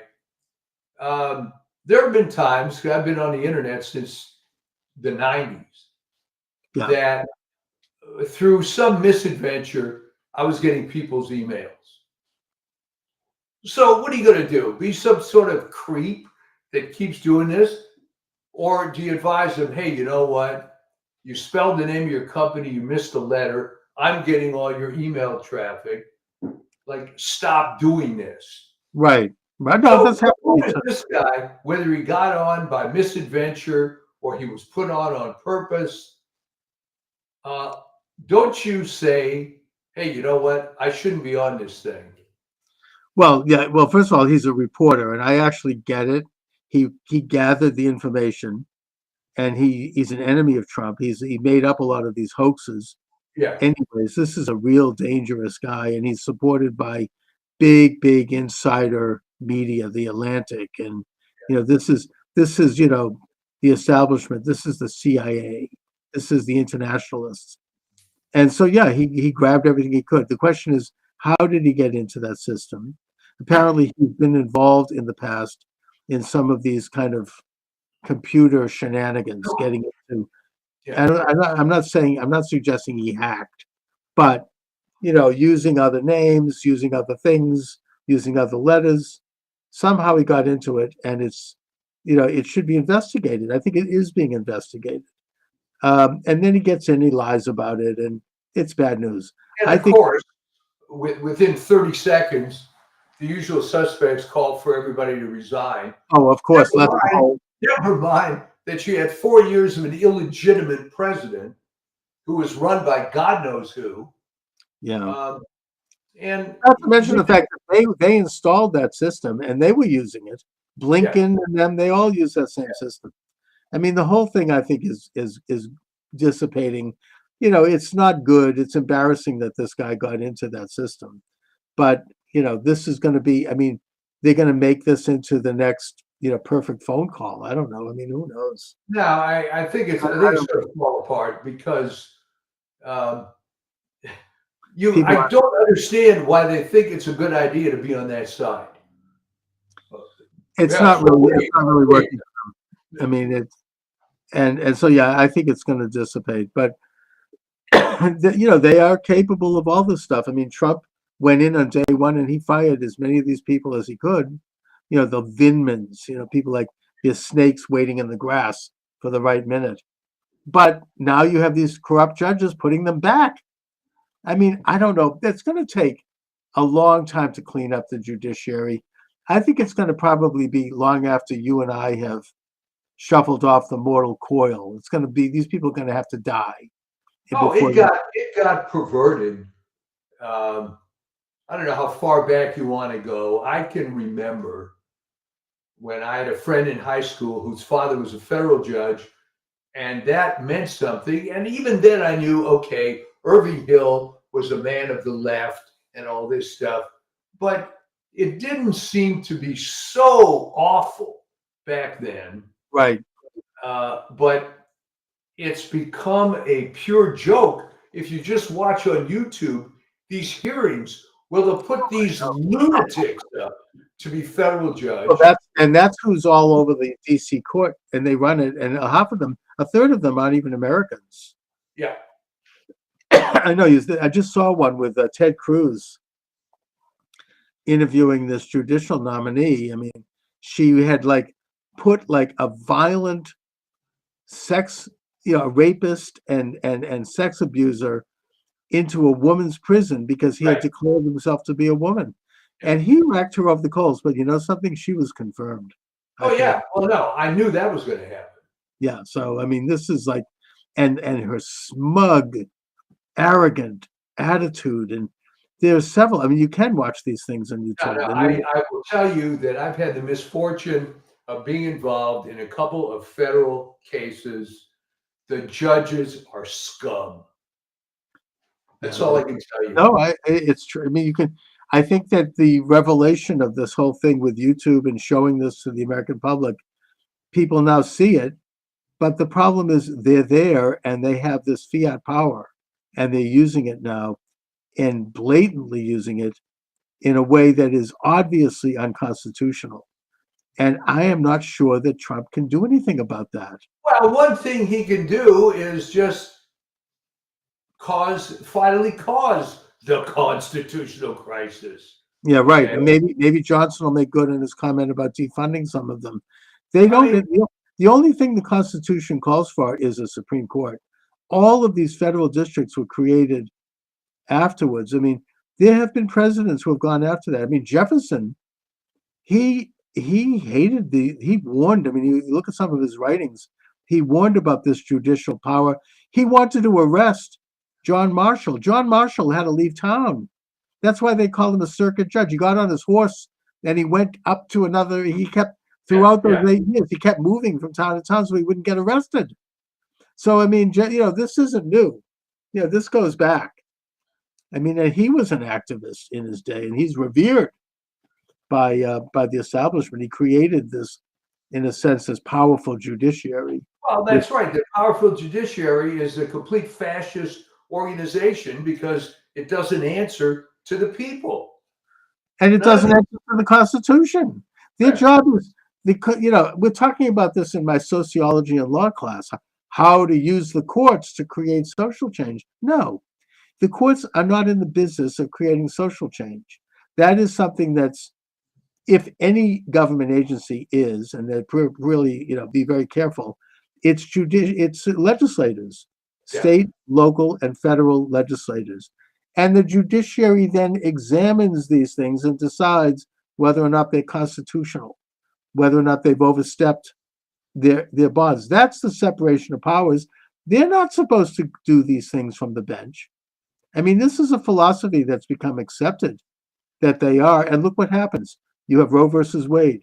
You have Plessy versus Ferguson, where the government comes in and declares that it's okay to have black people get separate treatment. You have Dred Scott, where they declared slavery legal. There was nothing in the Constitution that allowed that. Those are activist judges. And look what they did. I mean, they created a civil war in that case. I mean, it's, that's fiat power. Anyway, so Mike, what do you have coming up on your Substack? Well, I had that piece come out yesterday on Snow White. And, I've gotten some good notices on that. Yes, what a disaster that is. Good for them. Well, I mean, but this is a disaster beyond measurement.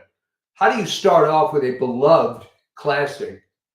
First of all, no one wanted a live-action remake anyway.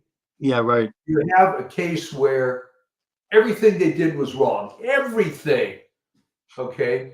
The two leads, number one, can't act. The only thing that Rachel brings to the table is she can sing, but so what? And all the DEI crap that was shoehorned into the movie, it's going to lose them hundreds of millions of dollars. Yeah. And as I referred to in the article, in 2009, no one remembers this. AP Giannini's granddaughter, Giannini, was the guy who founded Bank of America. Hmm. All right, and she came out in 2009 and just criticized the hell out of the current management of B of A, which was justified. Okay, where are the Disney heirs complaining about how this entire thing has been trashed? Snow White 1937 made Disney. He risked everything. Okay, Right. and To for make them to they made a fortune. take their most beloved classic and trash it like this, these cultural vandals, Mm. it just defies any kind of logic. And if the company goes under, you know what? It was richly deserved. Well, they're blowing everything that Disney made from the Yeah, first one. The second one comes along, and it's going to sink the whole ship. yeah. I mean, already I think it opened at it was like less than 50 million, which is a disaster for a movie that cost $500 million to make. So what did Rachel Zegler say? Well, look, we're the #1 movie this week. Well, yeah, #1. First of all, nothing else was released that anyone was watching. But they don't know the basic arithmetic of the movie industry. Right. All right. That film would probably have to do $600-700 million to break even. It ain't going to do that. All right. Right. No, it's a disaster. And she's too stupid to realize she's destroyed her career in Hollywood. All right. Oh yeah, sure. I mean, you talk And, about I do remark that say what you want about Sam Goldwyn, Lou B. Mayer, and Harry Cohn. They wouldn't have tolerated this crap. No, of from course the movie. they were tough as nails. I mean, they wanted things that were excellent. They didn't have this kind of garbage. So yeah, the whole thing, the whole town has seems to be sinking. And as you say, richly deserved. I don't know if Yeah. they'll ever straighten up after this. They want to stay in business. I don't know. I doubt it. No, here's the problem. They keep doubling down. Okay. Because they haven't done it quite well enough. All right. Oh my God. Yeah, Yeah, that no. reminds me of a high school teacher who once said that the reason why communism failed is because they didn't quite do it well enough. Right? Yeah. Stalin didn't quite get it right. Right? Let's try it again. Let's do it more this time. No, Stalin didn't quite get it right, and it was 70 years of bad weather. It's always an excuse. Yeah. So anyway, Mike, but as always, thanks for joining me. Okay. And congratulations on staying on TikTok for nearly half an hour. I know. Well, I shut it off before they could suspend me. Anyway, I'll talk to you later. Thanks a lot, Mike. All right. Take care. All right. All right. Welcome to the program. Charles Moscowitz here. By the way, we have call-ins on this show. I don't know if too many programs online can do that, but we do it the old-fashioned way, like you would do with a radio talk show, where you can literally call in at 508-637-5596. The number's listed here on the screen, 508-637-5596. Not taking TikTok today, mainly because TikTok's canceled the account. So, but I am up on Rumble if you want to send in a chat or whatever. Anyone listening knows I'm really ham-handed when it comes to technical matters. My guest is Thomas Gorenz from the Paranoid American.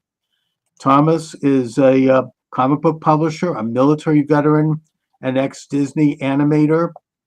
Thomas and I met on Donut's excellent program recently, where we discussed some of the origins and doings of the international web of secret societies that seem to marvel all of our establishment institutions, both political, economic, and cultural. Thomas, thanks for joining me. Thank you, man. And thank you, Donut, for introducing us. And also, That's dangerous. You just have live call-ins. How does that usually go? I've been flirting with that idea, but I'm not sure if I can handle it. Well, I mean, I've only gotten a few calls, but I'm just introducing it. I hope to, in the coming year, as I feel more encouraged over what I hope is a lessening of censorship, I think that I'm going to be able to do broadcasting more consistently, maybe even every day at a set time. I think that helps. In which case, I'm hoping to get more calls by having people get used to seeing and listening to the program at the same time each day and covering, current issues. And if someone calls in, I get a beep, I press a button, and off they go. The only thing I ask is community standards within reason. And also, I'm not on YouTube, so I don't have to worry about that. Same. But the main station is Rumble for this show. But also Rockfin is very good. I don't know if you know about them. But there are alternative medias. I think when President Trump was removed from office and they deleted his Twitter account, where he had something like 30 million followers, right after what has now been proven to have been a government inside job, that being the Capitol protest. There was an expectation, I think, on the part of the establishment that they'd be able to really launch a full-bore censorship, and they deleted thousands of programs. They deleted Parler, which at that time was really moving up and taking on Twitter, which was the ultimate in censorship. But it didn't work. It didn't work because people got involved in alternative sites like Getter and Rumble and Rockfin and BitChute and a bunch of others. So, freedom prevailed, and ultimately, because they could not censor, I think that's what led to a huge victory for President Trump and his incredible comeback, which and I think that the vote there and the level of that was much bigger than we even know. But here we are with the hope as we enter into the new year, and I do feel hopeful that we're going to be entering into a time when more people in this country are aware of the insidious agenda of an establishment that does not have their interests at heart. And so I think that's what this is all about. Now, Thomas, could you talk a little bit about how you got involved in broadcasting, and what were some of the events, if any, that kind of woke you up to realities in our political and social system? If we're talking specifically broadcast or doing podcasts, the main thing was far less noble. It was just that I've been publishing comics about conspiracies for a decade, and operating it from behind the scenes just wasn't really cutting it as much. And I got to guest on a couple friends' podcasts, and I immediately liked the interactive nature of it. Like, it basically completely replaced my media consumption, where instead of watching a movie or binging a TV series, which you can't ask questions of and you can't really engage with, aside from going online and posting your opinion and getting into arguments over, but actually having long format conversations with friends and new and interesting people, that ended up being the real motivation to keep me going. But the original spark was I just needed to promote my wares. I just needed to tell my tchotchkes. And it turned into something way different than that. So it didn't start with noble causes, and even now I don't even consider it really noble. It's just to entertain myself, and almost like a self-fulfilling need to engage with people more directly than just reading an article or reading their bio or something. So those are really the main reasons. But I mean, I've been I guess you would say awake, I think, since maybe the mid 90s, when I first searched for the term Illuminati and came across Secret Teachings of All Ages. I came across Fritz Springmeier's work. I think I was 12 or 13 at the time. And then right from there, it was just a lifelong fascination with secret societies and occult knowledge and sacred geometry and everything in between. So then the writing of comic books on conspiracies obviously led you to do some deep research to find out, to develop some interesting themes and characters and storylines. And that led you to a study of the international secretive establishment that in modern times, I think, is exemplified by the Illuminati. And also this long format where you can really stretch out and talk with someone rather than these canned interviews that we see on the mainstream media. It does lead to a deeper understanding and greater thought and a greater exchange. And it's one of the great powers of this new media. So I certainly get that. Now, you also worked as an animator for Disney. So I need to ask you about this. My daughter was a big fan of Disney growing up. And so obviously I was drawn into a lot of those movies and we loved them together. We'd watch them. We had a couple of real favorites. Probably our biggest favorite was not a well-known Disney movie called The Aristocats. Of course. We loved that. We both could recite passages from it. We thought it was hilarious. And, and since then we kept up with it and we'd go to the new Disney movies and Frozen and everything else.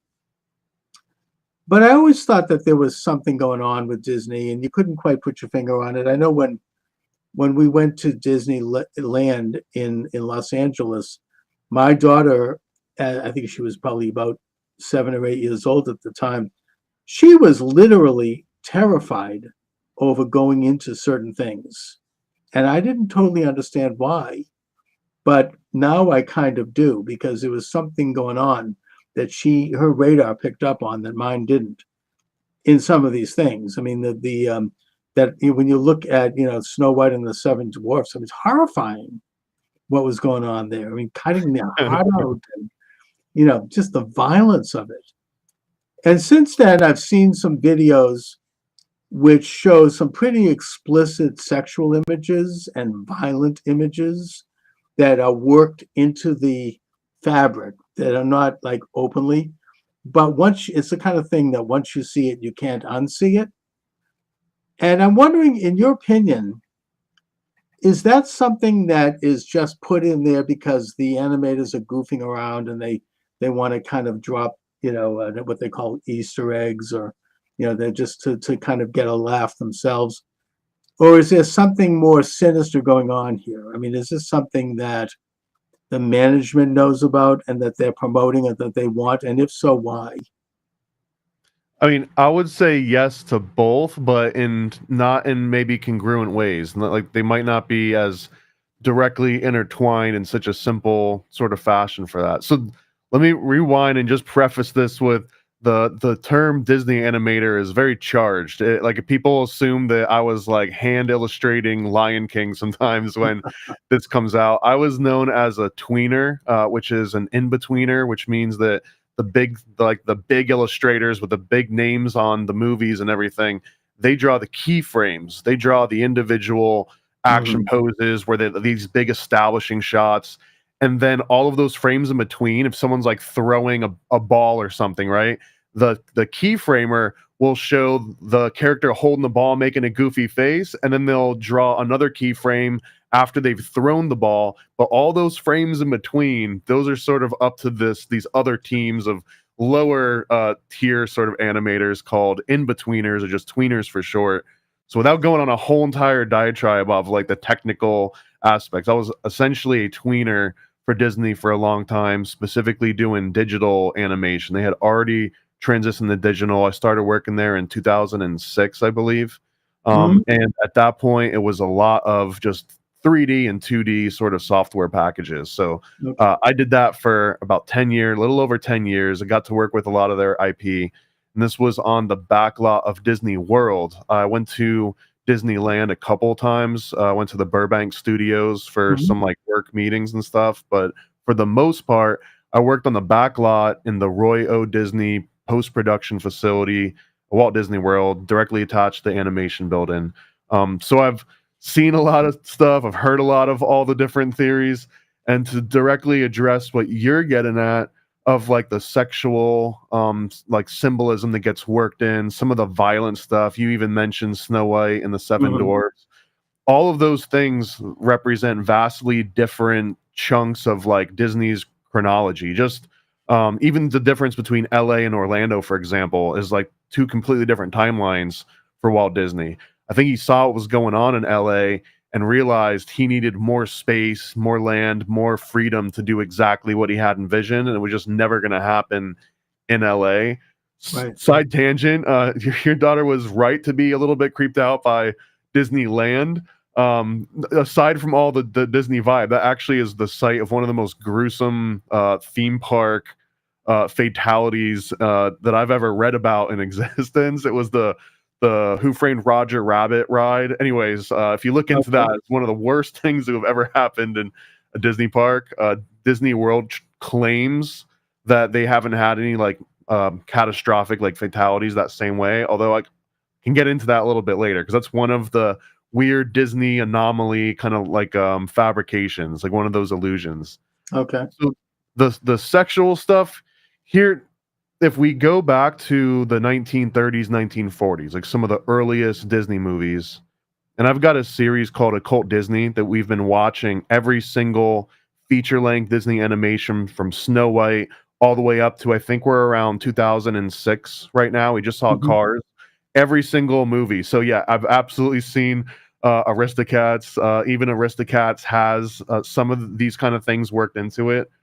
Fun fact, that was the very first Disney movie, I believe, that took place in the same time period in which it aired. Almost every other Disney movie prior to then kind of took place in the past, and a lot of it was like based around that. So that's an interest. It didn't work out for them as well, so they departed from that a little bit. The other thing that I think, and maybe the most nefarious, we'll get to the sex stuff. The most nefarious thing that Disney does is twofold, and these ones are completely intertwined.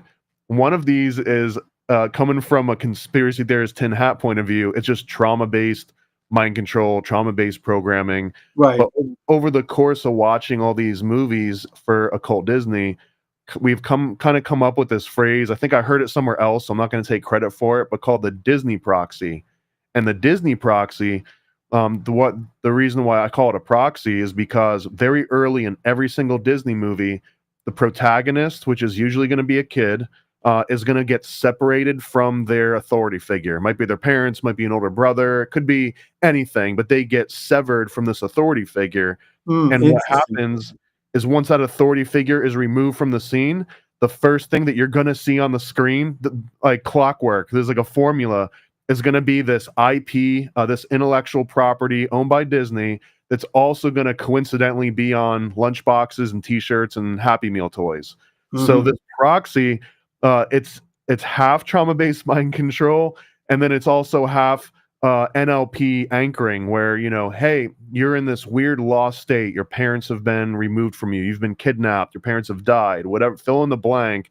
Right. So whatever tragedy happens. Oh, but guess what? We're gonna make it better. Here's Thumper. Oh, we're gonna make it better. Here's Bambi, or it's like some different version of intellectual property, and that, I think, somewhat nefarious because it's a formula that you can see them play time and time again, but also the sort of Fabian end goal of this is to weaponize nostalgia. It's to like anchor something so deeply in your mind as a child that you will willingly and almost celebratory like pass it on to your kids. Let's go see this Disney movie together. Oh, it's like it becomes a babysitter to a lot of people, the Disney library. So that's the most nefarious in the shortest amount of time that I can explain, that like the most nefarious aspect of Disney is weaponizing nostalgia. It's why they're willing to spend money on movies that seem like they flop over and over again. It's because it's worth more to them to own real estate inside your brain and all your kids' brains,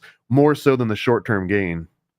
So then you seem to be saying that it's kind of a financial thing. It's, they kind of are institutionalizing their their business as something that's going to perpetrate, and that's going to, through the means of promoting nostalgia. I mean, I think that the idea of separating the child, I mean, I think of Pinocchio as an example of that. And Bambi, of course, the mother's just killed, and they show that's horrible. It's very painful. You hear the gunshot. And then the child is brought into a situation which I don't want to suggest that it opens up the door to pedophilia. However, since we're going there, it's sort of like in a situation that's morally ambiguous.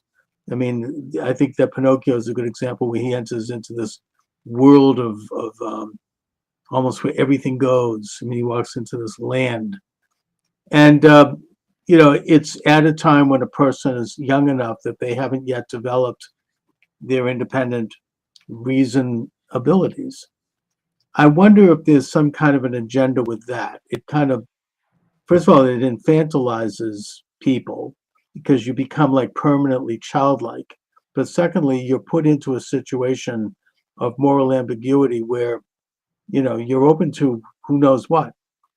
Am I way off base on that, or what do you think? No, I mean, even again, if you remove even just the sexualization part of it, which I promise we'll get into because that's one of the biggest claims of all of Disney and the Right. hidden message. But let's just take like Pinocchio, which you brought up, and you brought up Snow White and the Seven Dwarfs. Mhm. Both of those original stories, Pinocchio was based on, I think, like an Italian activist, like it was political activism.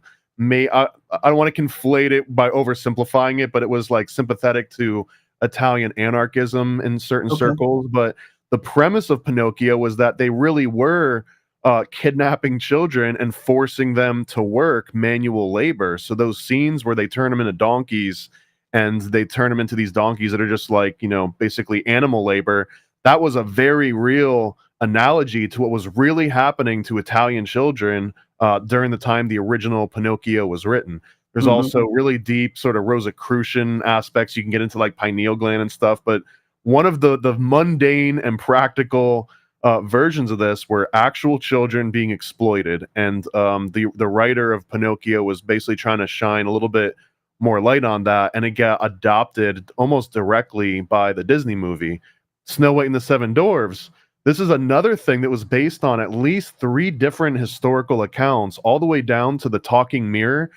This was an actual item that was said to have existed in 2 or 3 different families' histories, dating back, I think, at least to the 14 or 1500s. Mhm. But on top of that, the Seven Dwarves was also sort of this euphemism for sending children into the mines because their tiny little bodies could get into the little nooks and crevices better. So there are a lot of analogies of even darker. I mean, the sexual connotation adds to it, but deep, not even that far beneath the surface of these Disney movies, the original concepts were all about child exploitation. So if you Well, just throw the sexual aspect on top of that, it's not like a far skip and a jump from forcing, like kidnapping children and forcing them to live in mines, and then someone saying like, oh, and they had sex with them too. It's like, okay, yeah, no shit, they did. okay. I mean, look, what you're describing actually doesn't bother me. It's actually good political commentary. Children being exploited by in the 19th century, right up till today.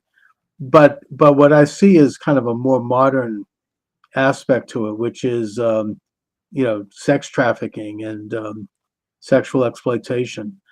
Do you think that that is something that was a conscious part of this? I mean, I've heard a lot of legends, for example, and I would say legends about Walt Disney himself in that regard, who I always thought was a great man, but I still do.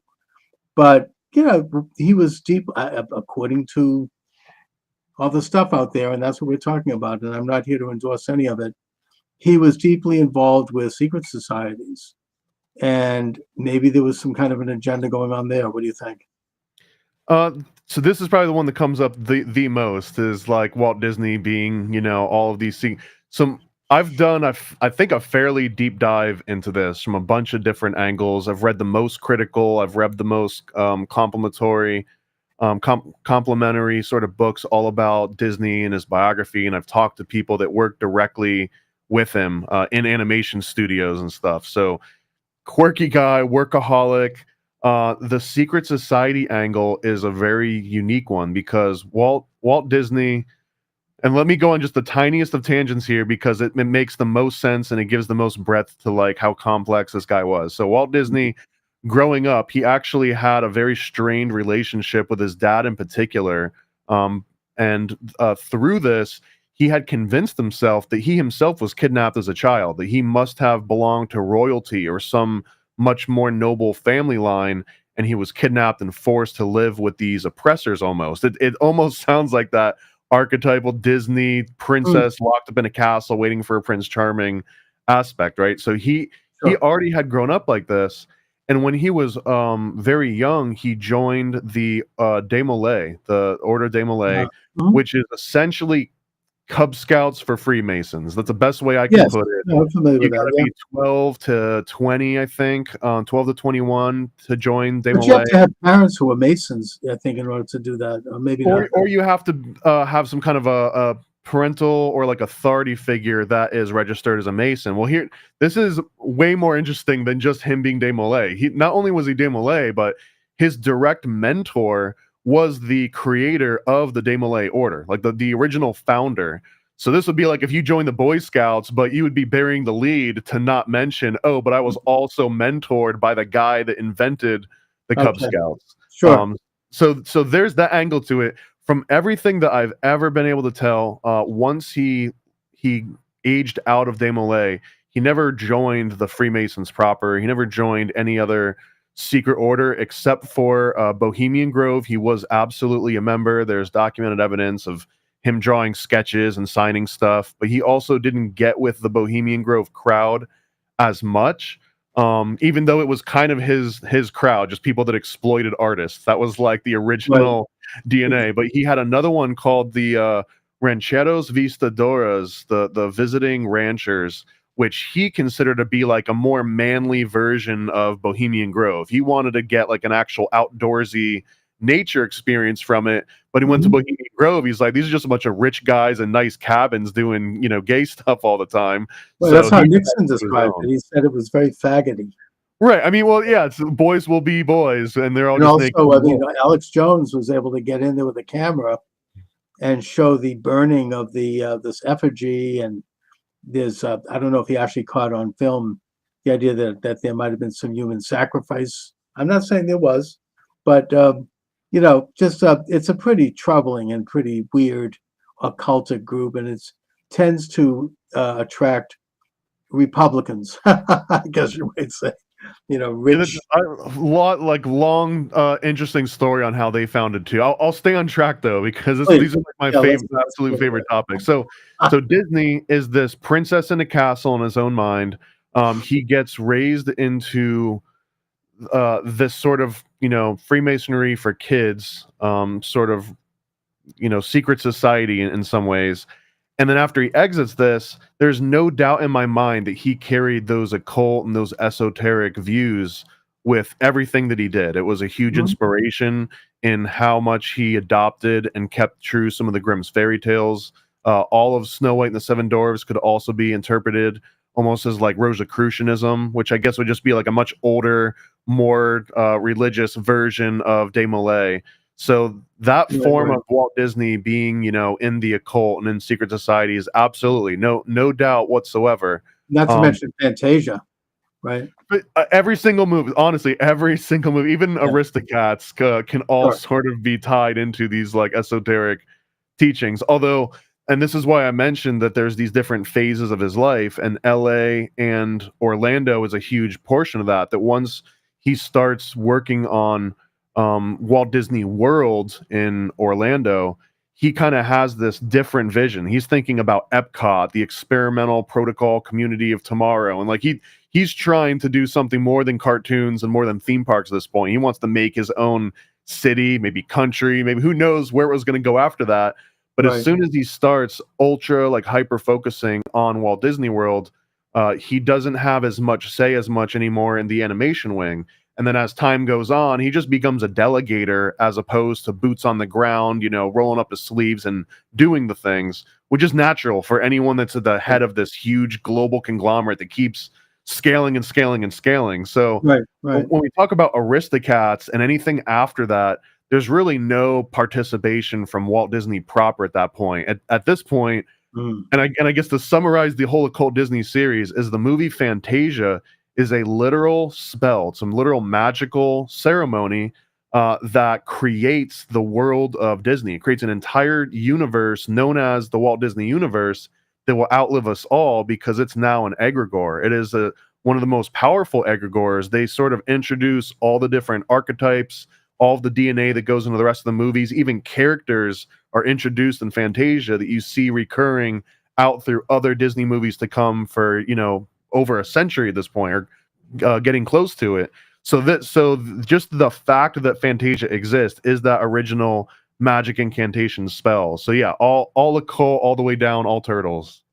Well, and plus there was some very frightening scenes in Fantasia involving nuclear activity. And I think the last Disney movie that Walt Disney was directly involved in was Mary Poppins. I think. I could be wrong. But Also, another movie about child exploitation, because they put so much emphasis on the chimney sweep and how lucky the chimney sweeps are. But if you look at actual chimney sweeps during that time period, they were kids. They were sending kids into these chimneys to sweep them out because adults wouldn't fit. They could get up there. Yeah, they had wiry. They could fit into the crevices. Interesting. But you don't think that? I mean, it sounds like we're talking about influences on Disney's worldview and kind of this occultic element to it and this fantasy world that he wanted to create and project into the future with Epcot, which is, as you say, that's City of the Future. Do you think there was a more conscious aspect to this, in that Disney might have been literally coordinating with, secret society people? I mean, was it, kind of like part of a world order element? Was he involved, for example, in the post-World War II Federalist Society movement or anything like that? It's really hard to pin Disney down in particular on a specific. There is one thing, and this is from Dark Prince, or Hollywood's Dark Prince, I think, is this unauthorized biography that the Disney family absolutely hates, but it presents this case that he was sort of working in like a McCarthyist way to root out communists in the animation industry in particular. Right. And I'm glad you brought this up, because this ties into that Disney growing up felt like he was this princess trapped in a castle by his captors. The FBI, or that might have been the FBI, I think FBI, J. Edgar Hoover in particular, basically gave Walt Disney special agent in charge status in exchange for him to give up any sort of communist information or root out commies that he could in the industry. And in exchange for that, they actually told Disney they had found his real father. His real father was royal blood. He was a king of Spain at some point, or his family line were kings of Spain, and that if you just help us out with these FBI matters, we'll put these connections together for you. And we'll give you some of this research that they had uncovered. And I believe that they were just putting a carrot on a string for him. They were exploiting a character flaw, or maybe some deep-rooted issue with him. But this is absolute close to proof, depending on how much you believe the special agent in charge documents. But if that were actually happening, then at a government level, absolutely, Disney was covertly spying on his peers and reporting back to the government in exchange for benefits and secret information that no one else had. I mean, how else would you describe a secret society other than just an intelligence organization? So, right. I mean, the very mundane example, you can extrapolate all of the other ones that, if he was in the Rancheros, and if he was in Bohemian Grove, and if he was still an appendant of Desmoulins, he did draw Mickey as Desmoulins numerous times. So he was actively recruiting in that way. And also, I mean, as you say, the FBI was kind of the first literal, legal, open enthronement of a secret society into the United States. And then, of course, that was advanced under Truman with the National Security Act, which created the CIA and the National Security Agency and all the rest. An interesting book about this was written by Professor Michael J. Glennon, who wrote the book Double Government. He was a professor emeritus at Fletcher School. He served the Obama administration. He's an insider, but he kind of blew the whistle on a lot of this, even though I had him on my show and he didn't like me at all. But yet he admitted that right? I mean, he was like, yeah, okay, he didn't deny anything I brought up, but he was unhappy with me for bringing it up, even though it's in his book. Anyway, I recall being also at the Disney Museum in Los Angeles when we visited Disneyland.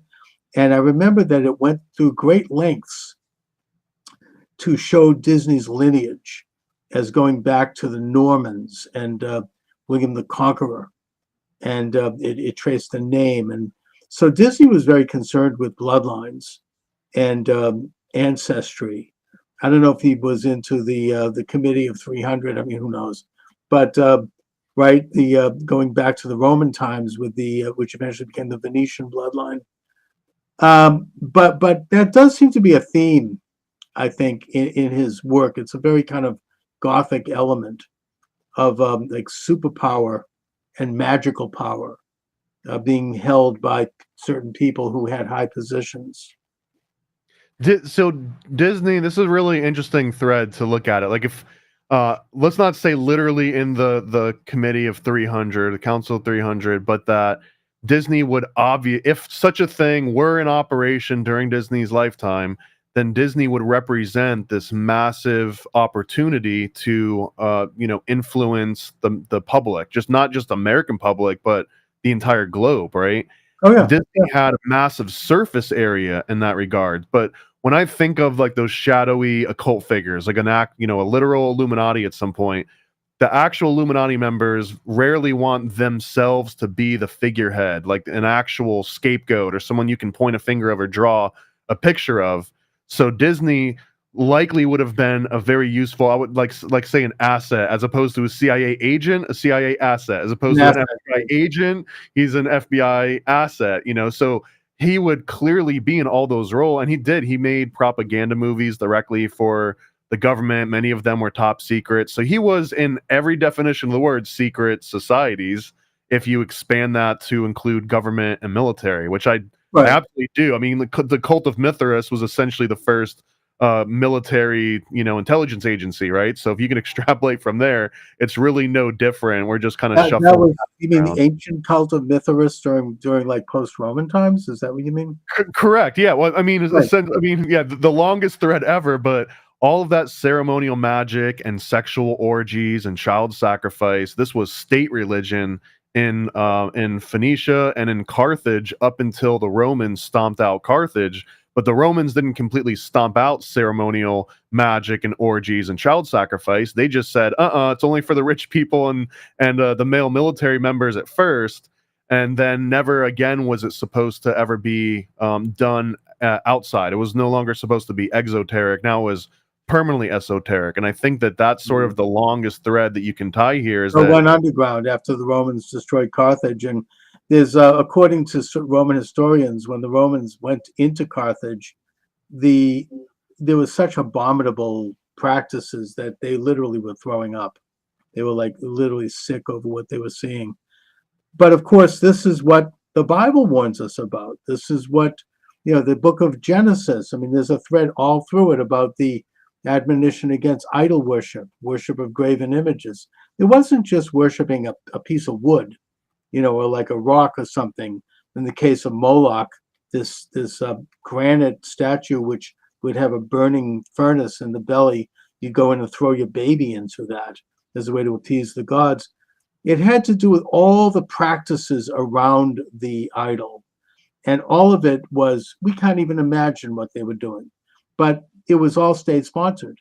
And it was all run by the sort of government that would operate behind the scenes and use this idol as their mouthpiece to manipulate their masses and to keep people docile and to use, sexual vice and moral, all kinds of crap to keep people like kind of off center, infantilized, distracted.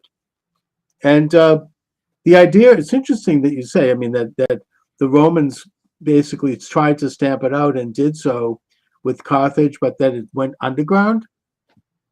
That's interesting. Literally went underground. They took what was happening above ground, and state sponsored is maybe even underselling it. Maybe state mandated would be a better way of describing the ceremonial magic, sexual orgies, child sacrifice. This wasn't just, hey, if you want to do it, we're cool with it. This was like, you better show up at 7 a.m. with your newborn to throw him into this fire or else. Like, so there was very much a state mandated aspect of this that you could not escape it.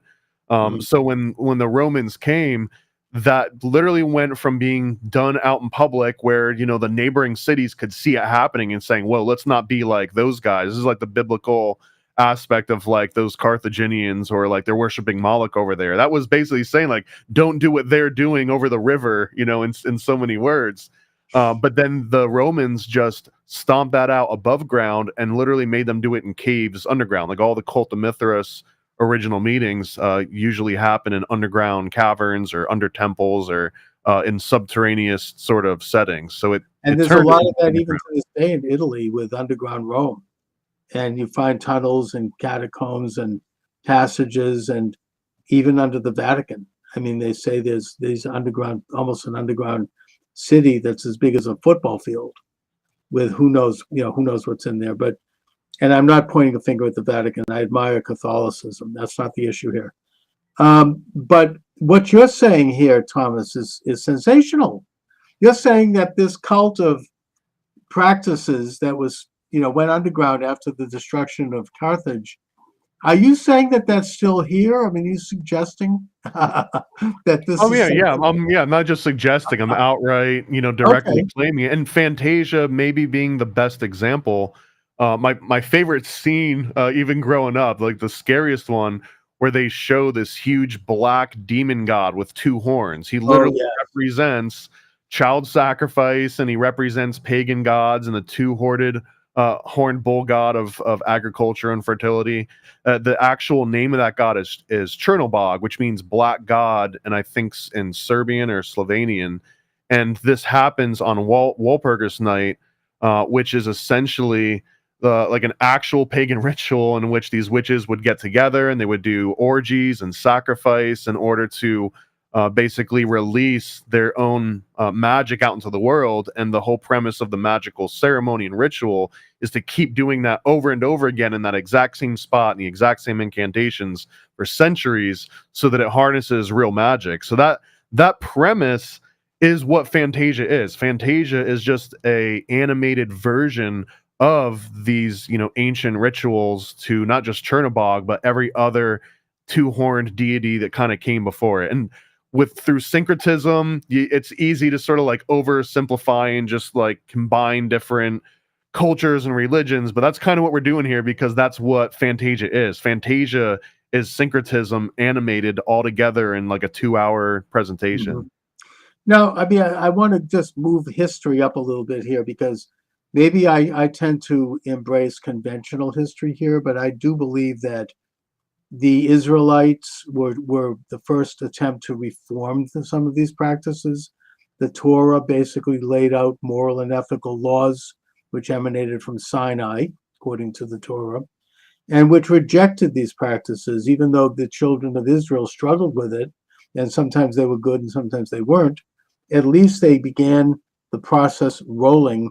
And then, of course, the ministry of Jesus resulted in bringing that to the world, and it was eventually became the official faith of Rome under Constantine, which I, as conventionally looking at history, believe was a good development. It was an attempt to stamp out these practices and an attempt to bring about a more moral order in the universe.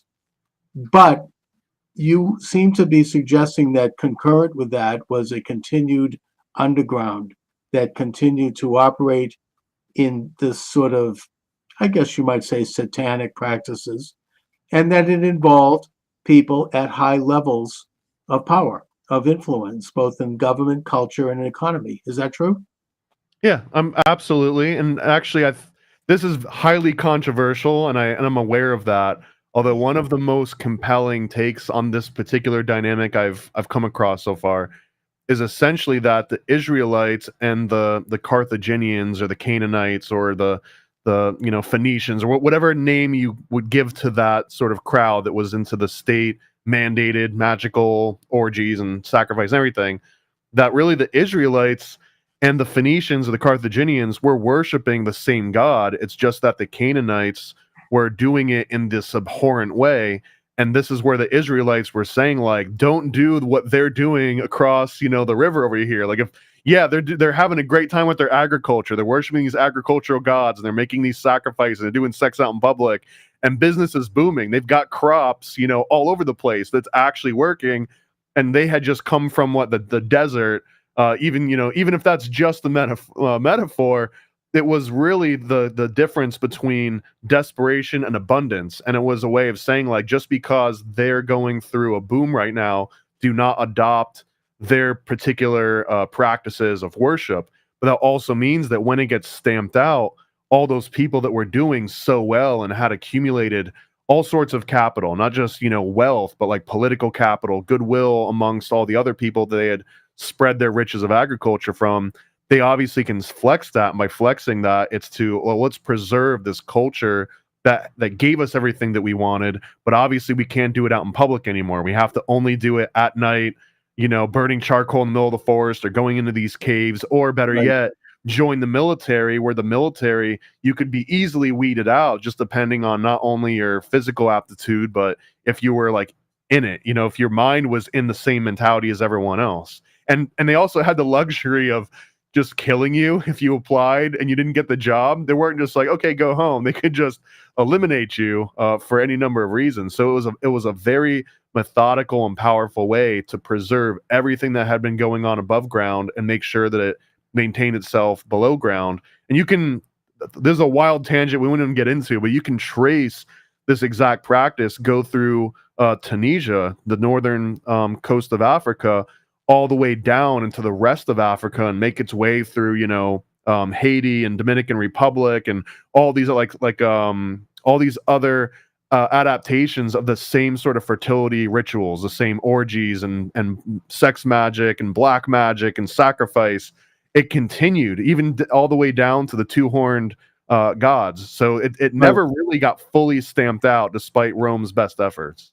No, but I maybe I don't know if I'm taking issue with you here, but I think that the Israelite movement, the thing that made them different than all other nations, was that they rejected these practices. That they continued with animal sacrifice, but not human sacrifice. Absolutely, no, I think we're not in disagreement there. That the Israelite was a complete reformation of how they were worshiping. And I guess the contentious part that I injected there, based on other things that I've read, was that a lot of people claim that these Canaanites were worshiping, Satan, or they were worshiping some other deity, but it seems more reasonable and complicated that they were literally worshiping the exact same God. It's just that the Israelites were doing this.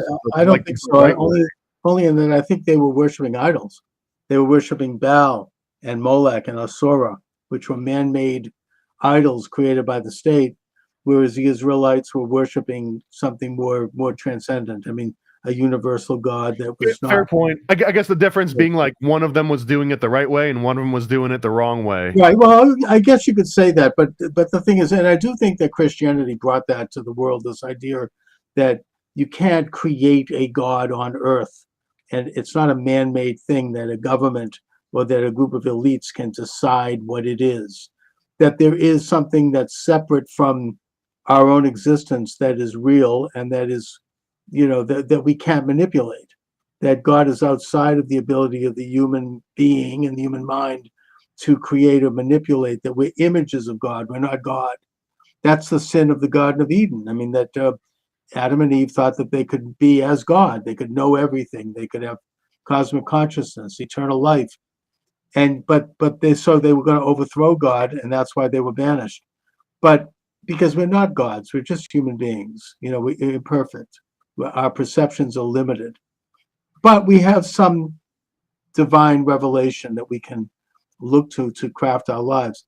So bringing things up to today, and I think this is really interesting, and I agree with this, by the way. I mean, I think you have this continuous cult that's underground, that is involved in these practices, that does attract the highest levels of elite, that has basically become and has formulated into secret societies. I think it started in the Middle Ages. You had the the Knights Templar was, I think, infected by it, and that's why they were banished by the Pope. You had in the Carabinari, and in the 18th century, the emergence of the Illuminati and the French Revolution. So I think we could trace the history of it. And what you have are an intricate web of secret societies that sometimes clashed, at other times cooperated, but yet all maintained almost an alternative existence from everyone else, and yet walked amongst us as everyday people. Well, yeah, the ones that like who's writing the books? If everyone's reading the books and on the same page, someone's got to be writing the books. So there's already going to inherently be some sort of aspect of these like secret societies. Even in Catholicism has Opus Dei, which is their version of Freemason. I mean, that maybe the wrong way of phrasing that, but like they can't be compatible with Freemasonry, but still have the same need to have this internal intelligence structure. So Right. every single group seems to form one of these, regardless of what they call themselves and whether they're political or religious or apolitical or what have you. There will always be this like weird pyramid structure that I think the Bavarian Illuminati in particular, I think sets the most obvious template, so that if you can understand how the Illuminati worked and why it worked, why people joined, how sort of potent that entire structure was, and then just say, okay, yeah, how do you apply those particular properties to any organization that technically they become a Illuminati in a way? And the Illuminati, Bavarian Illuminati in particular, I think the way that explains it the best for me is that they're selling something that never goes out of style. If you're trying to sell something to a priest or a pauper or a pope or anyone, a king, they might already have the resources to own all the material goods that you could possibly want to promise them. They might have all the life experiences, but if you promise them some sort of arcane knowledge that no one else has access to, I found this sea scroll, I found this old book, or God told me in this epiphany about how to interpret these symbols that have been a mystery for ages, right? I've got all those secrets. Now you've got a really good sales pitch that you can ensnare anybody with. And one of the stipulations, again, for the Bavarian Illuminati, okay, well, not only do you have to give us some actual money and your time and all this stuff, brain power, but we also want you to snitch on yourself. We want you to keep a little diary of all the dirty little things that you've done and think about, and everything that your family's doing and your friends. Just take a complete diary on everyone.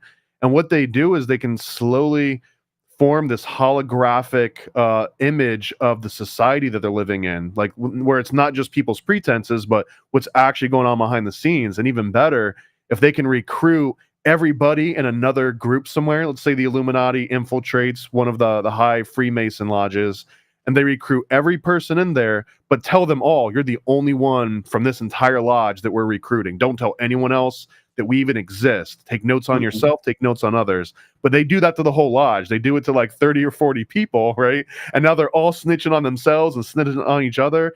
It becomes this huge cachet of blackmail. And so now you've got the ultimate sales pitch. Someone's on the hook, and they're giving you money and they're giving you time and brain power. They're also snitching on themselves and others, an entire community. And pre-internet, obviously, Bavarian Illuminati, whoever's at the top, which would have been Adam Weishaupt, he could act as this all-knowing sort of God on earth, where you came up to him and you were like, hey, I've got a chemistry question, I've got a religious question, a math question, a science, whatever. He could be the ultimate Renaissance man polymath, where I was already going to expect, like, okay, I write you a letter, it's going to take, a week to get to you and a week to get back to me. I might not hear from you for 2 or 3 weeks. That was the norm. So now Adam Weishaupt can get a question he doesn't know the answer to, but he can consult this vast network of experts that he's recruited from the highest levels everywhere, like the actual authorities on any matter you could think of. So now it seems like this Adam Weishaupt guy's got all the answers. He literally created an intelligence network based on blackmail. And for those that even maybe figured out the game far too in, that fallacy of sunken costs, where it's like, well, now, it's going to be the emperor wears no clothes. Like, now I'm going to look like an idiot if I got swindled by this guy. So keep that thing going, or even better yet, kick Adam Weishaupt out, maybe he didn't have the greatest intentions, but I know what this thing could be. Let's just keep this thing on track and make it what it could be, which is a sort of another false premise, right? The Right, thing becomes eventually falls corrupting. apart. But that particular formula, sell someone knowledge that they can't get otherwise access to, blackmail, and then acting as some sort of an authority. That's, if you read modern CIA recruiting documents on how to secure assets or recruit for other agents, it's this exact same kind of premise. There was something called, I think it was called RATS or something, which was like repertoire and opportunity, or I forgot what the actual acronym was, but this is exactly how you sell anyone on any covert agency. Well, I mean, I suppose when you strip it down to its basic essence, it's the lie of the serpent in the Garden of Eden. We can offer you eternal knowledge. We can offer you eternal life. We can offer you the meaning of life and full understanding of good and evil and everything in the universe. In other words, you can become God. And, it was very alluring, and every generation deals with it. Whittaker Chambers, who was a communist spy in the United States and who then turned state's evidence against Alger Hiss in the famous Hiss trial of 1948, and wrote in his autobiography, Witness, that communism is the world's second oldest religion, and that it comes from the Garden of Eden, metaphorically, in that it's the rule of the universe by man as opposed to by God. That man will be the highest elite. An elite of man would be the highest level of knowledge, and that they would control others for their own good, and that they would create a utopia. They're offering utopia. They're offering all the answers to pain of existence, because we live in a vale of tears, as Catholics like to say, and that you can alleviate yourself by seeing this greater knowledge. It's a very alluring sales pitch. Now, having said that, I think we can identify the nature of the Illuminati, and you've done that in, I think, your most recent book, Thomas, right? About the Illuminati. Donut and I. We just call it Illuminati comic. The cover actually says, "Are you being mind controlled by the Illuminati?" Because it's meant to be something someone will walk by and be like, "Oh, what's that?" and pick it up. Yeah, I mean, it's a great concept because it's based on more than some truths. I mean, the Illuminati had an agenda that's well known. They wanted to create a one world order. They wanted to create a one world religion by getting rid of all of the clerical and political entities of their day, by getting rid of all the institutions that promoted those entities, both good and bad. But the good ones were things like private ownership and self-interest and sovereignty and all of the other things that allow humanity to advance and the individual to advance. They wanted to abolish all of it, which Marx then went on to describe as false consciousness. That and that the way to get rid of it was, well, he wants to get rid of the Jews, but that's beside the point. I mean, just whatever, get rid of America, get rid of Christianity, as a way to move man into this one world collective entity where we would all become, lobotomized ants, basically. However, having said that, I don't think it's a complicated situation in that not all secret societies were part of this, and still are not. Sometimes I think that there's a necessity for some secretiveness in certain situations. George Washington, for example, was a member of a Masonic lodge in Alexandria, which developed the layout for the city of Washington, D.C. He received a letter from a minister named Snyder in New York who said, I think that your lodge has been infiltrated by the Illuminati, and I want to alert you to this. And Washington sent back a letter in response saying, I'm very well aware of what you're talking about with the Illuminati, which he referred to as diabolical. However, I don't believe that they have infiltrated my lodge.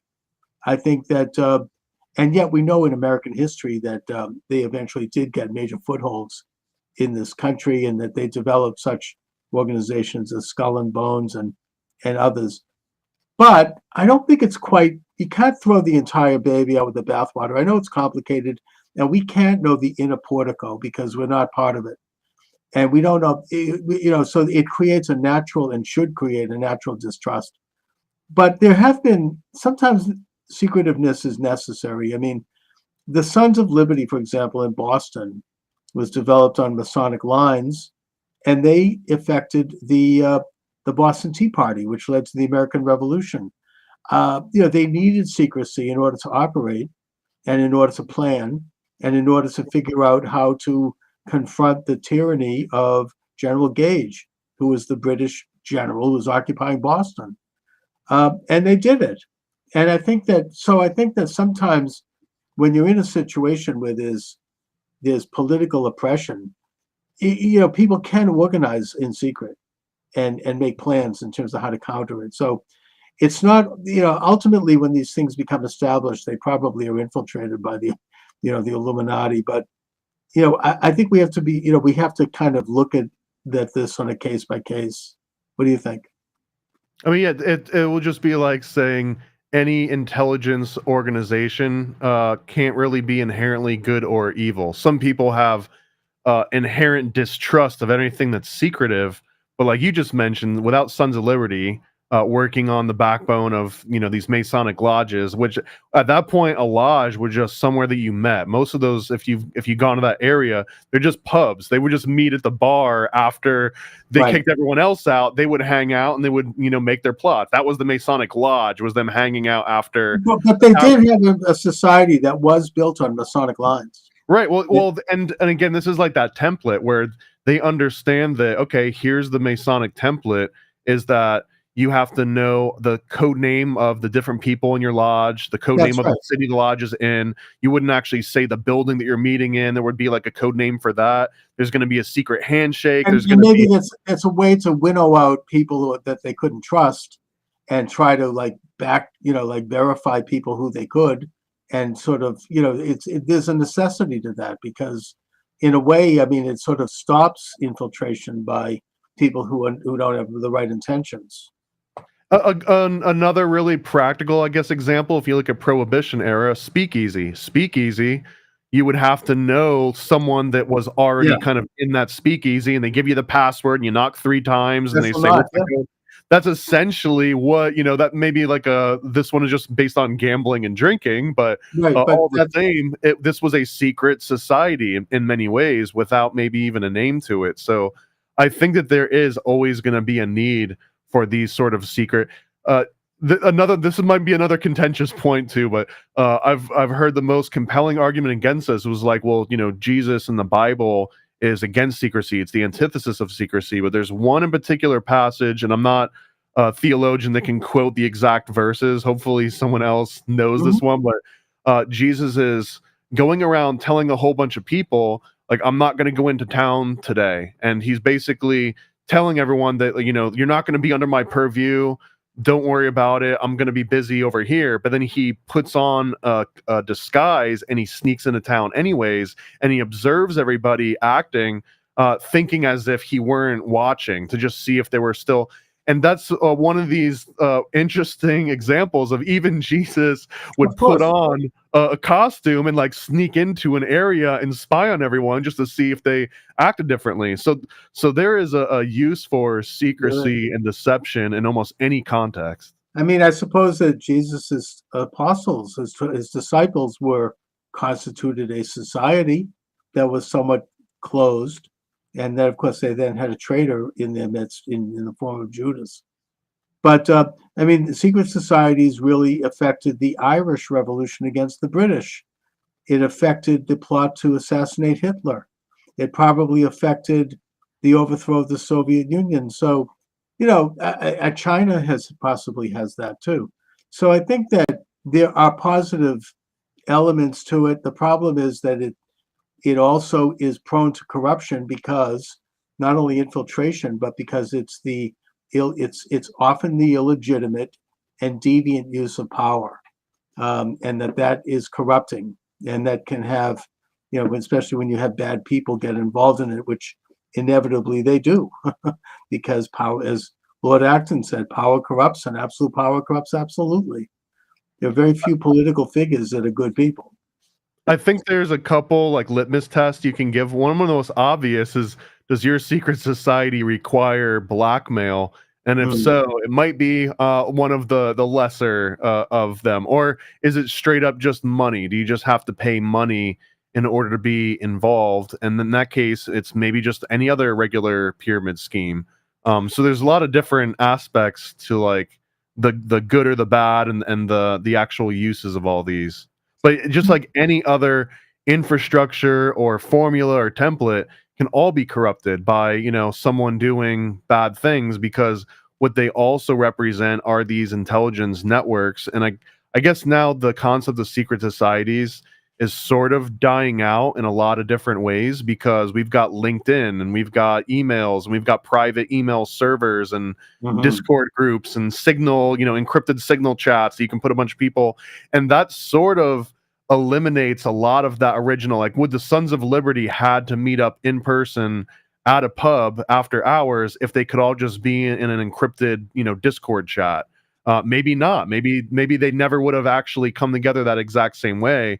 It was just the limitation of technology, just the same way that sending letters back and forth in Adam Weissaup's time by like horseback, that might have been their version of Discord. And if they could have just emailed everyone or just sent like a, you know, like a top secret correspondence, they would have had to have still done that. I think it would have changed the shape of all of that. So right now it's harder to say like who's the current Illuminati or who the current secret societies. It's just an email chain. Like the most secret society on the planet is probably just a whole bunch of boring email chains at this point. Right. Although those emails, once they are put into place, they exist, and it's hard to remove them. And there's a certain amount of transparency around that, even though, like, Hillary was like destroying her emails with the With bleach bleach. bit. I don't know, boring.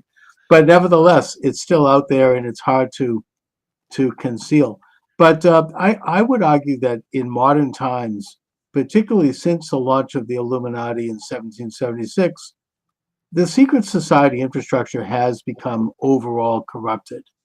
And that was advanced by the Rhodes Roundtable Group, which is at the turn of the century, the Anglo-American establishment, and that it kind of has grown up in other societies, and oftentimes there's intersection and interaction. The central banking establishment, which also launched in the 19th century, plays a major role in it because they get to decide the value of things. That's a huge power. You know, they decide how much your property is worth by how much currency they emit into the economy. It's a huge power, and that they do informally, and it's been written about. If you read the work of Carroll Quigley, he gets into this in Tragedy and Hope, who was a supporter of it, and he's a professor at Georgetown University, that the interaction and intersection between economic, cultural, and political forces, both in this country and around the world and with each other, has created an atmosphere which can only be described as an informal world government, and that they leave in place the official governments, you know, the official offices, the official ceremonies, but behind the scenes, they increasingly control everything, and that their motives and their means and their agenda is not holy. Let's just put it that way. And it's certainly not wholesome in terms of the right of the individual under God. Anyway, Thomas, I got to run, and this is really an interesting conversation. We've just touched on the surface here. I could do that. We could talk for hours. Well, let me tag in really quick too, since you asked like the sexual Disney Yes. stuff. I just want to tag in here without going on a wild tangent on it, but that an interesting dynamic that people seem to leave out, especially in the earlier Disney movies that they claim get very sexualized, but those artists, when they weren't drawing cartoons for Disney, were pretty much drawing pinup artwork. These are also the same artists that were literally would be working on a feature-length Disney animation, get sent off to war, see combat, see friends die, kill people themselves, return back to the States, and then finish out that Disney animation. So the amount of literal trauma that, you know, these people were going through, there's a lot baked into those early classic animations. There's so much more than just wanting like, hey, let's see if I can sneak a nipple in, you know, this scene here. I think it's way deeper than that. Interesting, and you can kind of tell, but it definitely opens a door, or you might say a portal, to some insights into the Disney animation series, and it's something that I think we all sense. Anyways, Thomas, where can people get a hold of your excellent books? And I know you have a podcast that's up, The Paranoid American, that's available at Apple Podcasts and elsewhere. So let my viewers know where they can find out more about you. Yeah, if you search for just Paranoid American on any platform, you'll find something of mine, whether it's a podcast, a documentary series. You search it on Amazon, you'll find some of my books, but you'll find all of the stuff that I got at paranoidamerican.com, which includes things that I'll never be able to list on Amazon or elsewhere, like a Hillary Clinton adrenochrome playset, things like this, a little severed head and like a blinking light. So yeah, I've got every kids books, adult books, stickers, toys, everything. I'm trying to really make conspiracy theory and occult research fun and approachable to everybody. How to get superpower through the blood of babies. Anyway, Correct. We literally have a book called the Homunculus Owner's Manual that maybe not babies, but it's about raising homunculus and then like cutting their head off and spilling their blood on your toes, and you can walk on water for a couple days. Very important work and great imagination too. All right, Thomas, listen, thanks so much for joining me. Great conversation. An honor. Let's do it again sometime. Thank you, Charles, and thank you, Donut, for connecting us. All right. Thanks for joining me, everyone. Charles Moscowitz, welcome to the program. The movie in question is Beneath Sheep's Clothing, and my guest to talk about it is author Trevor Loudon. Trevor is a New Zealand author, speaker, political activist, blogger. He was vice president of ACT New Zealand, a classical liberal and right libertarian political party from 2006 to 2008. The author of 5 self-published books on U.S. politics. Trevor, thanks for joining me today. It's an honor. Always good to be on. Thanks, Charles, for having me. You know, Trevor, before we get started, I have to ask you about this New Zealand story with this haka, which took place in the parliament. I mean, it's something that, in spite of myself, I can't stop watching it. It's fascinating. And what is going on there? Briefly, what's happening with that? Well, we've got to see the head of the ACT party, which you mentioned. I used to be the vice president of, is David Seymour, and I knew him very well when he was the head of Young ACT when I was the vice president, and he's introduced a bill defining the rights conferred to all citizens under the Treaty of Waitangi. That was signed in 1840.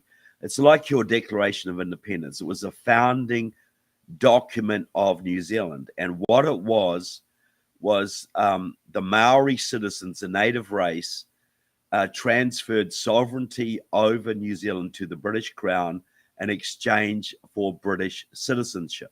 Okay, they became citizens. Now, the left, the communists, ever since then, have been trying to say, no, this was a partnership.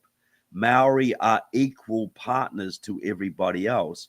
Maori should have 50% of representation in government. Maori should have 50% of this, 50% of that, 50% control of the airwaves, the seabed, etc.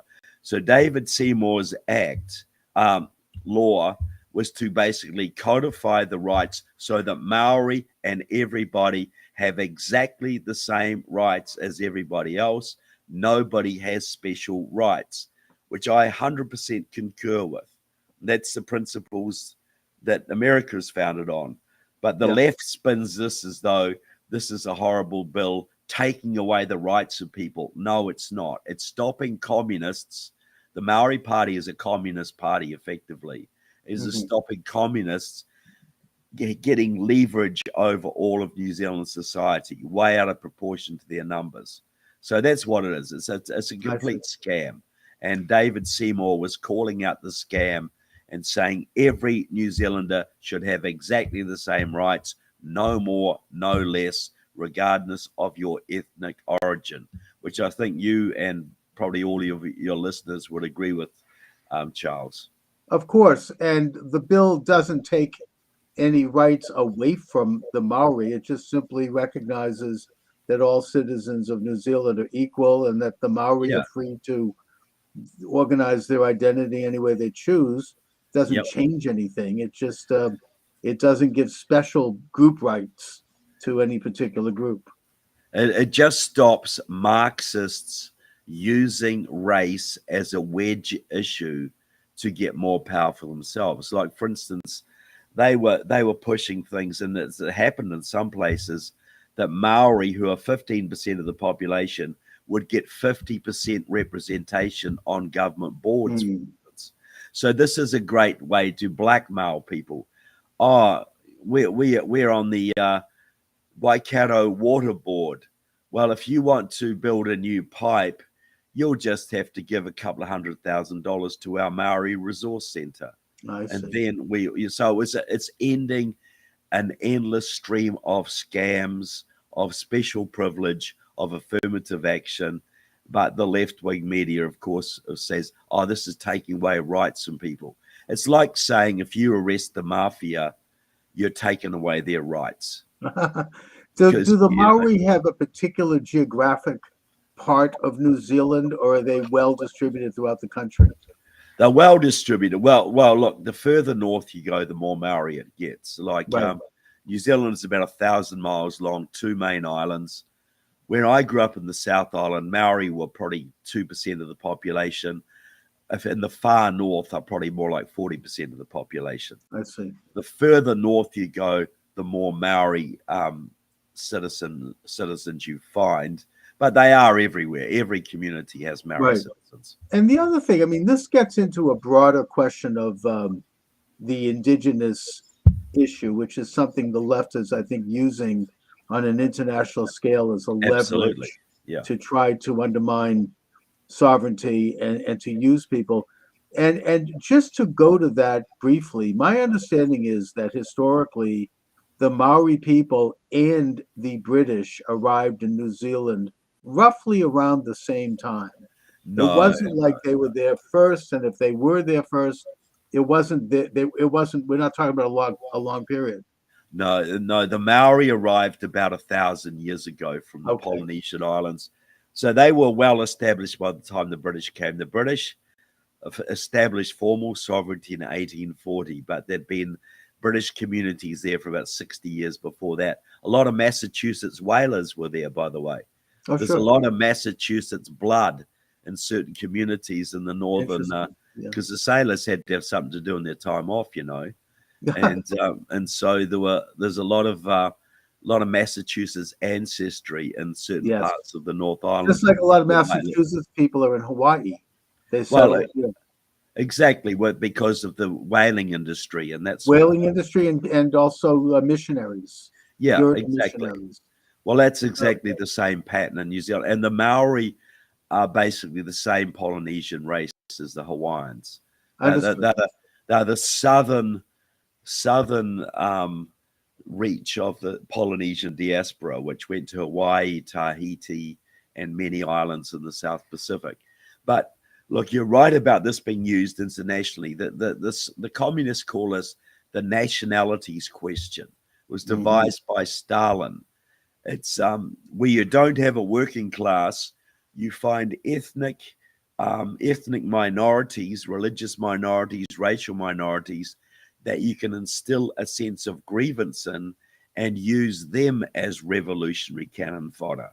So this is the Hawaiian independence movement. It's a Marxist movement. The La Raza movement, which wants to return the southern states, southwestern states to Mexico. Sure. The communists who worked in the black community in America and the Native American community for decades. So this is a common thing. Wherever there's minorities, there's Marxists stirring them up. Right, and they want to sow division, and they run on this assumption that somehow if a timeline indicates that a group of people were there before another group, they have some kind of a divine right to that country. And of course, they apply this very arbitrarily because they will never apply it to Jews. To Israel, that's different. That's different. Yeah, to their homeland of that tiny little swath of land that we call Israel. I want to bring things to politics right now, and I feel remiss if I don't talk about the fact that after the resounding victory, thank God, of President Donald J. Trump to serve a second term, he received both the electoral vote and the popular vote. It's interesting that all those states that were trying to get rid of the electoral college by signing a pact saying that all of their electors will go to the whoever wins the popular vote, they're now going to have to send all their electors to support Trump. Yeah, including isn't that a California. sweet injustice?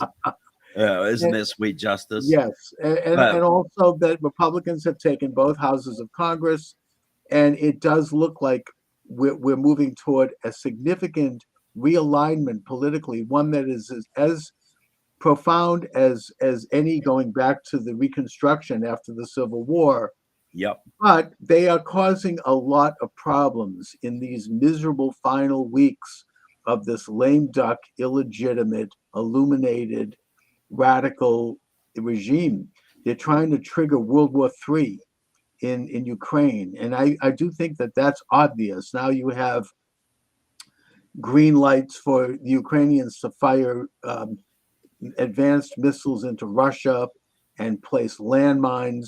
And it's all happening in these final weeks. I think that they're trying to embroil the United States into a world war, which will, of course, make it difficult for President Trump to fulfill the mandate that he called for, which is to bring about a negotiated peace in that war. Do you think that is the case? well, look, I'm a big Ukraine supporter, so I'm glad they're getting these capabilities. But yes, Right. look, Biden didn't. The Ukrainians have been pleading for 2 years to be able to strike back into Russia when they've got troops massed across the border ready to attack them. They're not allowed to attack them. So now Biden has given them some limited capability right at the end of his term. I think this is basically to take a card off President Trump's table. You know, Okay. basically, there's nothing to do with helping Ukraine here, though I'm glad they have the ability to defend themselves. This is all about sabotaging President Trump. Well, that's right. And I think that both sides want a negotiated peace at this point. And I don't think it's realistic for the Ukrainians to expect Russia to return Crimea or some of those eastern provinces. So there's going to have to Russia wants all of Ukraine. Russia's not going to well, negotiate. that's right. That's why there has to be a and negotiated all peace. of Ukraine. So Of there is no negotiated peace. Okay. You know, really, in my opinion, because All right. Russia said quite plainly, we want all of Ukraine, not just the parts we occupy, all of it. Right, but they're not going to get all of Ukraine because Well, there's they're a not going to stalemate. negotiate till they do. Well, that's just it. There has to be painful concessions. A war can only end with a total victory by one side or painful negotiations to result in the compromise. And I think that Trump's position is that to protect Ukrainian sovereignty, there's going to have to be, and to stop the war and the killing, there's going to have to be a painful negotiated peace. And that's sort of where I am with it. But let's go on to your movie. It's not mine, it's Julie Bieling's movie, but I'm interviewed in it. You're interviewed in a it. role in it. Yeah. Well, let's talk a little bit about the movie because it gets into a topic of how much communism and communist ideas have infiltrated our liberal Western democracies, and something right under our eyes which we don't see. It's imperceptible, but yet done in the broad daylight. So Yeah, well, look, the movie is Beneath Sheep's Clothing, and Julie Bieling did it. She was a missionary in Russia not long after the collapse of communism, and wrote a thesis on how the Russians suppressed, how the Soviet communists suppressed religion specifically, the techniques they used. And she found that when she got back to the States, she found that the Democrats were using exactly the same tactics against Christian churches and conservative Jews, Catholics, etc. here, even Mormons. And so what she's done the movie basically showing us how we're in a communist revolution. That's what we're in right now. Now, Donald Trump has put the brakes on that, and he's going to reverse a lot of it. But we got to understand that's what we're in. Right. You know, we're in a 70% completed communist revolution. They have our education system. They have Hollywood. They have sport. They have most of the universities. They have the Democratic Party, the unions, and they're trying to consolidate their power by winning one more time and legalizing 30 million illegal immigrants. So who will then vote Democrat religiously. So we're in a revolution. Donald Trump is putting the brakes on, but they ain't going away. They're going to be fighting tooth and nail, and I mean violently, lawfare, everything. And Julie's is the best movie I've seen out there that actually makes it real to people that that's what we're in. You know, that we can understand that this isn't just stupid Democrats or silly liberals. Open borders, the indoctrination of kids, destruction of the energy industry, all of it is communism. All of it is a manifestation of the American communist movement, which is allied to various foreign communist movements. Yes, I mean, well, more philosophically, I think that Whittaker Chambers got it right in his book Witness when he noted that communism is the world's second oldest religion, and that it goes by different names at every generation, but what it is essentially rule by man, as opposed to the sovereignty of a creator of the universe, with man under God having a limited sovereignty. And that every generation has had to grapple with this idea. It really, in the modern times, was launched with the French Revolution. In the United States, it was launched, I think, or got the successful foothold with the election of Wilson in 1912, and the transfer of sovereign powers to unelected bureaucracies like the Federal Reserve and the Council on Foreign Relations and all these other groups that are shadowy and unelected and don't represent the people. President Trump has thrown a stick into the hornet's nest by basically openly calling for a return of sovereignty to the people under God and not to this clique of internationalists who want perpetual war and the erosion of sovereign borders. And for that reason, while he won, the war goes on. It's not over. In fact, this is just the beginning. They're not going to sit down and allow for a reversal of hundreds of years of setting the stage for their creation of this international beehive of where nation states become just pro forma and provinces of a world order. Yeah, look, and you now analyze it perfectly, Charles. This is ultimately satanic. You know, the natural order of things is God, man, nature. You know, and there's hierarchies. You know, we're given institutions to govern ourselves, like the church, like civil government, like the family. They're the godly institutions. So communism in its various forms, and you're right, it's gone back thousands of years, has always sought to overthrow and undermine the church, to overthrow and undermine the family, and to overthrow and undermine civil government, to basically give Satan the upper hand on earth. That's what communism is, and its various names. Today we call it sometimes globalism or the deep state, but it is communism, and it's heavily influenced by China, by Iran, by Cuba, by North Korea, other countries who have control over large numbers of our senators and congressmen, and have their agents working all over our communities. Like if you look at Boston, you know, there's a group there called the Chinese Progressive Association, which is a communist group, works with the Chinese Communist Party, and basically runs the Boston City Council and runs Elizabeth Warren and many of your other Congress members. So and all Michelle over Wu. America. Yeah. I mean, yeah, Massachusetts is behaving in a very strange way, I think, particularly since Maura Healey and Michelle Wu were elected. Yeah. And you have this phenomena, I think, manifested in this spending, maxing out the state budget to pay for bringing illegal aliens in and putting them up in nice hotels, giving them 3 meals a day. There's no sense to it. There's no logic to it. And the state's going broke over it. Unless it's part of a revolution. It Yeah, and doesn't now they're make any covering up a sense. pedophile scandal that involves these people. I'm not going to go into details about it because it's a story that's just emerging. But in normal times, this would be enough to force them all out of government, but it won't happen Yeah. here. They just control the levers. I mean, the Boston Globe is a huge power in this state, has been for many, many decades, and they kind of call the shots in terms of what is permissible and what isn't in the public sphere. And that's, I'm sure Massachusetts is just a microcosm for a lot of other states, not all.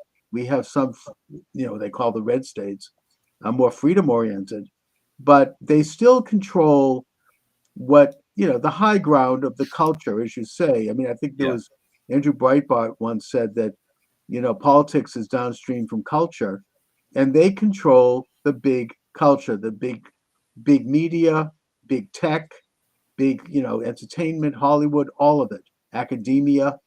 They really have, and they have worked to develop this stranglehold on it slowly over time. It's like a Fabian approach, where they Yeah. gradually weed out their opposition and install their friends and agents. That's exactly how it works. How do you take over a university or a union or a church or a government?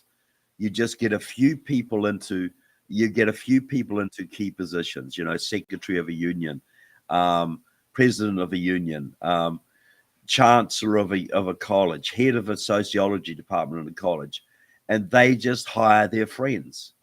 They keep hiring their friends, and they get rid of any opposition. And that's in 10 years, you could take over a university or a church or a labor union.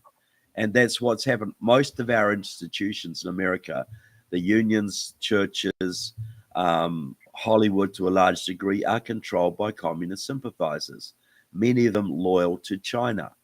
And one way it exhibited, if you look at all the states that had the harshest lockdowns during COVID, Massachusetts being one of them, Minnesota being another, headed by Tim Walz, the Chinese communist aficionado, Indeed, yes. California, Hawaii, Oregon, all of the states that had the worst lockdowns were all the states with the most Chinese influence.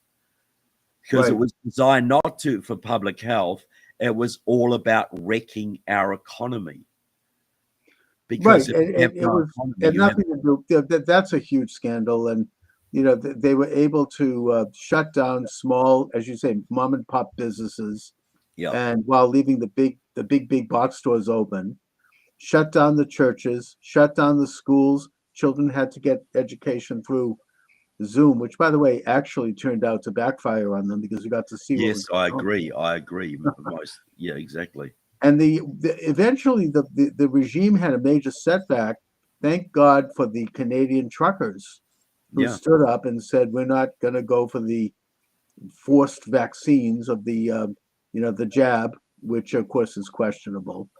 And the whole regime collapsed here in Boston. Michelle Wu, our new mayor, talk about maybe communist associations. Oh, absolutely. She is. Yeah, I mean, very heavily tied into the communist movement. You couldn't go into a store or a restaurant unless you showed your card proving you'd had the vaccine. And that happened right when the truckers struck, and there was fear that the trucker strike would spread to the United States. So they backed down, and she backed down. Yeah. And so they had a setback, but they're going to try something else. I mean, this is it's only a matter of time. I think that they've had another setback with the election of Trump. Yeah. And the team that he's putting together is tremendous. They're going after every one of them. They have people who they're planting a strategy, from what I understand, where they're going to sue everybody. Every movie he makes is going to be lawsuits, attempts to impeach him. And I think that Trump has become sophisticated enough, and the people around him, that they're going to respond by countersuing. There's going to be, they'll tie them up. I mean, they'll bleed them out. This is a tough group. And I just was censored on TikTok. I guess I said something that PO'd the TikTokers, so I've been suspended for a week. Sorry about that. So anyway, that's the agenda. Look, I mean, it's happening in real time here. They still. It's wonder control- because we were talking about Chinese influence in the Yes, I think the that was the key, mentioning Chinese influence. yeah. That I think you're absolutely right, which is profound. China has, basically established a censorship regime in the United States with scores of, they got the EKG thing. I mean, they got rid of that to an extent, where if you don't rate well in three areas: economy, environment, governance, and social consciousness, you get a lower score and you can't function as well. I mean, that's open in China, but in this country, it's a little more subtle. Yeah. But it's a gradual tightening up of control over the lives and the destinies of citizens. Well, that's right. And what people see these things, they see the open borders, they see the ESG, they see this transgender education, they see the lockdowns, they see the destruction of the US energy industry, all of these things. What they don't see is that these are all arms of the communist octopus. All of these can be linked back to China. The COVID, obviously, Black Lives Matter was a Chinese operation. Right.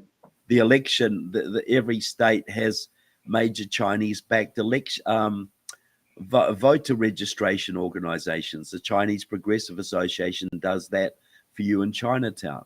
They run Boston through doing that. So if people understood the actual depth of Chinese penetration of every level of our society, from Congress and the Senate to Hollywood to the unions, whatever, they would be shocked beyond measure. But this is why they had to get rid of Trump with the COVID and the Black Lives Matter and the election shenanigans.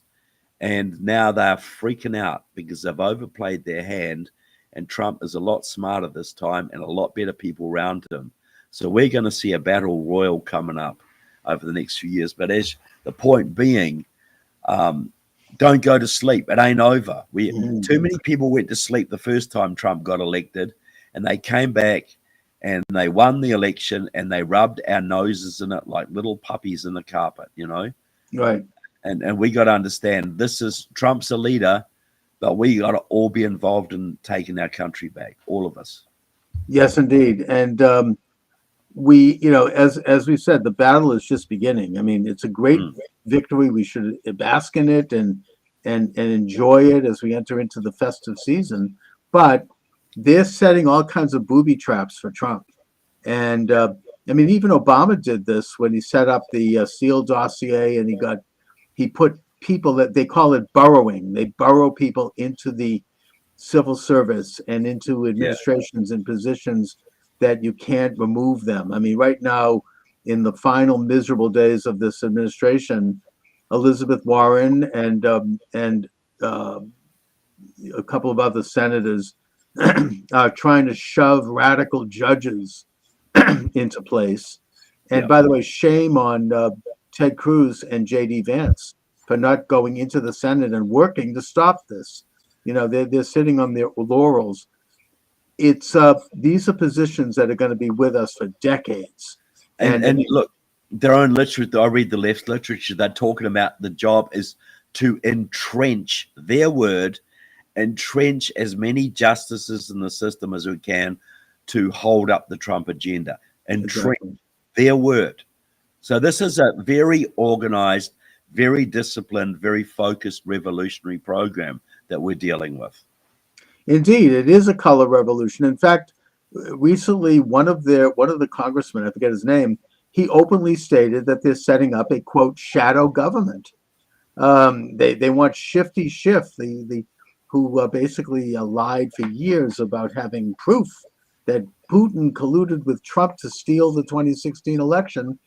He's going to be set up as a shadow attorney general, and they're going to everything that whatever Trump does or any of his cabinet members, they're going to counter it. So, I mean, this is like, it's subversion at its worst. And they point to the British system as an example. Well, guess what? We kicked out that system in 1776. I mean, we don't want to go back to that. No, we don't. We got a constitutional republic, which has set the country free and made the most prosperous and great country in the world. But you just mentioned Schiff. All the time he was going on about Russian collusion, he was working closely with the Committee of 100, Communist China's main influence operation in America. So he was going on about Russia, Russia, Russia, and nobody called him for his China, China, China. Deeply in bed with the Chinese Communist Party all through that time, and nobody called him on it. And that's why I write my books exposing this kind of stuff. But Adam Schiff is hardcore, and he's connected to the Committee of 100, which, as I keep saying, is Communist China's main influence operation in America. But this is the thing, you know, Elizabeth Warren is deeply tied into the Chinese Progressive Association, Communist China's main influence group in Massachusetts. So is Ed Markey. So are several of your congressmen. So is Michelle Wu. So are several other people on the city council. China controls Boston. You know, China controls San Francisco, LA, Boston, I believe Portland, Oregon, certainly Honolulu, and many other cities around the country, the Twin Cities as well. And so we got to understand how deep this is, and the battle that Trump's got on his hands, and that we have to play a role in this. You know, what we can do is exactly what you're doing right now, Trevor, which is to identify, expose, and then oppose the nature of this conspiracy. And I use that word openly because they call it that themselves. I mean, the entire communist edifice is by nature a conspiracy. They don't operate. That's what they call themselves. Yeah. Oh, yeah. They're not operating out in the open. I mean, they're not. They are subverting institutions because they know that if they came out in the open, they would be kicked out so quickly their heads would spin. So they do it through, you know, careful, subversive, well-studied means of changing perceptions. People that are involved in this, some of them don't even know they're involved in it. Yeah. You know, it's very, very tricky and very difficult to detect, which is why it's very important, especially now with Trump coming to power, that we get into identifying the nature of this. And by the way, your blog is called the New Zeal blog. I really recommend. TrevorLoudon.com or New Zeal blog, yeah. TrevorLoudon.com, New Zeal blog, shining the torch for liberty. You get into American politics. You have, your book is Stealth, Kamala Harris's Communist Roots. That was something that I think people did become aware of that one. Well, that's the book just behind me. You can see it just there. Stealth, Kamala Harris's Communist Roots. But that is not just about Kamala. That's about the movement that made her, the communist voter registration groups, the massive communist infiltration in California and other states. So, yeah, I recommend that. But you know, but East Sheep's Clothing is a must-see for everybody too, you know. Yeah. People I mean, the reason they couldn't steal the election this time around is because the Republicans at least learned some lessons from last time, and they were able to field thousands of volunteers who worked the polling places, who sat in the counting rooms to make sure that there were more eyeballs on those absentee ballots. They couldn't do a mass mailing of absentee ballots this time around, but they couldn't pull it off. But yet they still are counting in some places. They're still trying to do rear guard actions. See, there's a group called Seed the Vote, which is run by the Chinese Progressive Association of San Francisco, which works directly with the Chinese consulate. They are running the vote curing operations around the country. That's where they send their people, and they're openly saying this is to get more seats for the Democrats. They're openly saying this. So that this Chinese operation is going around finding faulty ballots and getting them cured. But they only get them cured and admitted if they're Democrat ballots. If they think they're a Republican ballot, if the person who did it is a Republican, they're not going to cure theirs. So they're still trying to steal seats. They're still trying to steal state Senate seats and congressional seats around the country right now. This is China. There's still 3 seats they're counting in California. And of course, you have in Pennsylvania the attempt to steal the Senate seat. One of the electors, one of the election officials, they're actually openly admitted that they were counting illegal ballots, and she said, "I don't care because everyone breaks the law anyway." So Yeah.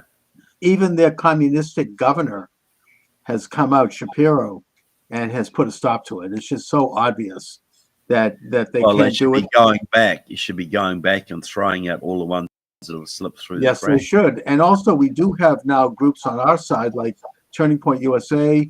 You've got Charlie Kirk, and you've got others who are curing ballots for us.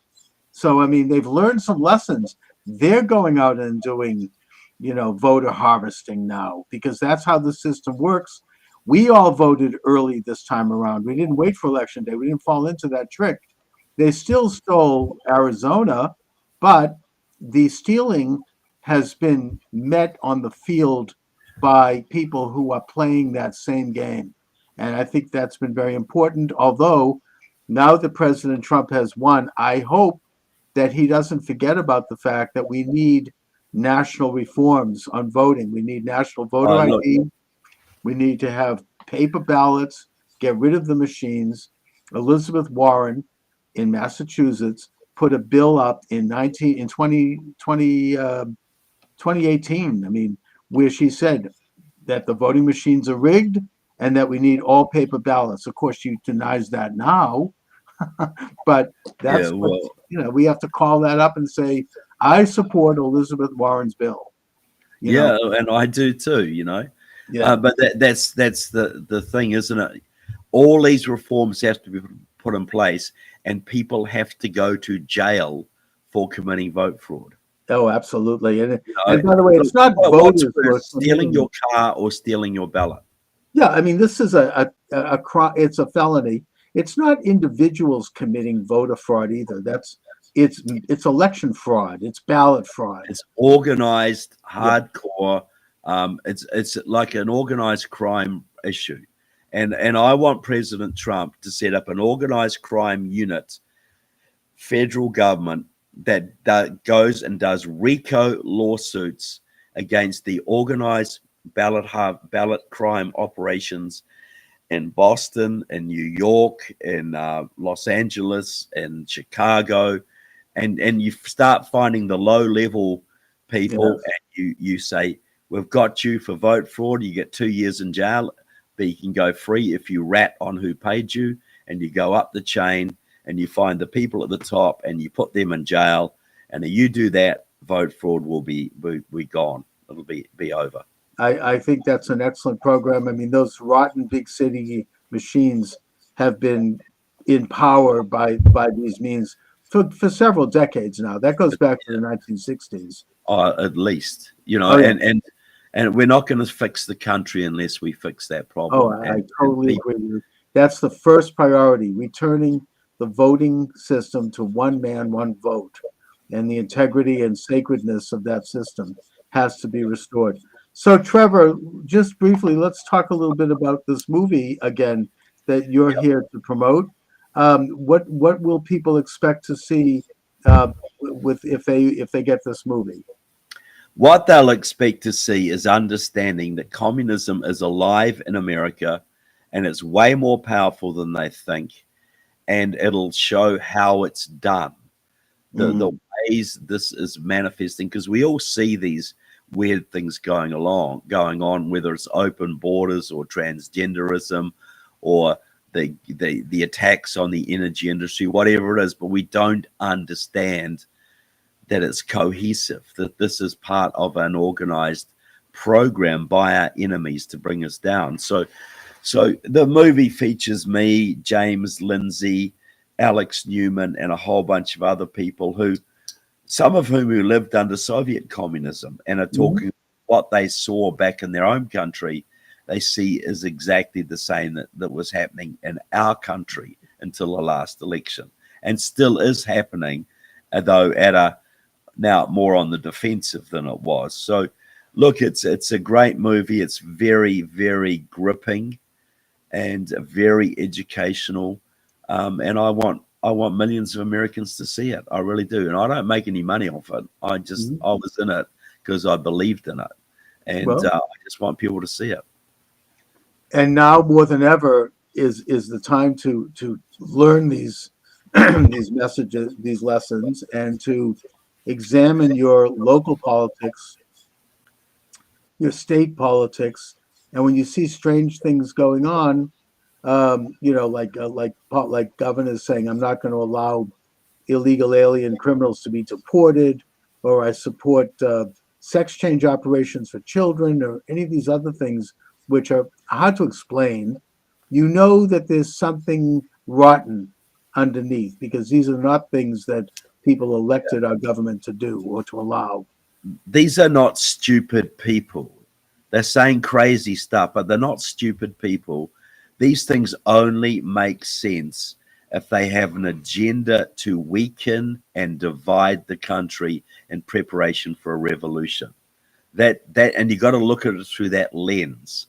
And Beneath Sheep's Clothing will help you to understand that lens, how we actually look at these phenomena and see the connections between them. I can already see the battle lines forming around the issue of deportation of illegal aliens. Yes, absolutely. And I think that the Trump administration is going to focus on, first of all, deporting the worst people. I mean, certainly in the first year, criminals, fentanyl dealers, drug dealers, violent criminals. And also, I think that there's going to be a massive self-deportation because they're going to cut off the money.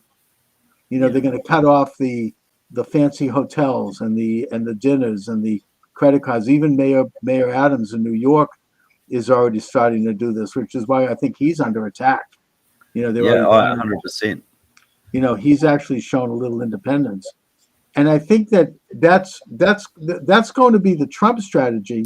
But their strategy is going to be to try to resurrect all of this old demonization. Oh, he's separating families and the children in cages, and we're going to hear all that kind of propaganda. How do we respond to that? Well, I think like Leo Hohmann is, you don't apologize for it. You said these people are criminally in the United States. They are taking the place of legal immigrants. There is no justice for this, and for the integrity of the American system, and for a lesson to all of those around the world who want to cheat that system. These people must not be allowed to enjoy the fruits of their criminal activity. And when I say criminal activity, jumping the border is a crime. Exactly. It's not just everybody who is here illegally is a criminal by definition. They've committed immigration fraud. Law and order. And the idea that they would be flown in by the Biden people, that shows how Biden, I think, to the degree that he had any scruples or brain left, was very compromised, probably by China. And 100%. He's China's man. He's been China's man since at least 2001. He was Russia's man since the early 70s, and Iranian's man since the late 70s.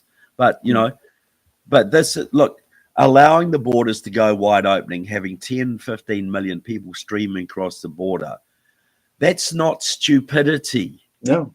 That is a deliberate program to alter the United States on a permanent basis, to swamp the conservative voting base, to cripple the hospitals, cripple the education system, and economically destroy us. That only makes sense if it's malicious. These people are not that stupid. Oh, no, it's quite deliberate. It is absolutely deliberate. The goal is the social transformation of America on a permanent basis towards socialism. You imagine, had Kamala Harris got in and she legalized 30 million illegal immigrants who then voted 90% Democrat, that was their goal, to have a one-party state that could never be thrown out, ever. You never get once you have a communistic government in place, it's very difficult to get rid of it. I mean, look at Venezuela. We could look at the Soviet Union. It took almost 100 years to get rid of that. I mean, it's they immediately assume control of all of the levers of power, all of the nexus of influence in a country, and there's just no defeating them. So I No, mean, they, you know, people used to say to me when I campaigned against communism in the 80s, they'd say, "Oh, Trevor, if the people in Russia didn't like communism, they'd just organize a revolution and throw it off." And I'd say, look, to do that, you need a few people, right? So you got a room, you got 25 people in it. You're going to organize a revolution. 5 of those people are KGB informants, but you don't know who they are. And if they tell the KGB what you're doing, you're going to get executed. So are you really going to try and organize this counter-revolution? no, they use, of course, they have the mechanism of terror. I mean, I've talked to a couple of Iranian exiles here who have told me that they go back. Some people try to go back and they all get killed. I mean, it's just they control that ability and they have an outreach all over the world. And so, you know, through terror, certainly China does this. China has in colleges the Confucius clubs, which keep an eye on Chinese students, making sure they're in line. You know, Yeah, so and they had about 17 secret Chinese police stations in Minneapolis and others, monitoring anybody who might say something bad about China, and then their families will get pressured. They will get kidnapped. They've actually kidnapped people from this country and taken them back to China. Chinese nationals living in America who have criticized the Chinese regime have been kidnapped and returned to China. Oh yeah, and that was right under Tim Walz's nose. Tim, China-loving Walz in Minnesota was allowing this to go on. Yes, and it's something that, I mean, we can see how China even handles its own citizens. People disappear if they run afoul of the Communist Party. So, so Trevor, let my viewers and listeners know where they could get more information about you and your excellent work. Yeah, trevorloudon.com. That's my website. All my books are available there. And Beneath Sheep's Clothing, you go to beneathsheepsclothing.com or go to Amazon and look it up and get a copy Excellent. There. Trevor Loudon, as always, I want to thank you for joining me. Great conversation. Always a pleasure.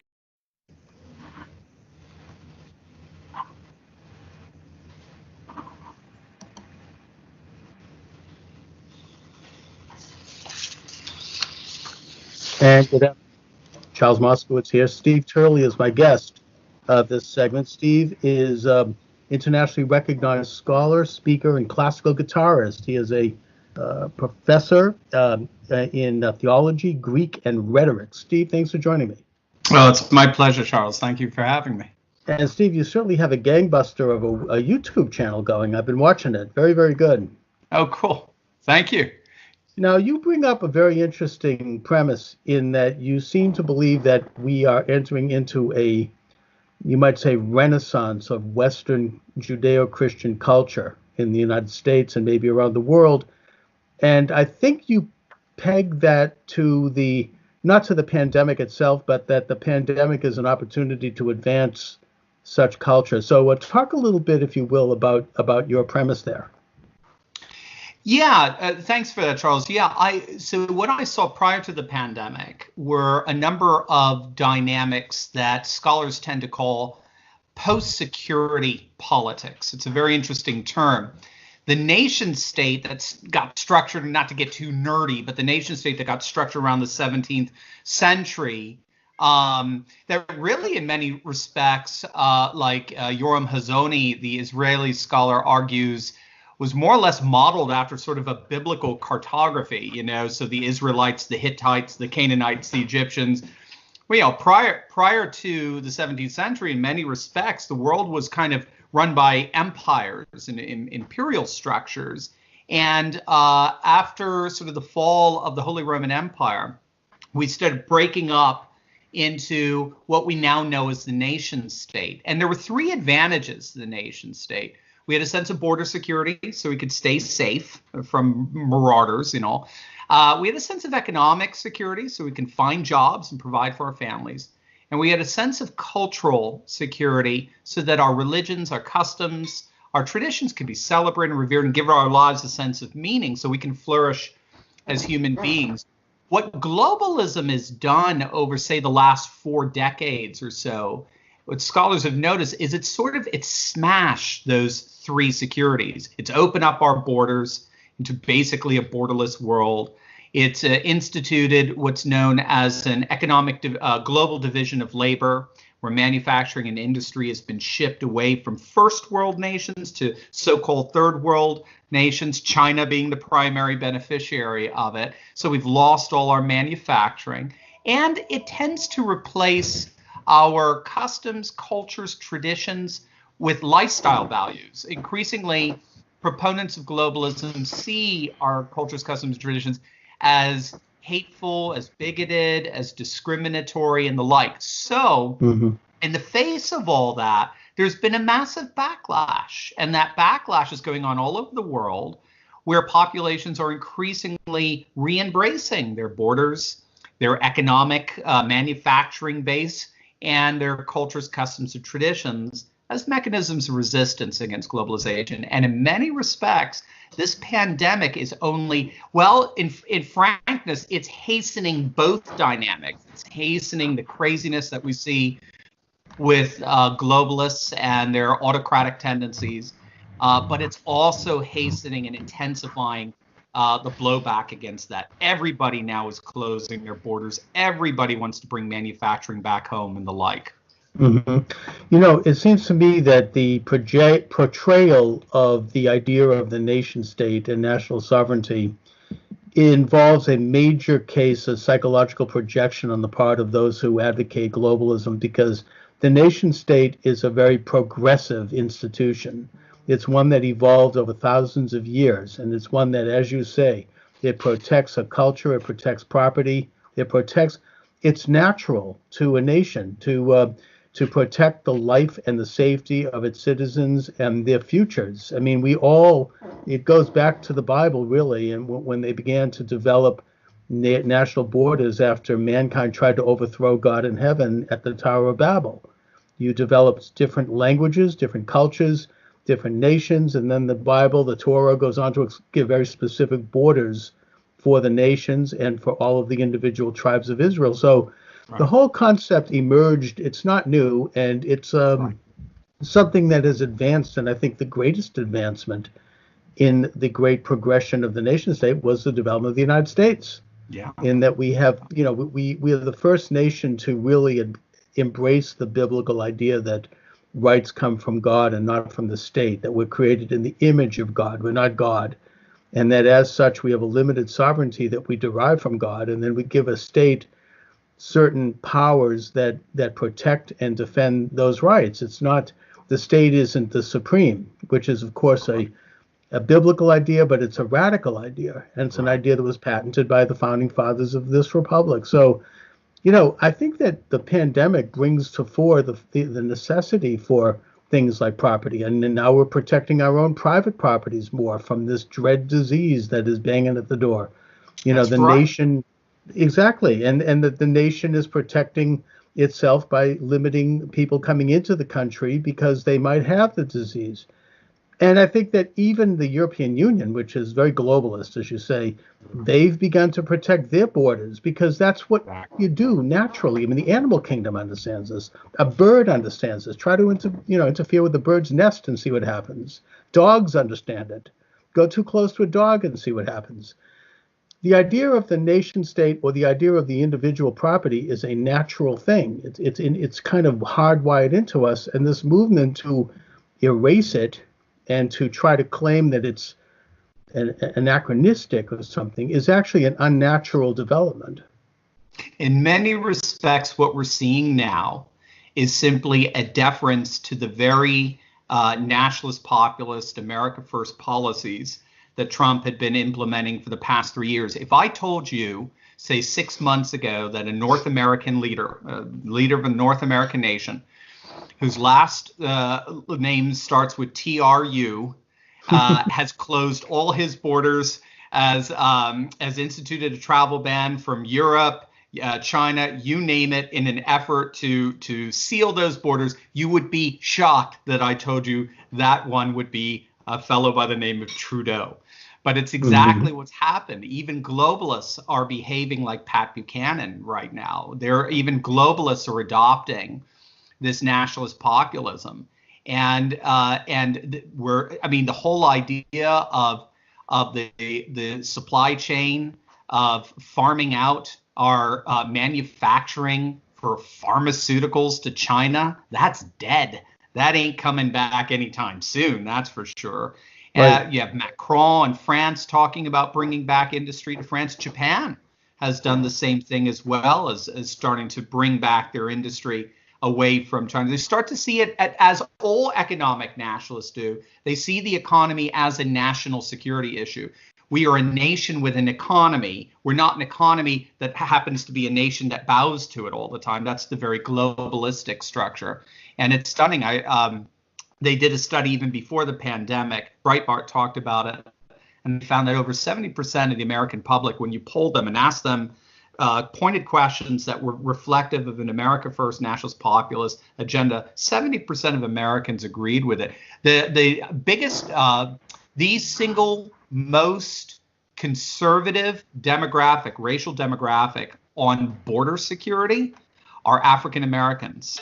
They have one of the highest. Yeah, do you mind? Sorry, my phone is. No, that's all right. They have one of the highest rejections of immigration of any population, and of course because they're adversely affected by, especially illegal immigration with entry-level jobs. Well, labor and minorities have always had an interest in reducing immigration because it cheapens the value of labor, and it cuts back on opportunities for minorities who are trying to get a place at the table, so to speak. Right. And I think that we can see from this situation that a nation state has the right to decide who enters the national home in the same way that you and I have a right to decide who enters our private home. It is a normal, natural thing. It's a good thing. You don't have to explain it. It's just one of the basic building blocks of any nation. I mean, you try to enter into a communist country. I mean, if you're not wanted. I mean, it's sort of, the left is now criticizing Trump because they say he didn't do enough in terms of stopping flights from China in the early stages of the pandemic. They're saying, oh, you still let people in. Well, hello, they were citizens. And that at the time, I remember they were screaming about the fact that, he doesn't like Chinese men and women. Right. That's It's all motivated. xenophobia. Yeah. Exactly. So it's all very situational for them. Yeah. But the fact is that, it's just a normal, natural thing for any sovereign nation to do. These are the functions of sovereign nations. And I think it does certainly put globalism on its heels. The latest thing I'm hearing is that now, it's sort of a last-ditch, desperate attempt by the globalists that anyone who criticizes globalism, this is a euphemism for anti-Semitism. Yeah. Hello, I happen to be Jewish, putting that aside, but as a Jew, I mean, Israel is a sovereign nation. I mean, the United States. I mean, this isn't an anti-Jewish thing. It's are Jews supposed to be globalists? Some of them are, some of them aren't. But this isn't something that is inherent in Jewish understanding at all. If anything, it's the nation state is the primary idea. Exactly. And again, Yoram Hazony has been one of the major voices in that, a wonderful, wonderful scholar. He runs the National Conservative conferences. They just had theirs in Rome right before the pandemic. And of course, they had all those horrible anti-Semites like Viktor Orban and the like speaking there, as they're all, of course, laughing at such an assessment. Yeah, one of the funny things, there's some scholarship on this now, where they're finding that, in point of fact, people like Geert Wilders and a number of nationalist populists in Europe are extremely pro-Israel because they see the danger of Islam, and because Islam, in many respects, the Brazilian philosopher Olavo de Carvalho actually argues we have three globalisms going on right now. So the first globalism is the one we're all familiar with, the Western liberal globalism. that tends to be very economically driven. Then you have the Chinese globalism, which of course is Marxist driven, and that's getting hit hard as we speak. Thank God for that. But then you also have a religious globalism, which is the Islamic globalism, particularly via Iran and their expansionist tendencies. They want to take over the world. They haven't been able to figure out how to do it. But nevertheless, nationalist populists in Europe tend to recognize that. And they tend to see Israel as a beacon. And of course, Israel's probably, when all is said and done, the most nationalist nation on the planet right now. In many respects, the commentators are saying the left doesn't even exist in Israel. The best they have is a center. The best is the white and blue party that just got formed. Likud is your consensus party, and then of course you have all the orthodox third parties, as it were. There's not even a left anymore, really, in Israel. So the nationalist populist right, particularly Trump, of course, have looked at Israel as actually inspiration in the midst of all this, especially as they're trying to fight their particular globalist enemy, which is militant Islam.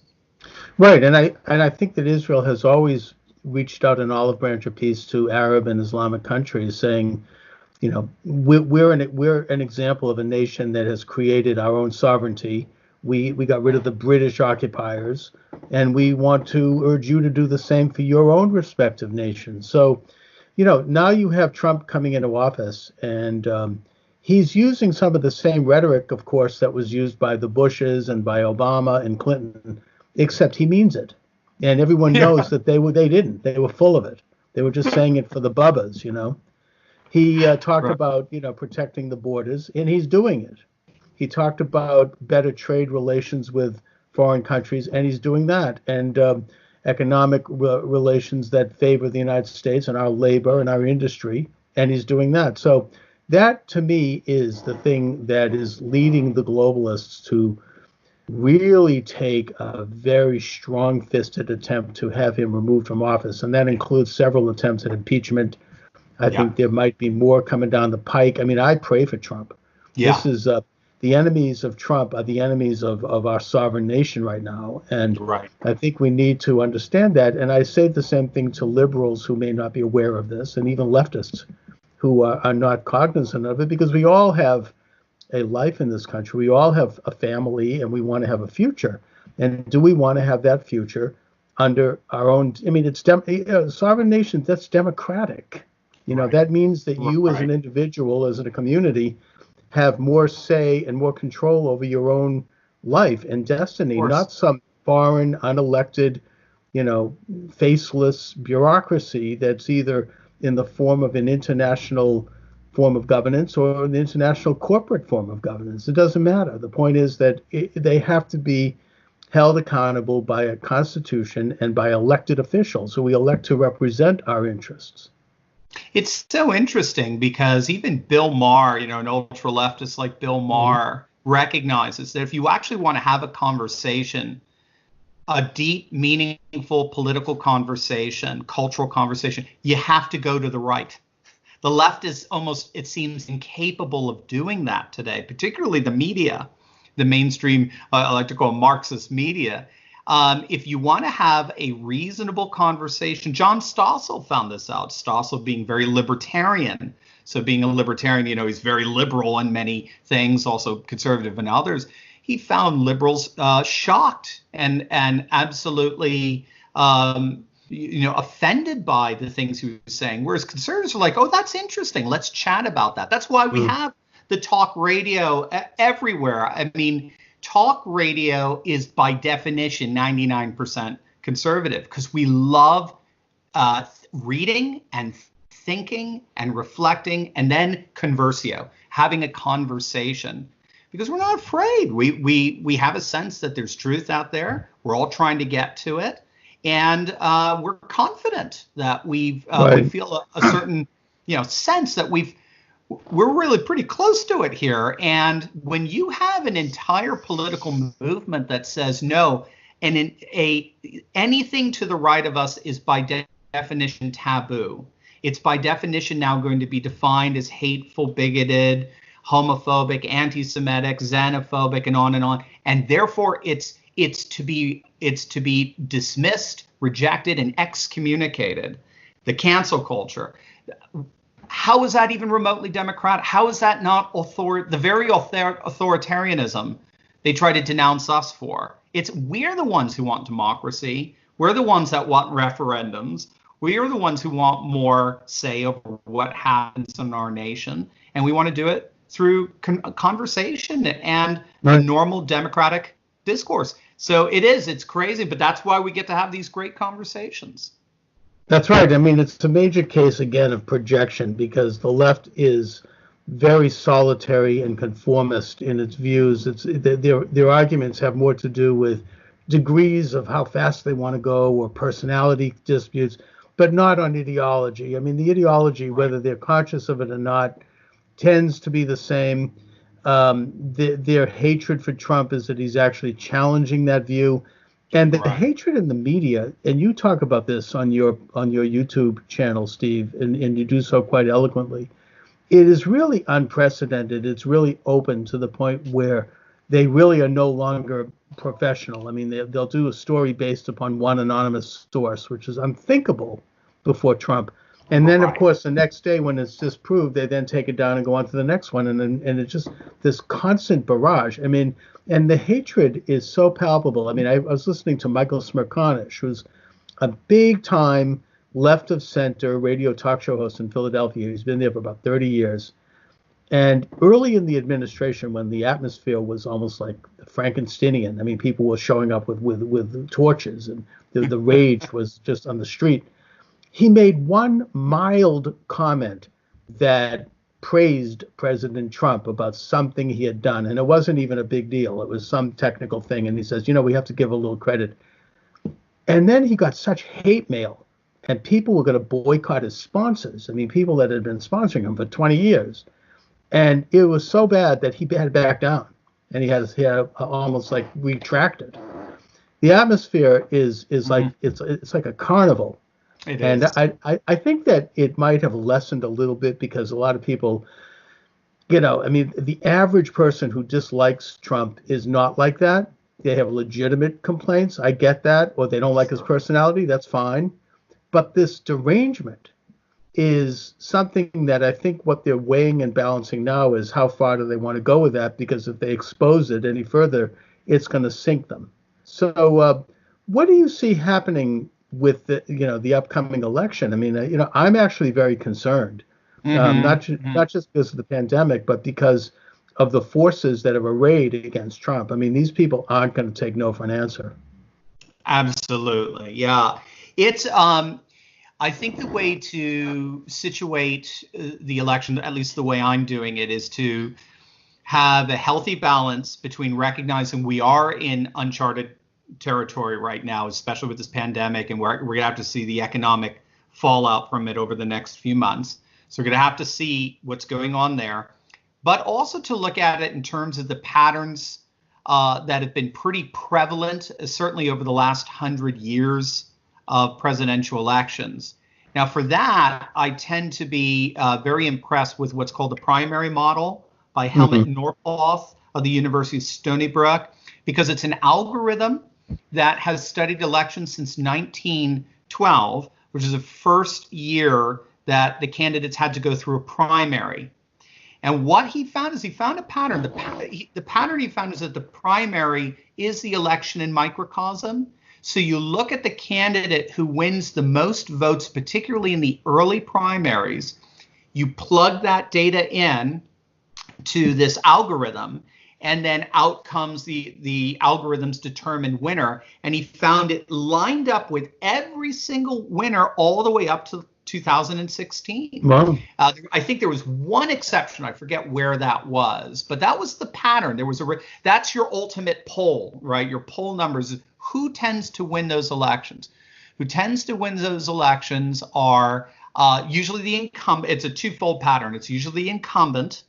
So if you've had the same party in power for 2 administrations, 9 times out of 10 we go to another party. It's we swing back and forth. Certainly since FDR and Truman, we've been doing that pendulum swing pretty consistently. Jimmy Carter was the one interruption with that. He had one term, and also Bush Senior. Well, Bush so what he says is Bush Senior technically is the third term of Reagan. Oh, okay. So Bush Senior getting voted in was the disruption of it. That's the interesting thing. So you had 12 years of a Republican administration there. So you almost had a little bit of a going back to the FDR Truman era to a certain extent. So Trump had that going for him. And then when he ran the numbers for the primary, Trump is setting records in terms of voting turnout in Iowa, in the caucus, in New Hampshire. He got 3 times the amount that Obama got the last time an incumbent was running for re-election in 2012. So he ran the numbers for Biden versus Trump in terms of the primaries. And he gives, based on that, plus with the pendulum swing, he gives Trump a 91% chance of winning re-election. Now, he is saying this is unprecedented territory, but if it plays out the way it's been playing out for the last 100 years, we should see Trump in a blowout. We'll have to see. So I know what you mean. I'm with you 1,000%. I'm scared too. There's just so much going against him and everything like that. But Norpoth is standing by his prediction, and he was right in 2016. Yeah. Did he do this before the pandemic? So he did it before the pandemic, and then if you go to the website, primarymodel.com, he has a caution on there. He says, now that we had this outbreak, I'm going to be watching to see if there's a massive disruption in Trump's poll numbers. If he goes down to 15%, he'll probably say, all right, forget it. My primary model isn't going to be applicable to this anymore. So he's been watching the poll numbers. And of course, I mean, his polls go up and down, but of course, the Gallup polls have been pretty impressive. Trump has positioned himself as a wartime president, and his support among Republicans has remained absolutely solid. So his support among independents is around that 50%, 60% mark. So he seems to be doing so. Helmut Norpoth has since said, the one thing he said is the last thing we got to watch out for is just the economic data that comes out this summer. If we're going into this election with 20% unemployment, all bets are off. But if he can bring that back down, we can open up the country again, which you've noticed blue states don't want to do, interestingly enough. Right. So I think they know it's going to really hinge on that. Well, it's all very unknown because the situation is so unprecedented. And I guess the question is, are they going to be able to hang blame for this on Trump?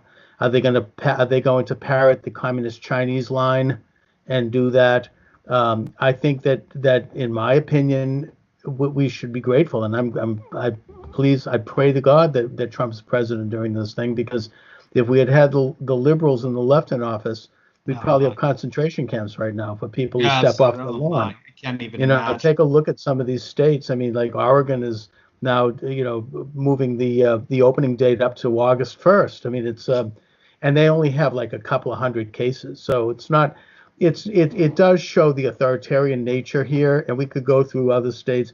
My own state of Massachusetts actually has been somewhat moderate so far. Okay. I guess maybe because we have a Republican governor. I don't know, but it's not as bad as Michigan or as some of these other states where they're arresting people for going to church. So, I think that all of it, however, remains to be seen. I think that I don't want to sound too tin hat here, but I wonder if they're trying to damage the economy as a way to stop Trump. I mean, I know that sounds far-fetched, but given the lowness of this, I mean, impeaching him and doing all these other things, all these, these conspiracies, I wouldn't put it past them. I mean, I just, my way of thinking, I mean, they'll do anything. So, because we're not talking just about Donald Trump. We're talking about, as we started, Steve, a global movement that is, which people are beginning to wake up. They're getting really woke, to use the term. In a good way, right? Yeah, in the real sense. And they're realizing that they want a government that protects their rights, not takes them away and decides to grant them on whim, and that they don't want to have this global entity that doesn't care about the individuals and the communities in their own nations. I mean, these things are basic common sense. And I think that the international community, what we talk about, the globalists, they don't want people to wake up to this, and they want to stop it. So I wouldn't put anything past them. Right. No, I agree with you. I do. Unfortunately, I have to. I mean, just look what they tried to do to Brett Kavanaugh. I mean, that was insane. That was and look what's happening now. Yeah. I know. I mean, I know. That's have the joke. Elizabeth Warren, always a hypocrite. You know, she's coming out and says, there you go, Elizabeth. thinks And I'm Biden is from credible. Connecticut, by the way. I'm a fellow New Englander as well. Yeah. So, I know. Be careful what you weaponize. It's always going to end up being used back against you. And that's. You just look at what they were willing to do to destroy in order to stop. And, well, I mean, it comes down to exactly what you said, Charles. You had a great distinction. We can disagree. We're all for disagreement. That's fine. It's derangement that we have an issue with. Exactly. All right, Steve Turley, let my viewers and listeners know where they can read your excellent work, where they can see your excellent YouTube program. They can go, so if they want to see just the whole panoply of stuff, go to turleytalks.com. It's my last name, T as in Tom, URLEY Talks, like TED Talks, turleytalks.com. And then just all you have to do on YouTube to check out the YouTube channel is just punch in Dr. Steve Turley. It'll take you right to the page. All right, Steve, listen, I want to thank you for joining me this afternoon. Thank you, Charles. And we start recording on this one. And if you need to take some time, take time. No, we're ready to go. Cool. All right. Charles Moscowitz here. And my guest is Charlie Robinson. And Charlie is the author of this really interesting book, The Octopus of Global Control. Charlie, thanks for joining me. Thanks for having me. Let's get into it, shall we? Shall we? Why not? First of all, what led you to write this book? Oh, man. So it's funny because there should be some deep, complicated story about it all. But really what led me to write it was a very simple question. A conversation I had with my mom. I had discovered some new great conspiracy topic that I had gotten into, and I was filling her in on it. And she just, and she's always such a good sport, and she listened to me about these crazy things. And afterwards, she just said, "This is all great. You've got all this information about all these different topics. What are you going to do with it?" And I didn't have an answer. It never even crossed my mind that I had to do something with it. I just kind of, I just was compiling it in my head, and I was interested in the topics, but I never had any sort of plan. And after that question, I sort of, I just started thinking about it, and I thought, well, I could do a documentary. Well, I don't really have the background in film and all that. I could do a podcast. Well, I wasn't really at the point. I now have one, but at the time I wasn't really ready for that. And I just decided, well, I think I can write about it. I think I have a way of injecting my dark sense of humor into these dark topics. And I think I can find a way to make them, while still being respectful of how serious the topics are. I feel like I can do it in a way that also kind of makes it a little bit funny, because I've been inspired by guys like George Carlin and Bill Hicks and Joe Rogan and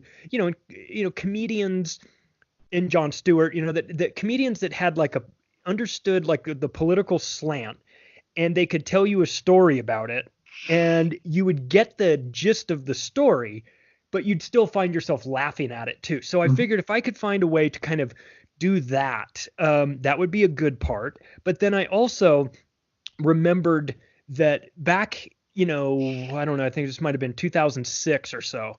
I made the mistake that a lot of us in the, I don't know if you want, I guess, truth community, if you want to use that term. I made the mistake that a lot of us in the truth community make, which is I brought up 9/11 at a Thanksgiving dinner, and I watched the table turn on me, and I watched everybody not appreciate my contribution to the dinner table conversation. And I also realized that through that botched conversation, I realized that they saw me as somebody that didn't have any sort of authority to talk about these topics, in part because I didn't have any authority to talk about the topics. I was just a guy that was interested in it. Right. But I felt like, you obviously you don't take your notes with you to a Thanksgiving dinner, but I felt like if I had that conversation again, what I would have done was I would have brought in the words of, not me, because they didn't value my opinion on it. This was my in-laws family at the time. They didn't value my opinion on it, but they did value other people's opinions. So so for instance, I felt like if I would say, if you heard Henry Kissinger say this, would you believe it? If you heard David Rockefeller talk about the New World Order, would it be more real? What about Bill Clinton? You like Hillary Clinton. What if you heard Hillary Clinton talk about it? So I started thinking about that conversation. And when I wrote the book, so the structure of the book was that, yes, I've got my opinions on these topics, and yes, I brought in a dark sense of humor, but then I also brought in quotes from over 500 different people that had like a front row seat to some of these events. Either they were involved in it, or they were witnesses to it, or they had some interesting take on it. So that's where I was able to pull in some George Carlin quotes and some Bill Hicks, but also Rockefellers, Rothschilds, and things like that. The format of the book is I'm talking about these 8 tentacles of this octopus, but then I'm also peppering it not with footnotes, but with quote footnotes. So I would talk about how they had this plan for a one world government, but then I would inject the quotes that was them talking about it, behind the scenes and everything. So that's how the book came about, and I wrote it in total secrecy because I didn't think I would finish it, or I wasn't sure if I'd finish it. And when it finally came out, and when the boxes got, when the first batch of books got delivered to my house, I hadn't told my wife I was writing a book, which is maybe not the best strategy. I left for the day, or I was out doing something, and the boxes came, and my wife didn't know what they were, and she opened them and found all these books, a 540-page book, flipped it over on the back, and there's my picture on the back of it. Oh, and my. when I got home, she threw me out of the house for 2 days because she said I was cheating on her by writing Now, books. did you send a copy to your in-laws? I did not, but they should get credit for spurring me to write this book. So that's kind of how it started out. No, that's amazing. I had a similar experience. I don't know where you fall politically, but after the last election, I was informed by my in-laws that the Thanksgiving dinner would be a Trump-free zone. And also, look, on a more serious note, writing a book is and I've written more than 10 nonfiction books on similar topics. It is a great way to really go deep into a topic you're interested in and fascinated by. And almost anyone can now write a book with the access to the internet and Microsoft Word and several things. You can write the book. You can self-publish it if you want on Amazon. It could get picked up by a publishing house, which happened with me in 1 or 2 cases. And it's an amazing thing that what we have access to. Yeah. Now, I want to talk a little about the book itself and your premise. Sure. You weave together a very comprehensive look at what you call the octopus of global control, what I think we used to euphemistically call the Eastern Seaboard liberal establishment and its interactions with other like-minded establishments around the world. Yeah. What do you see as the main nexus of, and in a sense, the brain of this octopus? Well, it's so the octopus concept was not mine. Obviously, it went on early. It's been around for a while. And one of the quotes that I used talks about. It's a quote from a guy named John Francis Hyland, and he talks about this octopus with its sprawling tentacles that have captured the state, the courthouses and the media and the banking and the government. And he's going on this long thing, and he says, let me be specific. I am talking about the Rockefeller Standard Oil interests. And when you get to the very end of this guy's 3-paragraph quote, he was the mayor of New York City. It was 1922, and if you would remove that and put 2020, his statement would have been as relevant today as it was 100 years ago. So what occurred to me was that this has been around for a very long time, and in the brains behind it is this group of banking. God, I hate to use the word elite because there's nothing elite about them in the sense of being good people. They're reprehensible people, but elite in the sense that they consider themselves to be above everybody else. So it's these banking oligarchic families that have been around, that have like the Rockefellers and Rothschilds, and they're less concerned about nationalities, and they talk about it in their own works as being internationalists. Now we call them globalists, but David Rockefeller talks about himself as being an internationalist. So it's these internationalist type families that have a controlling hold through their interlocking boards of governors and through the corporations that they run, through the central banking components that they are involved in. But it's a fluid situation, though, because I think that it's not just that. I think that there's new people being added to this octopus. I think that the new tech oligarchs are going to carry this moving forward. It's a philosophy more so than anything. It's a philosophy that they believe they are. They look at themselves as being the people that are making the tough decisions for humanity. They are doing the work that needs to be done, and that we should actually be thanking them for stepping up to the plate and taking care of this. And we see this, we're starting to see this now in a more modern context with what Bill Gates is involved in, and he would definitely be part of this group, part of this octopus. And you see him stepping up and saying things like, in order to get the economy back and get people out, everybody's going to have to take this vaccination. We're going to need to see where everybody is. And, and he says it in such a matter of fact way, as if like, oh, okay, well, we'll just follow you. But this is the mentality that they have. They've been either in control of their large corporate interests. They have tons of money. They're psychopathic in nature. They have a messiah complex, I would say. For sure. I mean, they believe that and a lot of them are well-meaning, but they believe they live in this kind of ethereal bubble that's resulted from either inherited success or actual success, to the point where they've gotten used to power, and they believe that they want to reach out and exercise their visions on the rest of us, that somehow they're smarter than the rest of us. Yeah. And while some of them are well-meaning, I think some of them are not well-meaning, they're sinister, they nevertheless believe in this kind of informal international governments that by which they leave in place the governments of the world, they leave in place the religions of the world, they leave in place the cultural institutions and the economic institutions of the world, but they would quietly exercise their power to control these things. And I think it was Whittaker Chambers in his book Witness, which is one of my favorite books. He referred to it as a conspiracy of gentlemen. It's not like a literal conspiracy where you have a bunch of people sitting around smoking cigars and, drinking scotch, in some wood-paneled room somewhere. It's a people who are like-minded, who think similarly, and who hear each other and make sure that particular type of voice and that particular means of communication is the predominant one that is heard. A perfect example of that is Barack Obama. Mm-hmm.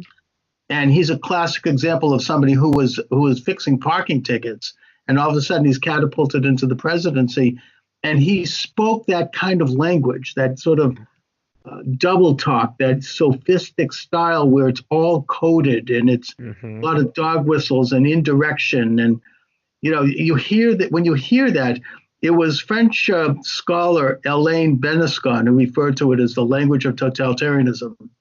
It's not real. And one of the reasons that they so much hate and despise Trump is because he doesn't engage in that kind of language. He speaks plainly. He can be crude, and certainly he can be cruel, but is what it is. It's not, and when he says things, he means it. It's not like, I mean, Obama, Clinton, they all gave a lot of speak about strengthening America's borders and stopping illegal immigration and that kind of thing. But no, everybody knew they didn't mean it. And if you listen to the way they said it, you knew they didn't mean it because it was couched in this kind of doublespeak. Yep. Whereas with President Trump, he says it and he means it and he's doing it. Yep. So this is a major stick in the eye of this establishmentese, this internationalist set that scorns things like sovereign nations and belief in a creator of the universe and individual rights, and has contempt for those things as being backward and anachronistic. Yeah. Yeah. And people have always said, well, what are these guys just sitting around, like you said, sitting around a smoky table and, plotting out how to rule the world? It's like, well, they don't need to. They know what's good for them. They understand what works for them. They understand what benefits their industries, and they have relationships with other people, high-ranking people that understand the plan as well. And do they have meetings? Yes, of course they have meetings. They have Bilderberg meetings and Council on Foreign Relations and Trilateral Commission. They have all of these things, but above those organizations is a group of people that understand what works best for them, and they all understand what does best for them. So they push the policies that will benefit them in terms of either making them more money, which is not as high on the list as maybe everybody thinks, because when you have access to the central banks, you have access to the money, but it's more about controlling the minds of people and shrinking the power into as few hands as possible, and playing this game where they make it look like the nation states are calling the shots on all of these things and that the presidents are calling the shots. I totally agree with you. When you're Bill Clinton or you're Barack Obama or George H.W. Bush, that when you watch them speak, there's two speeches in one. There's always two speeches in one. There's one that goes out to the public, and then there's one that you can interpret much differently based on understanding the words that they use, the phrases that they use.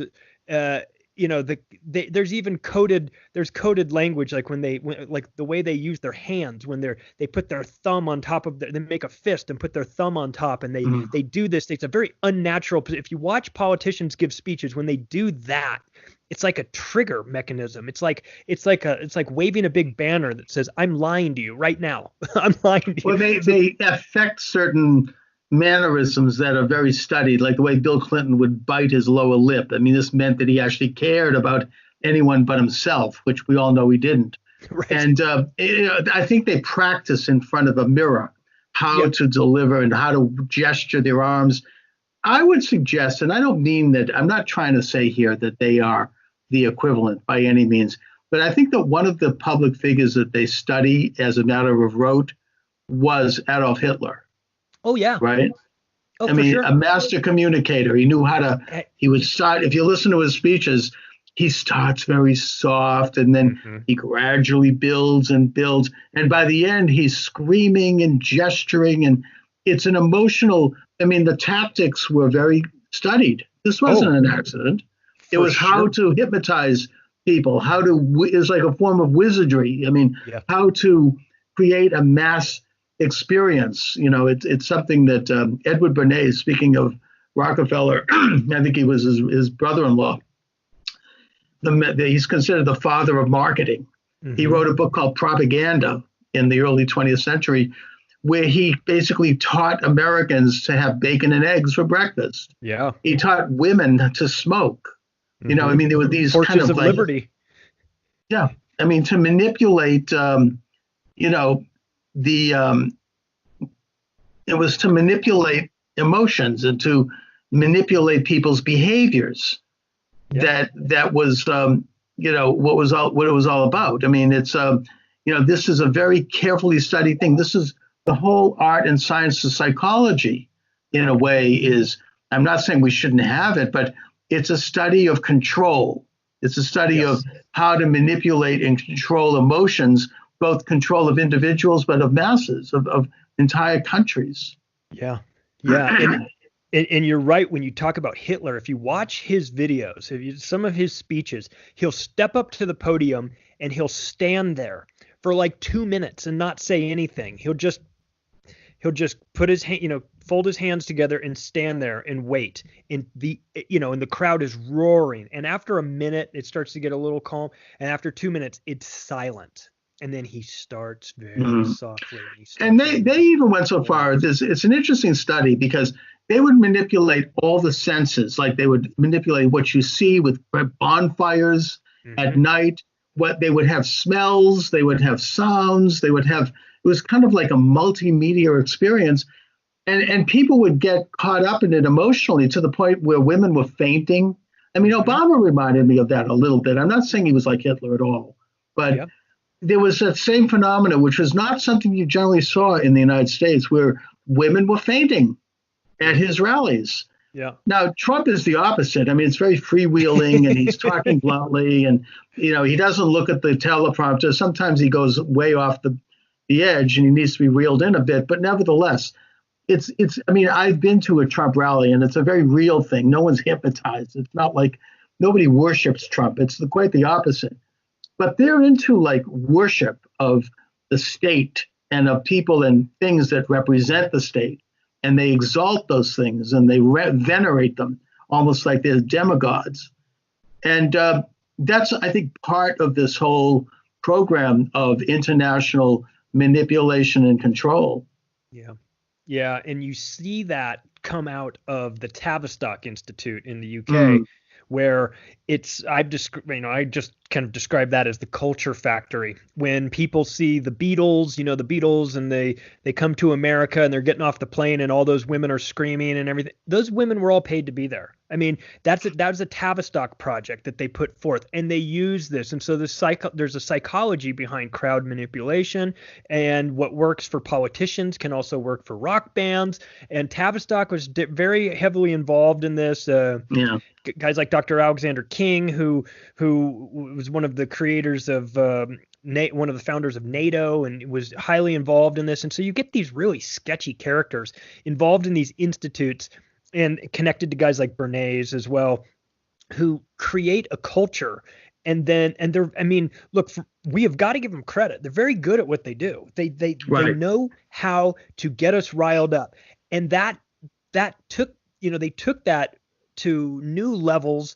And then once television came about and became really mainstream, they went to work on television through the Tavistock Institute and the CIA to really use that to shape reality. And I think it's fair to say, especially given what we're going through currently with this coronavirus pandemic situation, that the media, in my opinion, is one of the most dangerous components of this whole octopus, because and they do their nightly like fear mongering atrocity kind of reporting and anything. But my guest is Charlie Robinson, and the book is The Octopus of Global Control. It's available at Amazon and other locations. Charlie, you brought up the Beatles. That's a really interesting subject to me. I mean, look, I love the Beatles. Me too. I love their music. I think they were geniuses. But John Lennon was always the truth teller in that band. And he's the one who said politically, he goes, look, we've been made to be more popular than Jesus Christ. Yeah. And he got in trouble for that. He kind of went off the reservation a bit, but he was saying something there. I mean, he was like, this is insane. I mean, and he would do, when they would appear, he would make Hitler salutes on the balcony when he'd wave to people. And he totally was like letting the cat out of the bag. Yeah. With all of that. And then it also is worthy to note that the Beatles, as great as they were and as brilliant as they were, they introduced alternative Eastern religion, and they also introduced drugs. I know I'm going to get in trouble for saying this, but they glamorized drug use in the 1960s with their lyrics and their actions. And it was followed by other cultural icons as well. I mean, the Stones, of course, the Doors, various groups. And it was one of the contributing factors to the development of what Aldous Huxley talked about in his Brave New World. that he said in an interview just before he committed suicide in 1963 that the world was going to be turned into a drug-induced concentration camp, that we would all be on some kind of controlled substance, and we would become, servile to this kind of mass instinct. And so, you can't dismiss the possibility that the Beatles, certainly, maybe even others, might have been conscious and witting participants in this agenda. Yeah, and the work of guys like Mike Williams, the Sage of Quay, who's done a lot of research into the Beatles. Mark Devlin, who's written 2 books, Musical Truth, Volume 1 and 2. He and I both spoke at an Acapulco a year ago, and I watched his presentation called No More Heroes, and it was interesting to dig into the background of not just these really famous musicians, but their families. You start to realize start to see that, like, Jim Morrison, lead singer of the Doors. Yes, his father was in the CIA. His father was the admiral of the ship that was allegedly attacked in the Gulf of Tonkin incident in Vietnam, which is one of, I mean, it didn't happen. It was an event that didn't happen. And so, you start to dig into who are these people, and we see this now. We see this in pop culture with regards to, like, the Super Bowl halftime shows and the Olympics opening ceremonies. And we see a lot of the one eye symbology of the people, the famous pop stars that are covering one eye and all this stuff. And at some point, early on, here with that, you conspiracy theorists are all the same, but look, it doesn't matter to me, but it matters to them. They are sending a message. And you talked about this earlier about how these important families are, that ritual and, the way they carry on a public event, it matters to them. It comes from their culture of ceremonies and like witchcraft and Luciferianism and all these things that they're really into. And it's, right.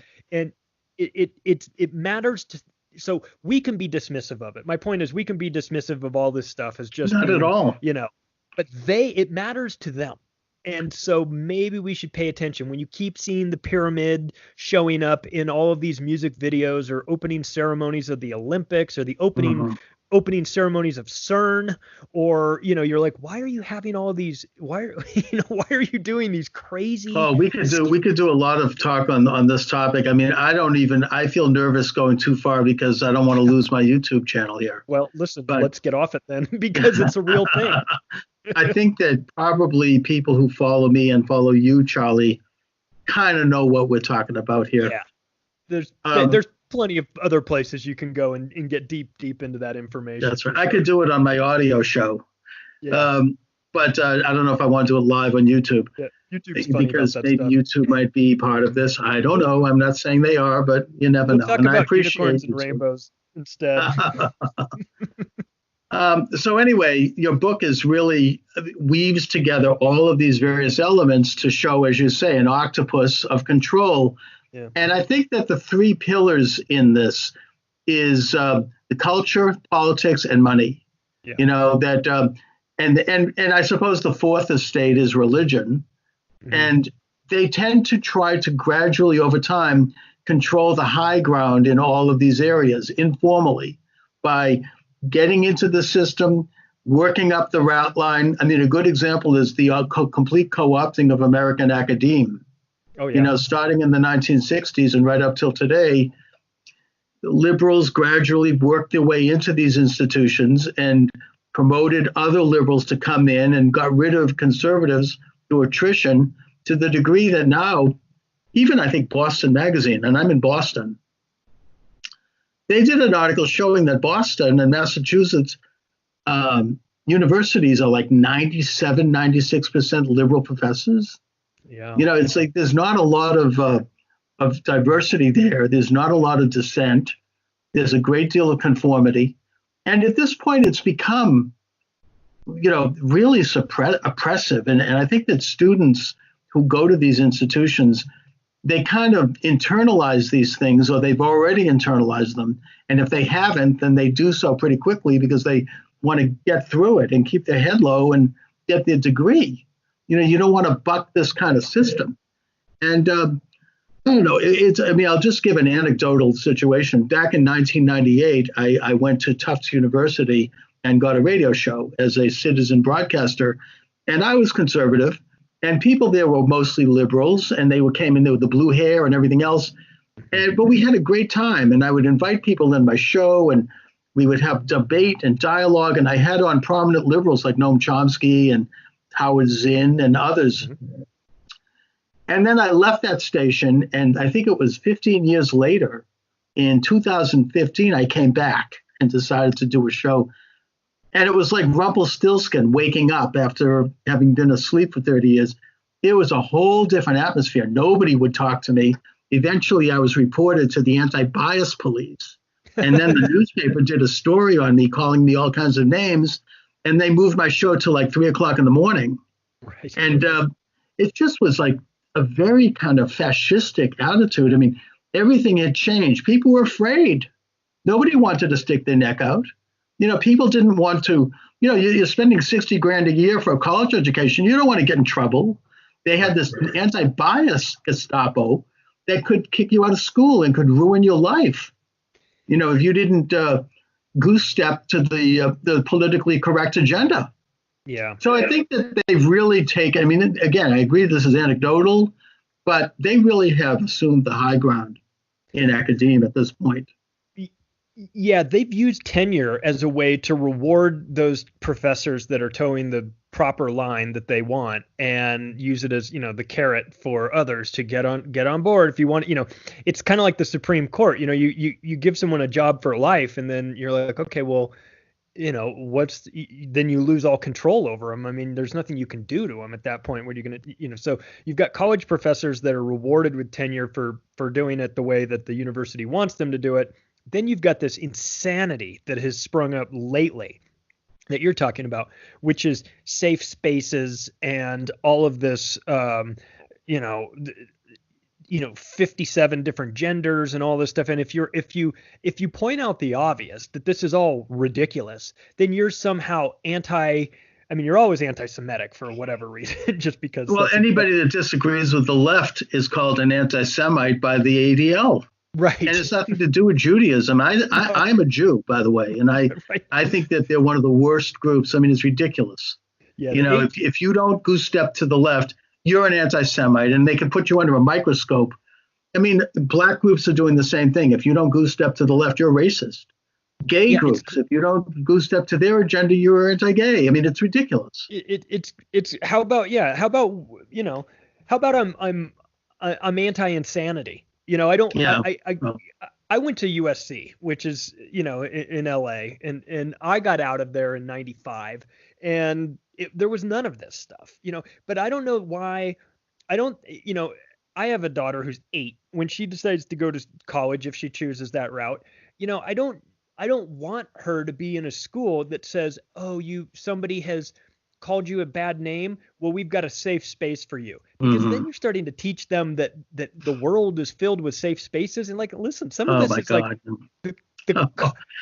No, I mean, I was broadcasting at Tufts, as I said, right. I came back during the Trump election, and people were like weeping, and they had to set up like safe rooms where people could play with Play-Doh, like they had reverted back to nursery school. It's crazy. I mean, and you know, this was a time, whether you like Trump or not, we should have been celebrating the fact that we had a peaceful election, we'd had a change of power, that we have a democracy in the broad sense within a Republican context, and that we're going to have a new administration, whether you like it or not.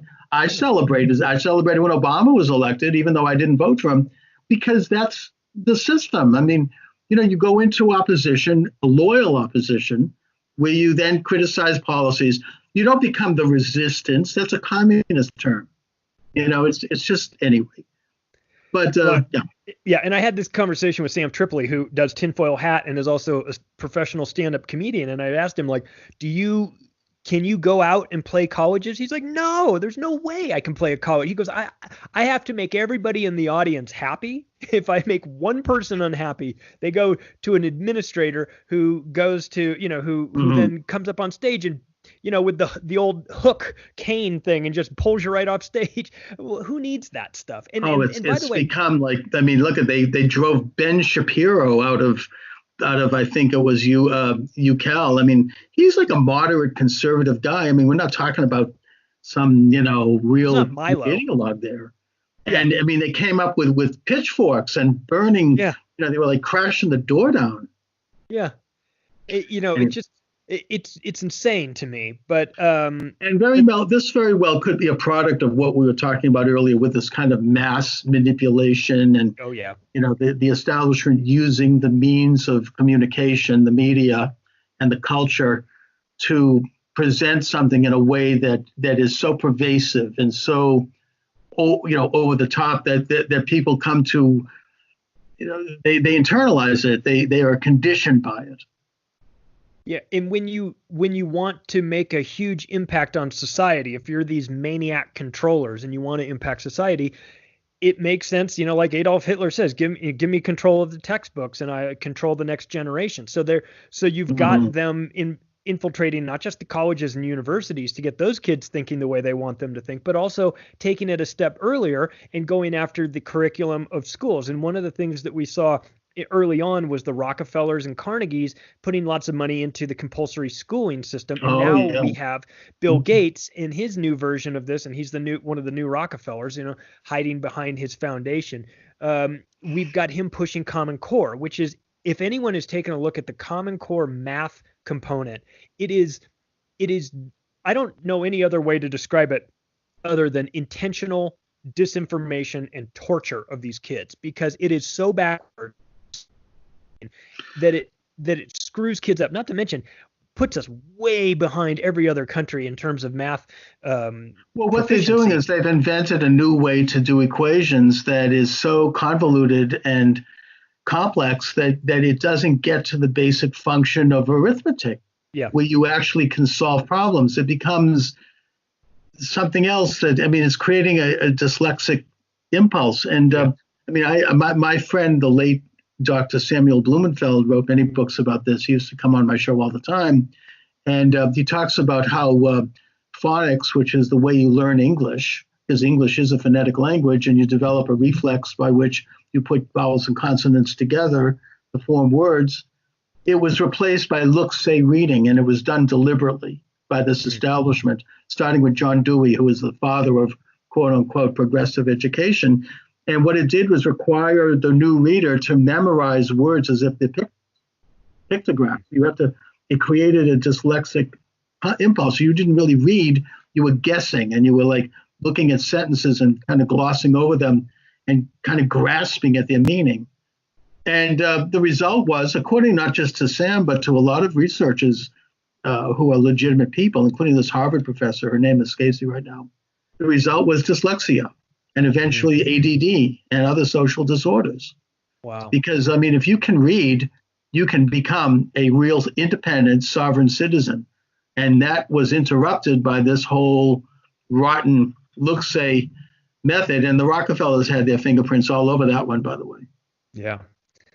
Yeah, it's really devious what you can do to the kids if you take the time to invest in these education systems. People don't, and I didn't realize this either until I started researching for the book, that, the reason why when you're a kid and you're in a public school and all the desks are in rows, these single file rows, and then there's a bell that goes off, when class is over or when school's over, it's that the Carnegies and Rockefellers wanted to create a simulation that would mimic the working in a factory, because they own the factories and they wanted these kids to go in, get this, like a minimum type education, so that, as George Carlin says, they're smart enough to work the machines, but dumb enough to not realize how badly they're getting screwed.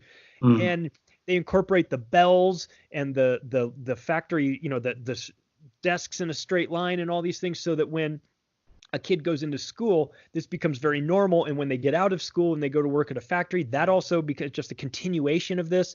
And so it's very, what you realize is that we maybe haven't thought about it all that much, but they certainly did. They put a lot of time and effort into thinking of how this best would shape society for their benefits. And a lot of what we do and a lot of what we consider to be normal is normalized because they normalized us to it. You know, it wouldn't normally, Yeah. it wouldn't be normal to us if it hadn't been for the influence of these organizations like the Rockefeller Foundation, the Carnegie Institute, and the Bill and Melinda Gates Foundation. And so we see this moving forward. So I think one thing that a lot of us need to be aware of is that sometimes these organizations that purport to be there for the benefit of humanity are not actually doing the things they say they're doing, but they're actually being run by maniacs that want that have a very specific agenda, and they are shaping reality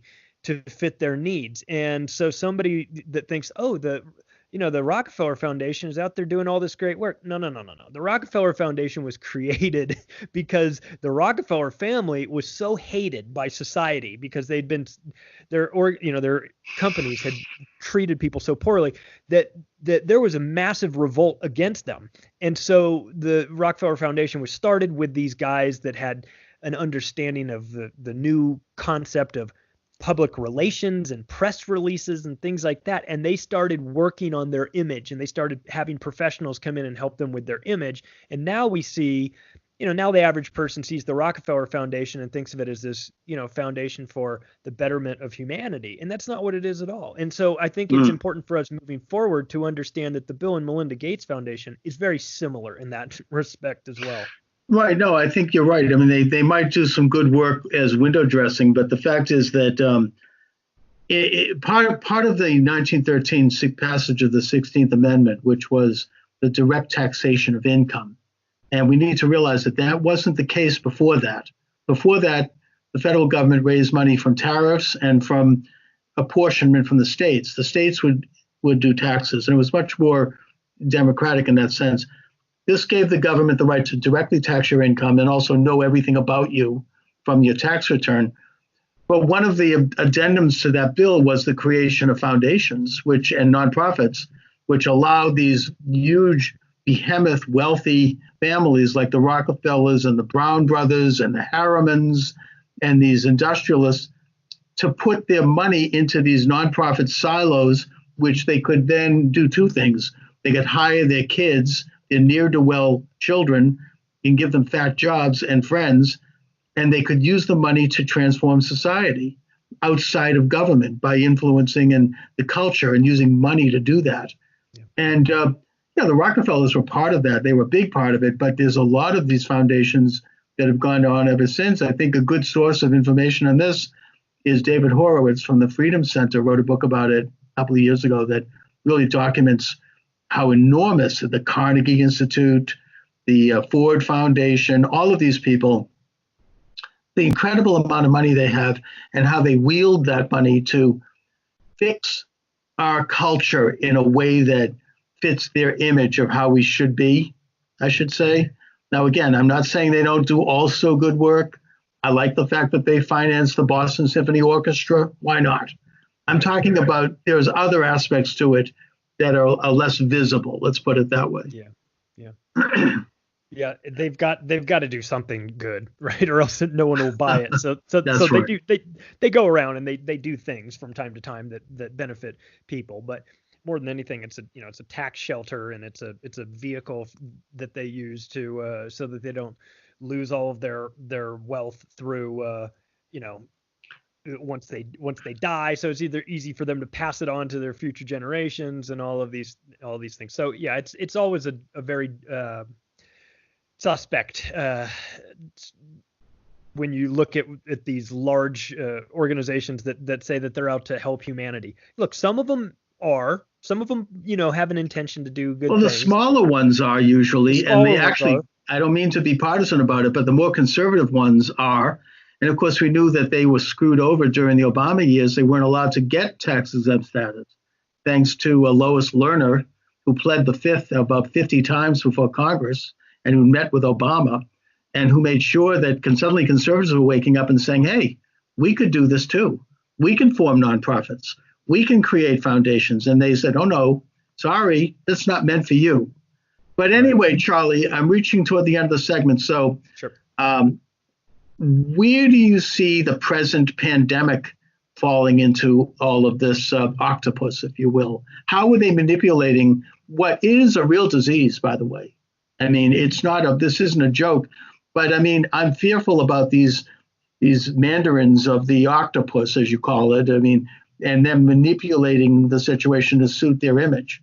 Yeah, for sure. They'll take advantage of every sort of crisis that they get because it creates chaos and panic, and it becomes this whole, the problem reaction solution sort of situation. So it almost doesn't matter whether an event is real or faked, staged, or not as organic as it appears, because the damage that's done as a result of it is what really matters, because we're seeing things like everybody's lining up to just loot the government as much as they can. You've got big business asking for money. You've got industries that have, that should never get government handouts or tax breaks or things like the cruise line industry when they register all their ships in Liberia and in Western Africa and then the Kennedy Center.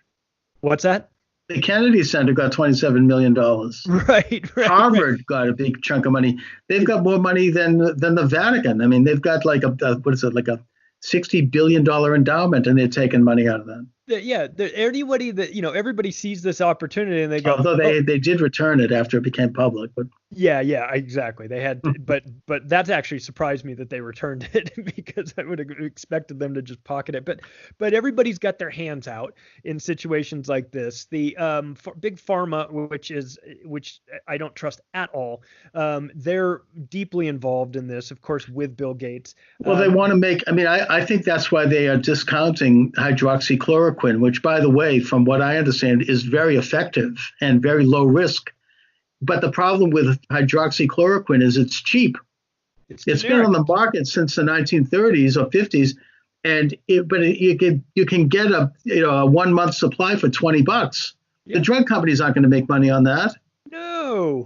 So they don't want that. They want to have like these new expensive things that they can put on the market, and the stock price goes way up, and you've got these the vaccines, which are very questionable. Yep. And they end up really cashing in on it, and then raise the price of Medicare, and healthcare goes up because it all gets billed to the government.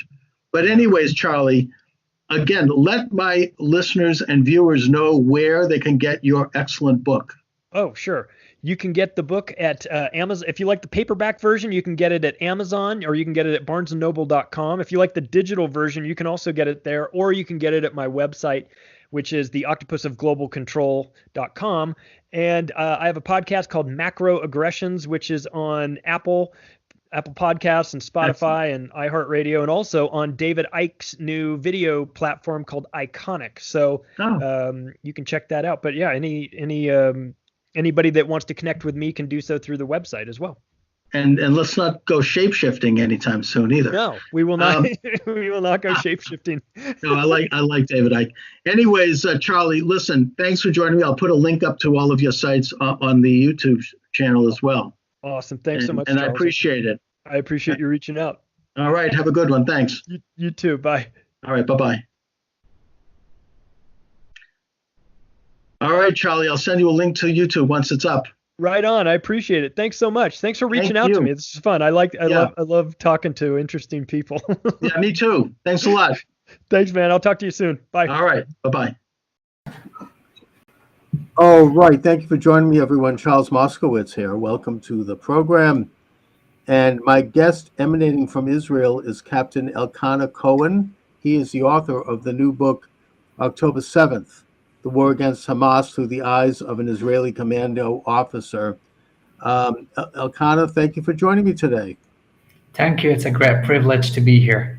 Well, I'm glad to really finally have someone directly from Israel who is on the front line of this whole situation. Obviously, we're all concerned about Israel, especially since this horrendous attack. And, certainly those of us who support Israel are. We're not talking about those who don't. But I'd like you to, first of all, start a little bit in our discussion on a more personal note and talk about what you went through on that day and how you dealt with the situation. All right. So before telling my experience, I want to to tell a little bit about myself. So as Okay. you said, my name is Elkana Cohen. I'm 27 years old. Mhm. Most of my friends call me Kuno, which means that you are also welcome to call me Kuno. Thank you. Newlywed, expecting father, and finally a student. Also captain in reserve, and right now I'm in a break. And above all of that, love my country. And Yes. when you tell me to describe how was it for me, so I think October 7, not just for me, for everyone, was a shocking experience. That morning, I slept in my in-laws. I slept in their bomb shelter. I don't know if anyone knows, but it's not quite rare to have a bomb shelter in Israel. Almost every house in Israel have a bomb shelter. This was the empty room, so this is where we slept, me and my wife. And at 5:30 in the morning, she wake me up terrified, and she told me that 100 of terrorists are chasing us, and I couldn't use my gun for some reason. I'm usually walk with a gun, and for some reason I couldn't activate my gun. I told her, Shiran, don't worry, it's just a nightmare. I hugged her and I went back to sleep. And hours later, I was awake by the siren and the missile, and I realized that something happened. To be honest, I went back to sleep. I sometimes here in Israel it's happened, unfortunately. Right. And then hour later, when I woke up, I realized that it's not just a regular thing. And I ran into my house, which is 15 minutes walk. I opened my phone. I'm religious, and usually I'm not using my phone during holidays. Right. But I opened my phone. I called my commander and I asked him, "You'll see what's happened, and just for you, let you know I'm here, and whatever it takes." And he told me, "All right, prepare your stuff. I actually don't know anything what's happening yet and now." And while I'm turning off that phone call, I'm getting another phone call of my friend Gabi from a unit, and he told me that Shiran, Elkana, where is Shiran? Shiran, she's my wife. I met her on my active service. She also served in my unit. And he told me, you and your wife both called up. And for people who doing reserve, it's fine for me to get to called up, but me and my wife at the same time getting called up in a holiday, Right. I realized that we are in something. Something big. Now, Yeah. is your parents-in-law located near Gaza, or where in general were they? Where were they? So I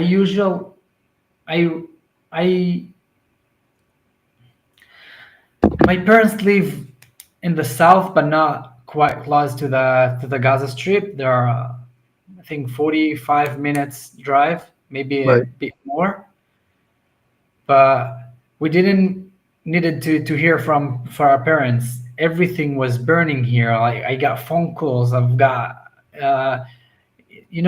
nothing even started yet, and I already figured that some of my friends already got murdered, unfortunately. And me and my wife, as I told you, we went to the base together. And that time I got another phone call of my friends from my old team, the one that I used to train with from my active service, and I decided to join them and to be part of their team. Usually, as you know, I'm a captain and I have a different job, different Mm-hmm. place to be. But that time I decided that I couldn't stay from the side and do something else and instead of fighting. So I joined my friends, and this is how everything began. Right. So, the thing that impressed me a lot in this horrible situation was how Israel really pulled itself together completely, and I mean that as a society and politically and militarily, the people started to just go out there. You had retired boobies and zadis showing up, and ready to fight, and everybody kind of was, you know clicked into action. I mean, to deal with the crisis. And I think that had it not been for that kind of mobilization, it would have been a lot worse, because it seems to me that the IDF was caught flat-footed. Yeah, that time was amazing because it wasn't just one person. I think everyone who realized the situation just did everything as much as he could in order to save those people in the south. Some of them went to the bases, some of them took their own pistol and went down to the Gaza Strip in order to fight. It was amazing because usually when you see terror attack happen, most of the time you can see people running away. But in our case, people run into the terror attack, into the breaching in order to fight and to protect their brothers and sisters that are getting slaughtered right now. So I think it's part of our Jewish DNA and the Israeli culture, not just the Jewish, because I can tell you that there was also Muslims who ran and Christians. There's a Muslim bus driver who saved many people. I mean, it was just everybody mobilized in Israel. And it was an extraordinary aspect to the story, one that is very inspiring in the face of this horrendous atrocity. Now, there are people on the on the anti-Semitic side of the fence who are denying the level of atrocities that were committed by these terrorists pouring over into Israel, but yet they were filming it themselves. They had their own smartphones and they were making videos and bragging and sending it back to people saying, look at how many Jews I killed. And, and they were filming many of the atrocities that we've heard about and that the anti-Semites want to deny happened. So it's not really a matter of the Israelis talking about this. It is these depraved and hateful genocidal terrorists who were talking about it and who were performing this kind of atrocious event. Yes. I'm always sad that if it wasn't for hate, those protests, I'm the first one to go and speak with the people who protest, because if they are actually protest for the Palestinian, I think they just don't know the fact, because the IDF do as much as it can in order to protect those civilians. And Hamas is the worst thing that can ever happen to any Palestinian, and people don't understand that. That you see people protest for Hamas, gays for Hamas. It's almost, I don't know, it's almost like a joke, because if they will be in the Gaza Strip, those people are going to be slaughtered by Hamas themselves. So, well, it's not rational, and it's also very well funded by Qatar and others who contribute huge sums of money to American colleges, and they have successfully pitched this, this atrocity propaganda to the left and to the same people who came out, against Trump. I mean, not to get into a political issue, but the pussy hat ralliers and all the rest, and the people who burned American cities, particularly black neighborhoods after George Floyd's death. These are the same motley crew of people who are now agitating against Israel. And again, this isn't an issue of whether or not Israel should negotiate the so-called two-state solution. It's more a group of people who want to destroy Israel and openly do so. And that they began the agitation within hours after the attack. So Israel didn't really respond yet. I mean, Israel, I think there were several weeks before Israel responded by going into Gaza. So, it's pretty obvious what their agenda is. So, Elkanah, then you're deployed. Can you talk a little bit about that? What happened in Gaza in terms of deployment? And has the operation been successful? I mean, I wonder if it has not been as successful as we might assume. Not that you can talk about specifics. I understand that. So if I share my experience, I think that in some places, we did manage to have success, a huge success, and unfortunately sometimes we were the one to rescue bodies of hostages. that were kidnapped and slaughtered. So no, it's always sad because you feel like it is a success. You rescue your own people, but you rescue bodies, and it's hard to feel. It's hard to realize that you call it as a success. It's not really a success, but No. but yeah, we did manage to bring the body of the family, to bring the loved one into bury, which is also a big thing.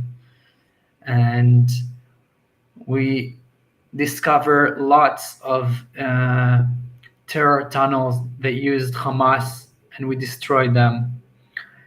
And we figure that almost every house at the Gaza Strip, I don't know to speak for all the Gaza Strip. I can talk about the places that I've been to. Okay. And the places that I've been to, they were full with ammunition. The entire houses was full with ammunition. Right. Each house had rifles, bombs on their baby beds. This is how they're educating their people, you know. Mm-hmm. Once we went through a school and I found a notebook, and I saw the Israel map inside the books. It was in a historical or a geographic book or something like that.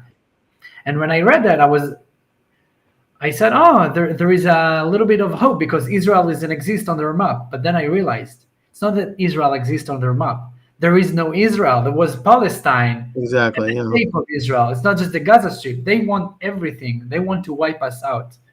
Of course, putting aside the fact that they actually expropriated the word Palestine, which was the description of the Jewish state before independence. So you have a situation where Israel has to fight this very, very difficult urban atmosphere of war, where people are setting up their munitions and their missiles inside their own homes with their children right there, and their wives and children, their parents, their family. And they seem to be doing this deliberately because they want to see people.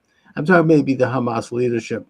They want to see their people killed so they can use that as propaganda against Israel and to kind of hook into some of these anti-Semitic tropes about the Jews as, you know, being somehow mean people and involved in atrocities. And they hide behind their own families as a way to do this. So Israel has to go in, unfortunately, in order to find the people who are killing Israelis and who are military targets. They have to go in and find them and try to take them out without hurting innocent people, which is almost impossible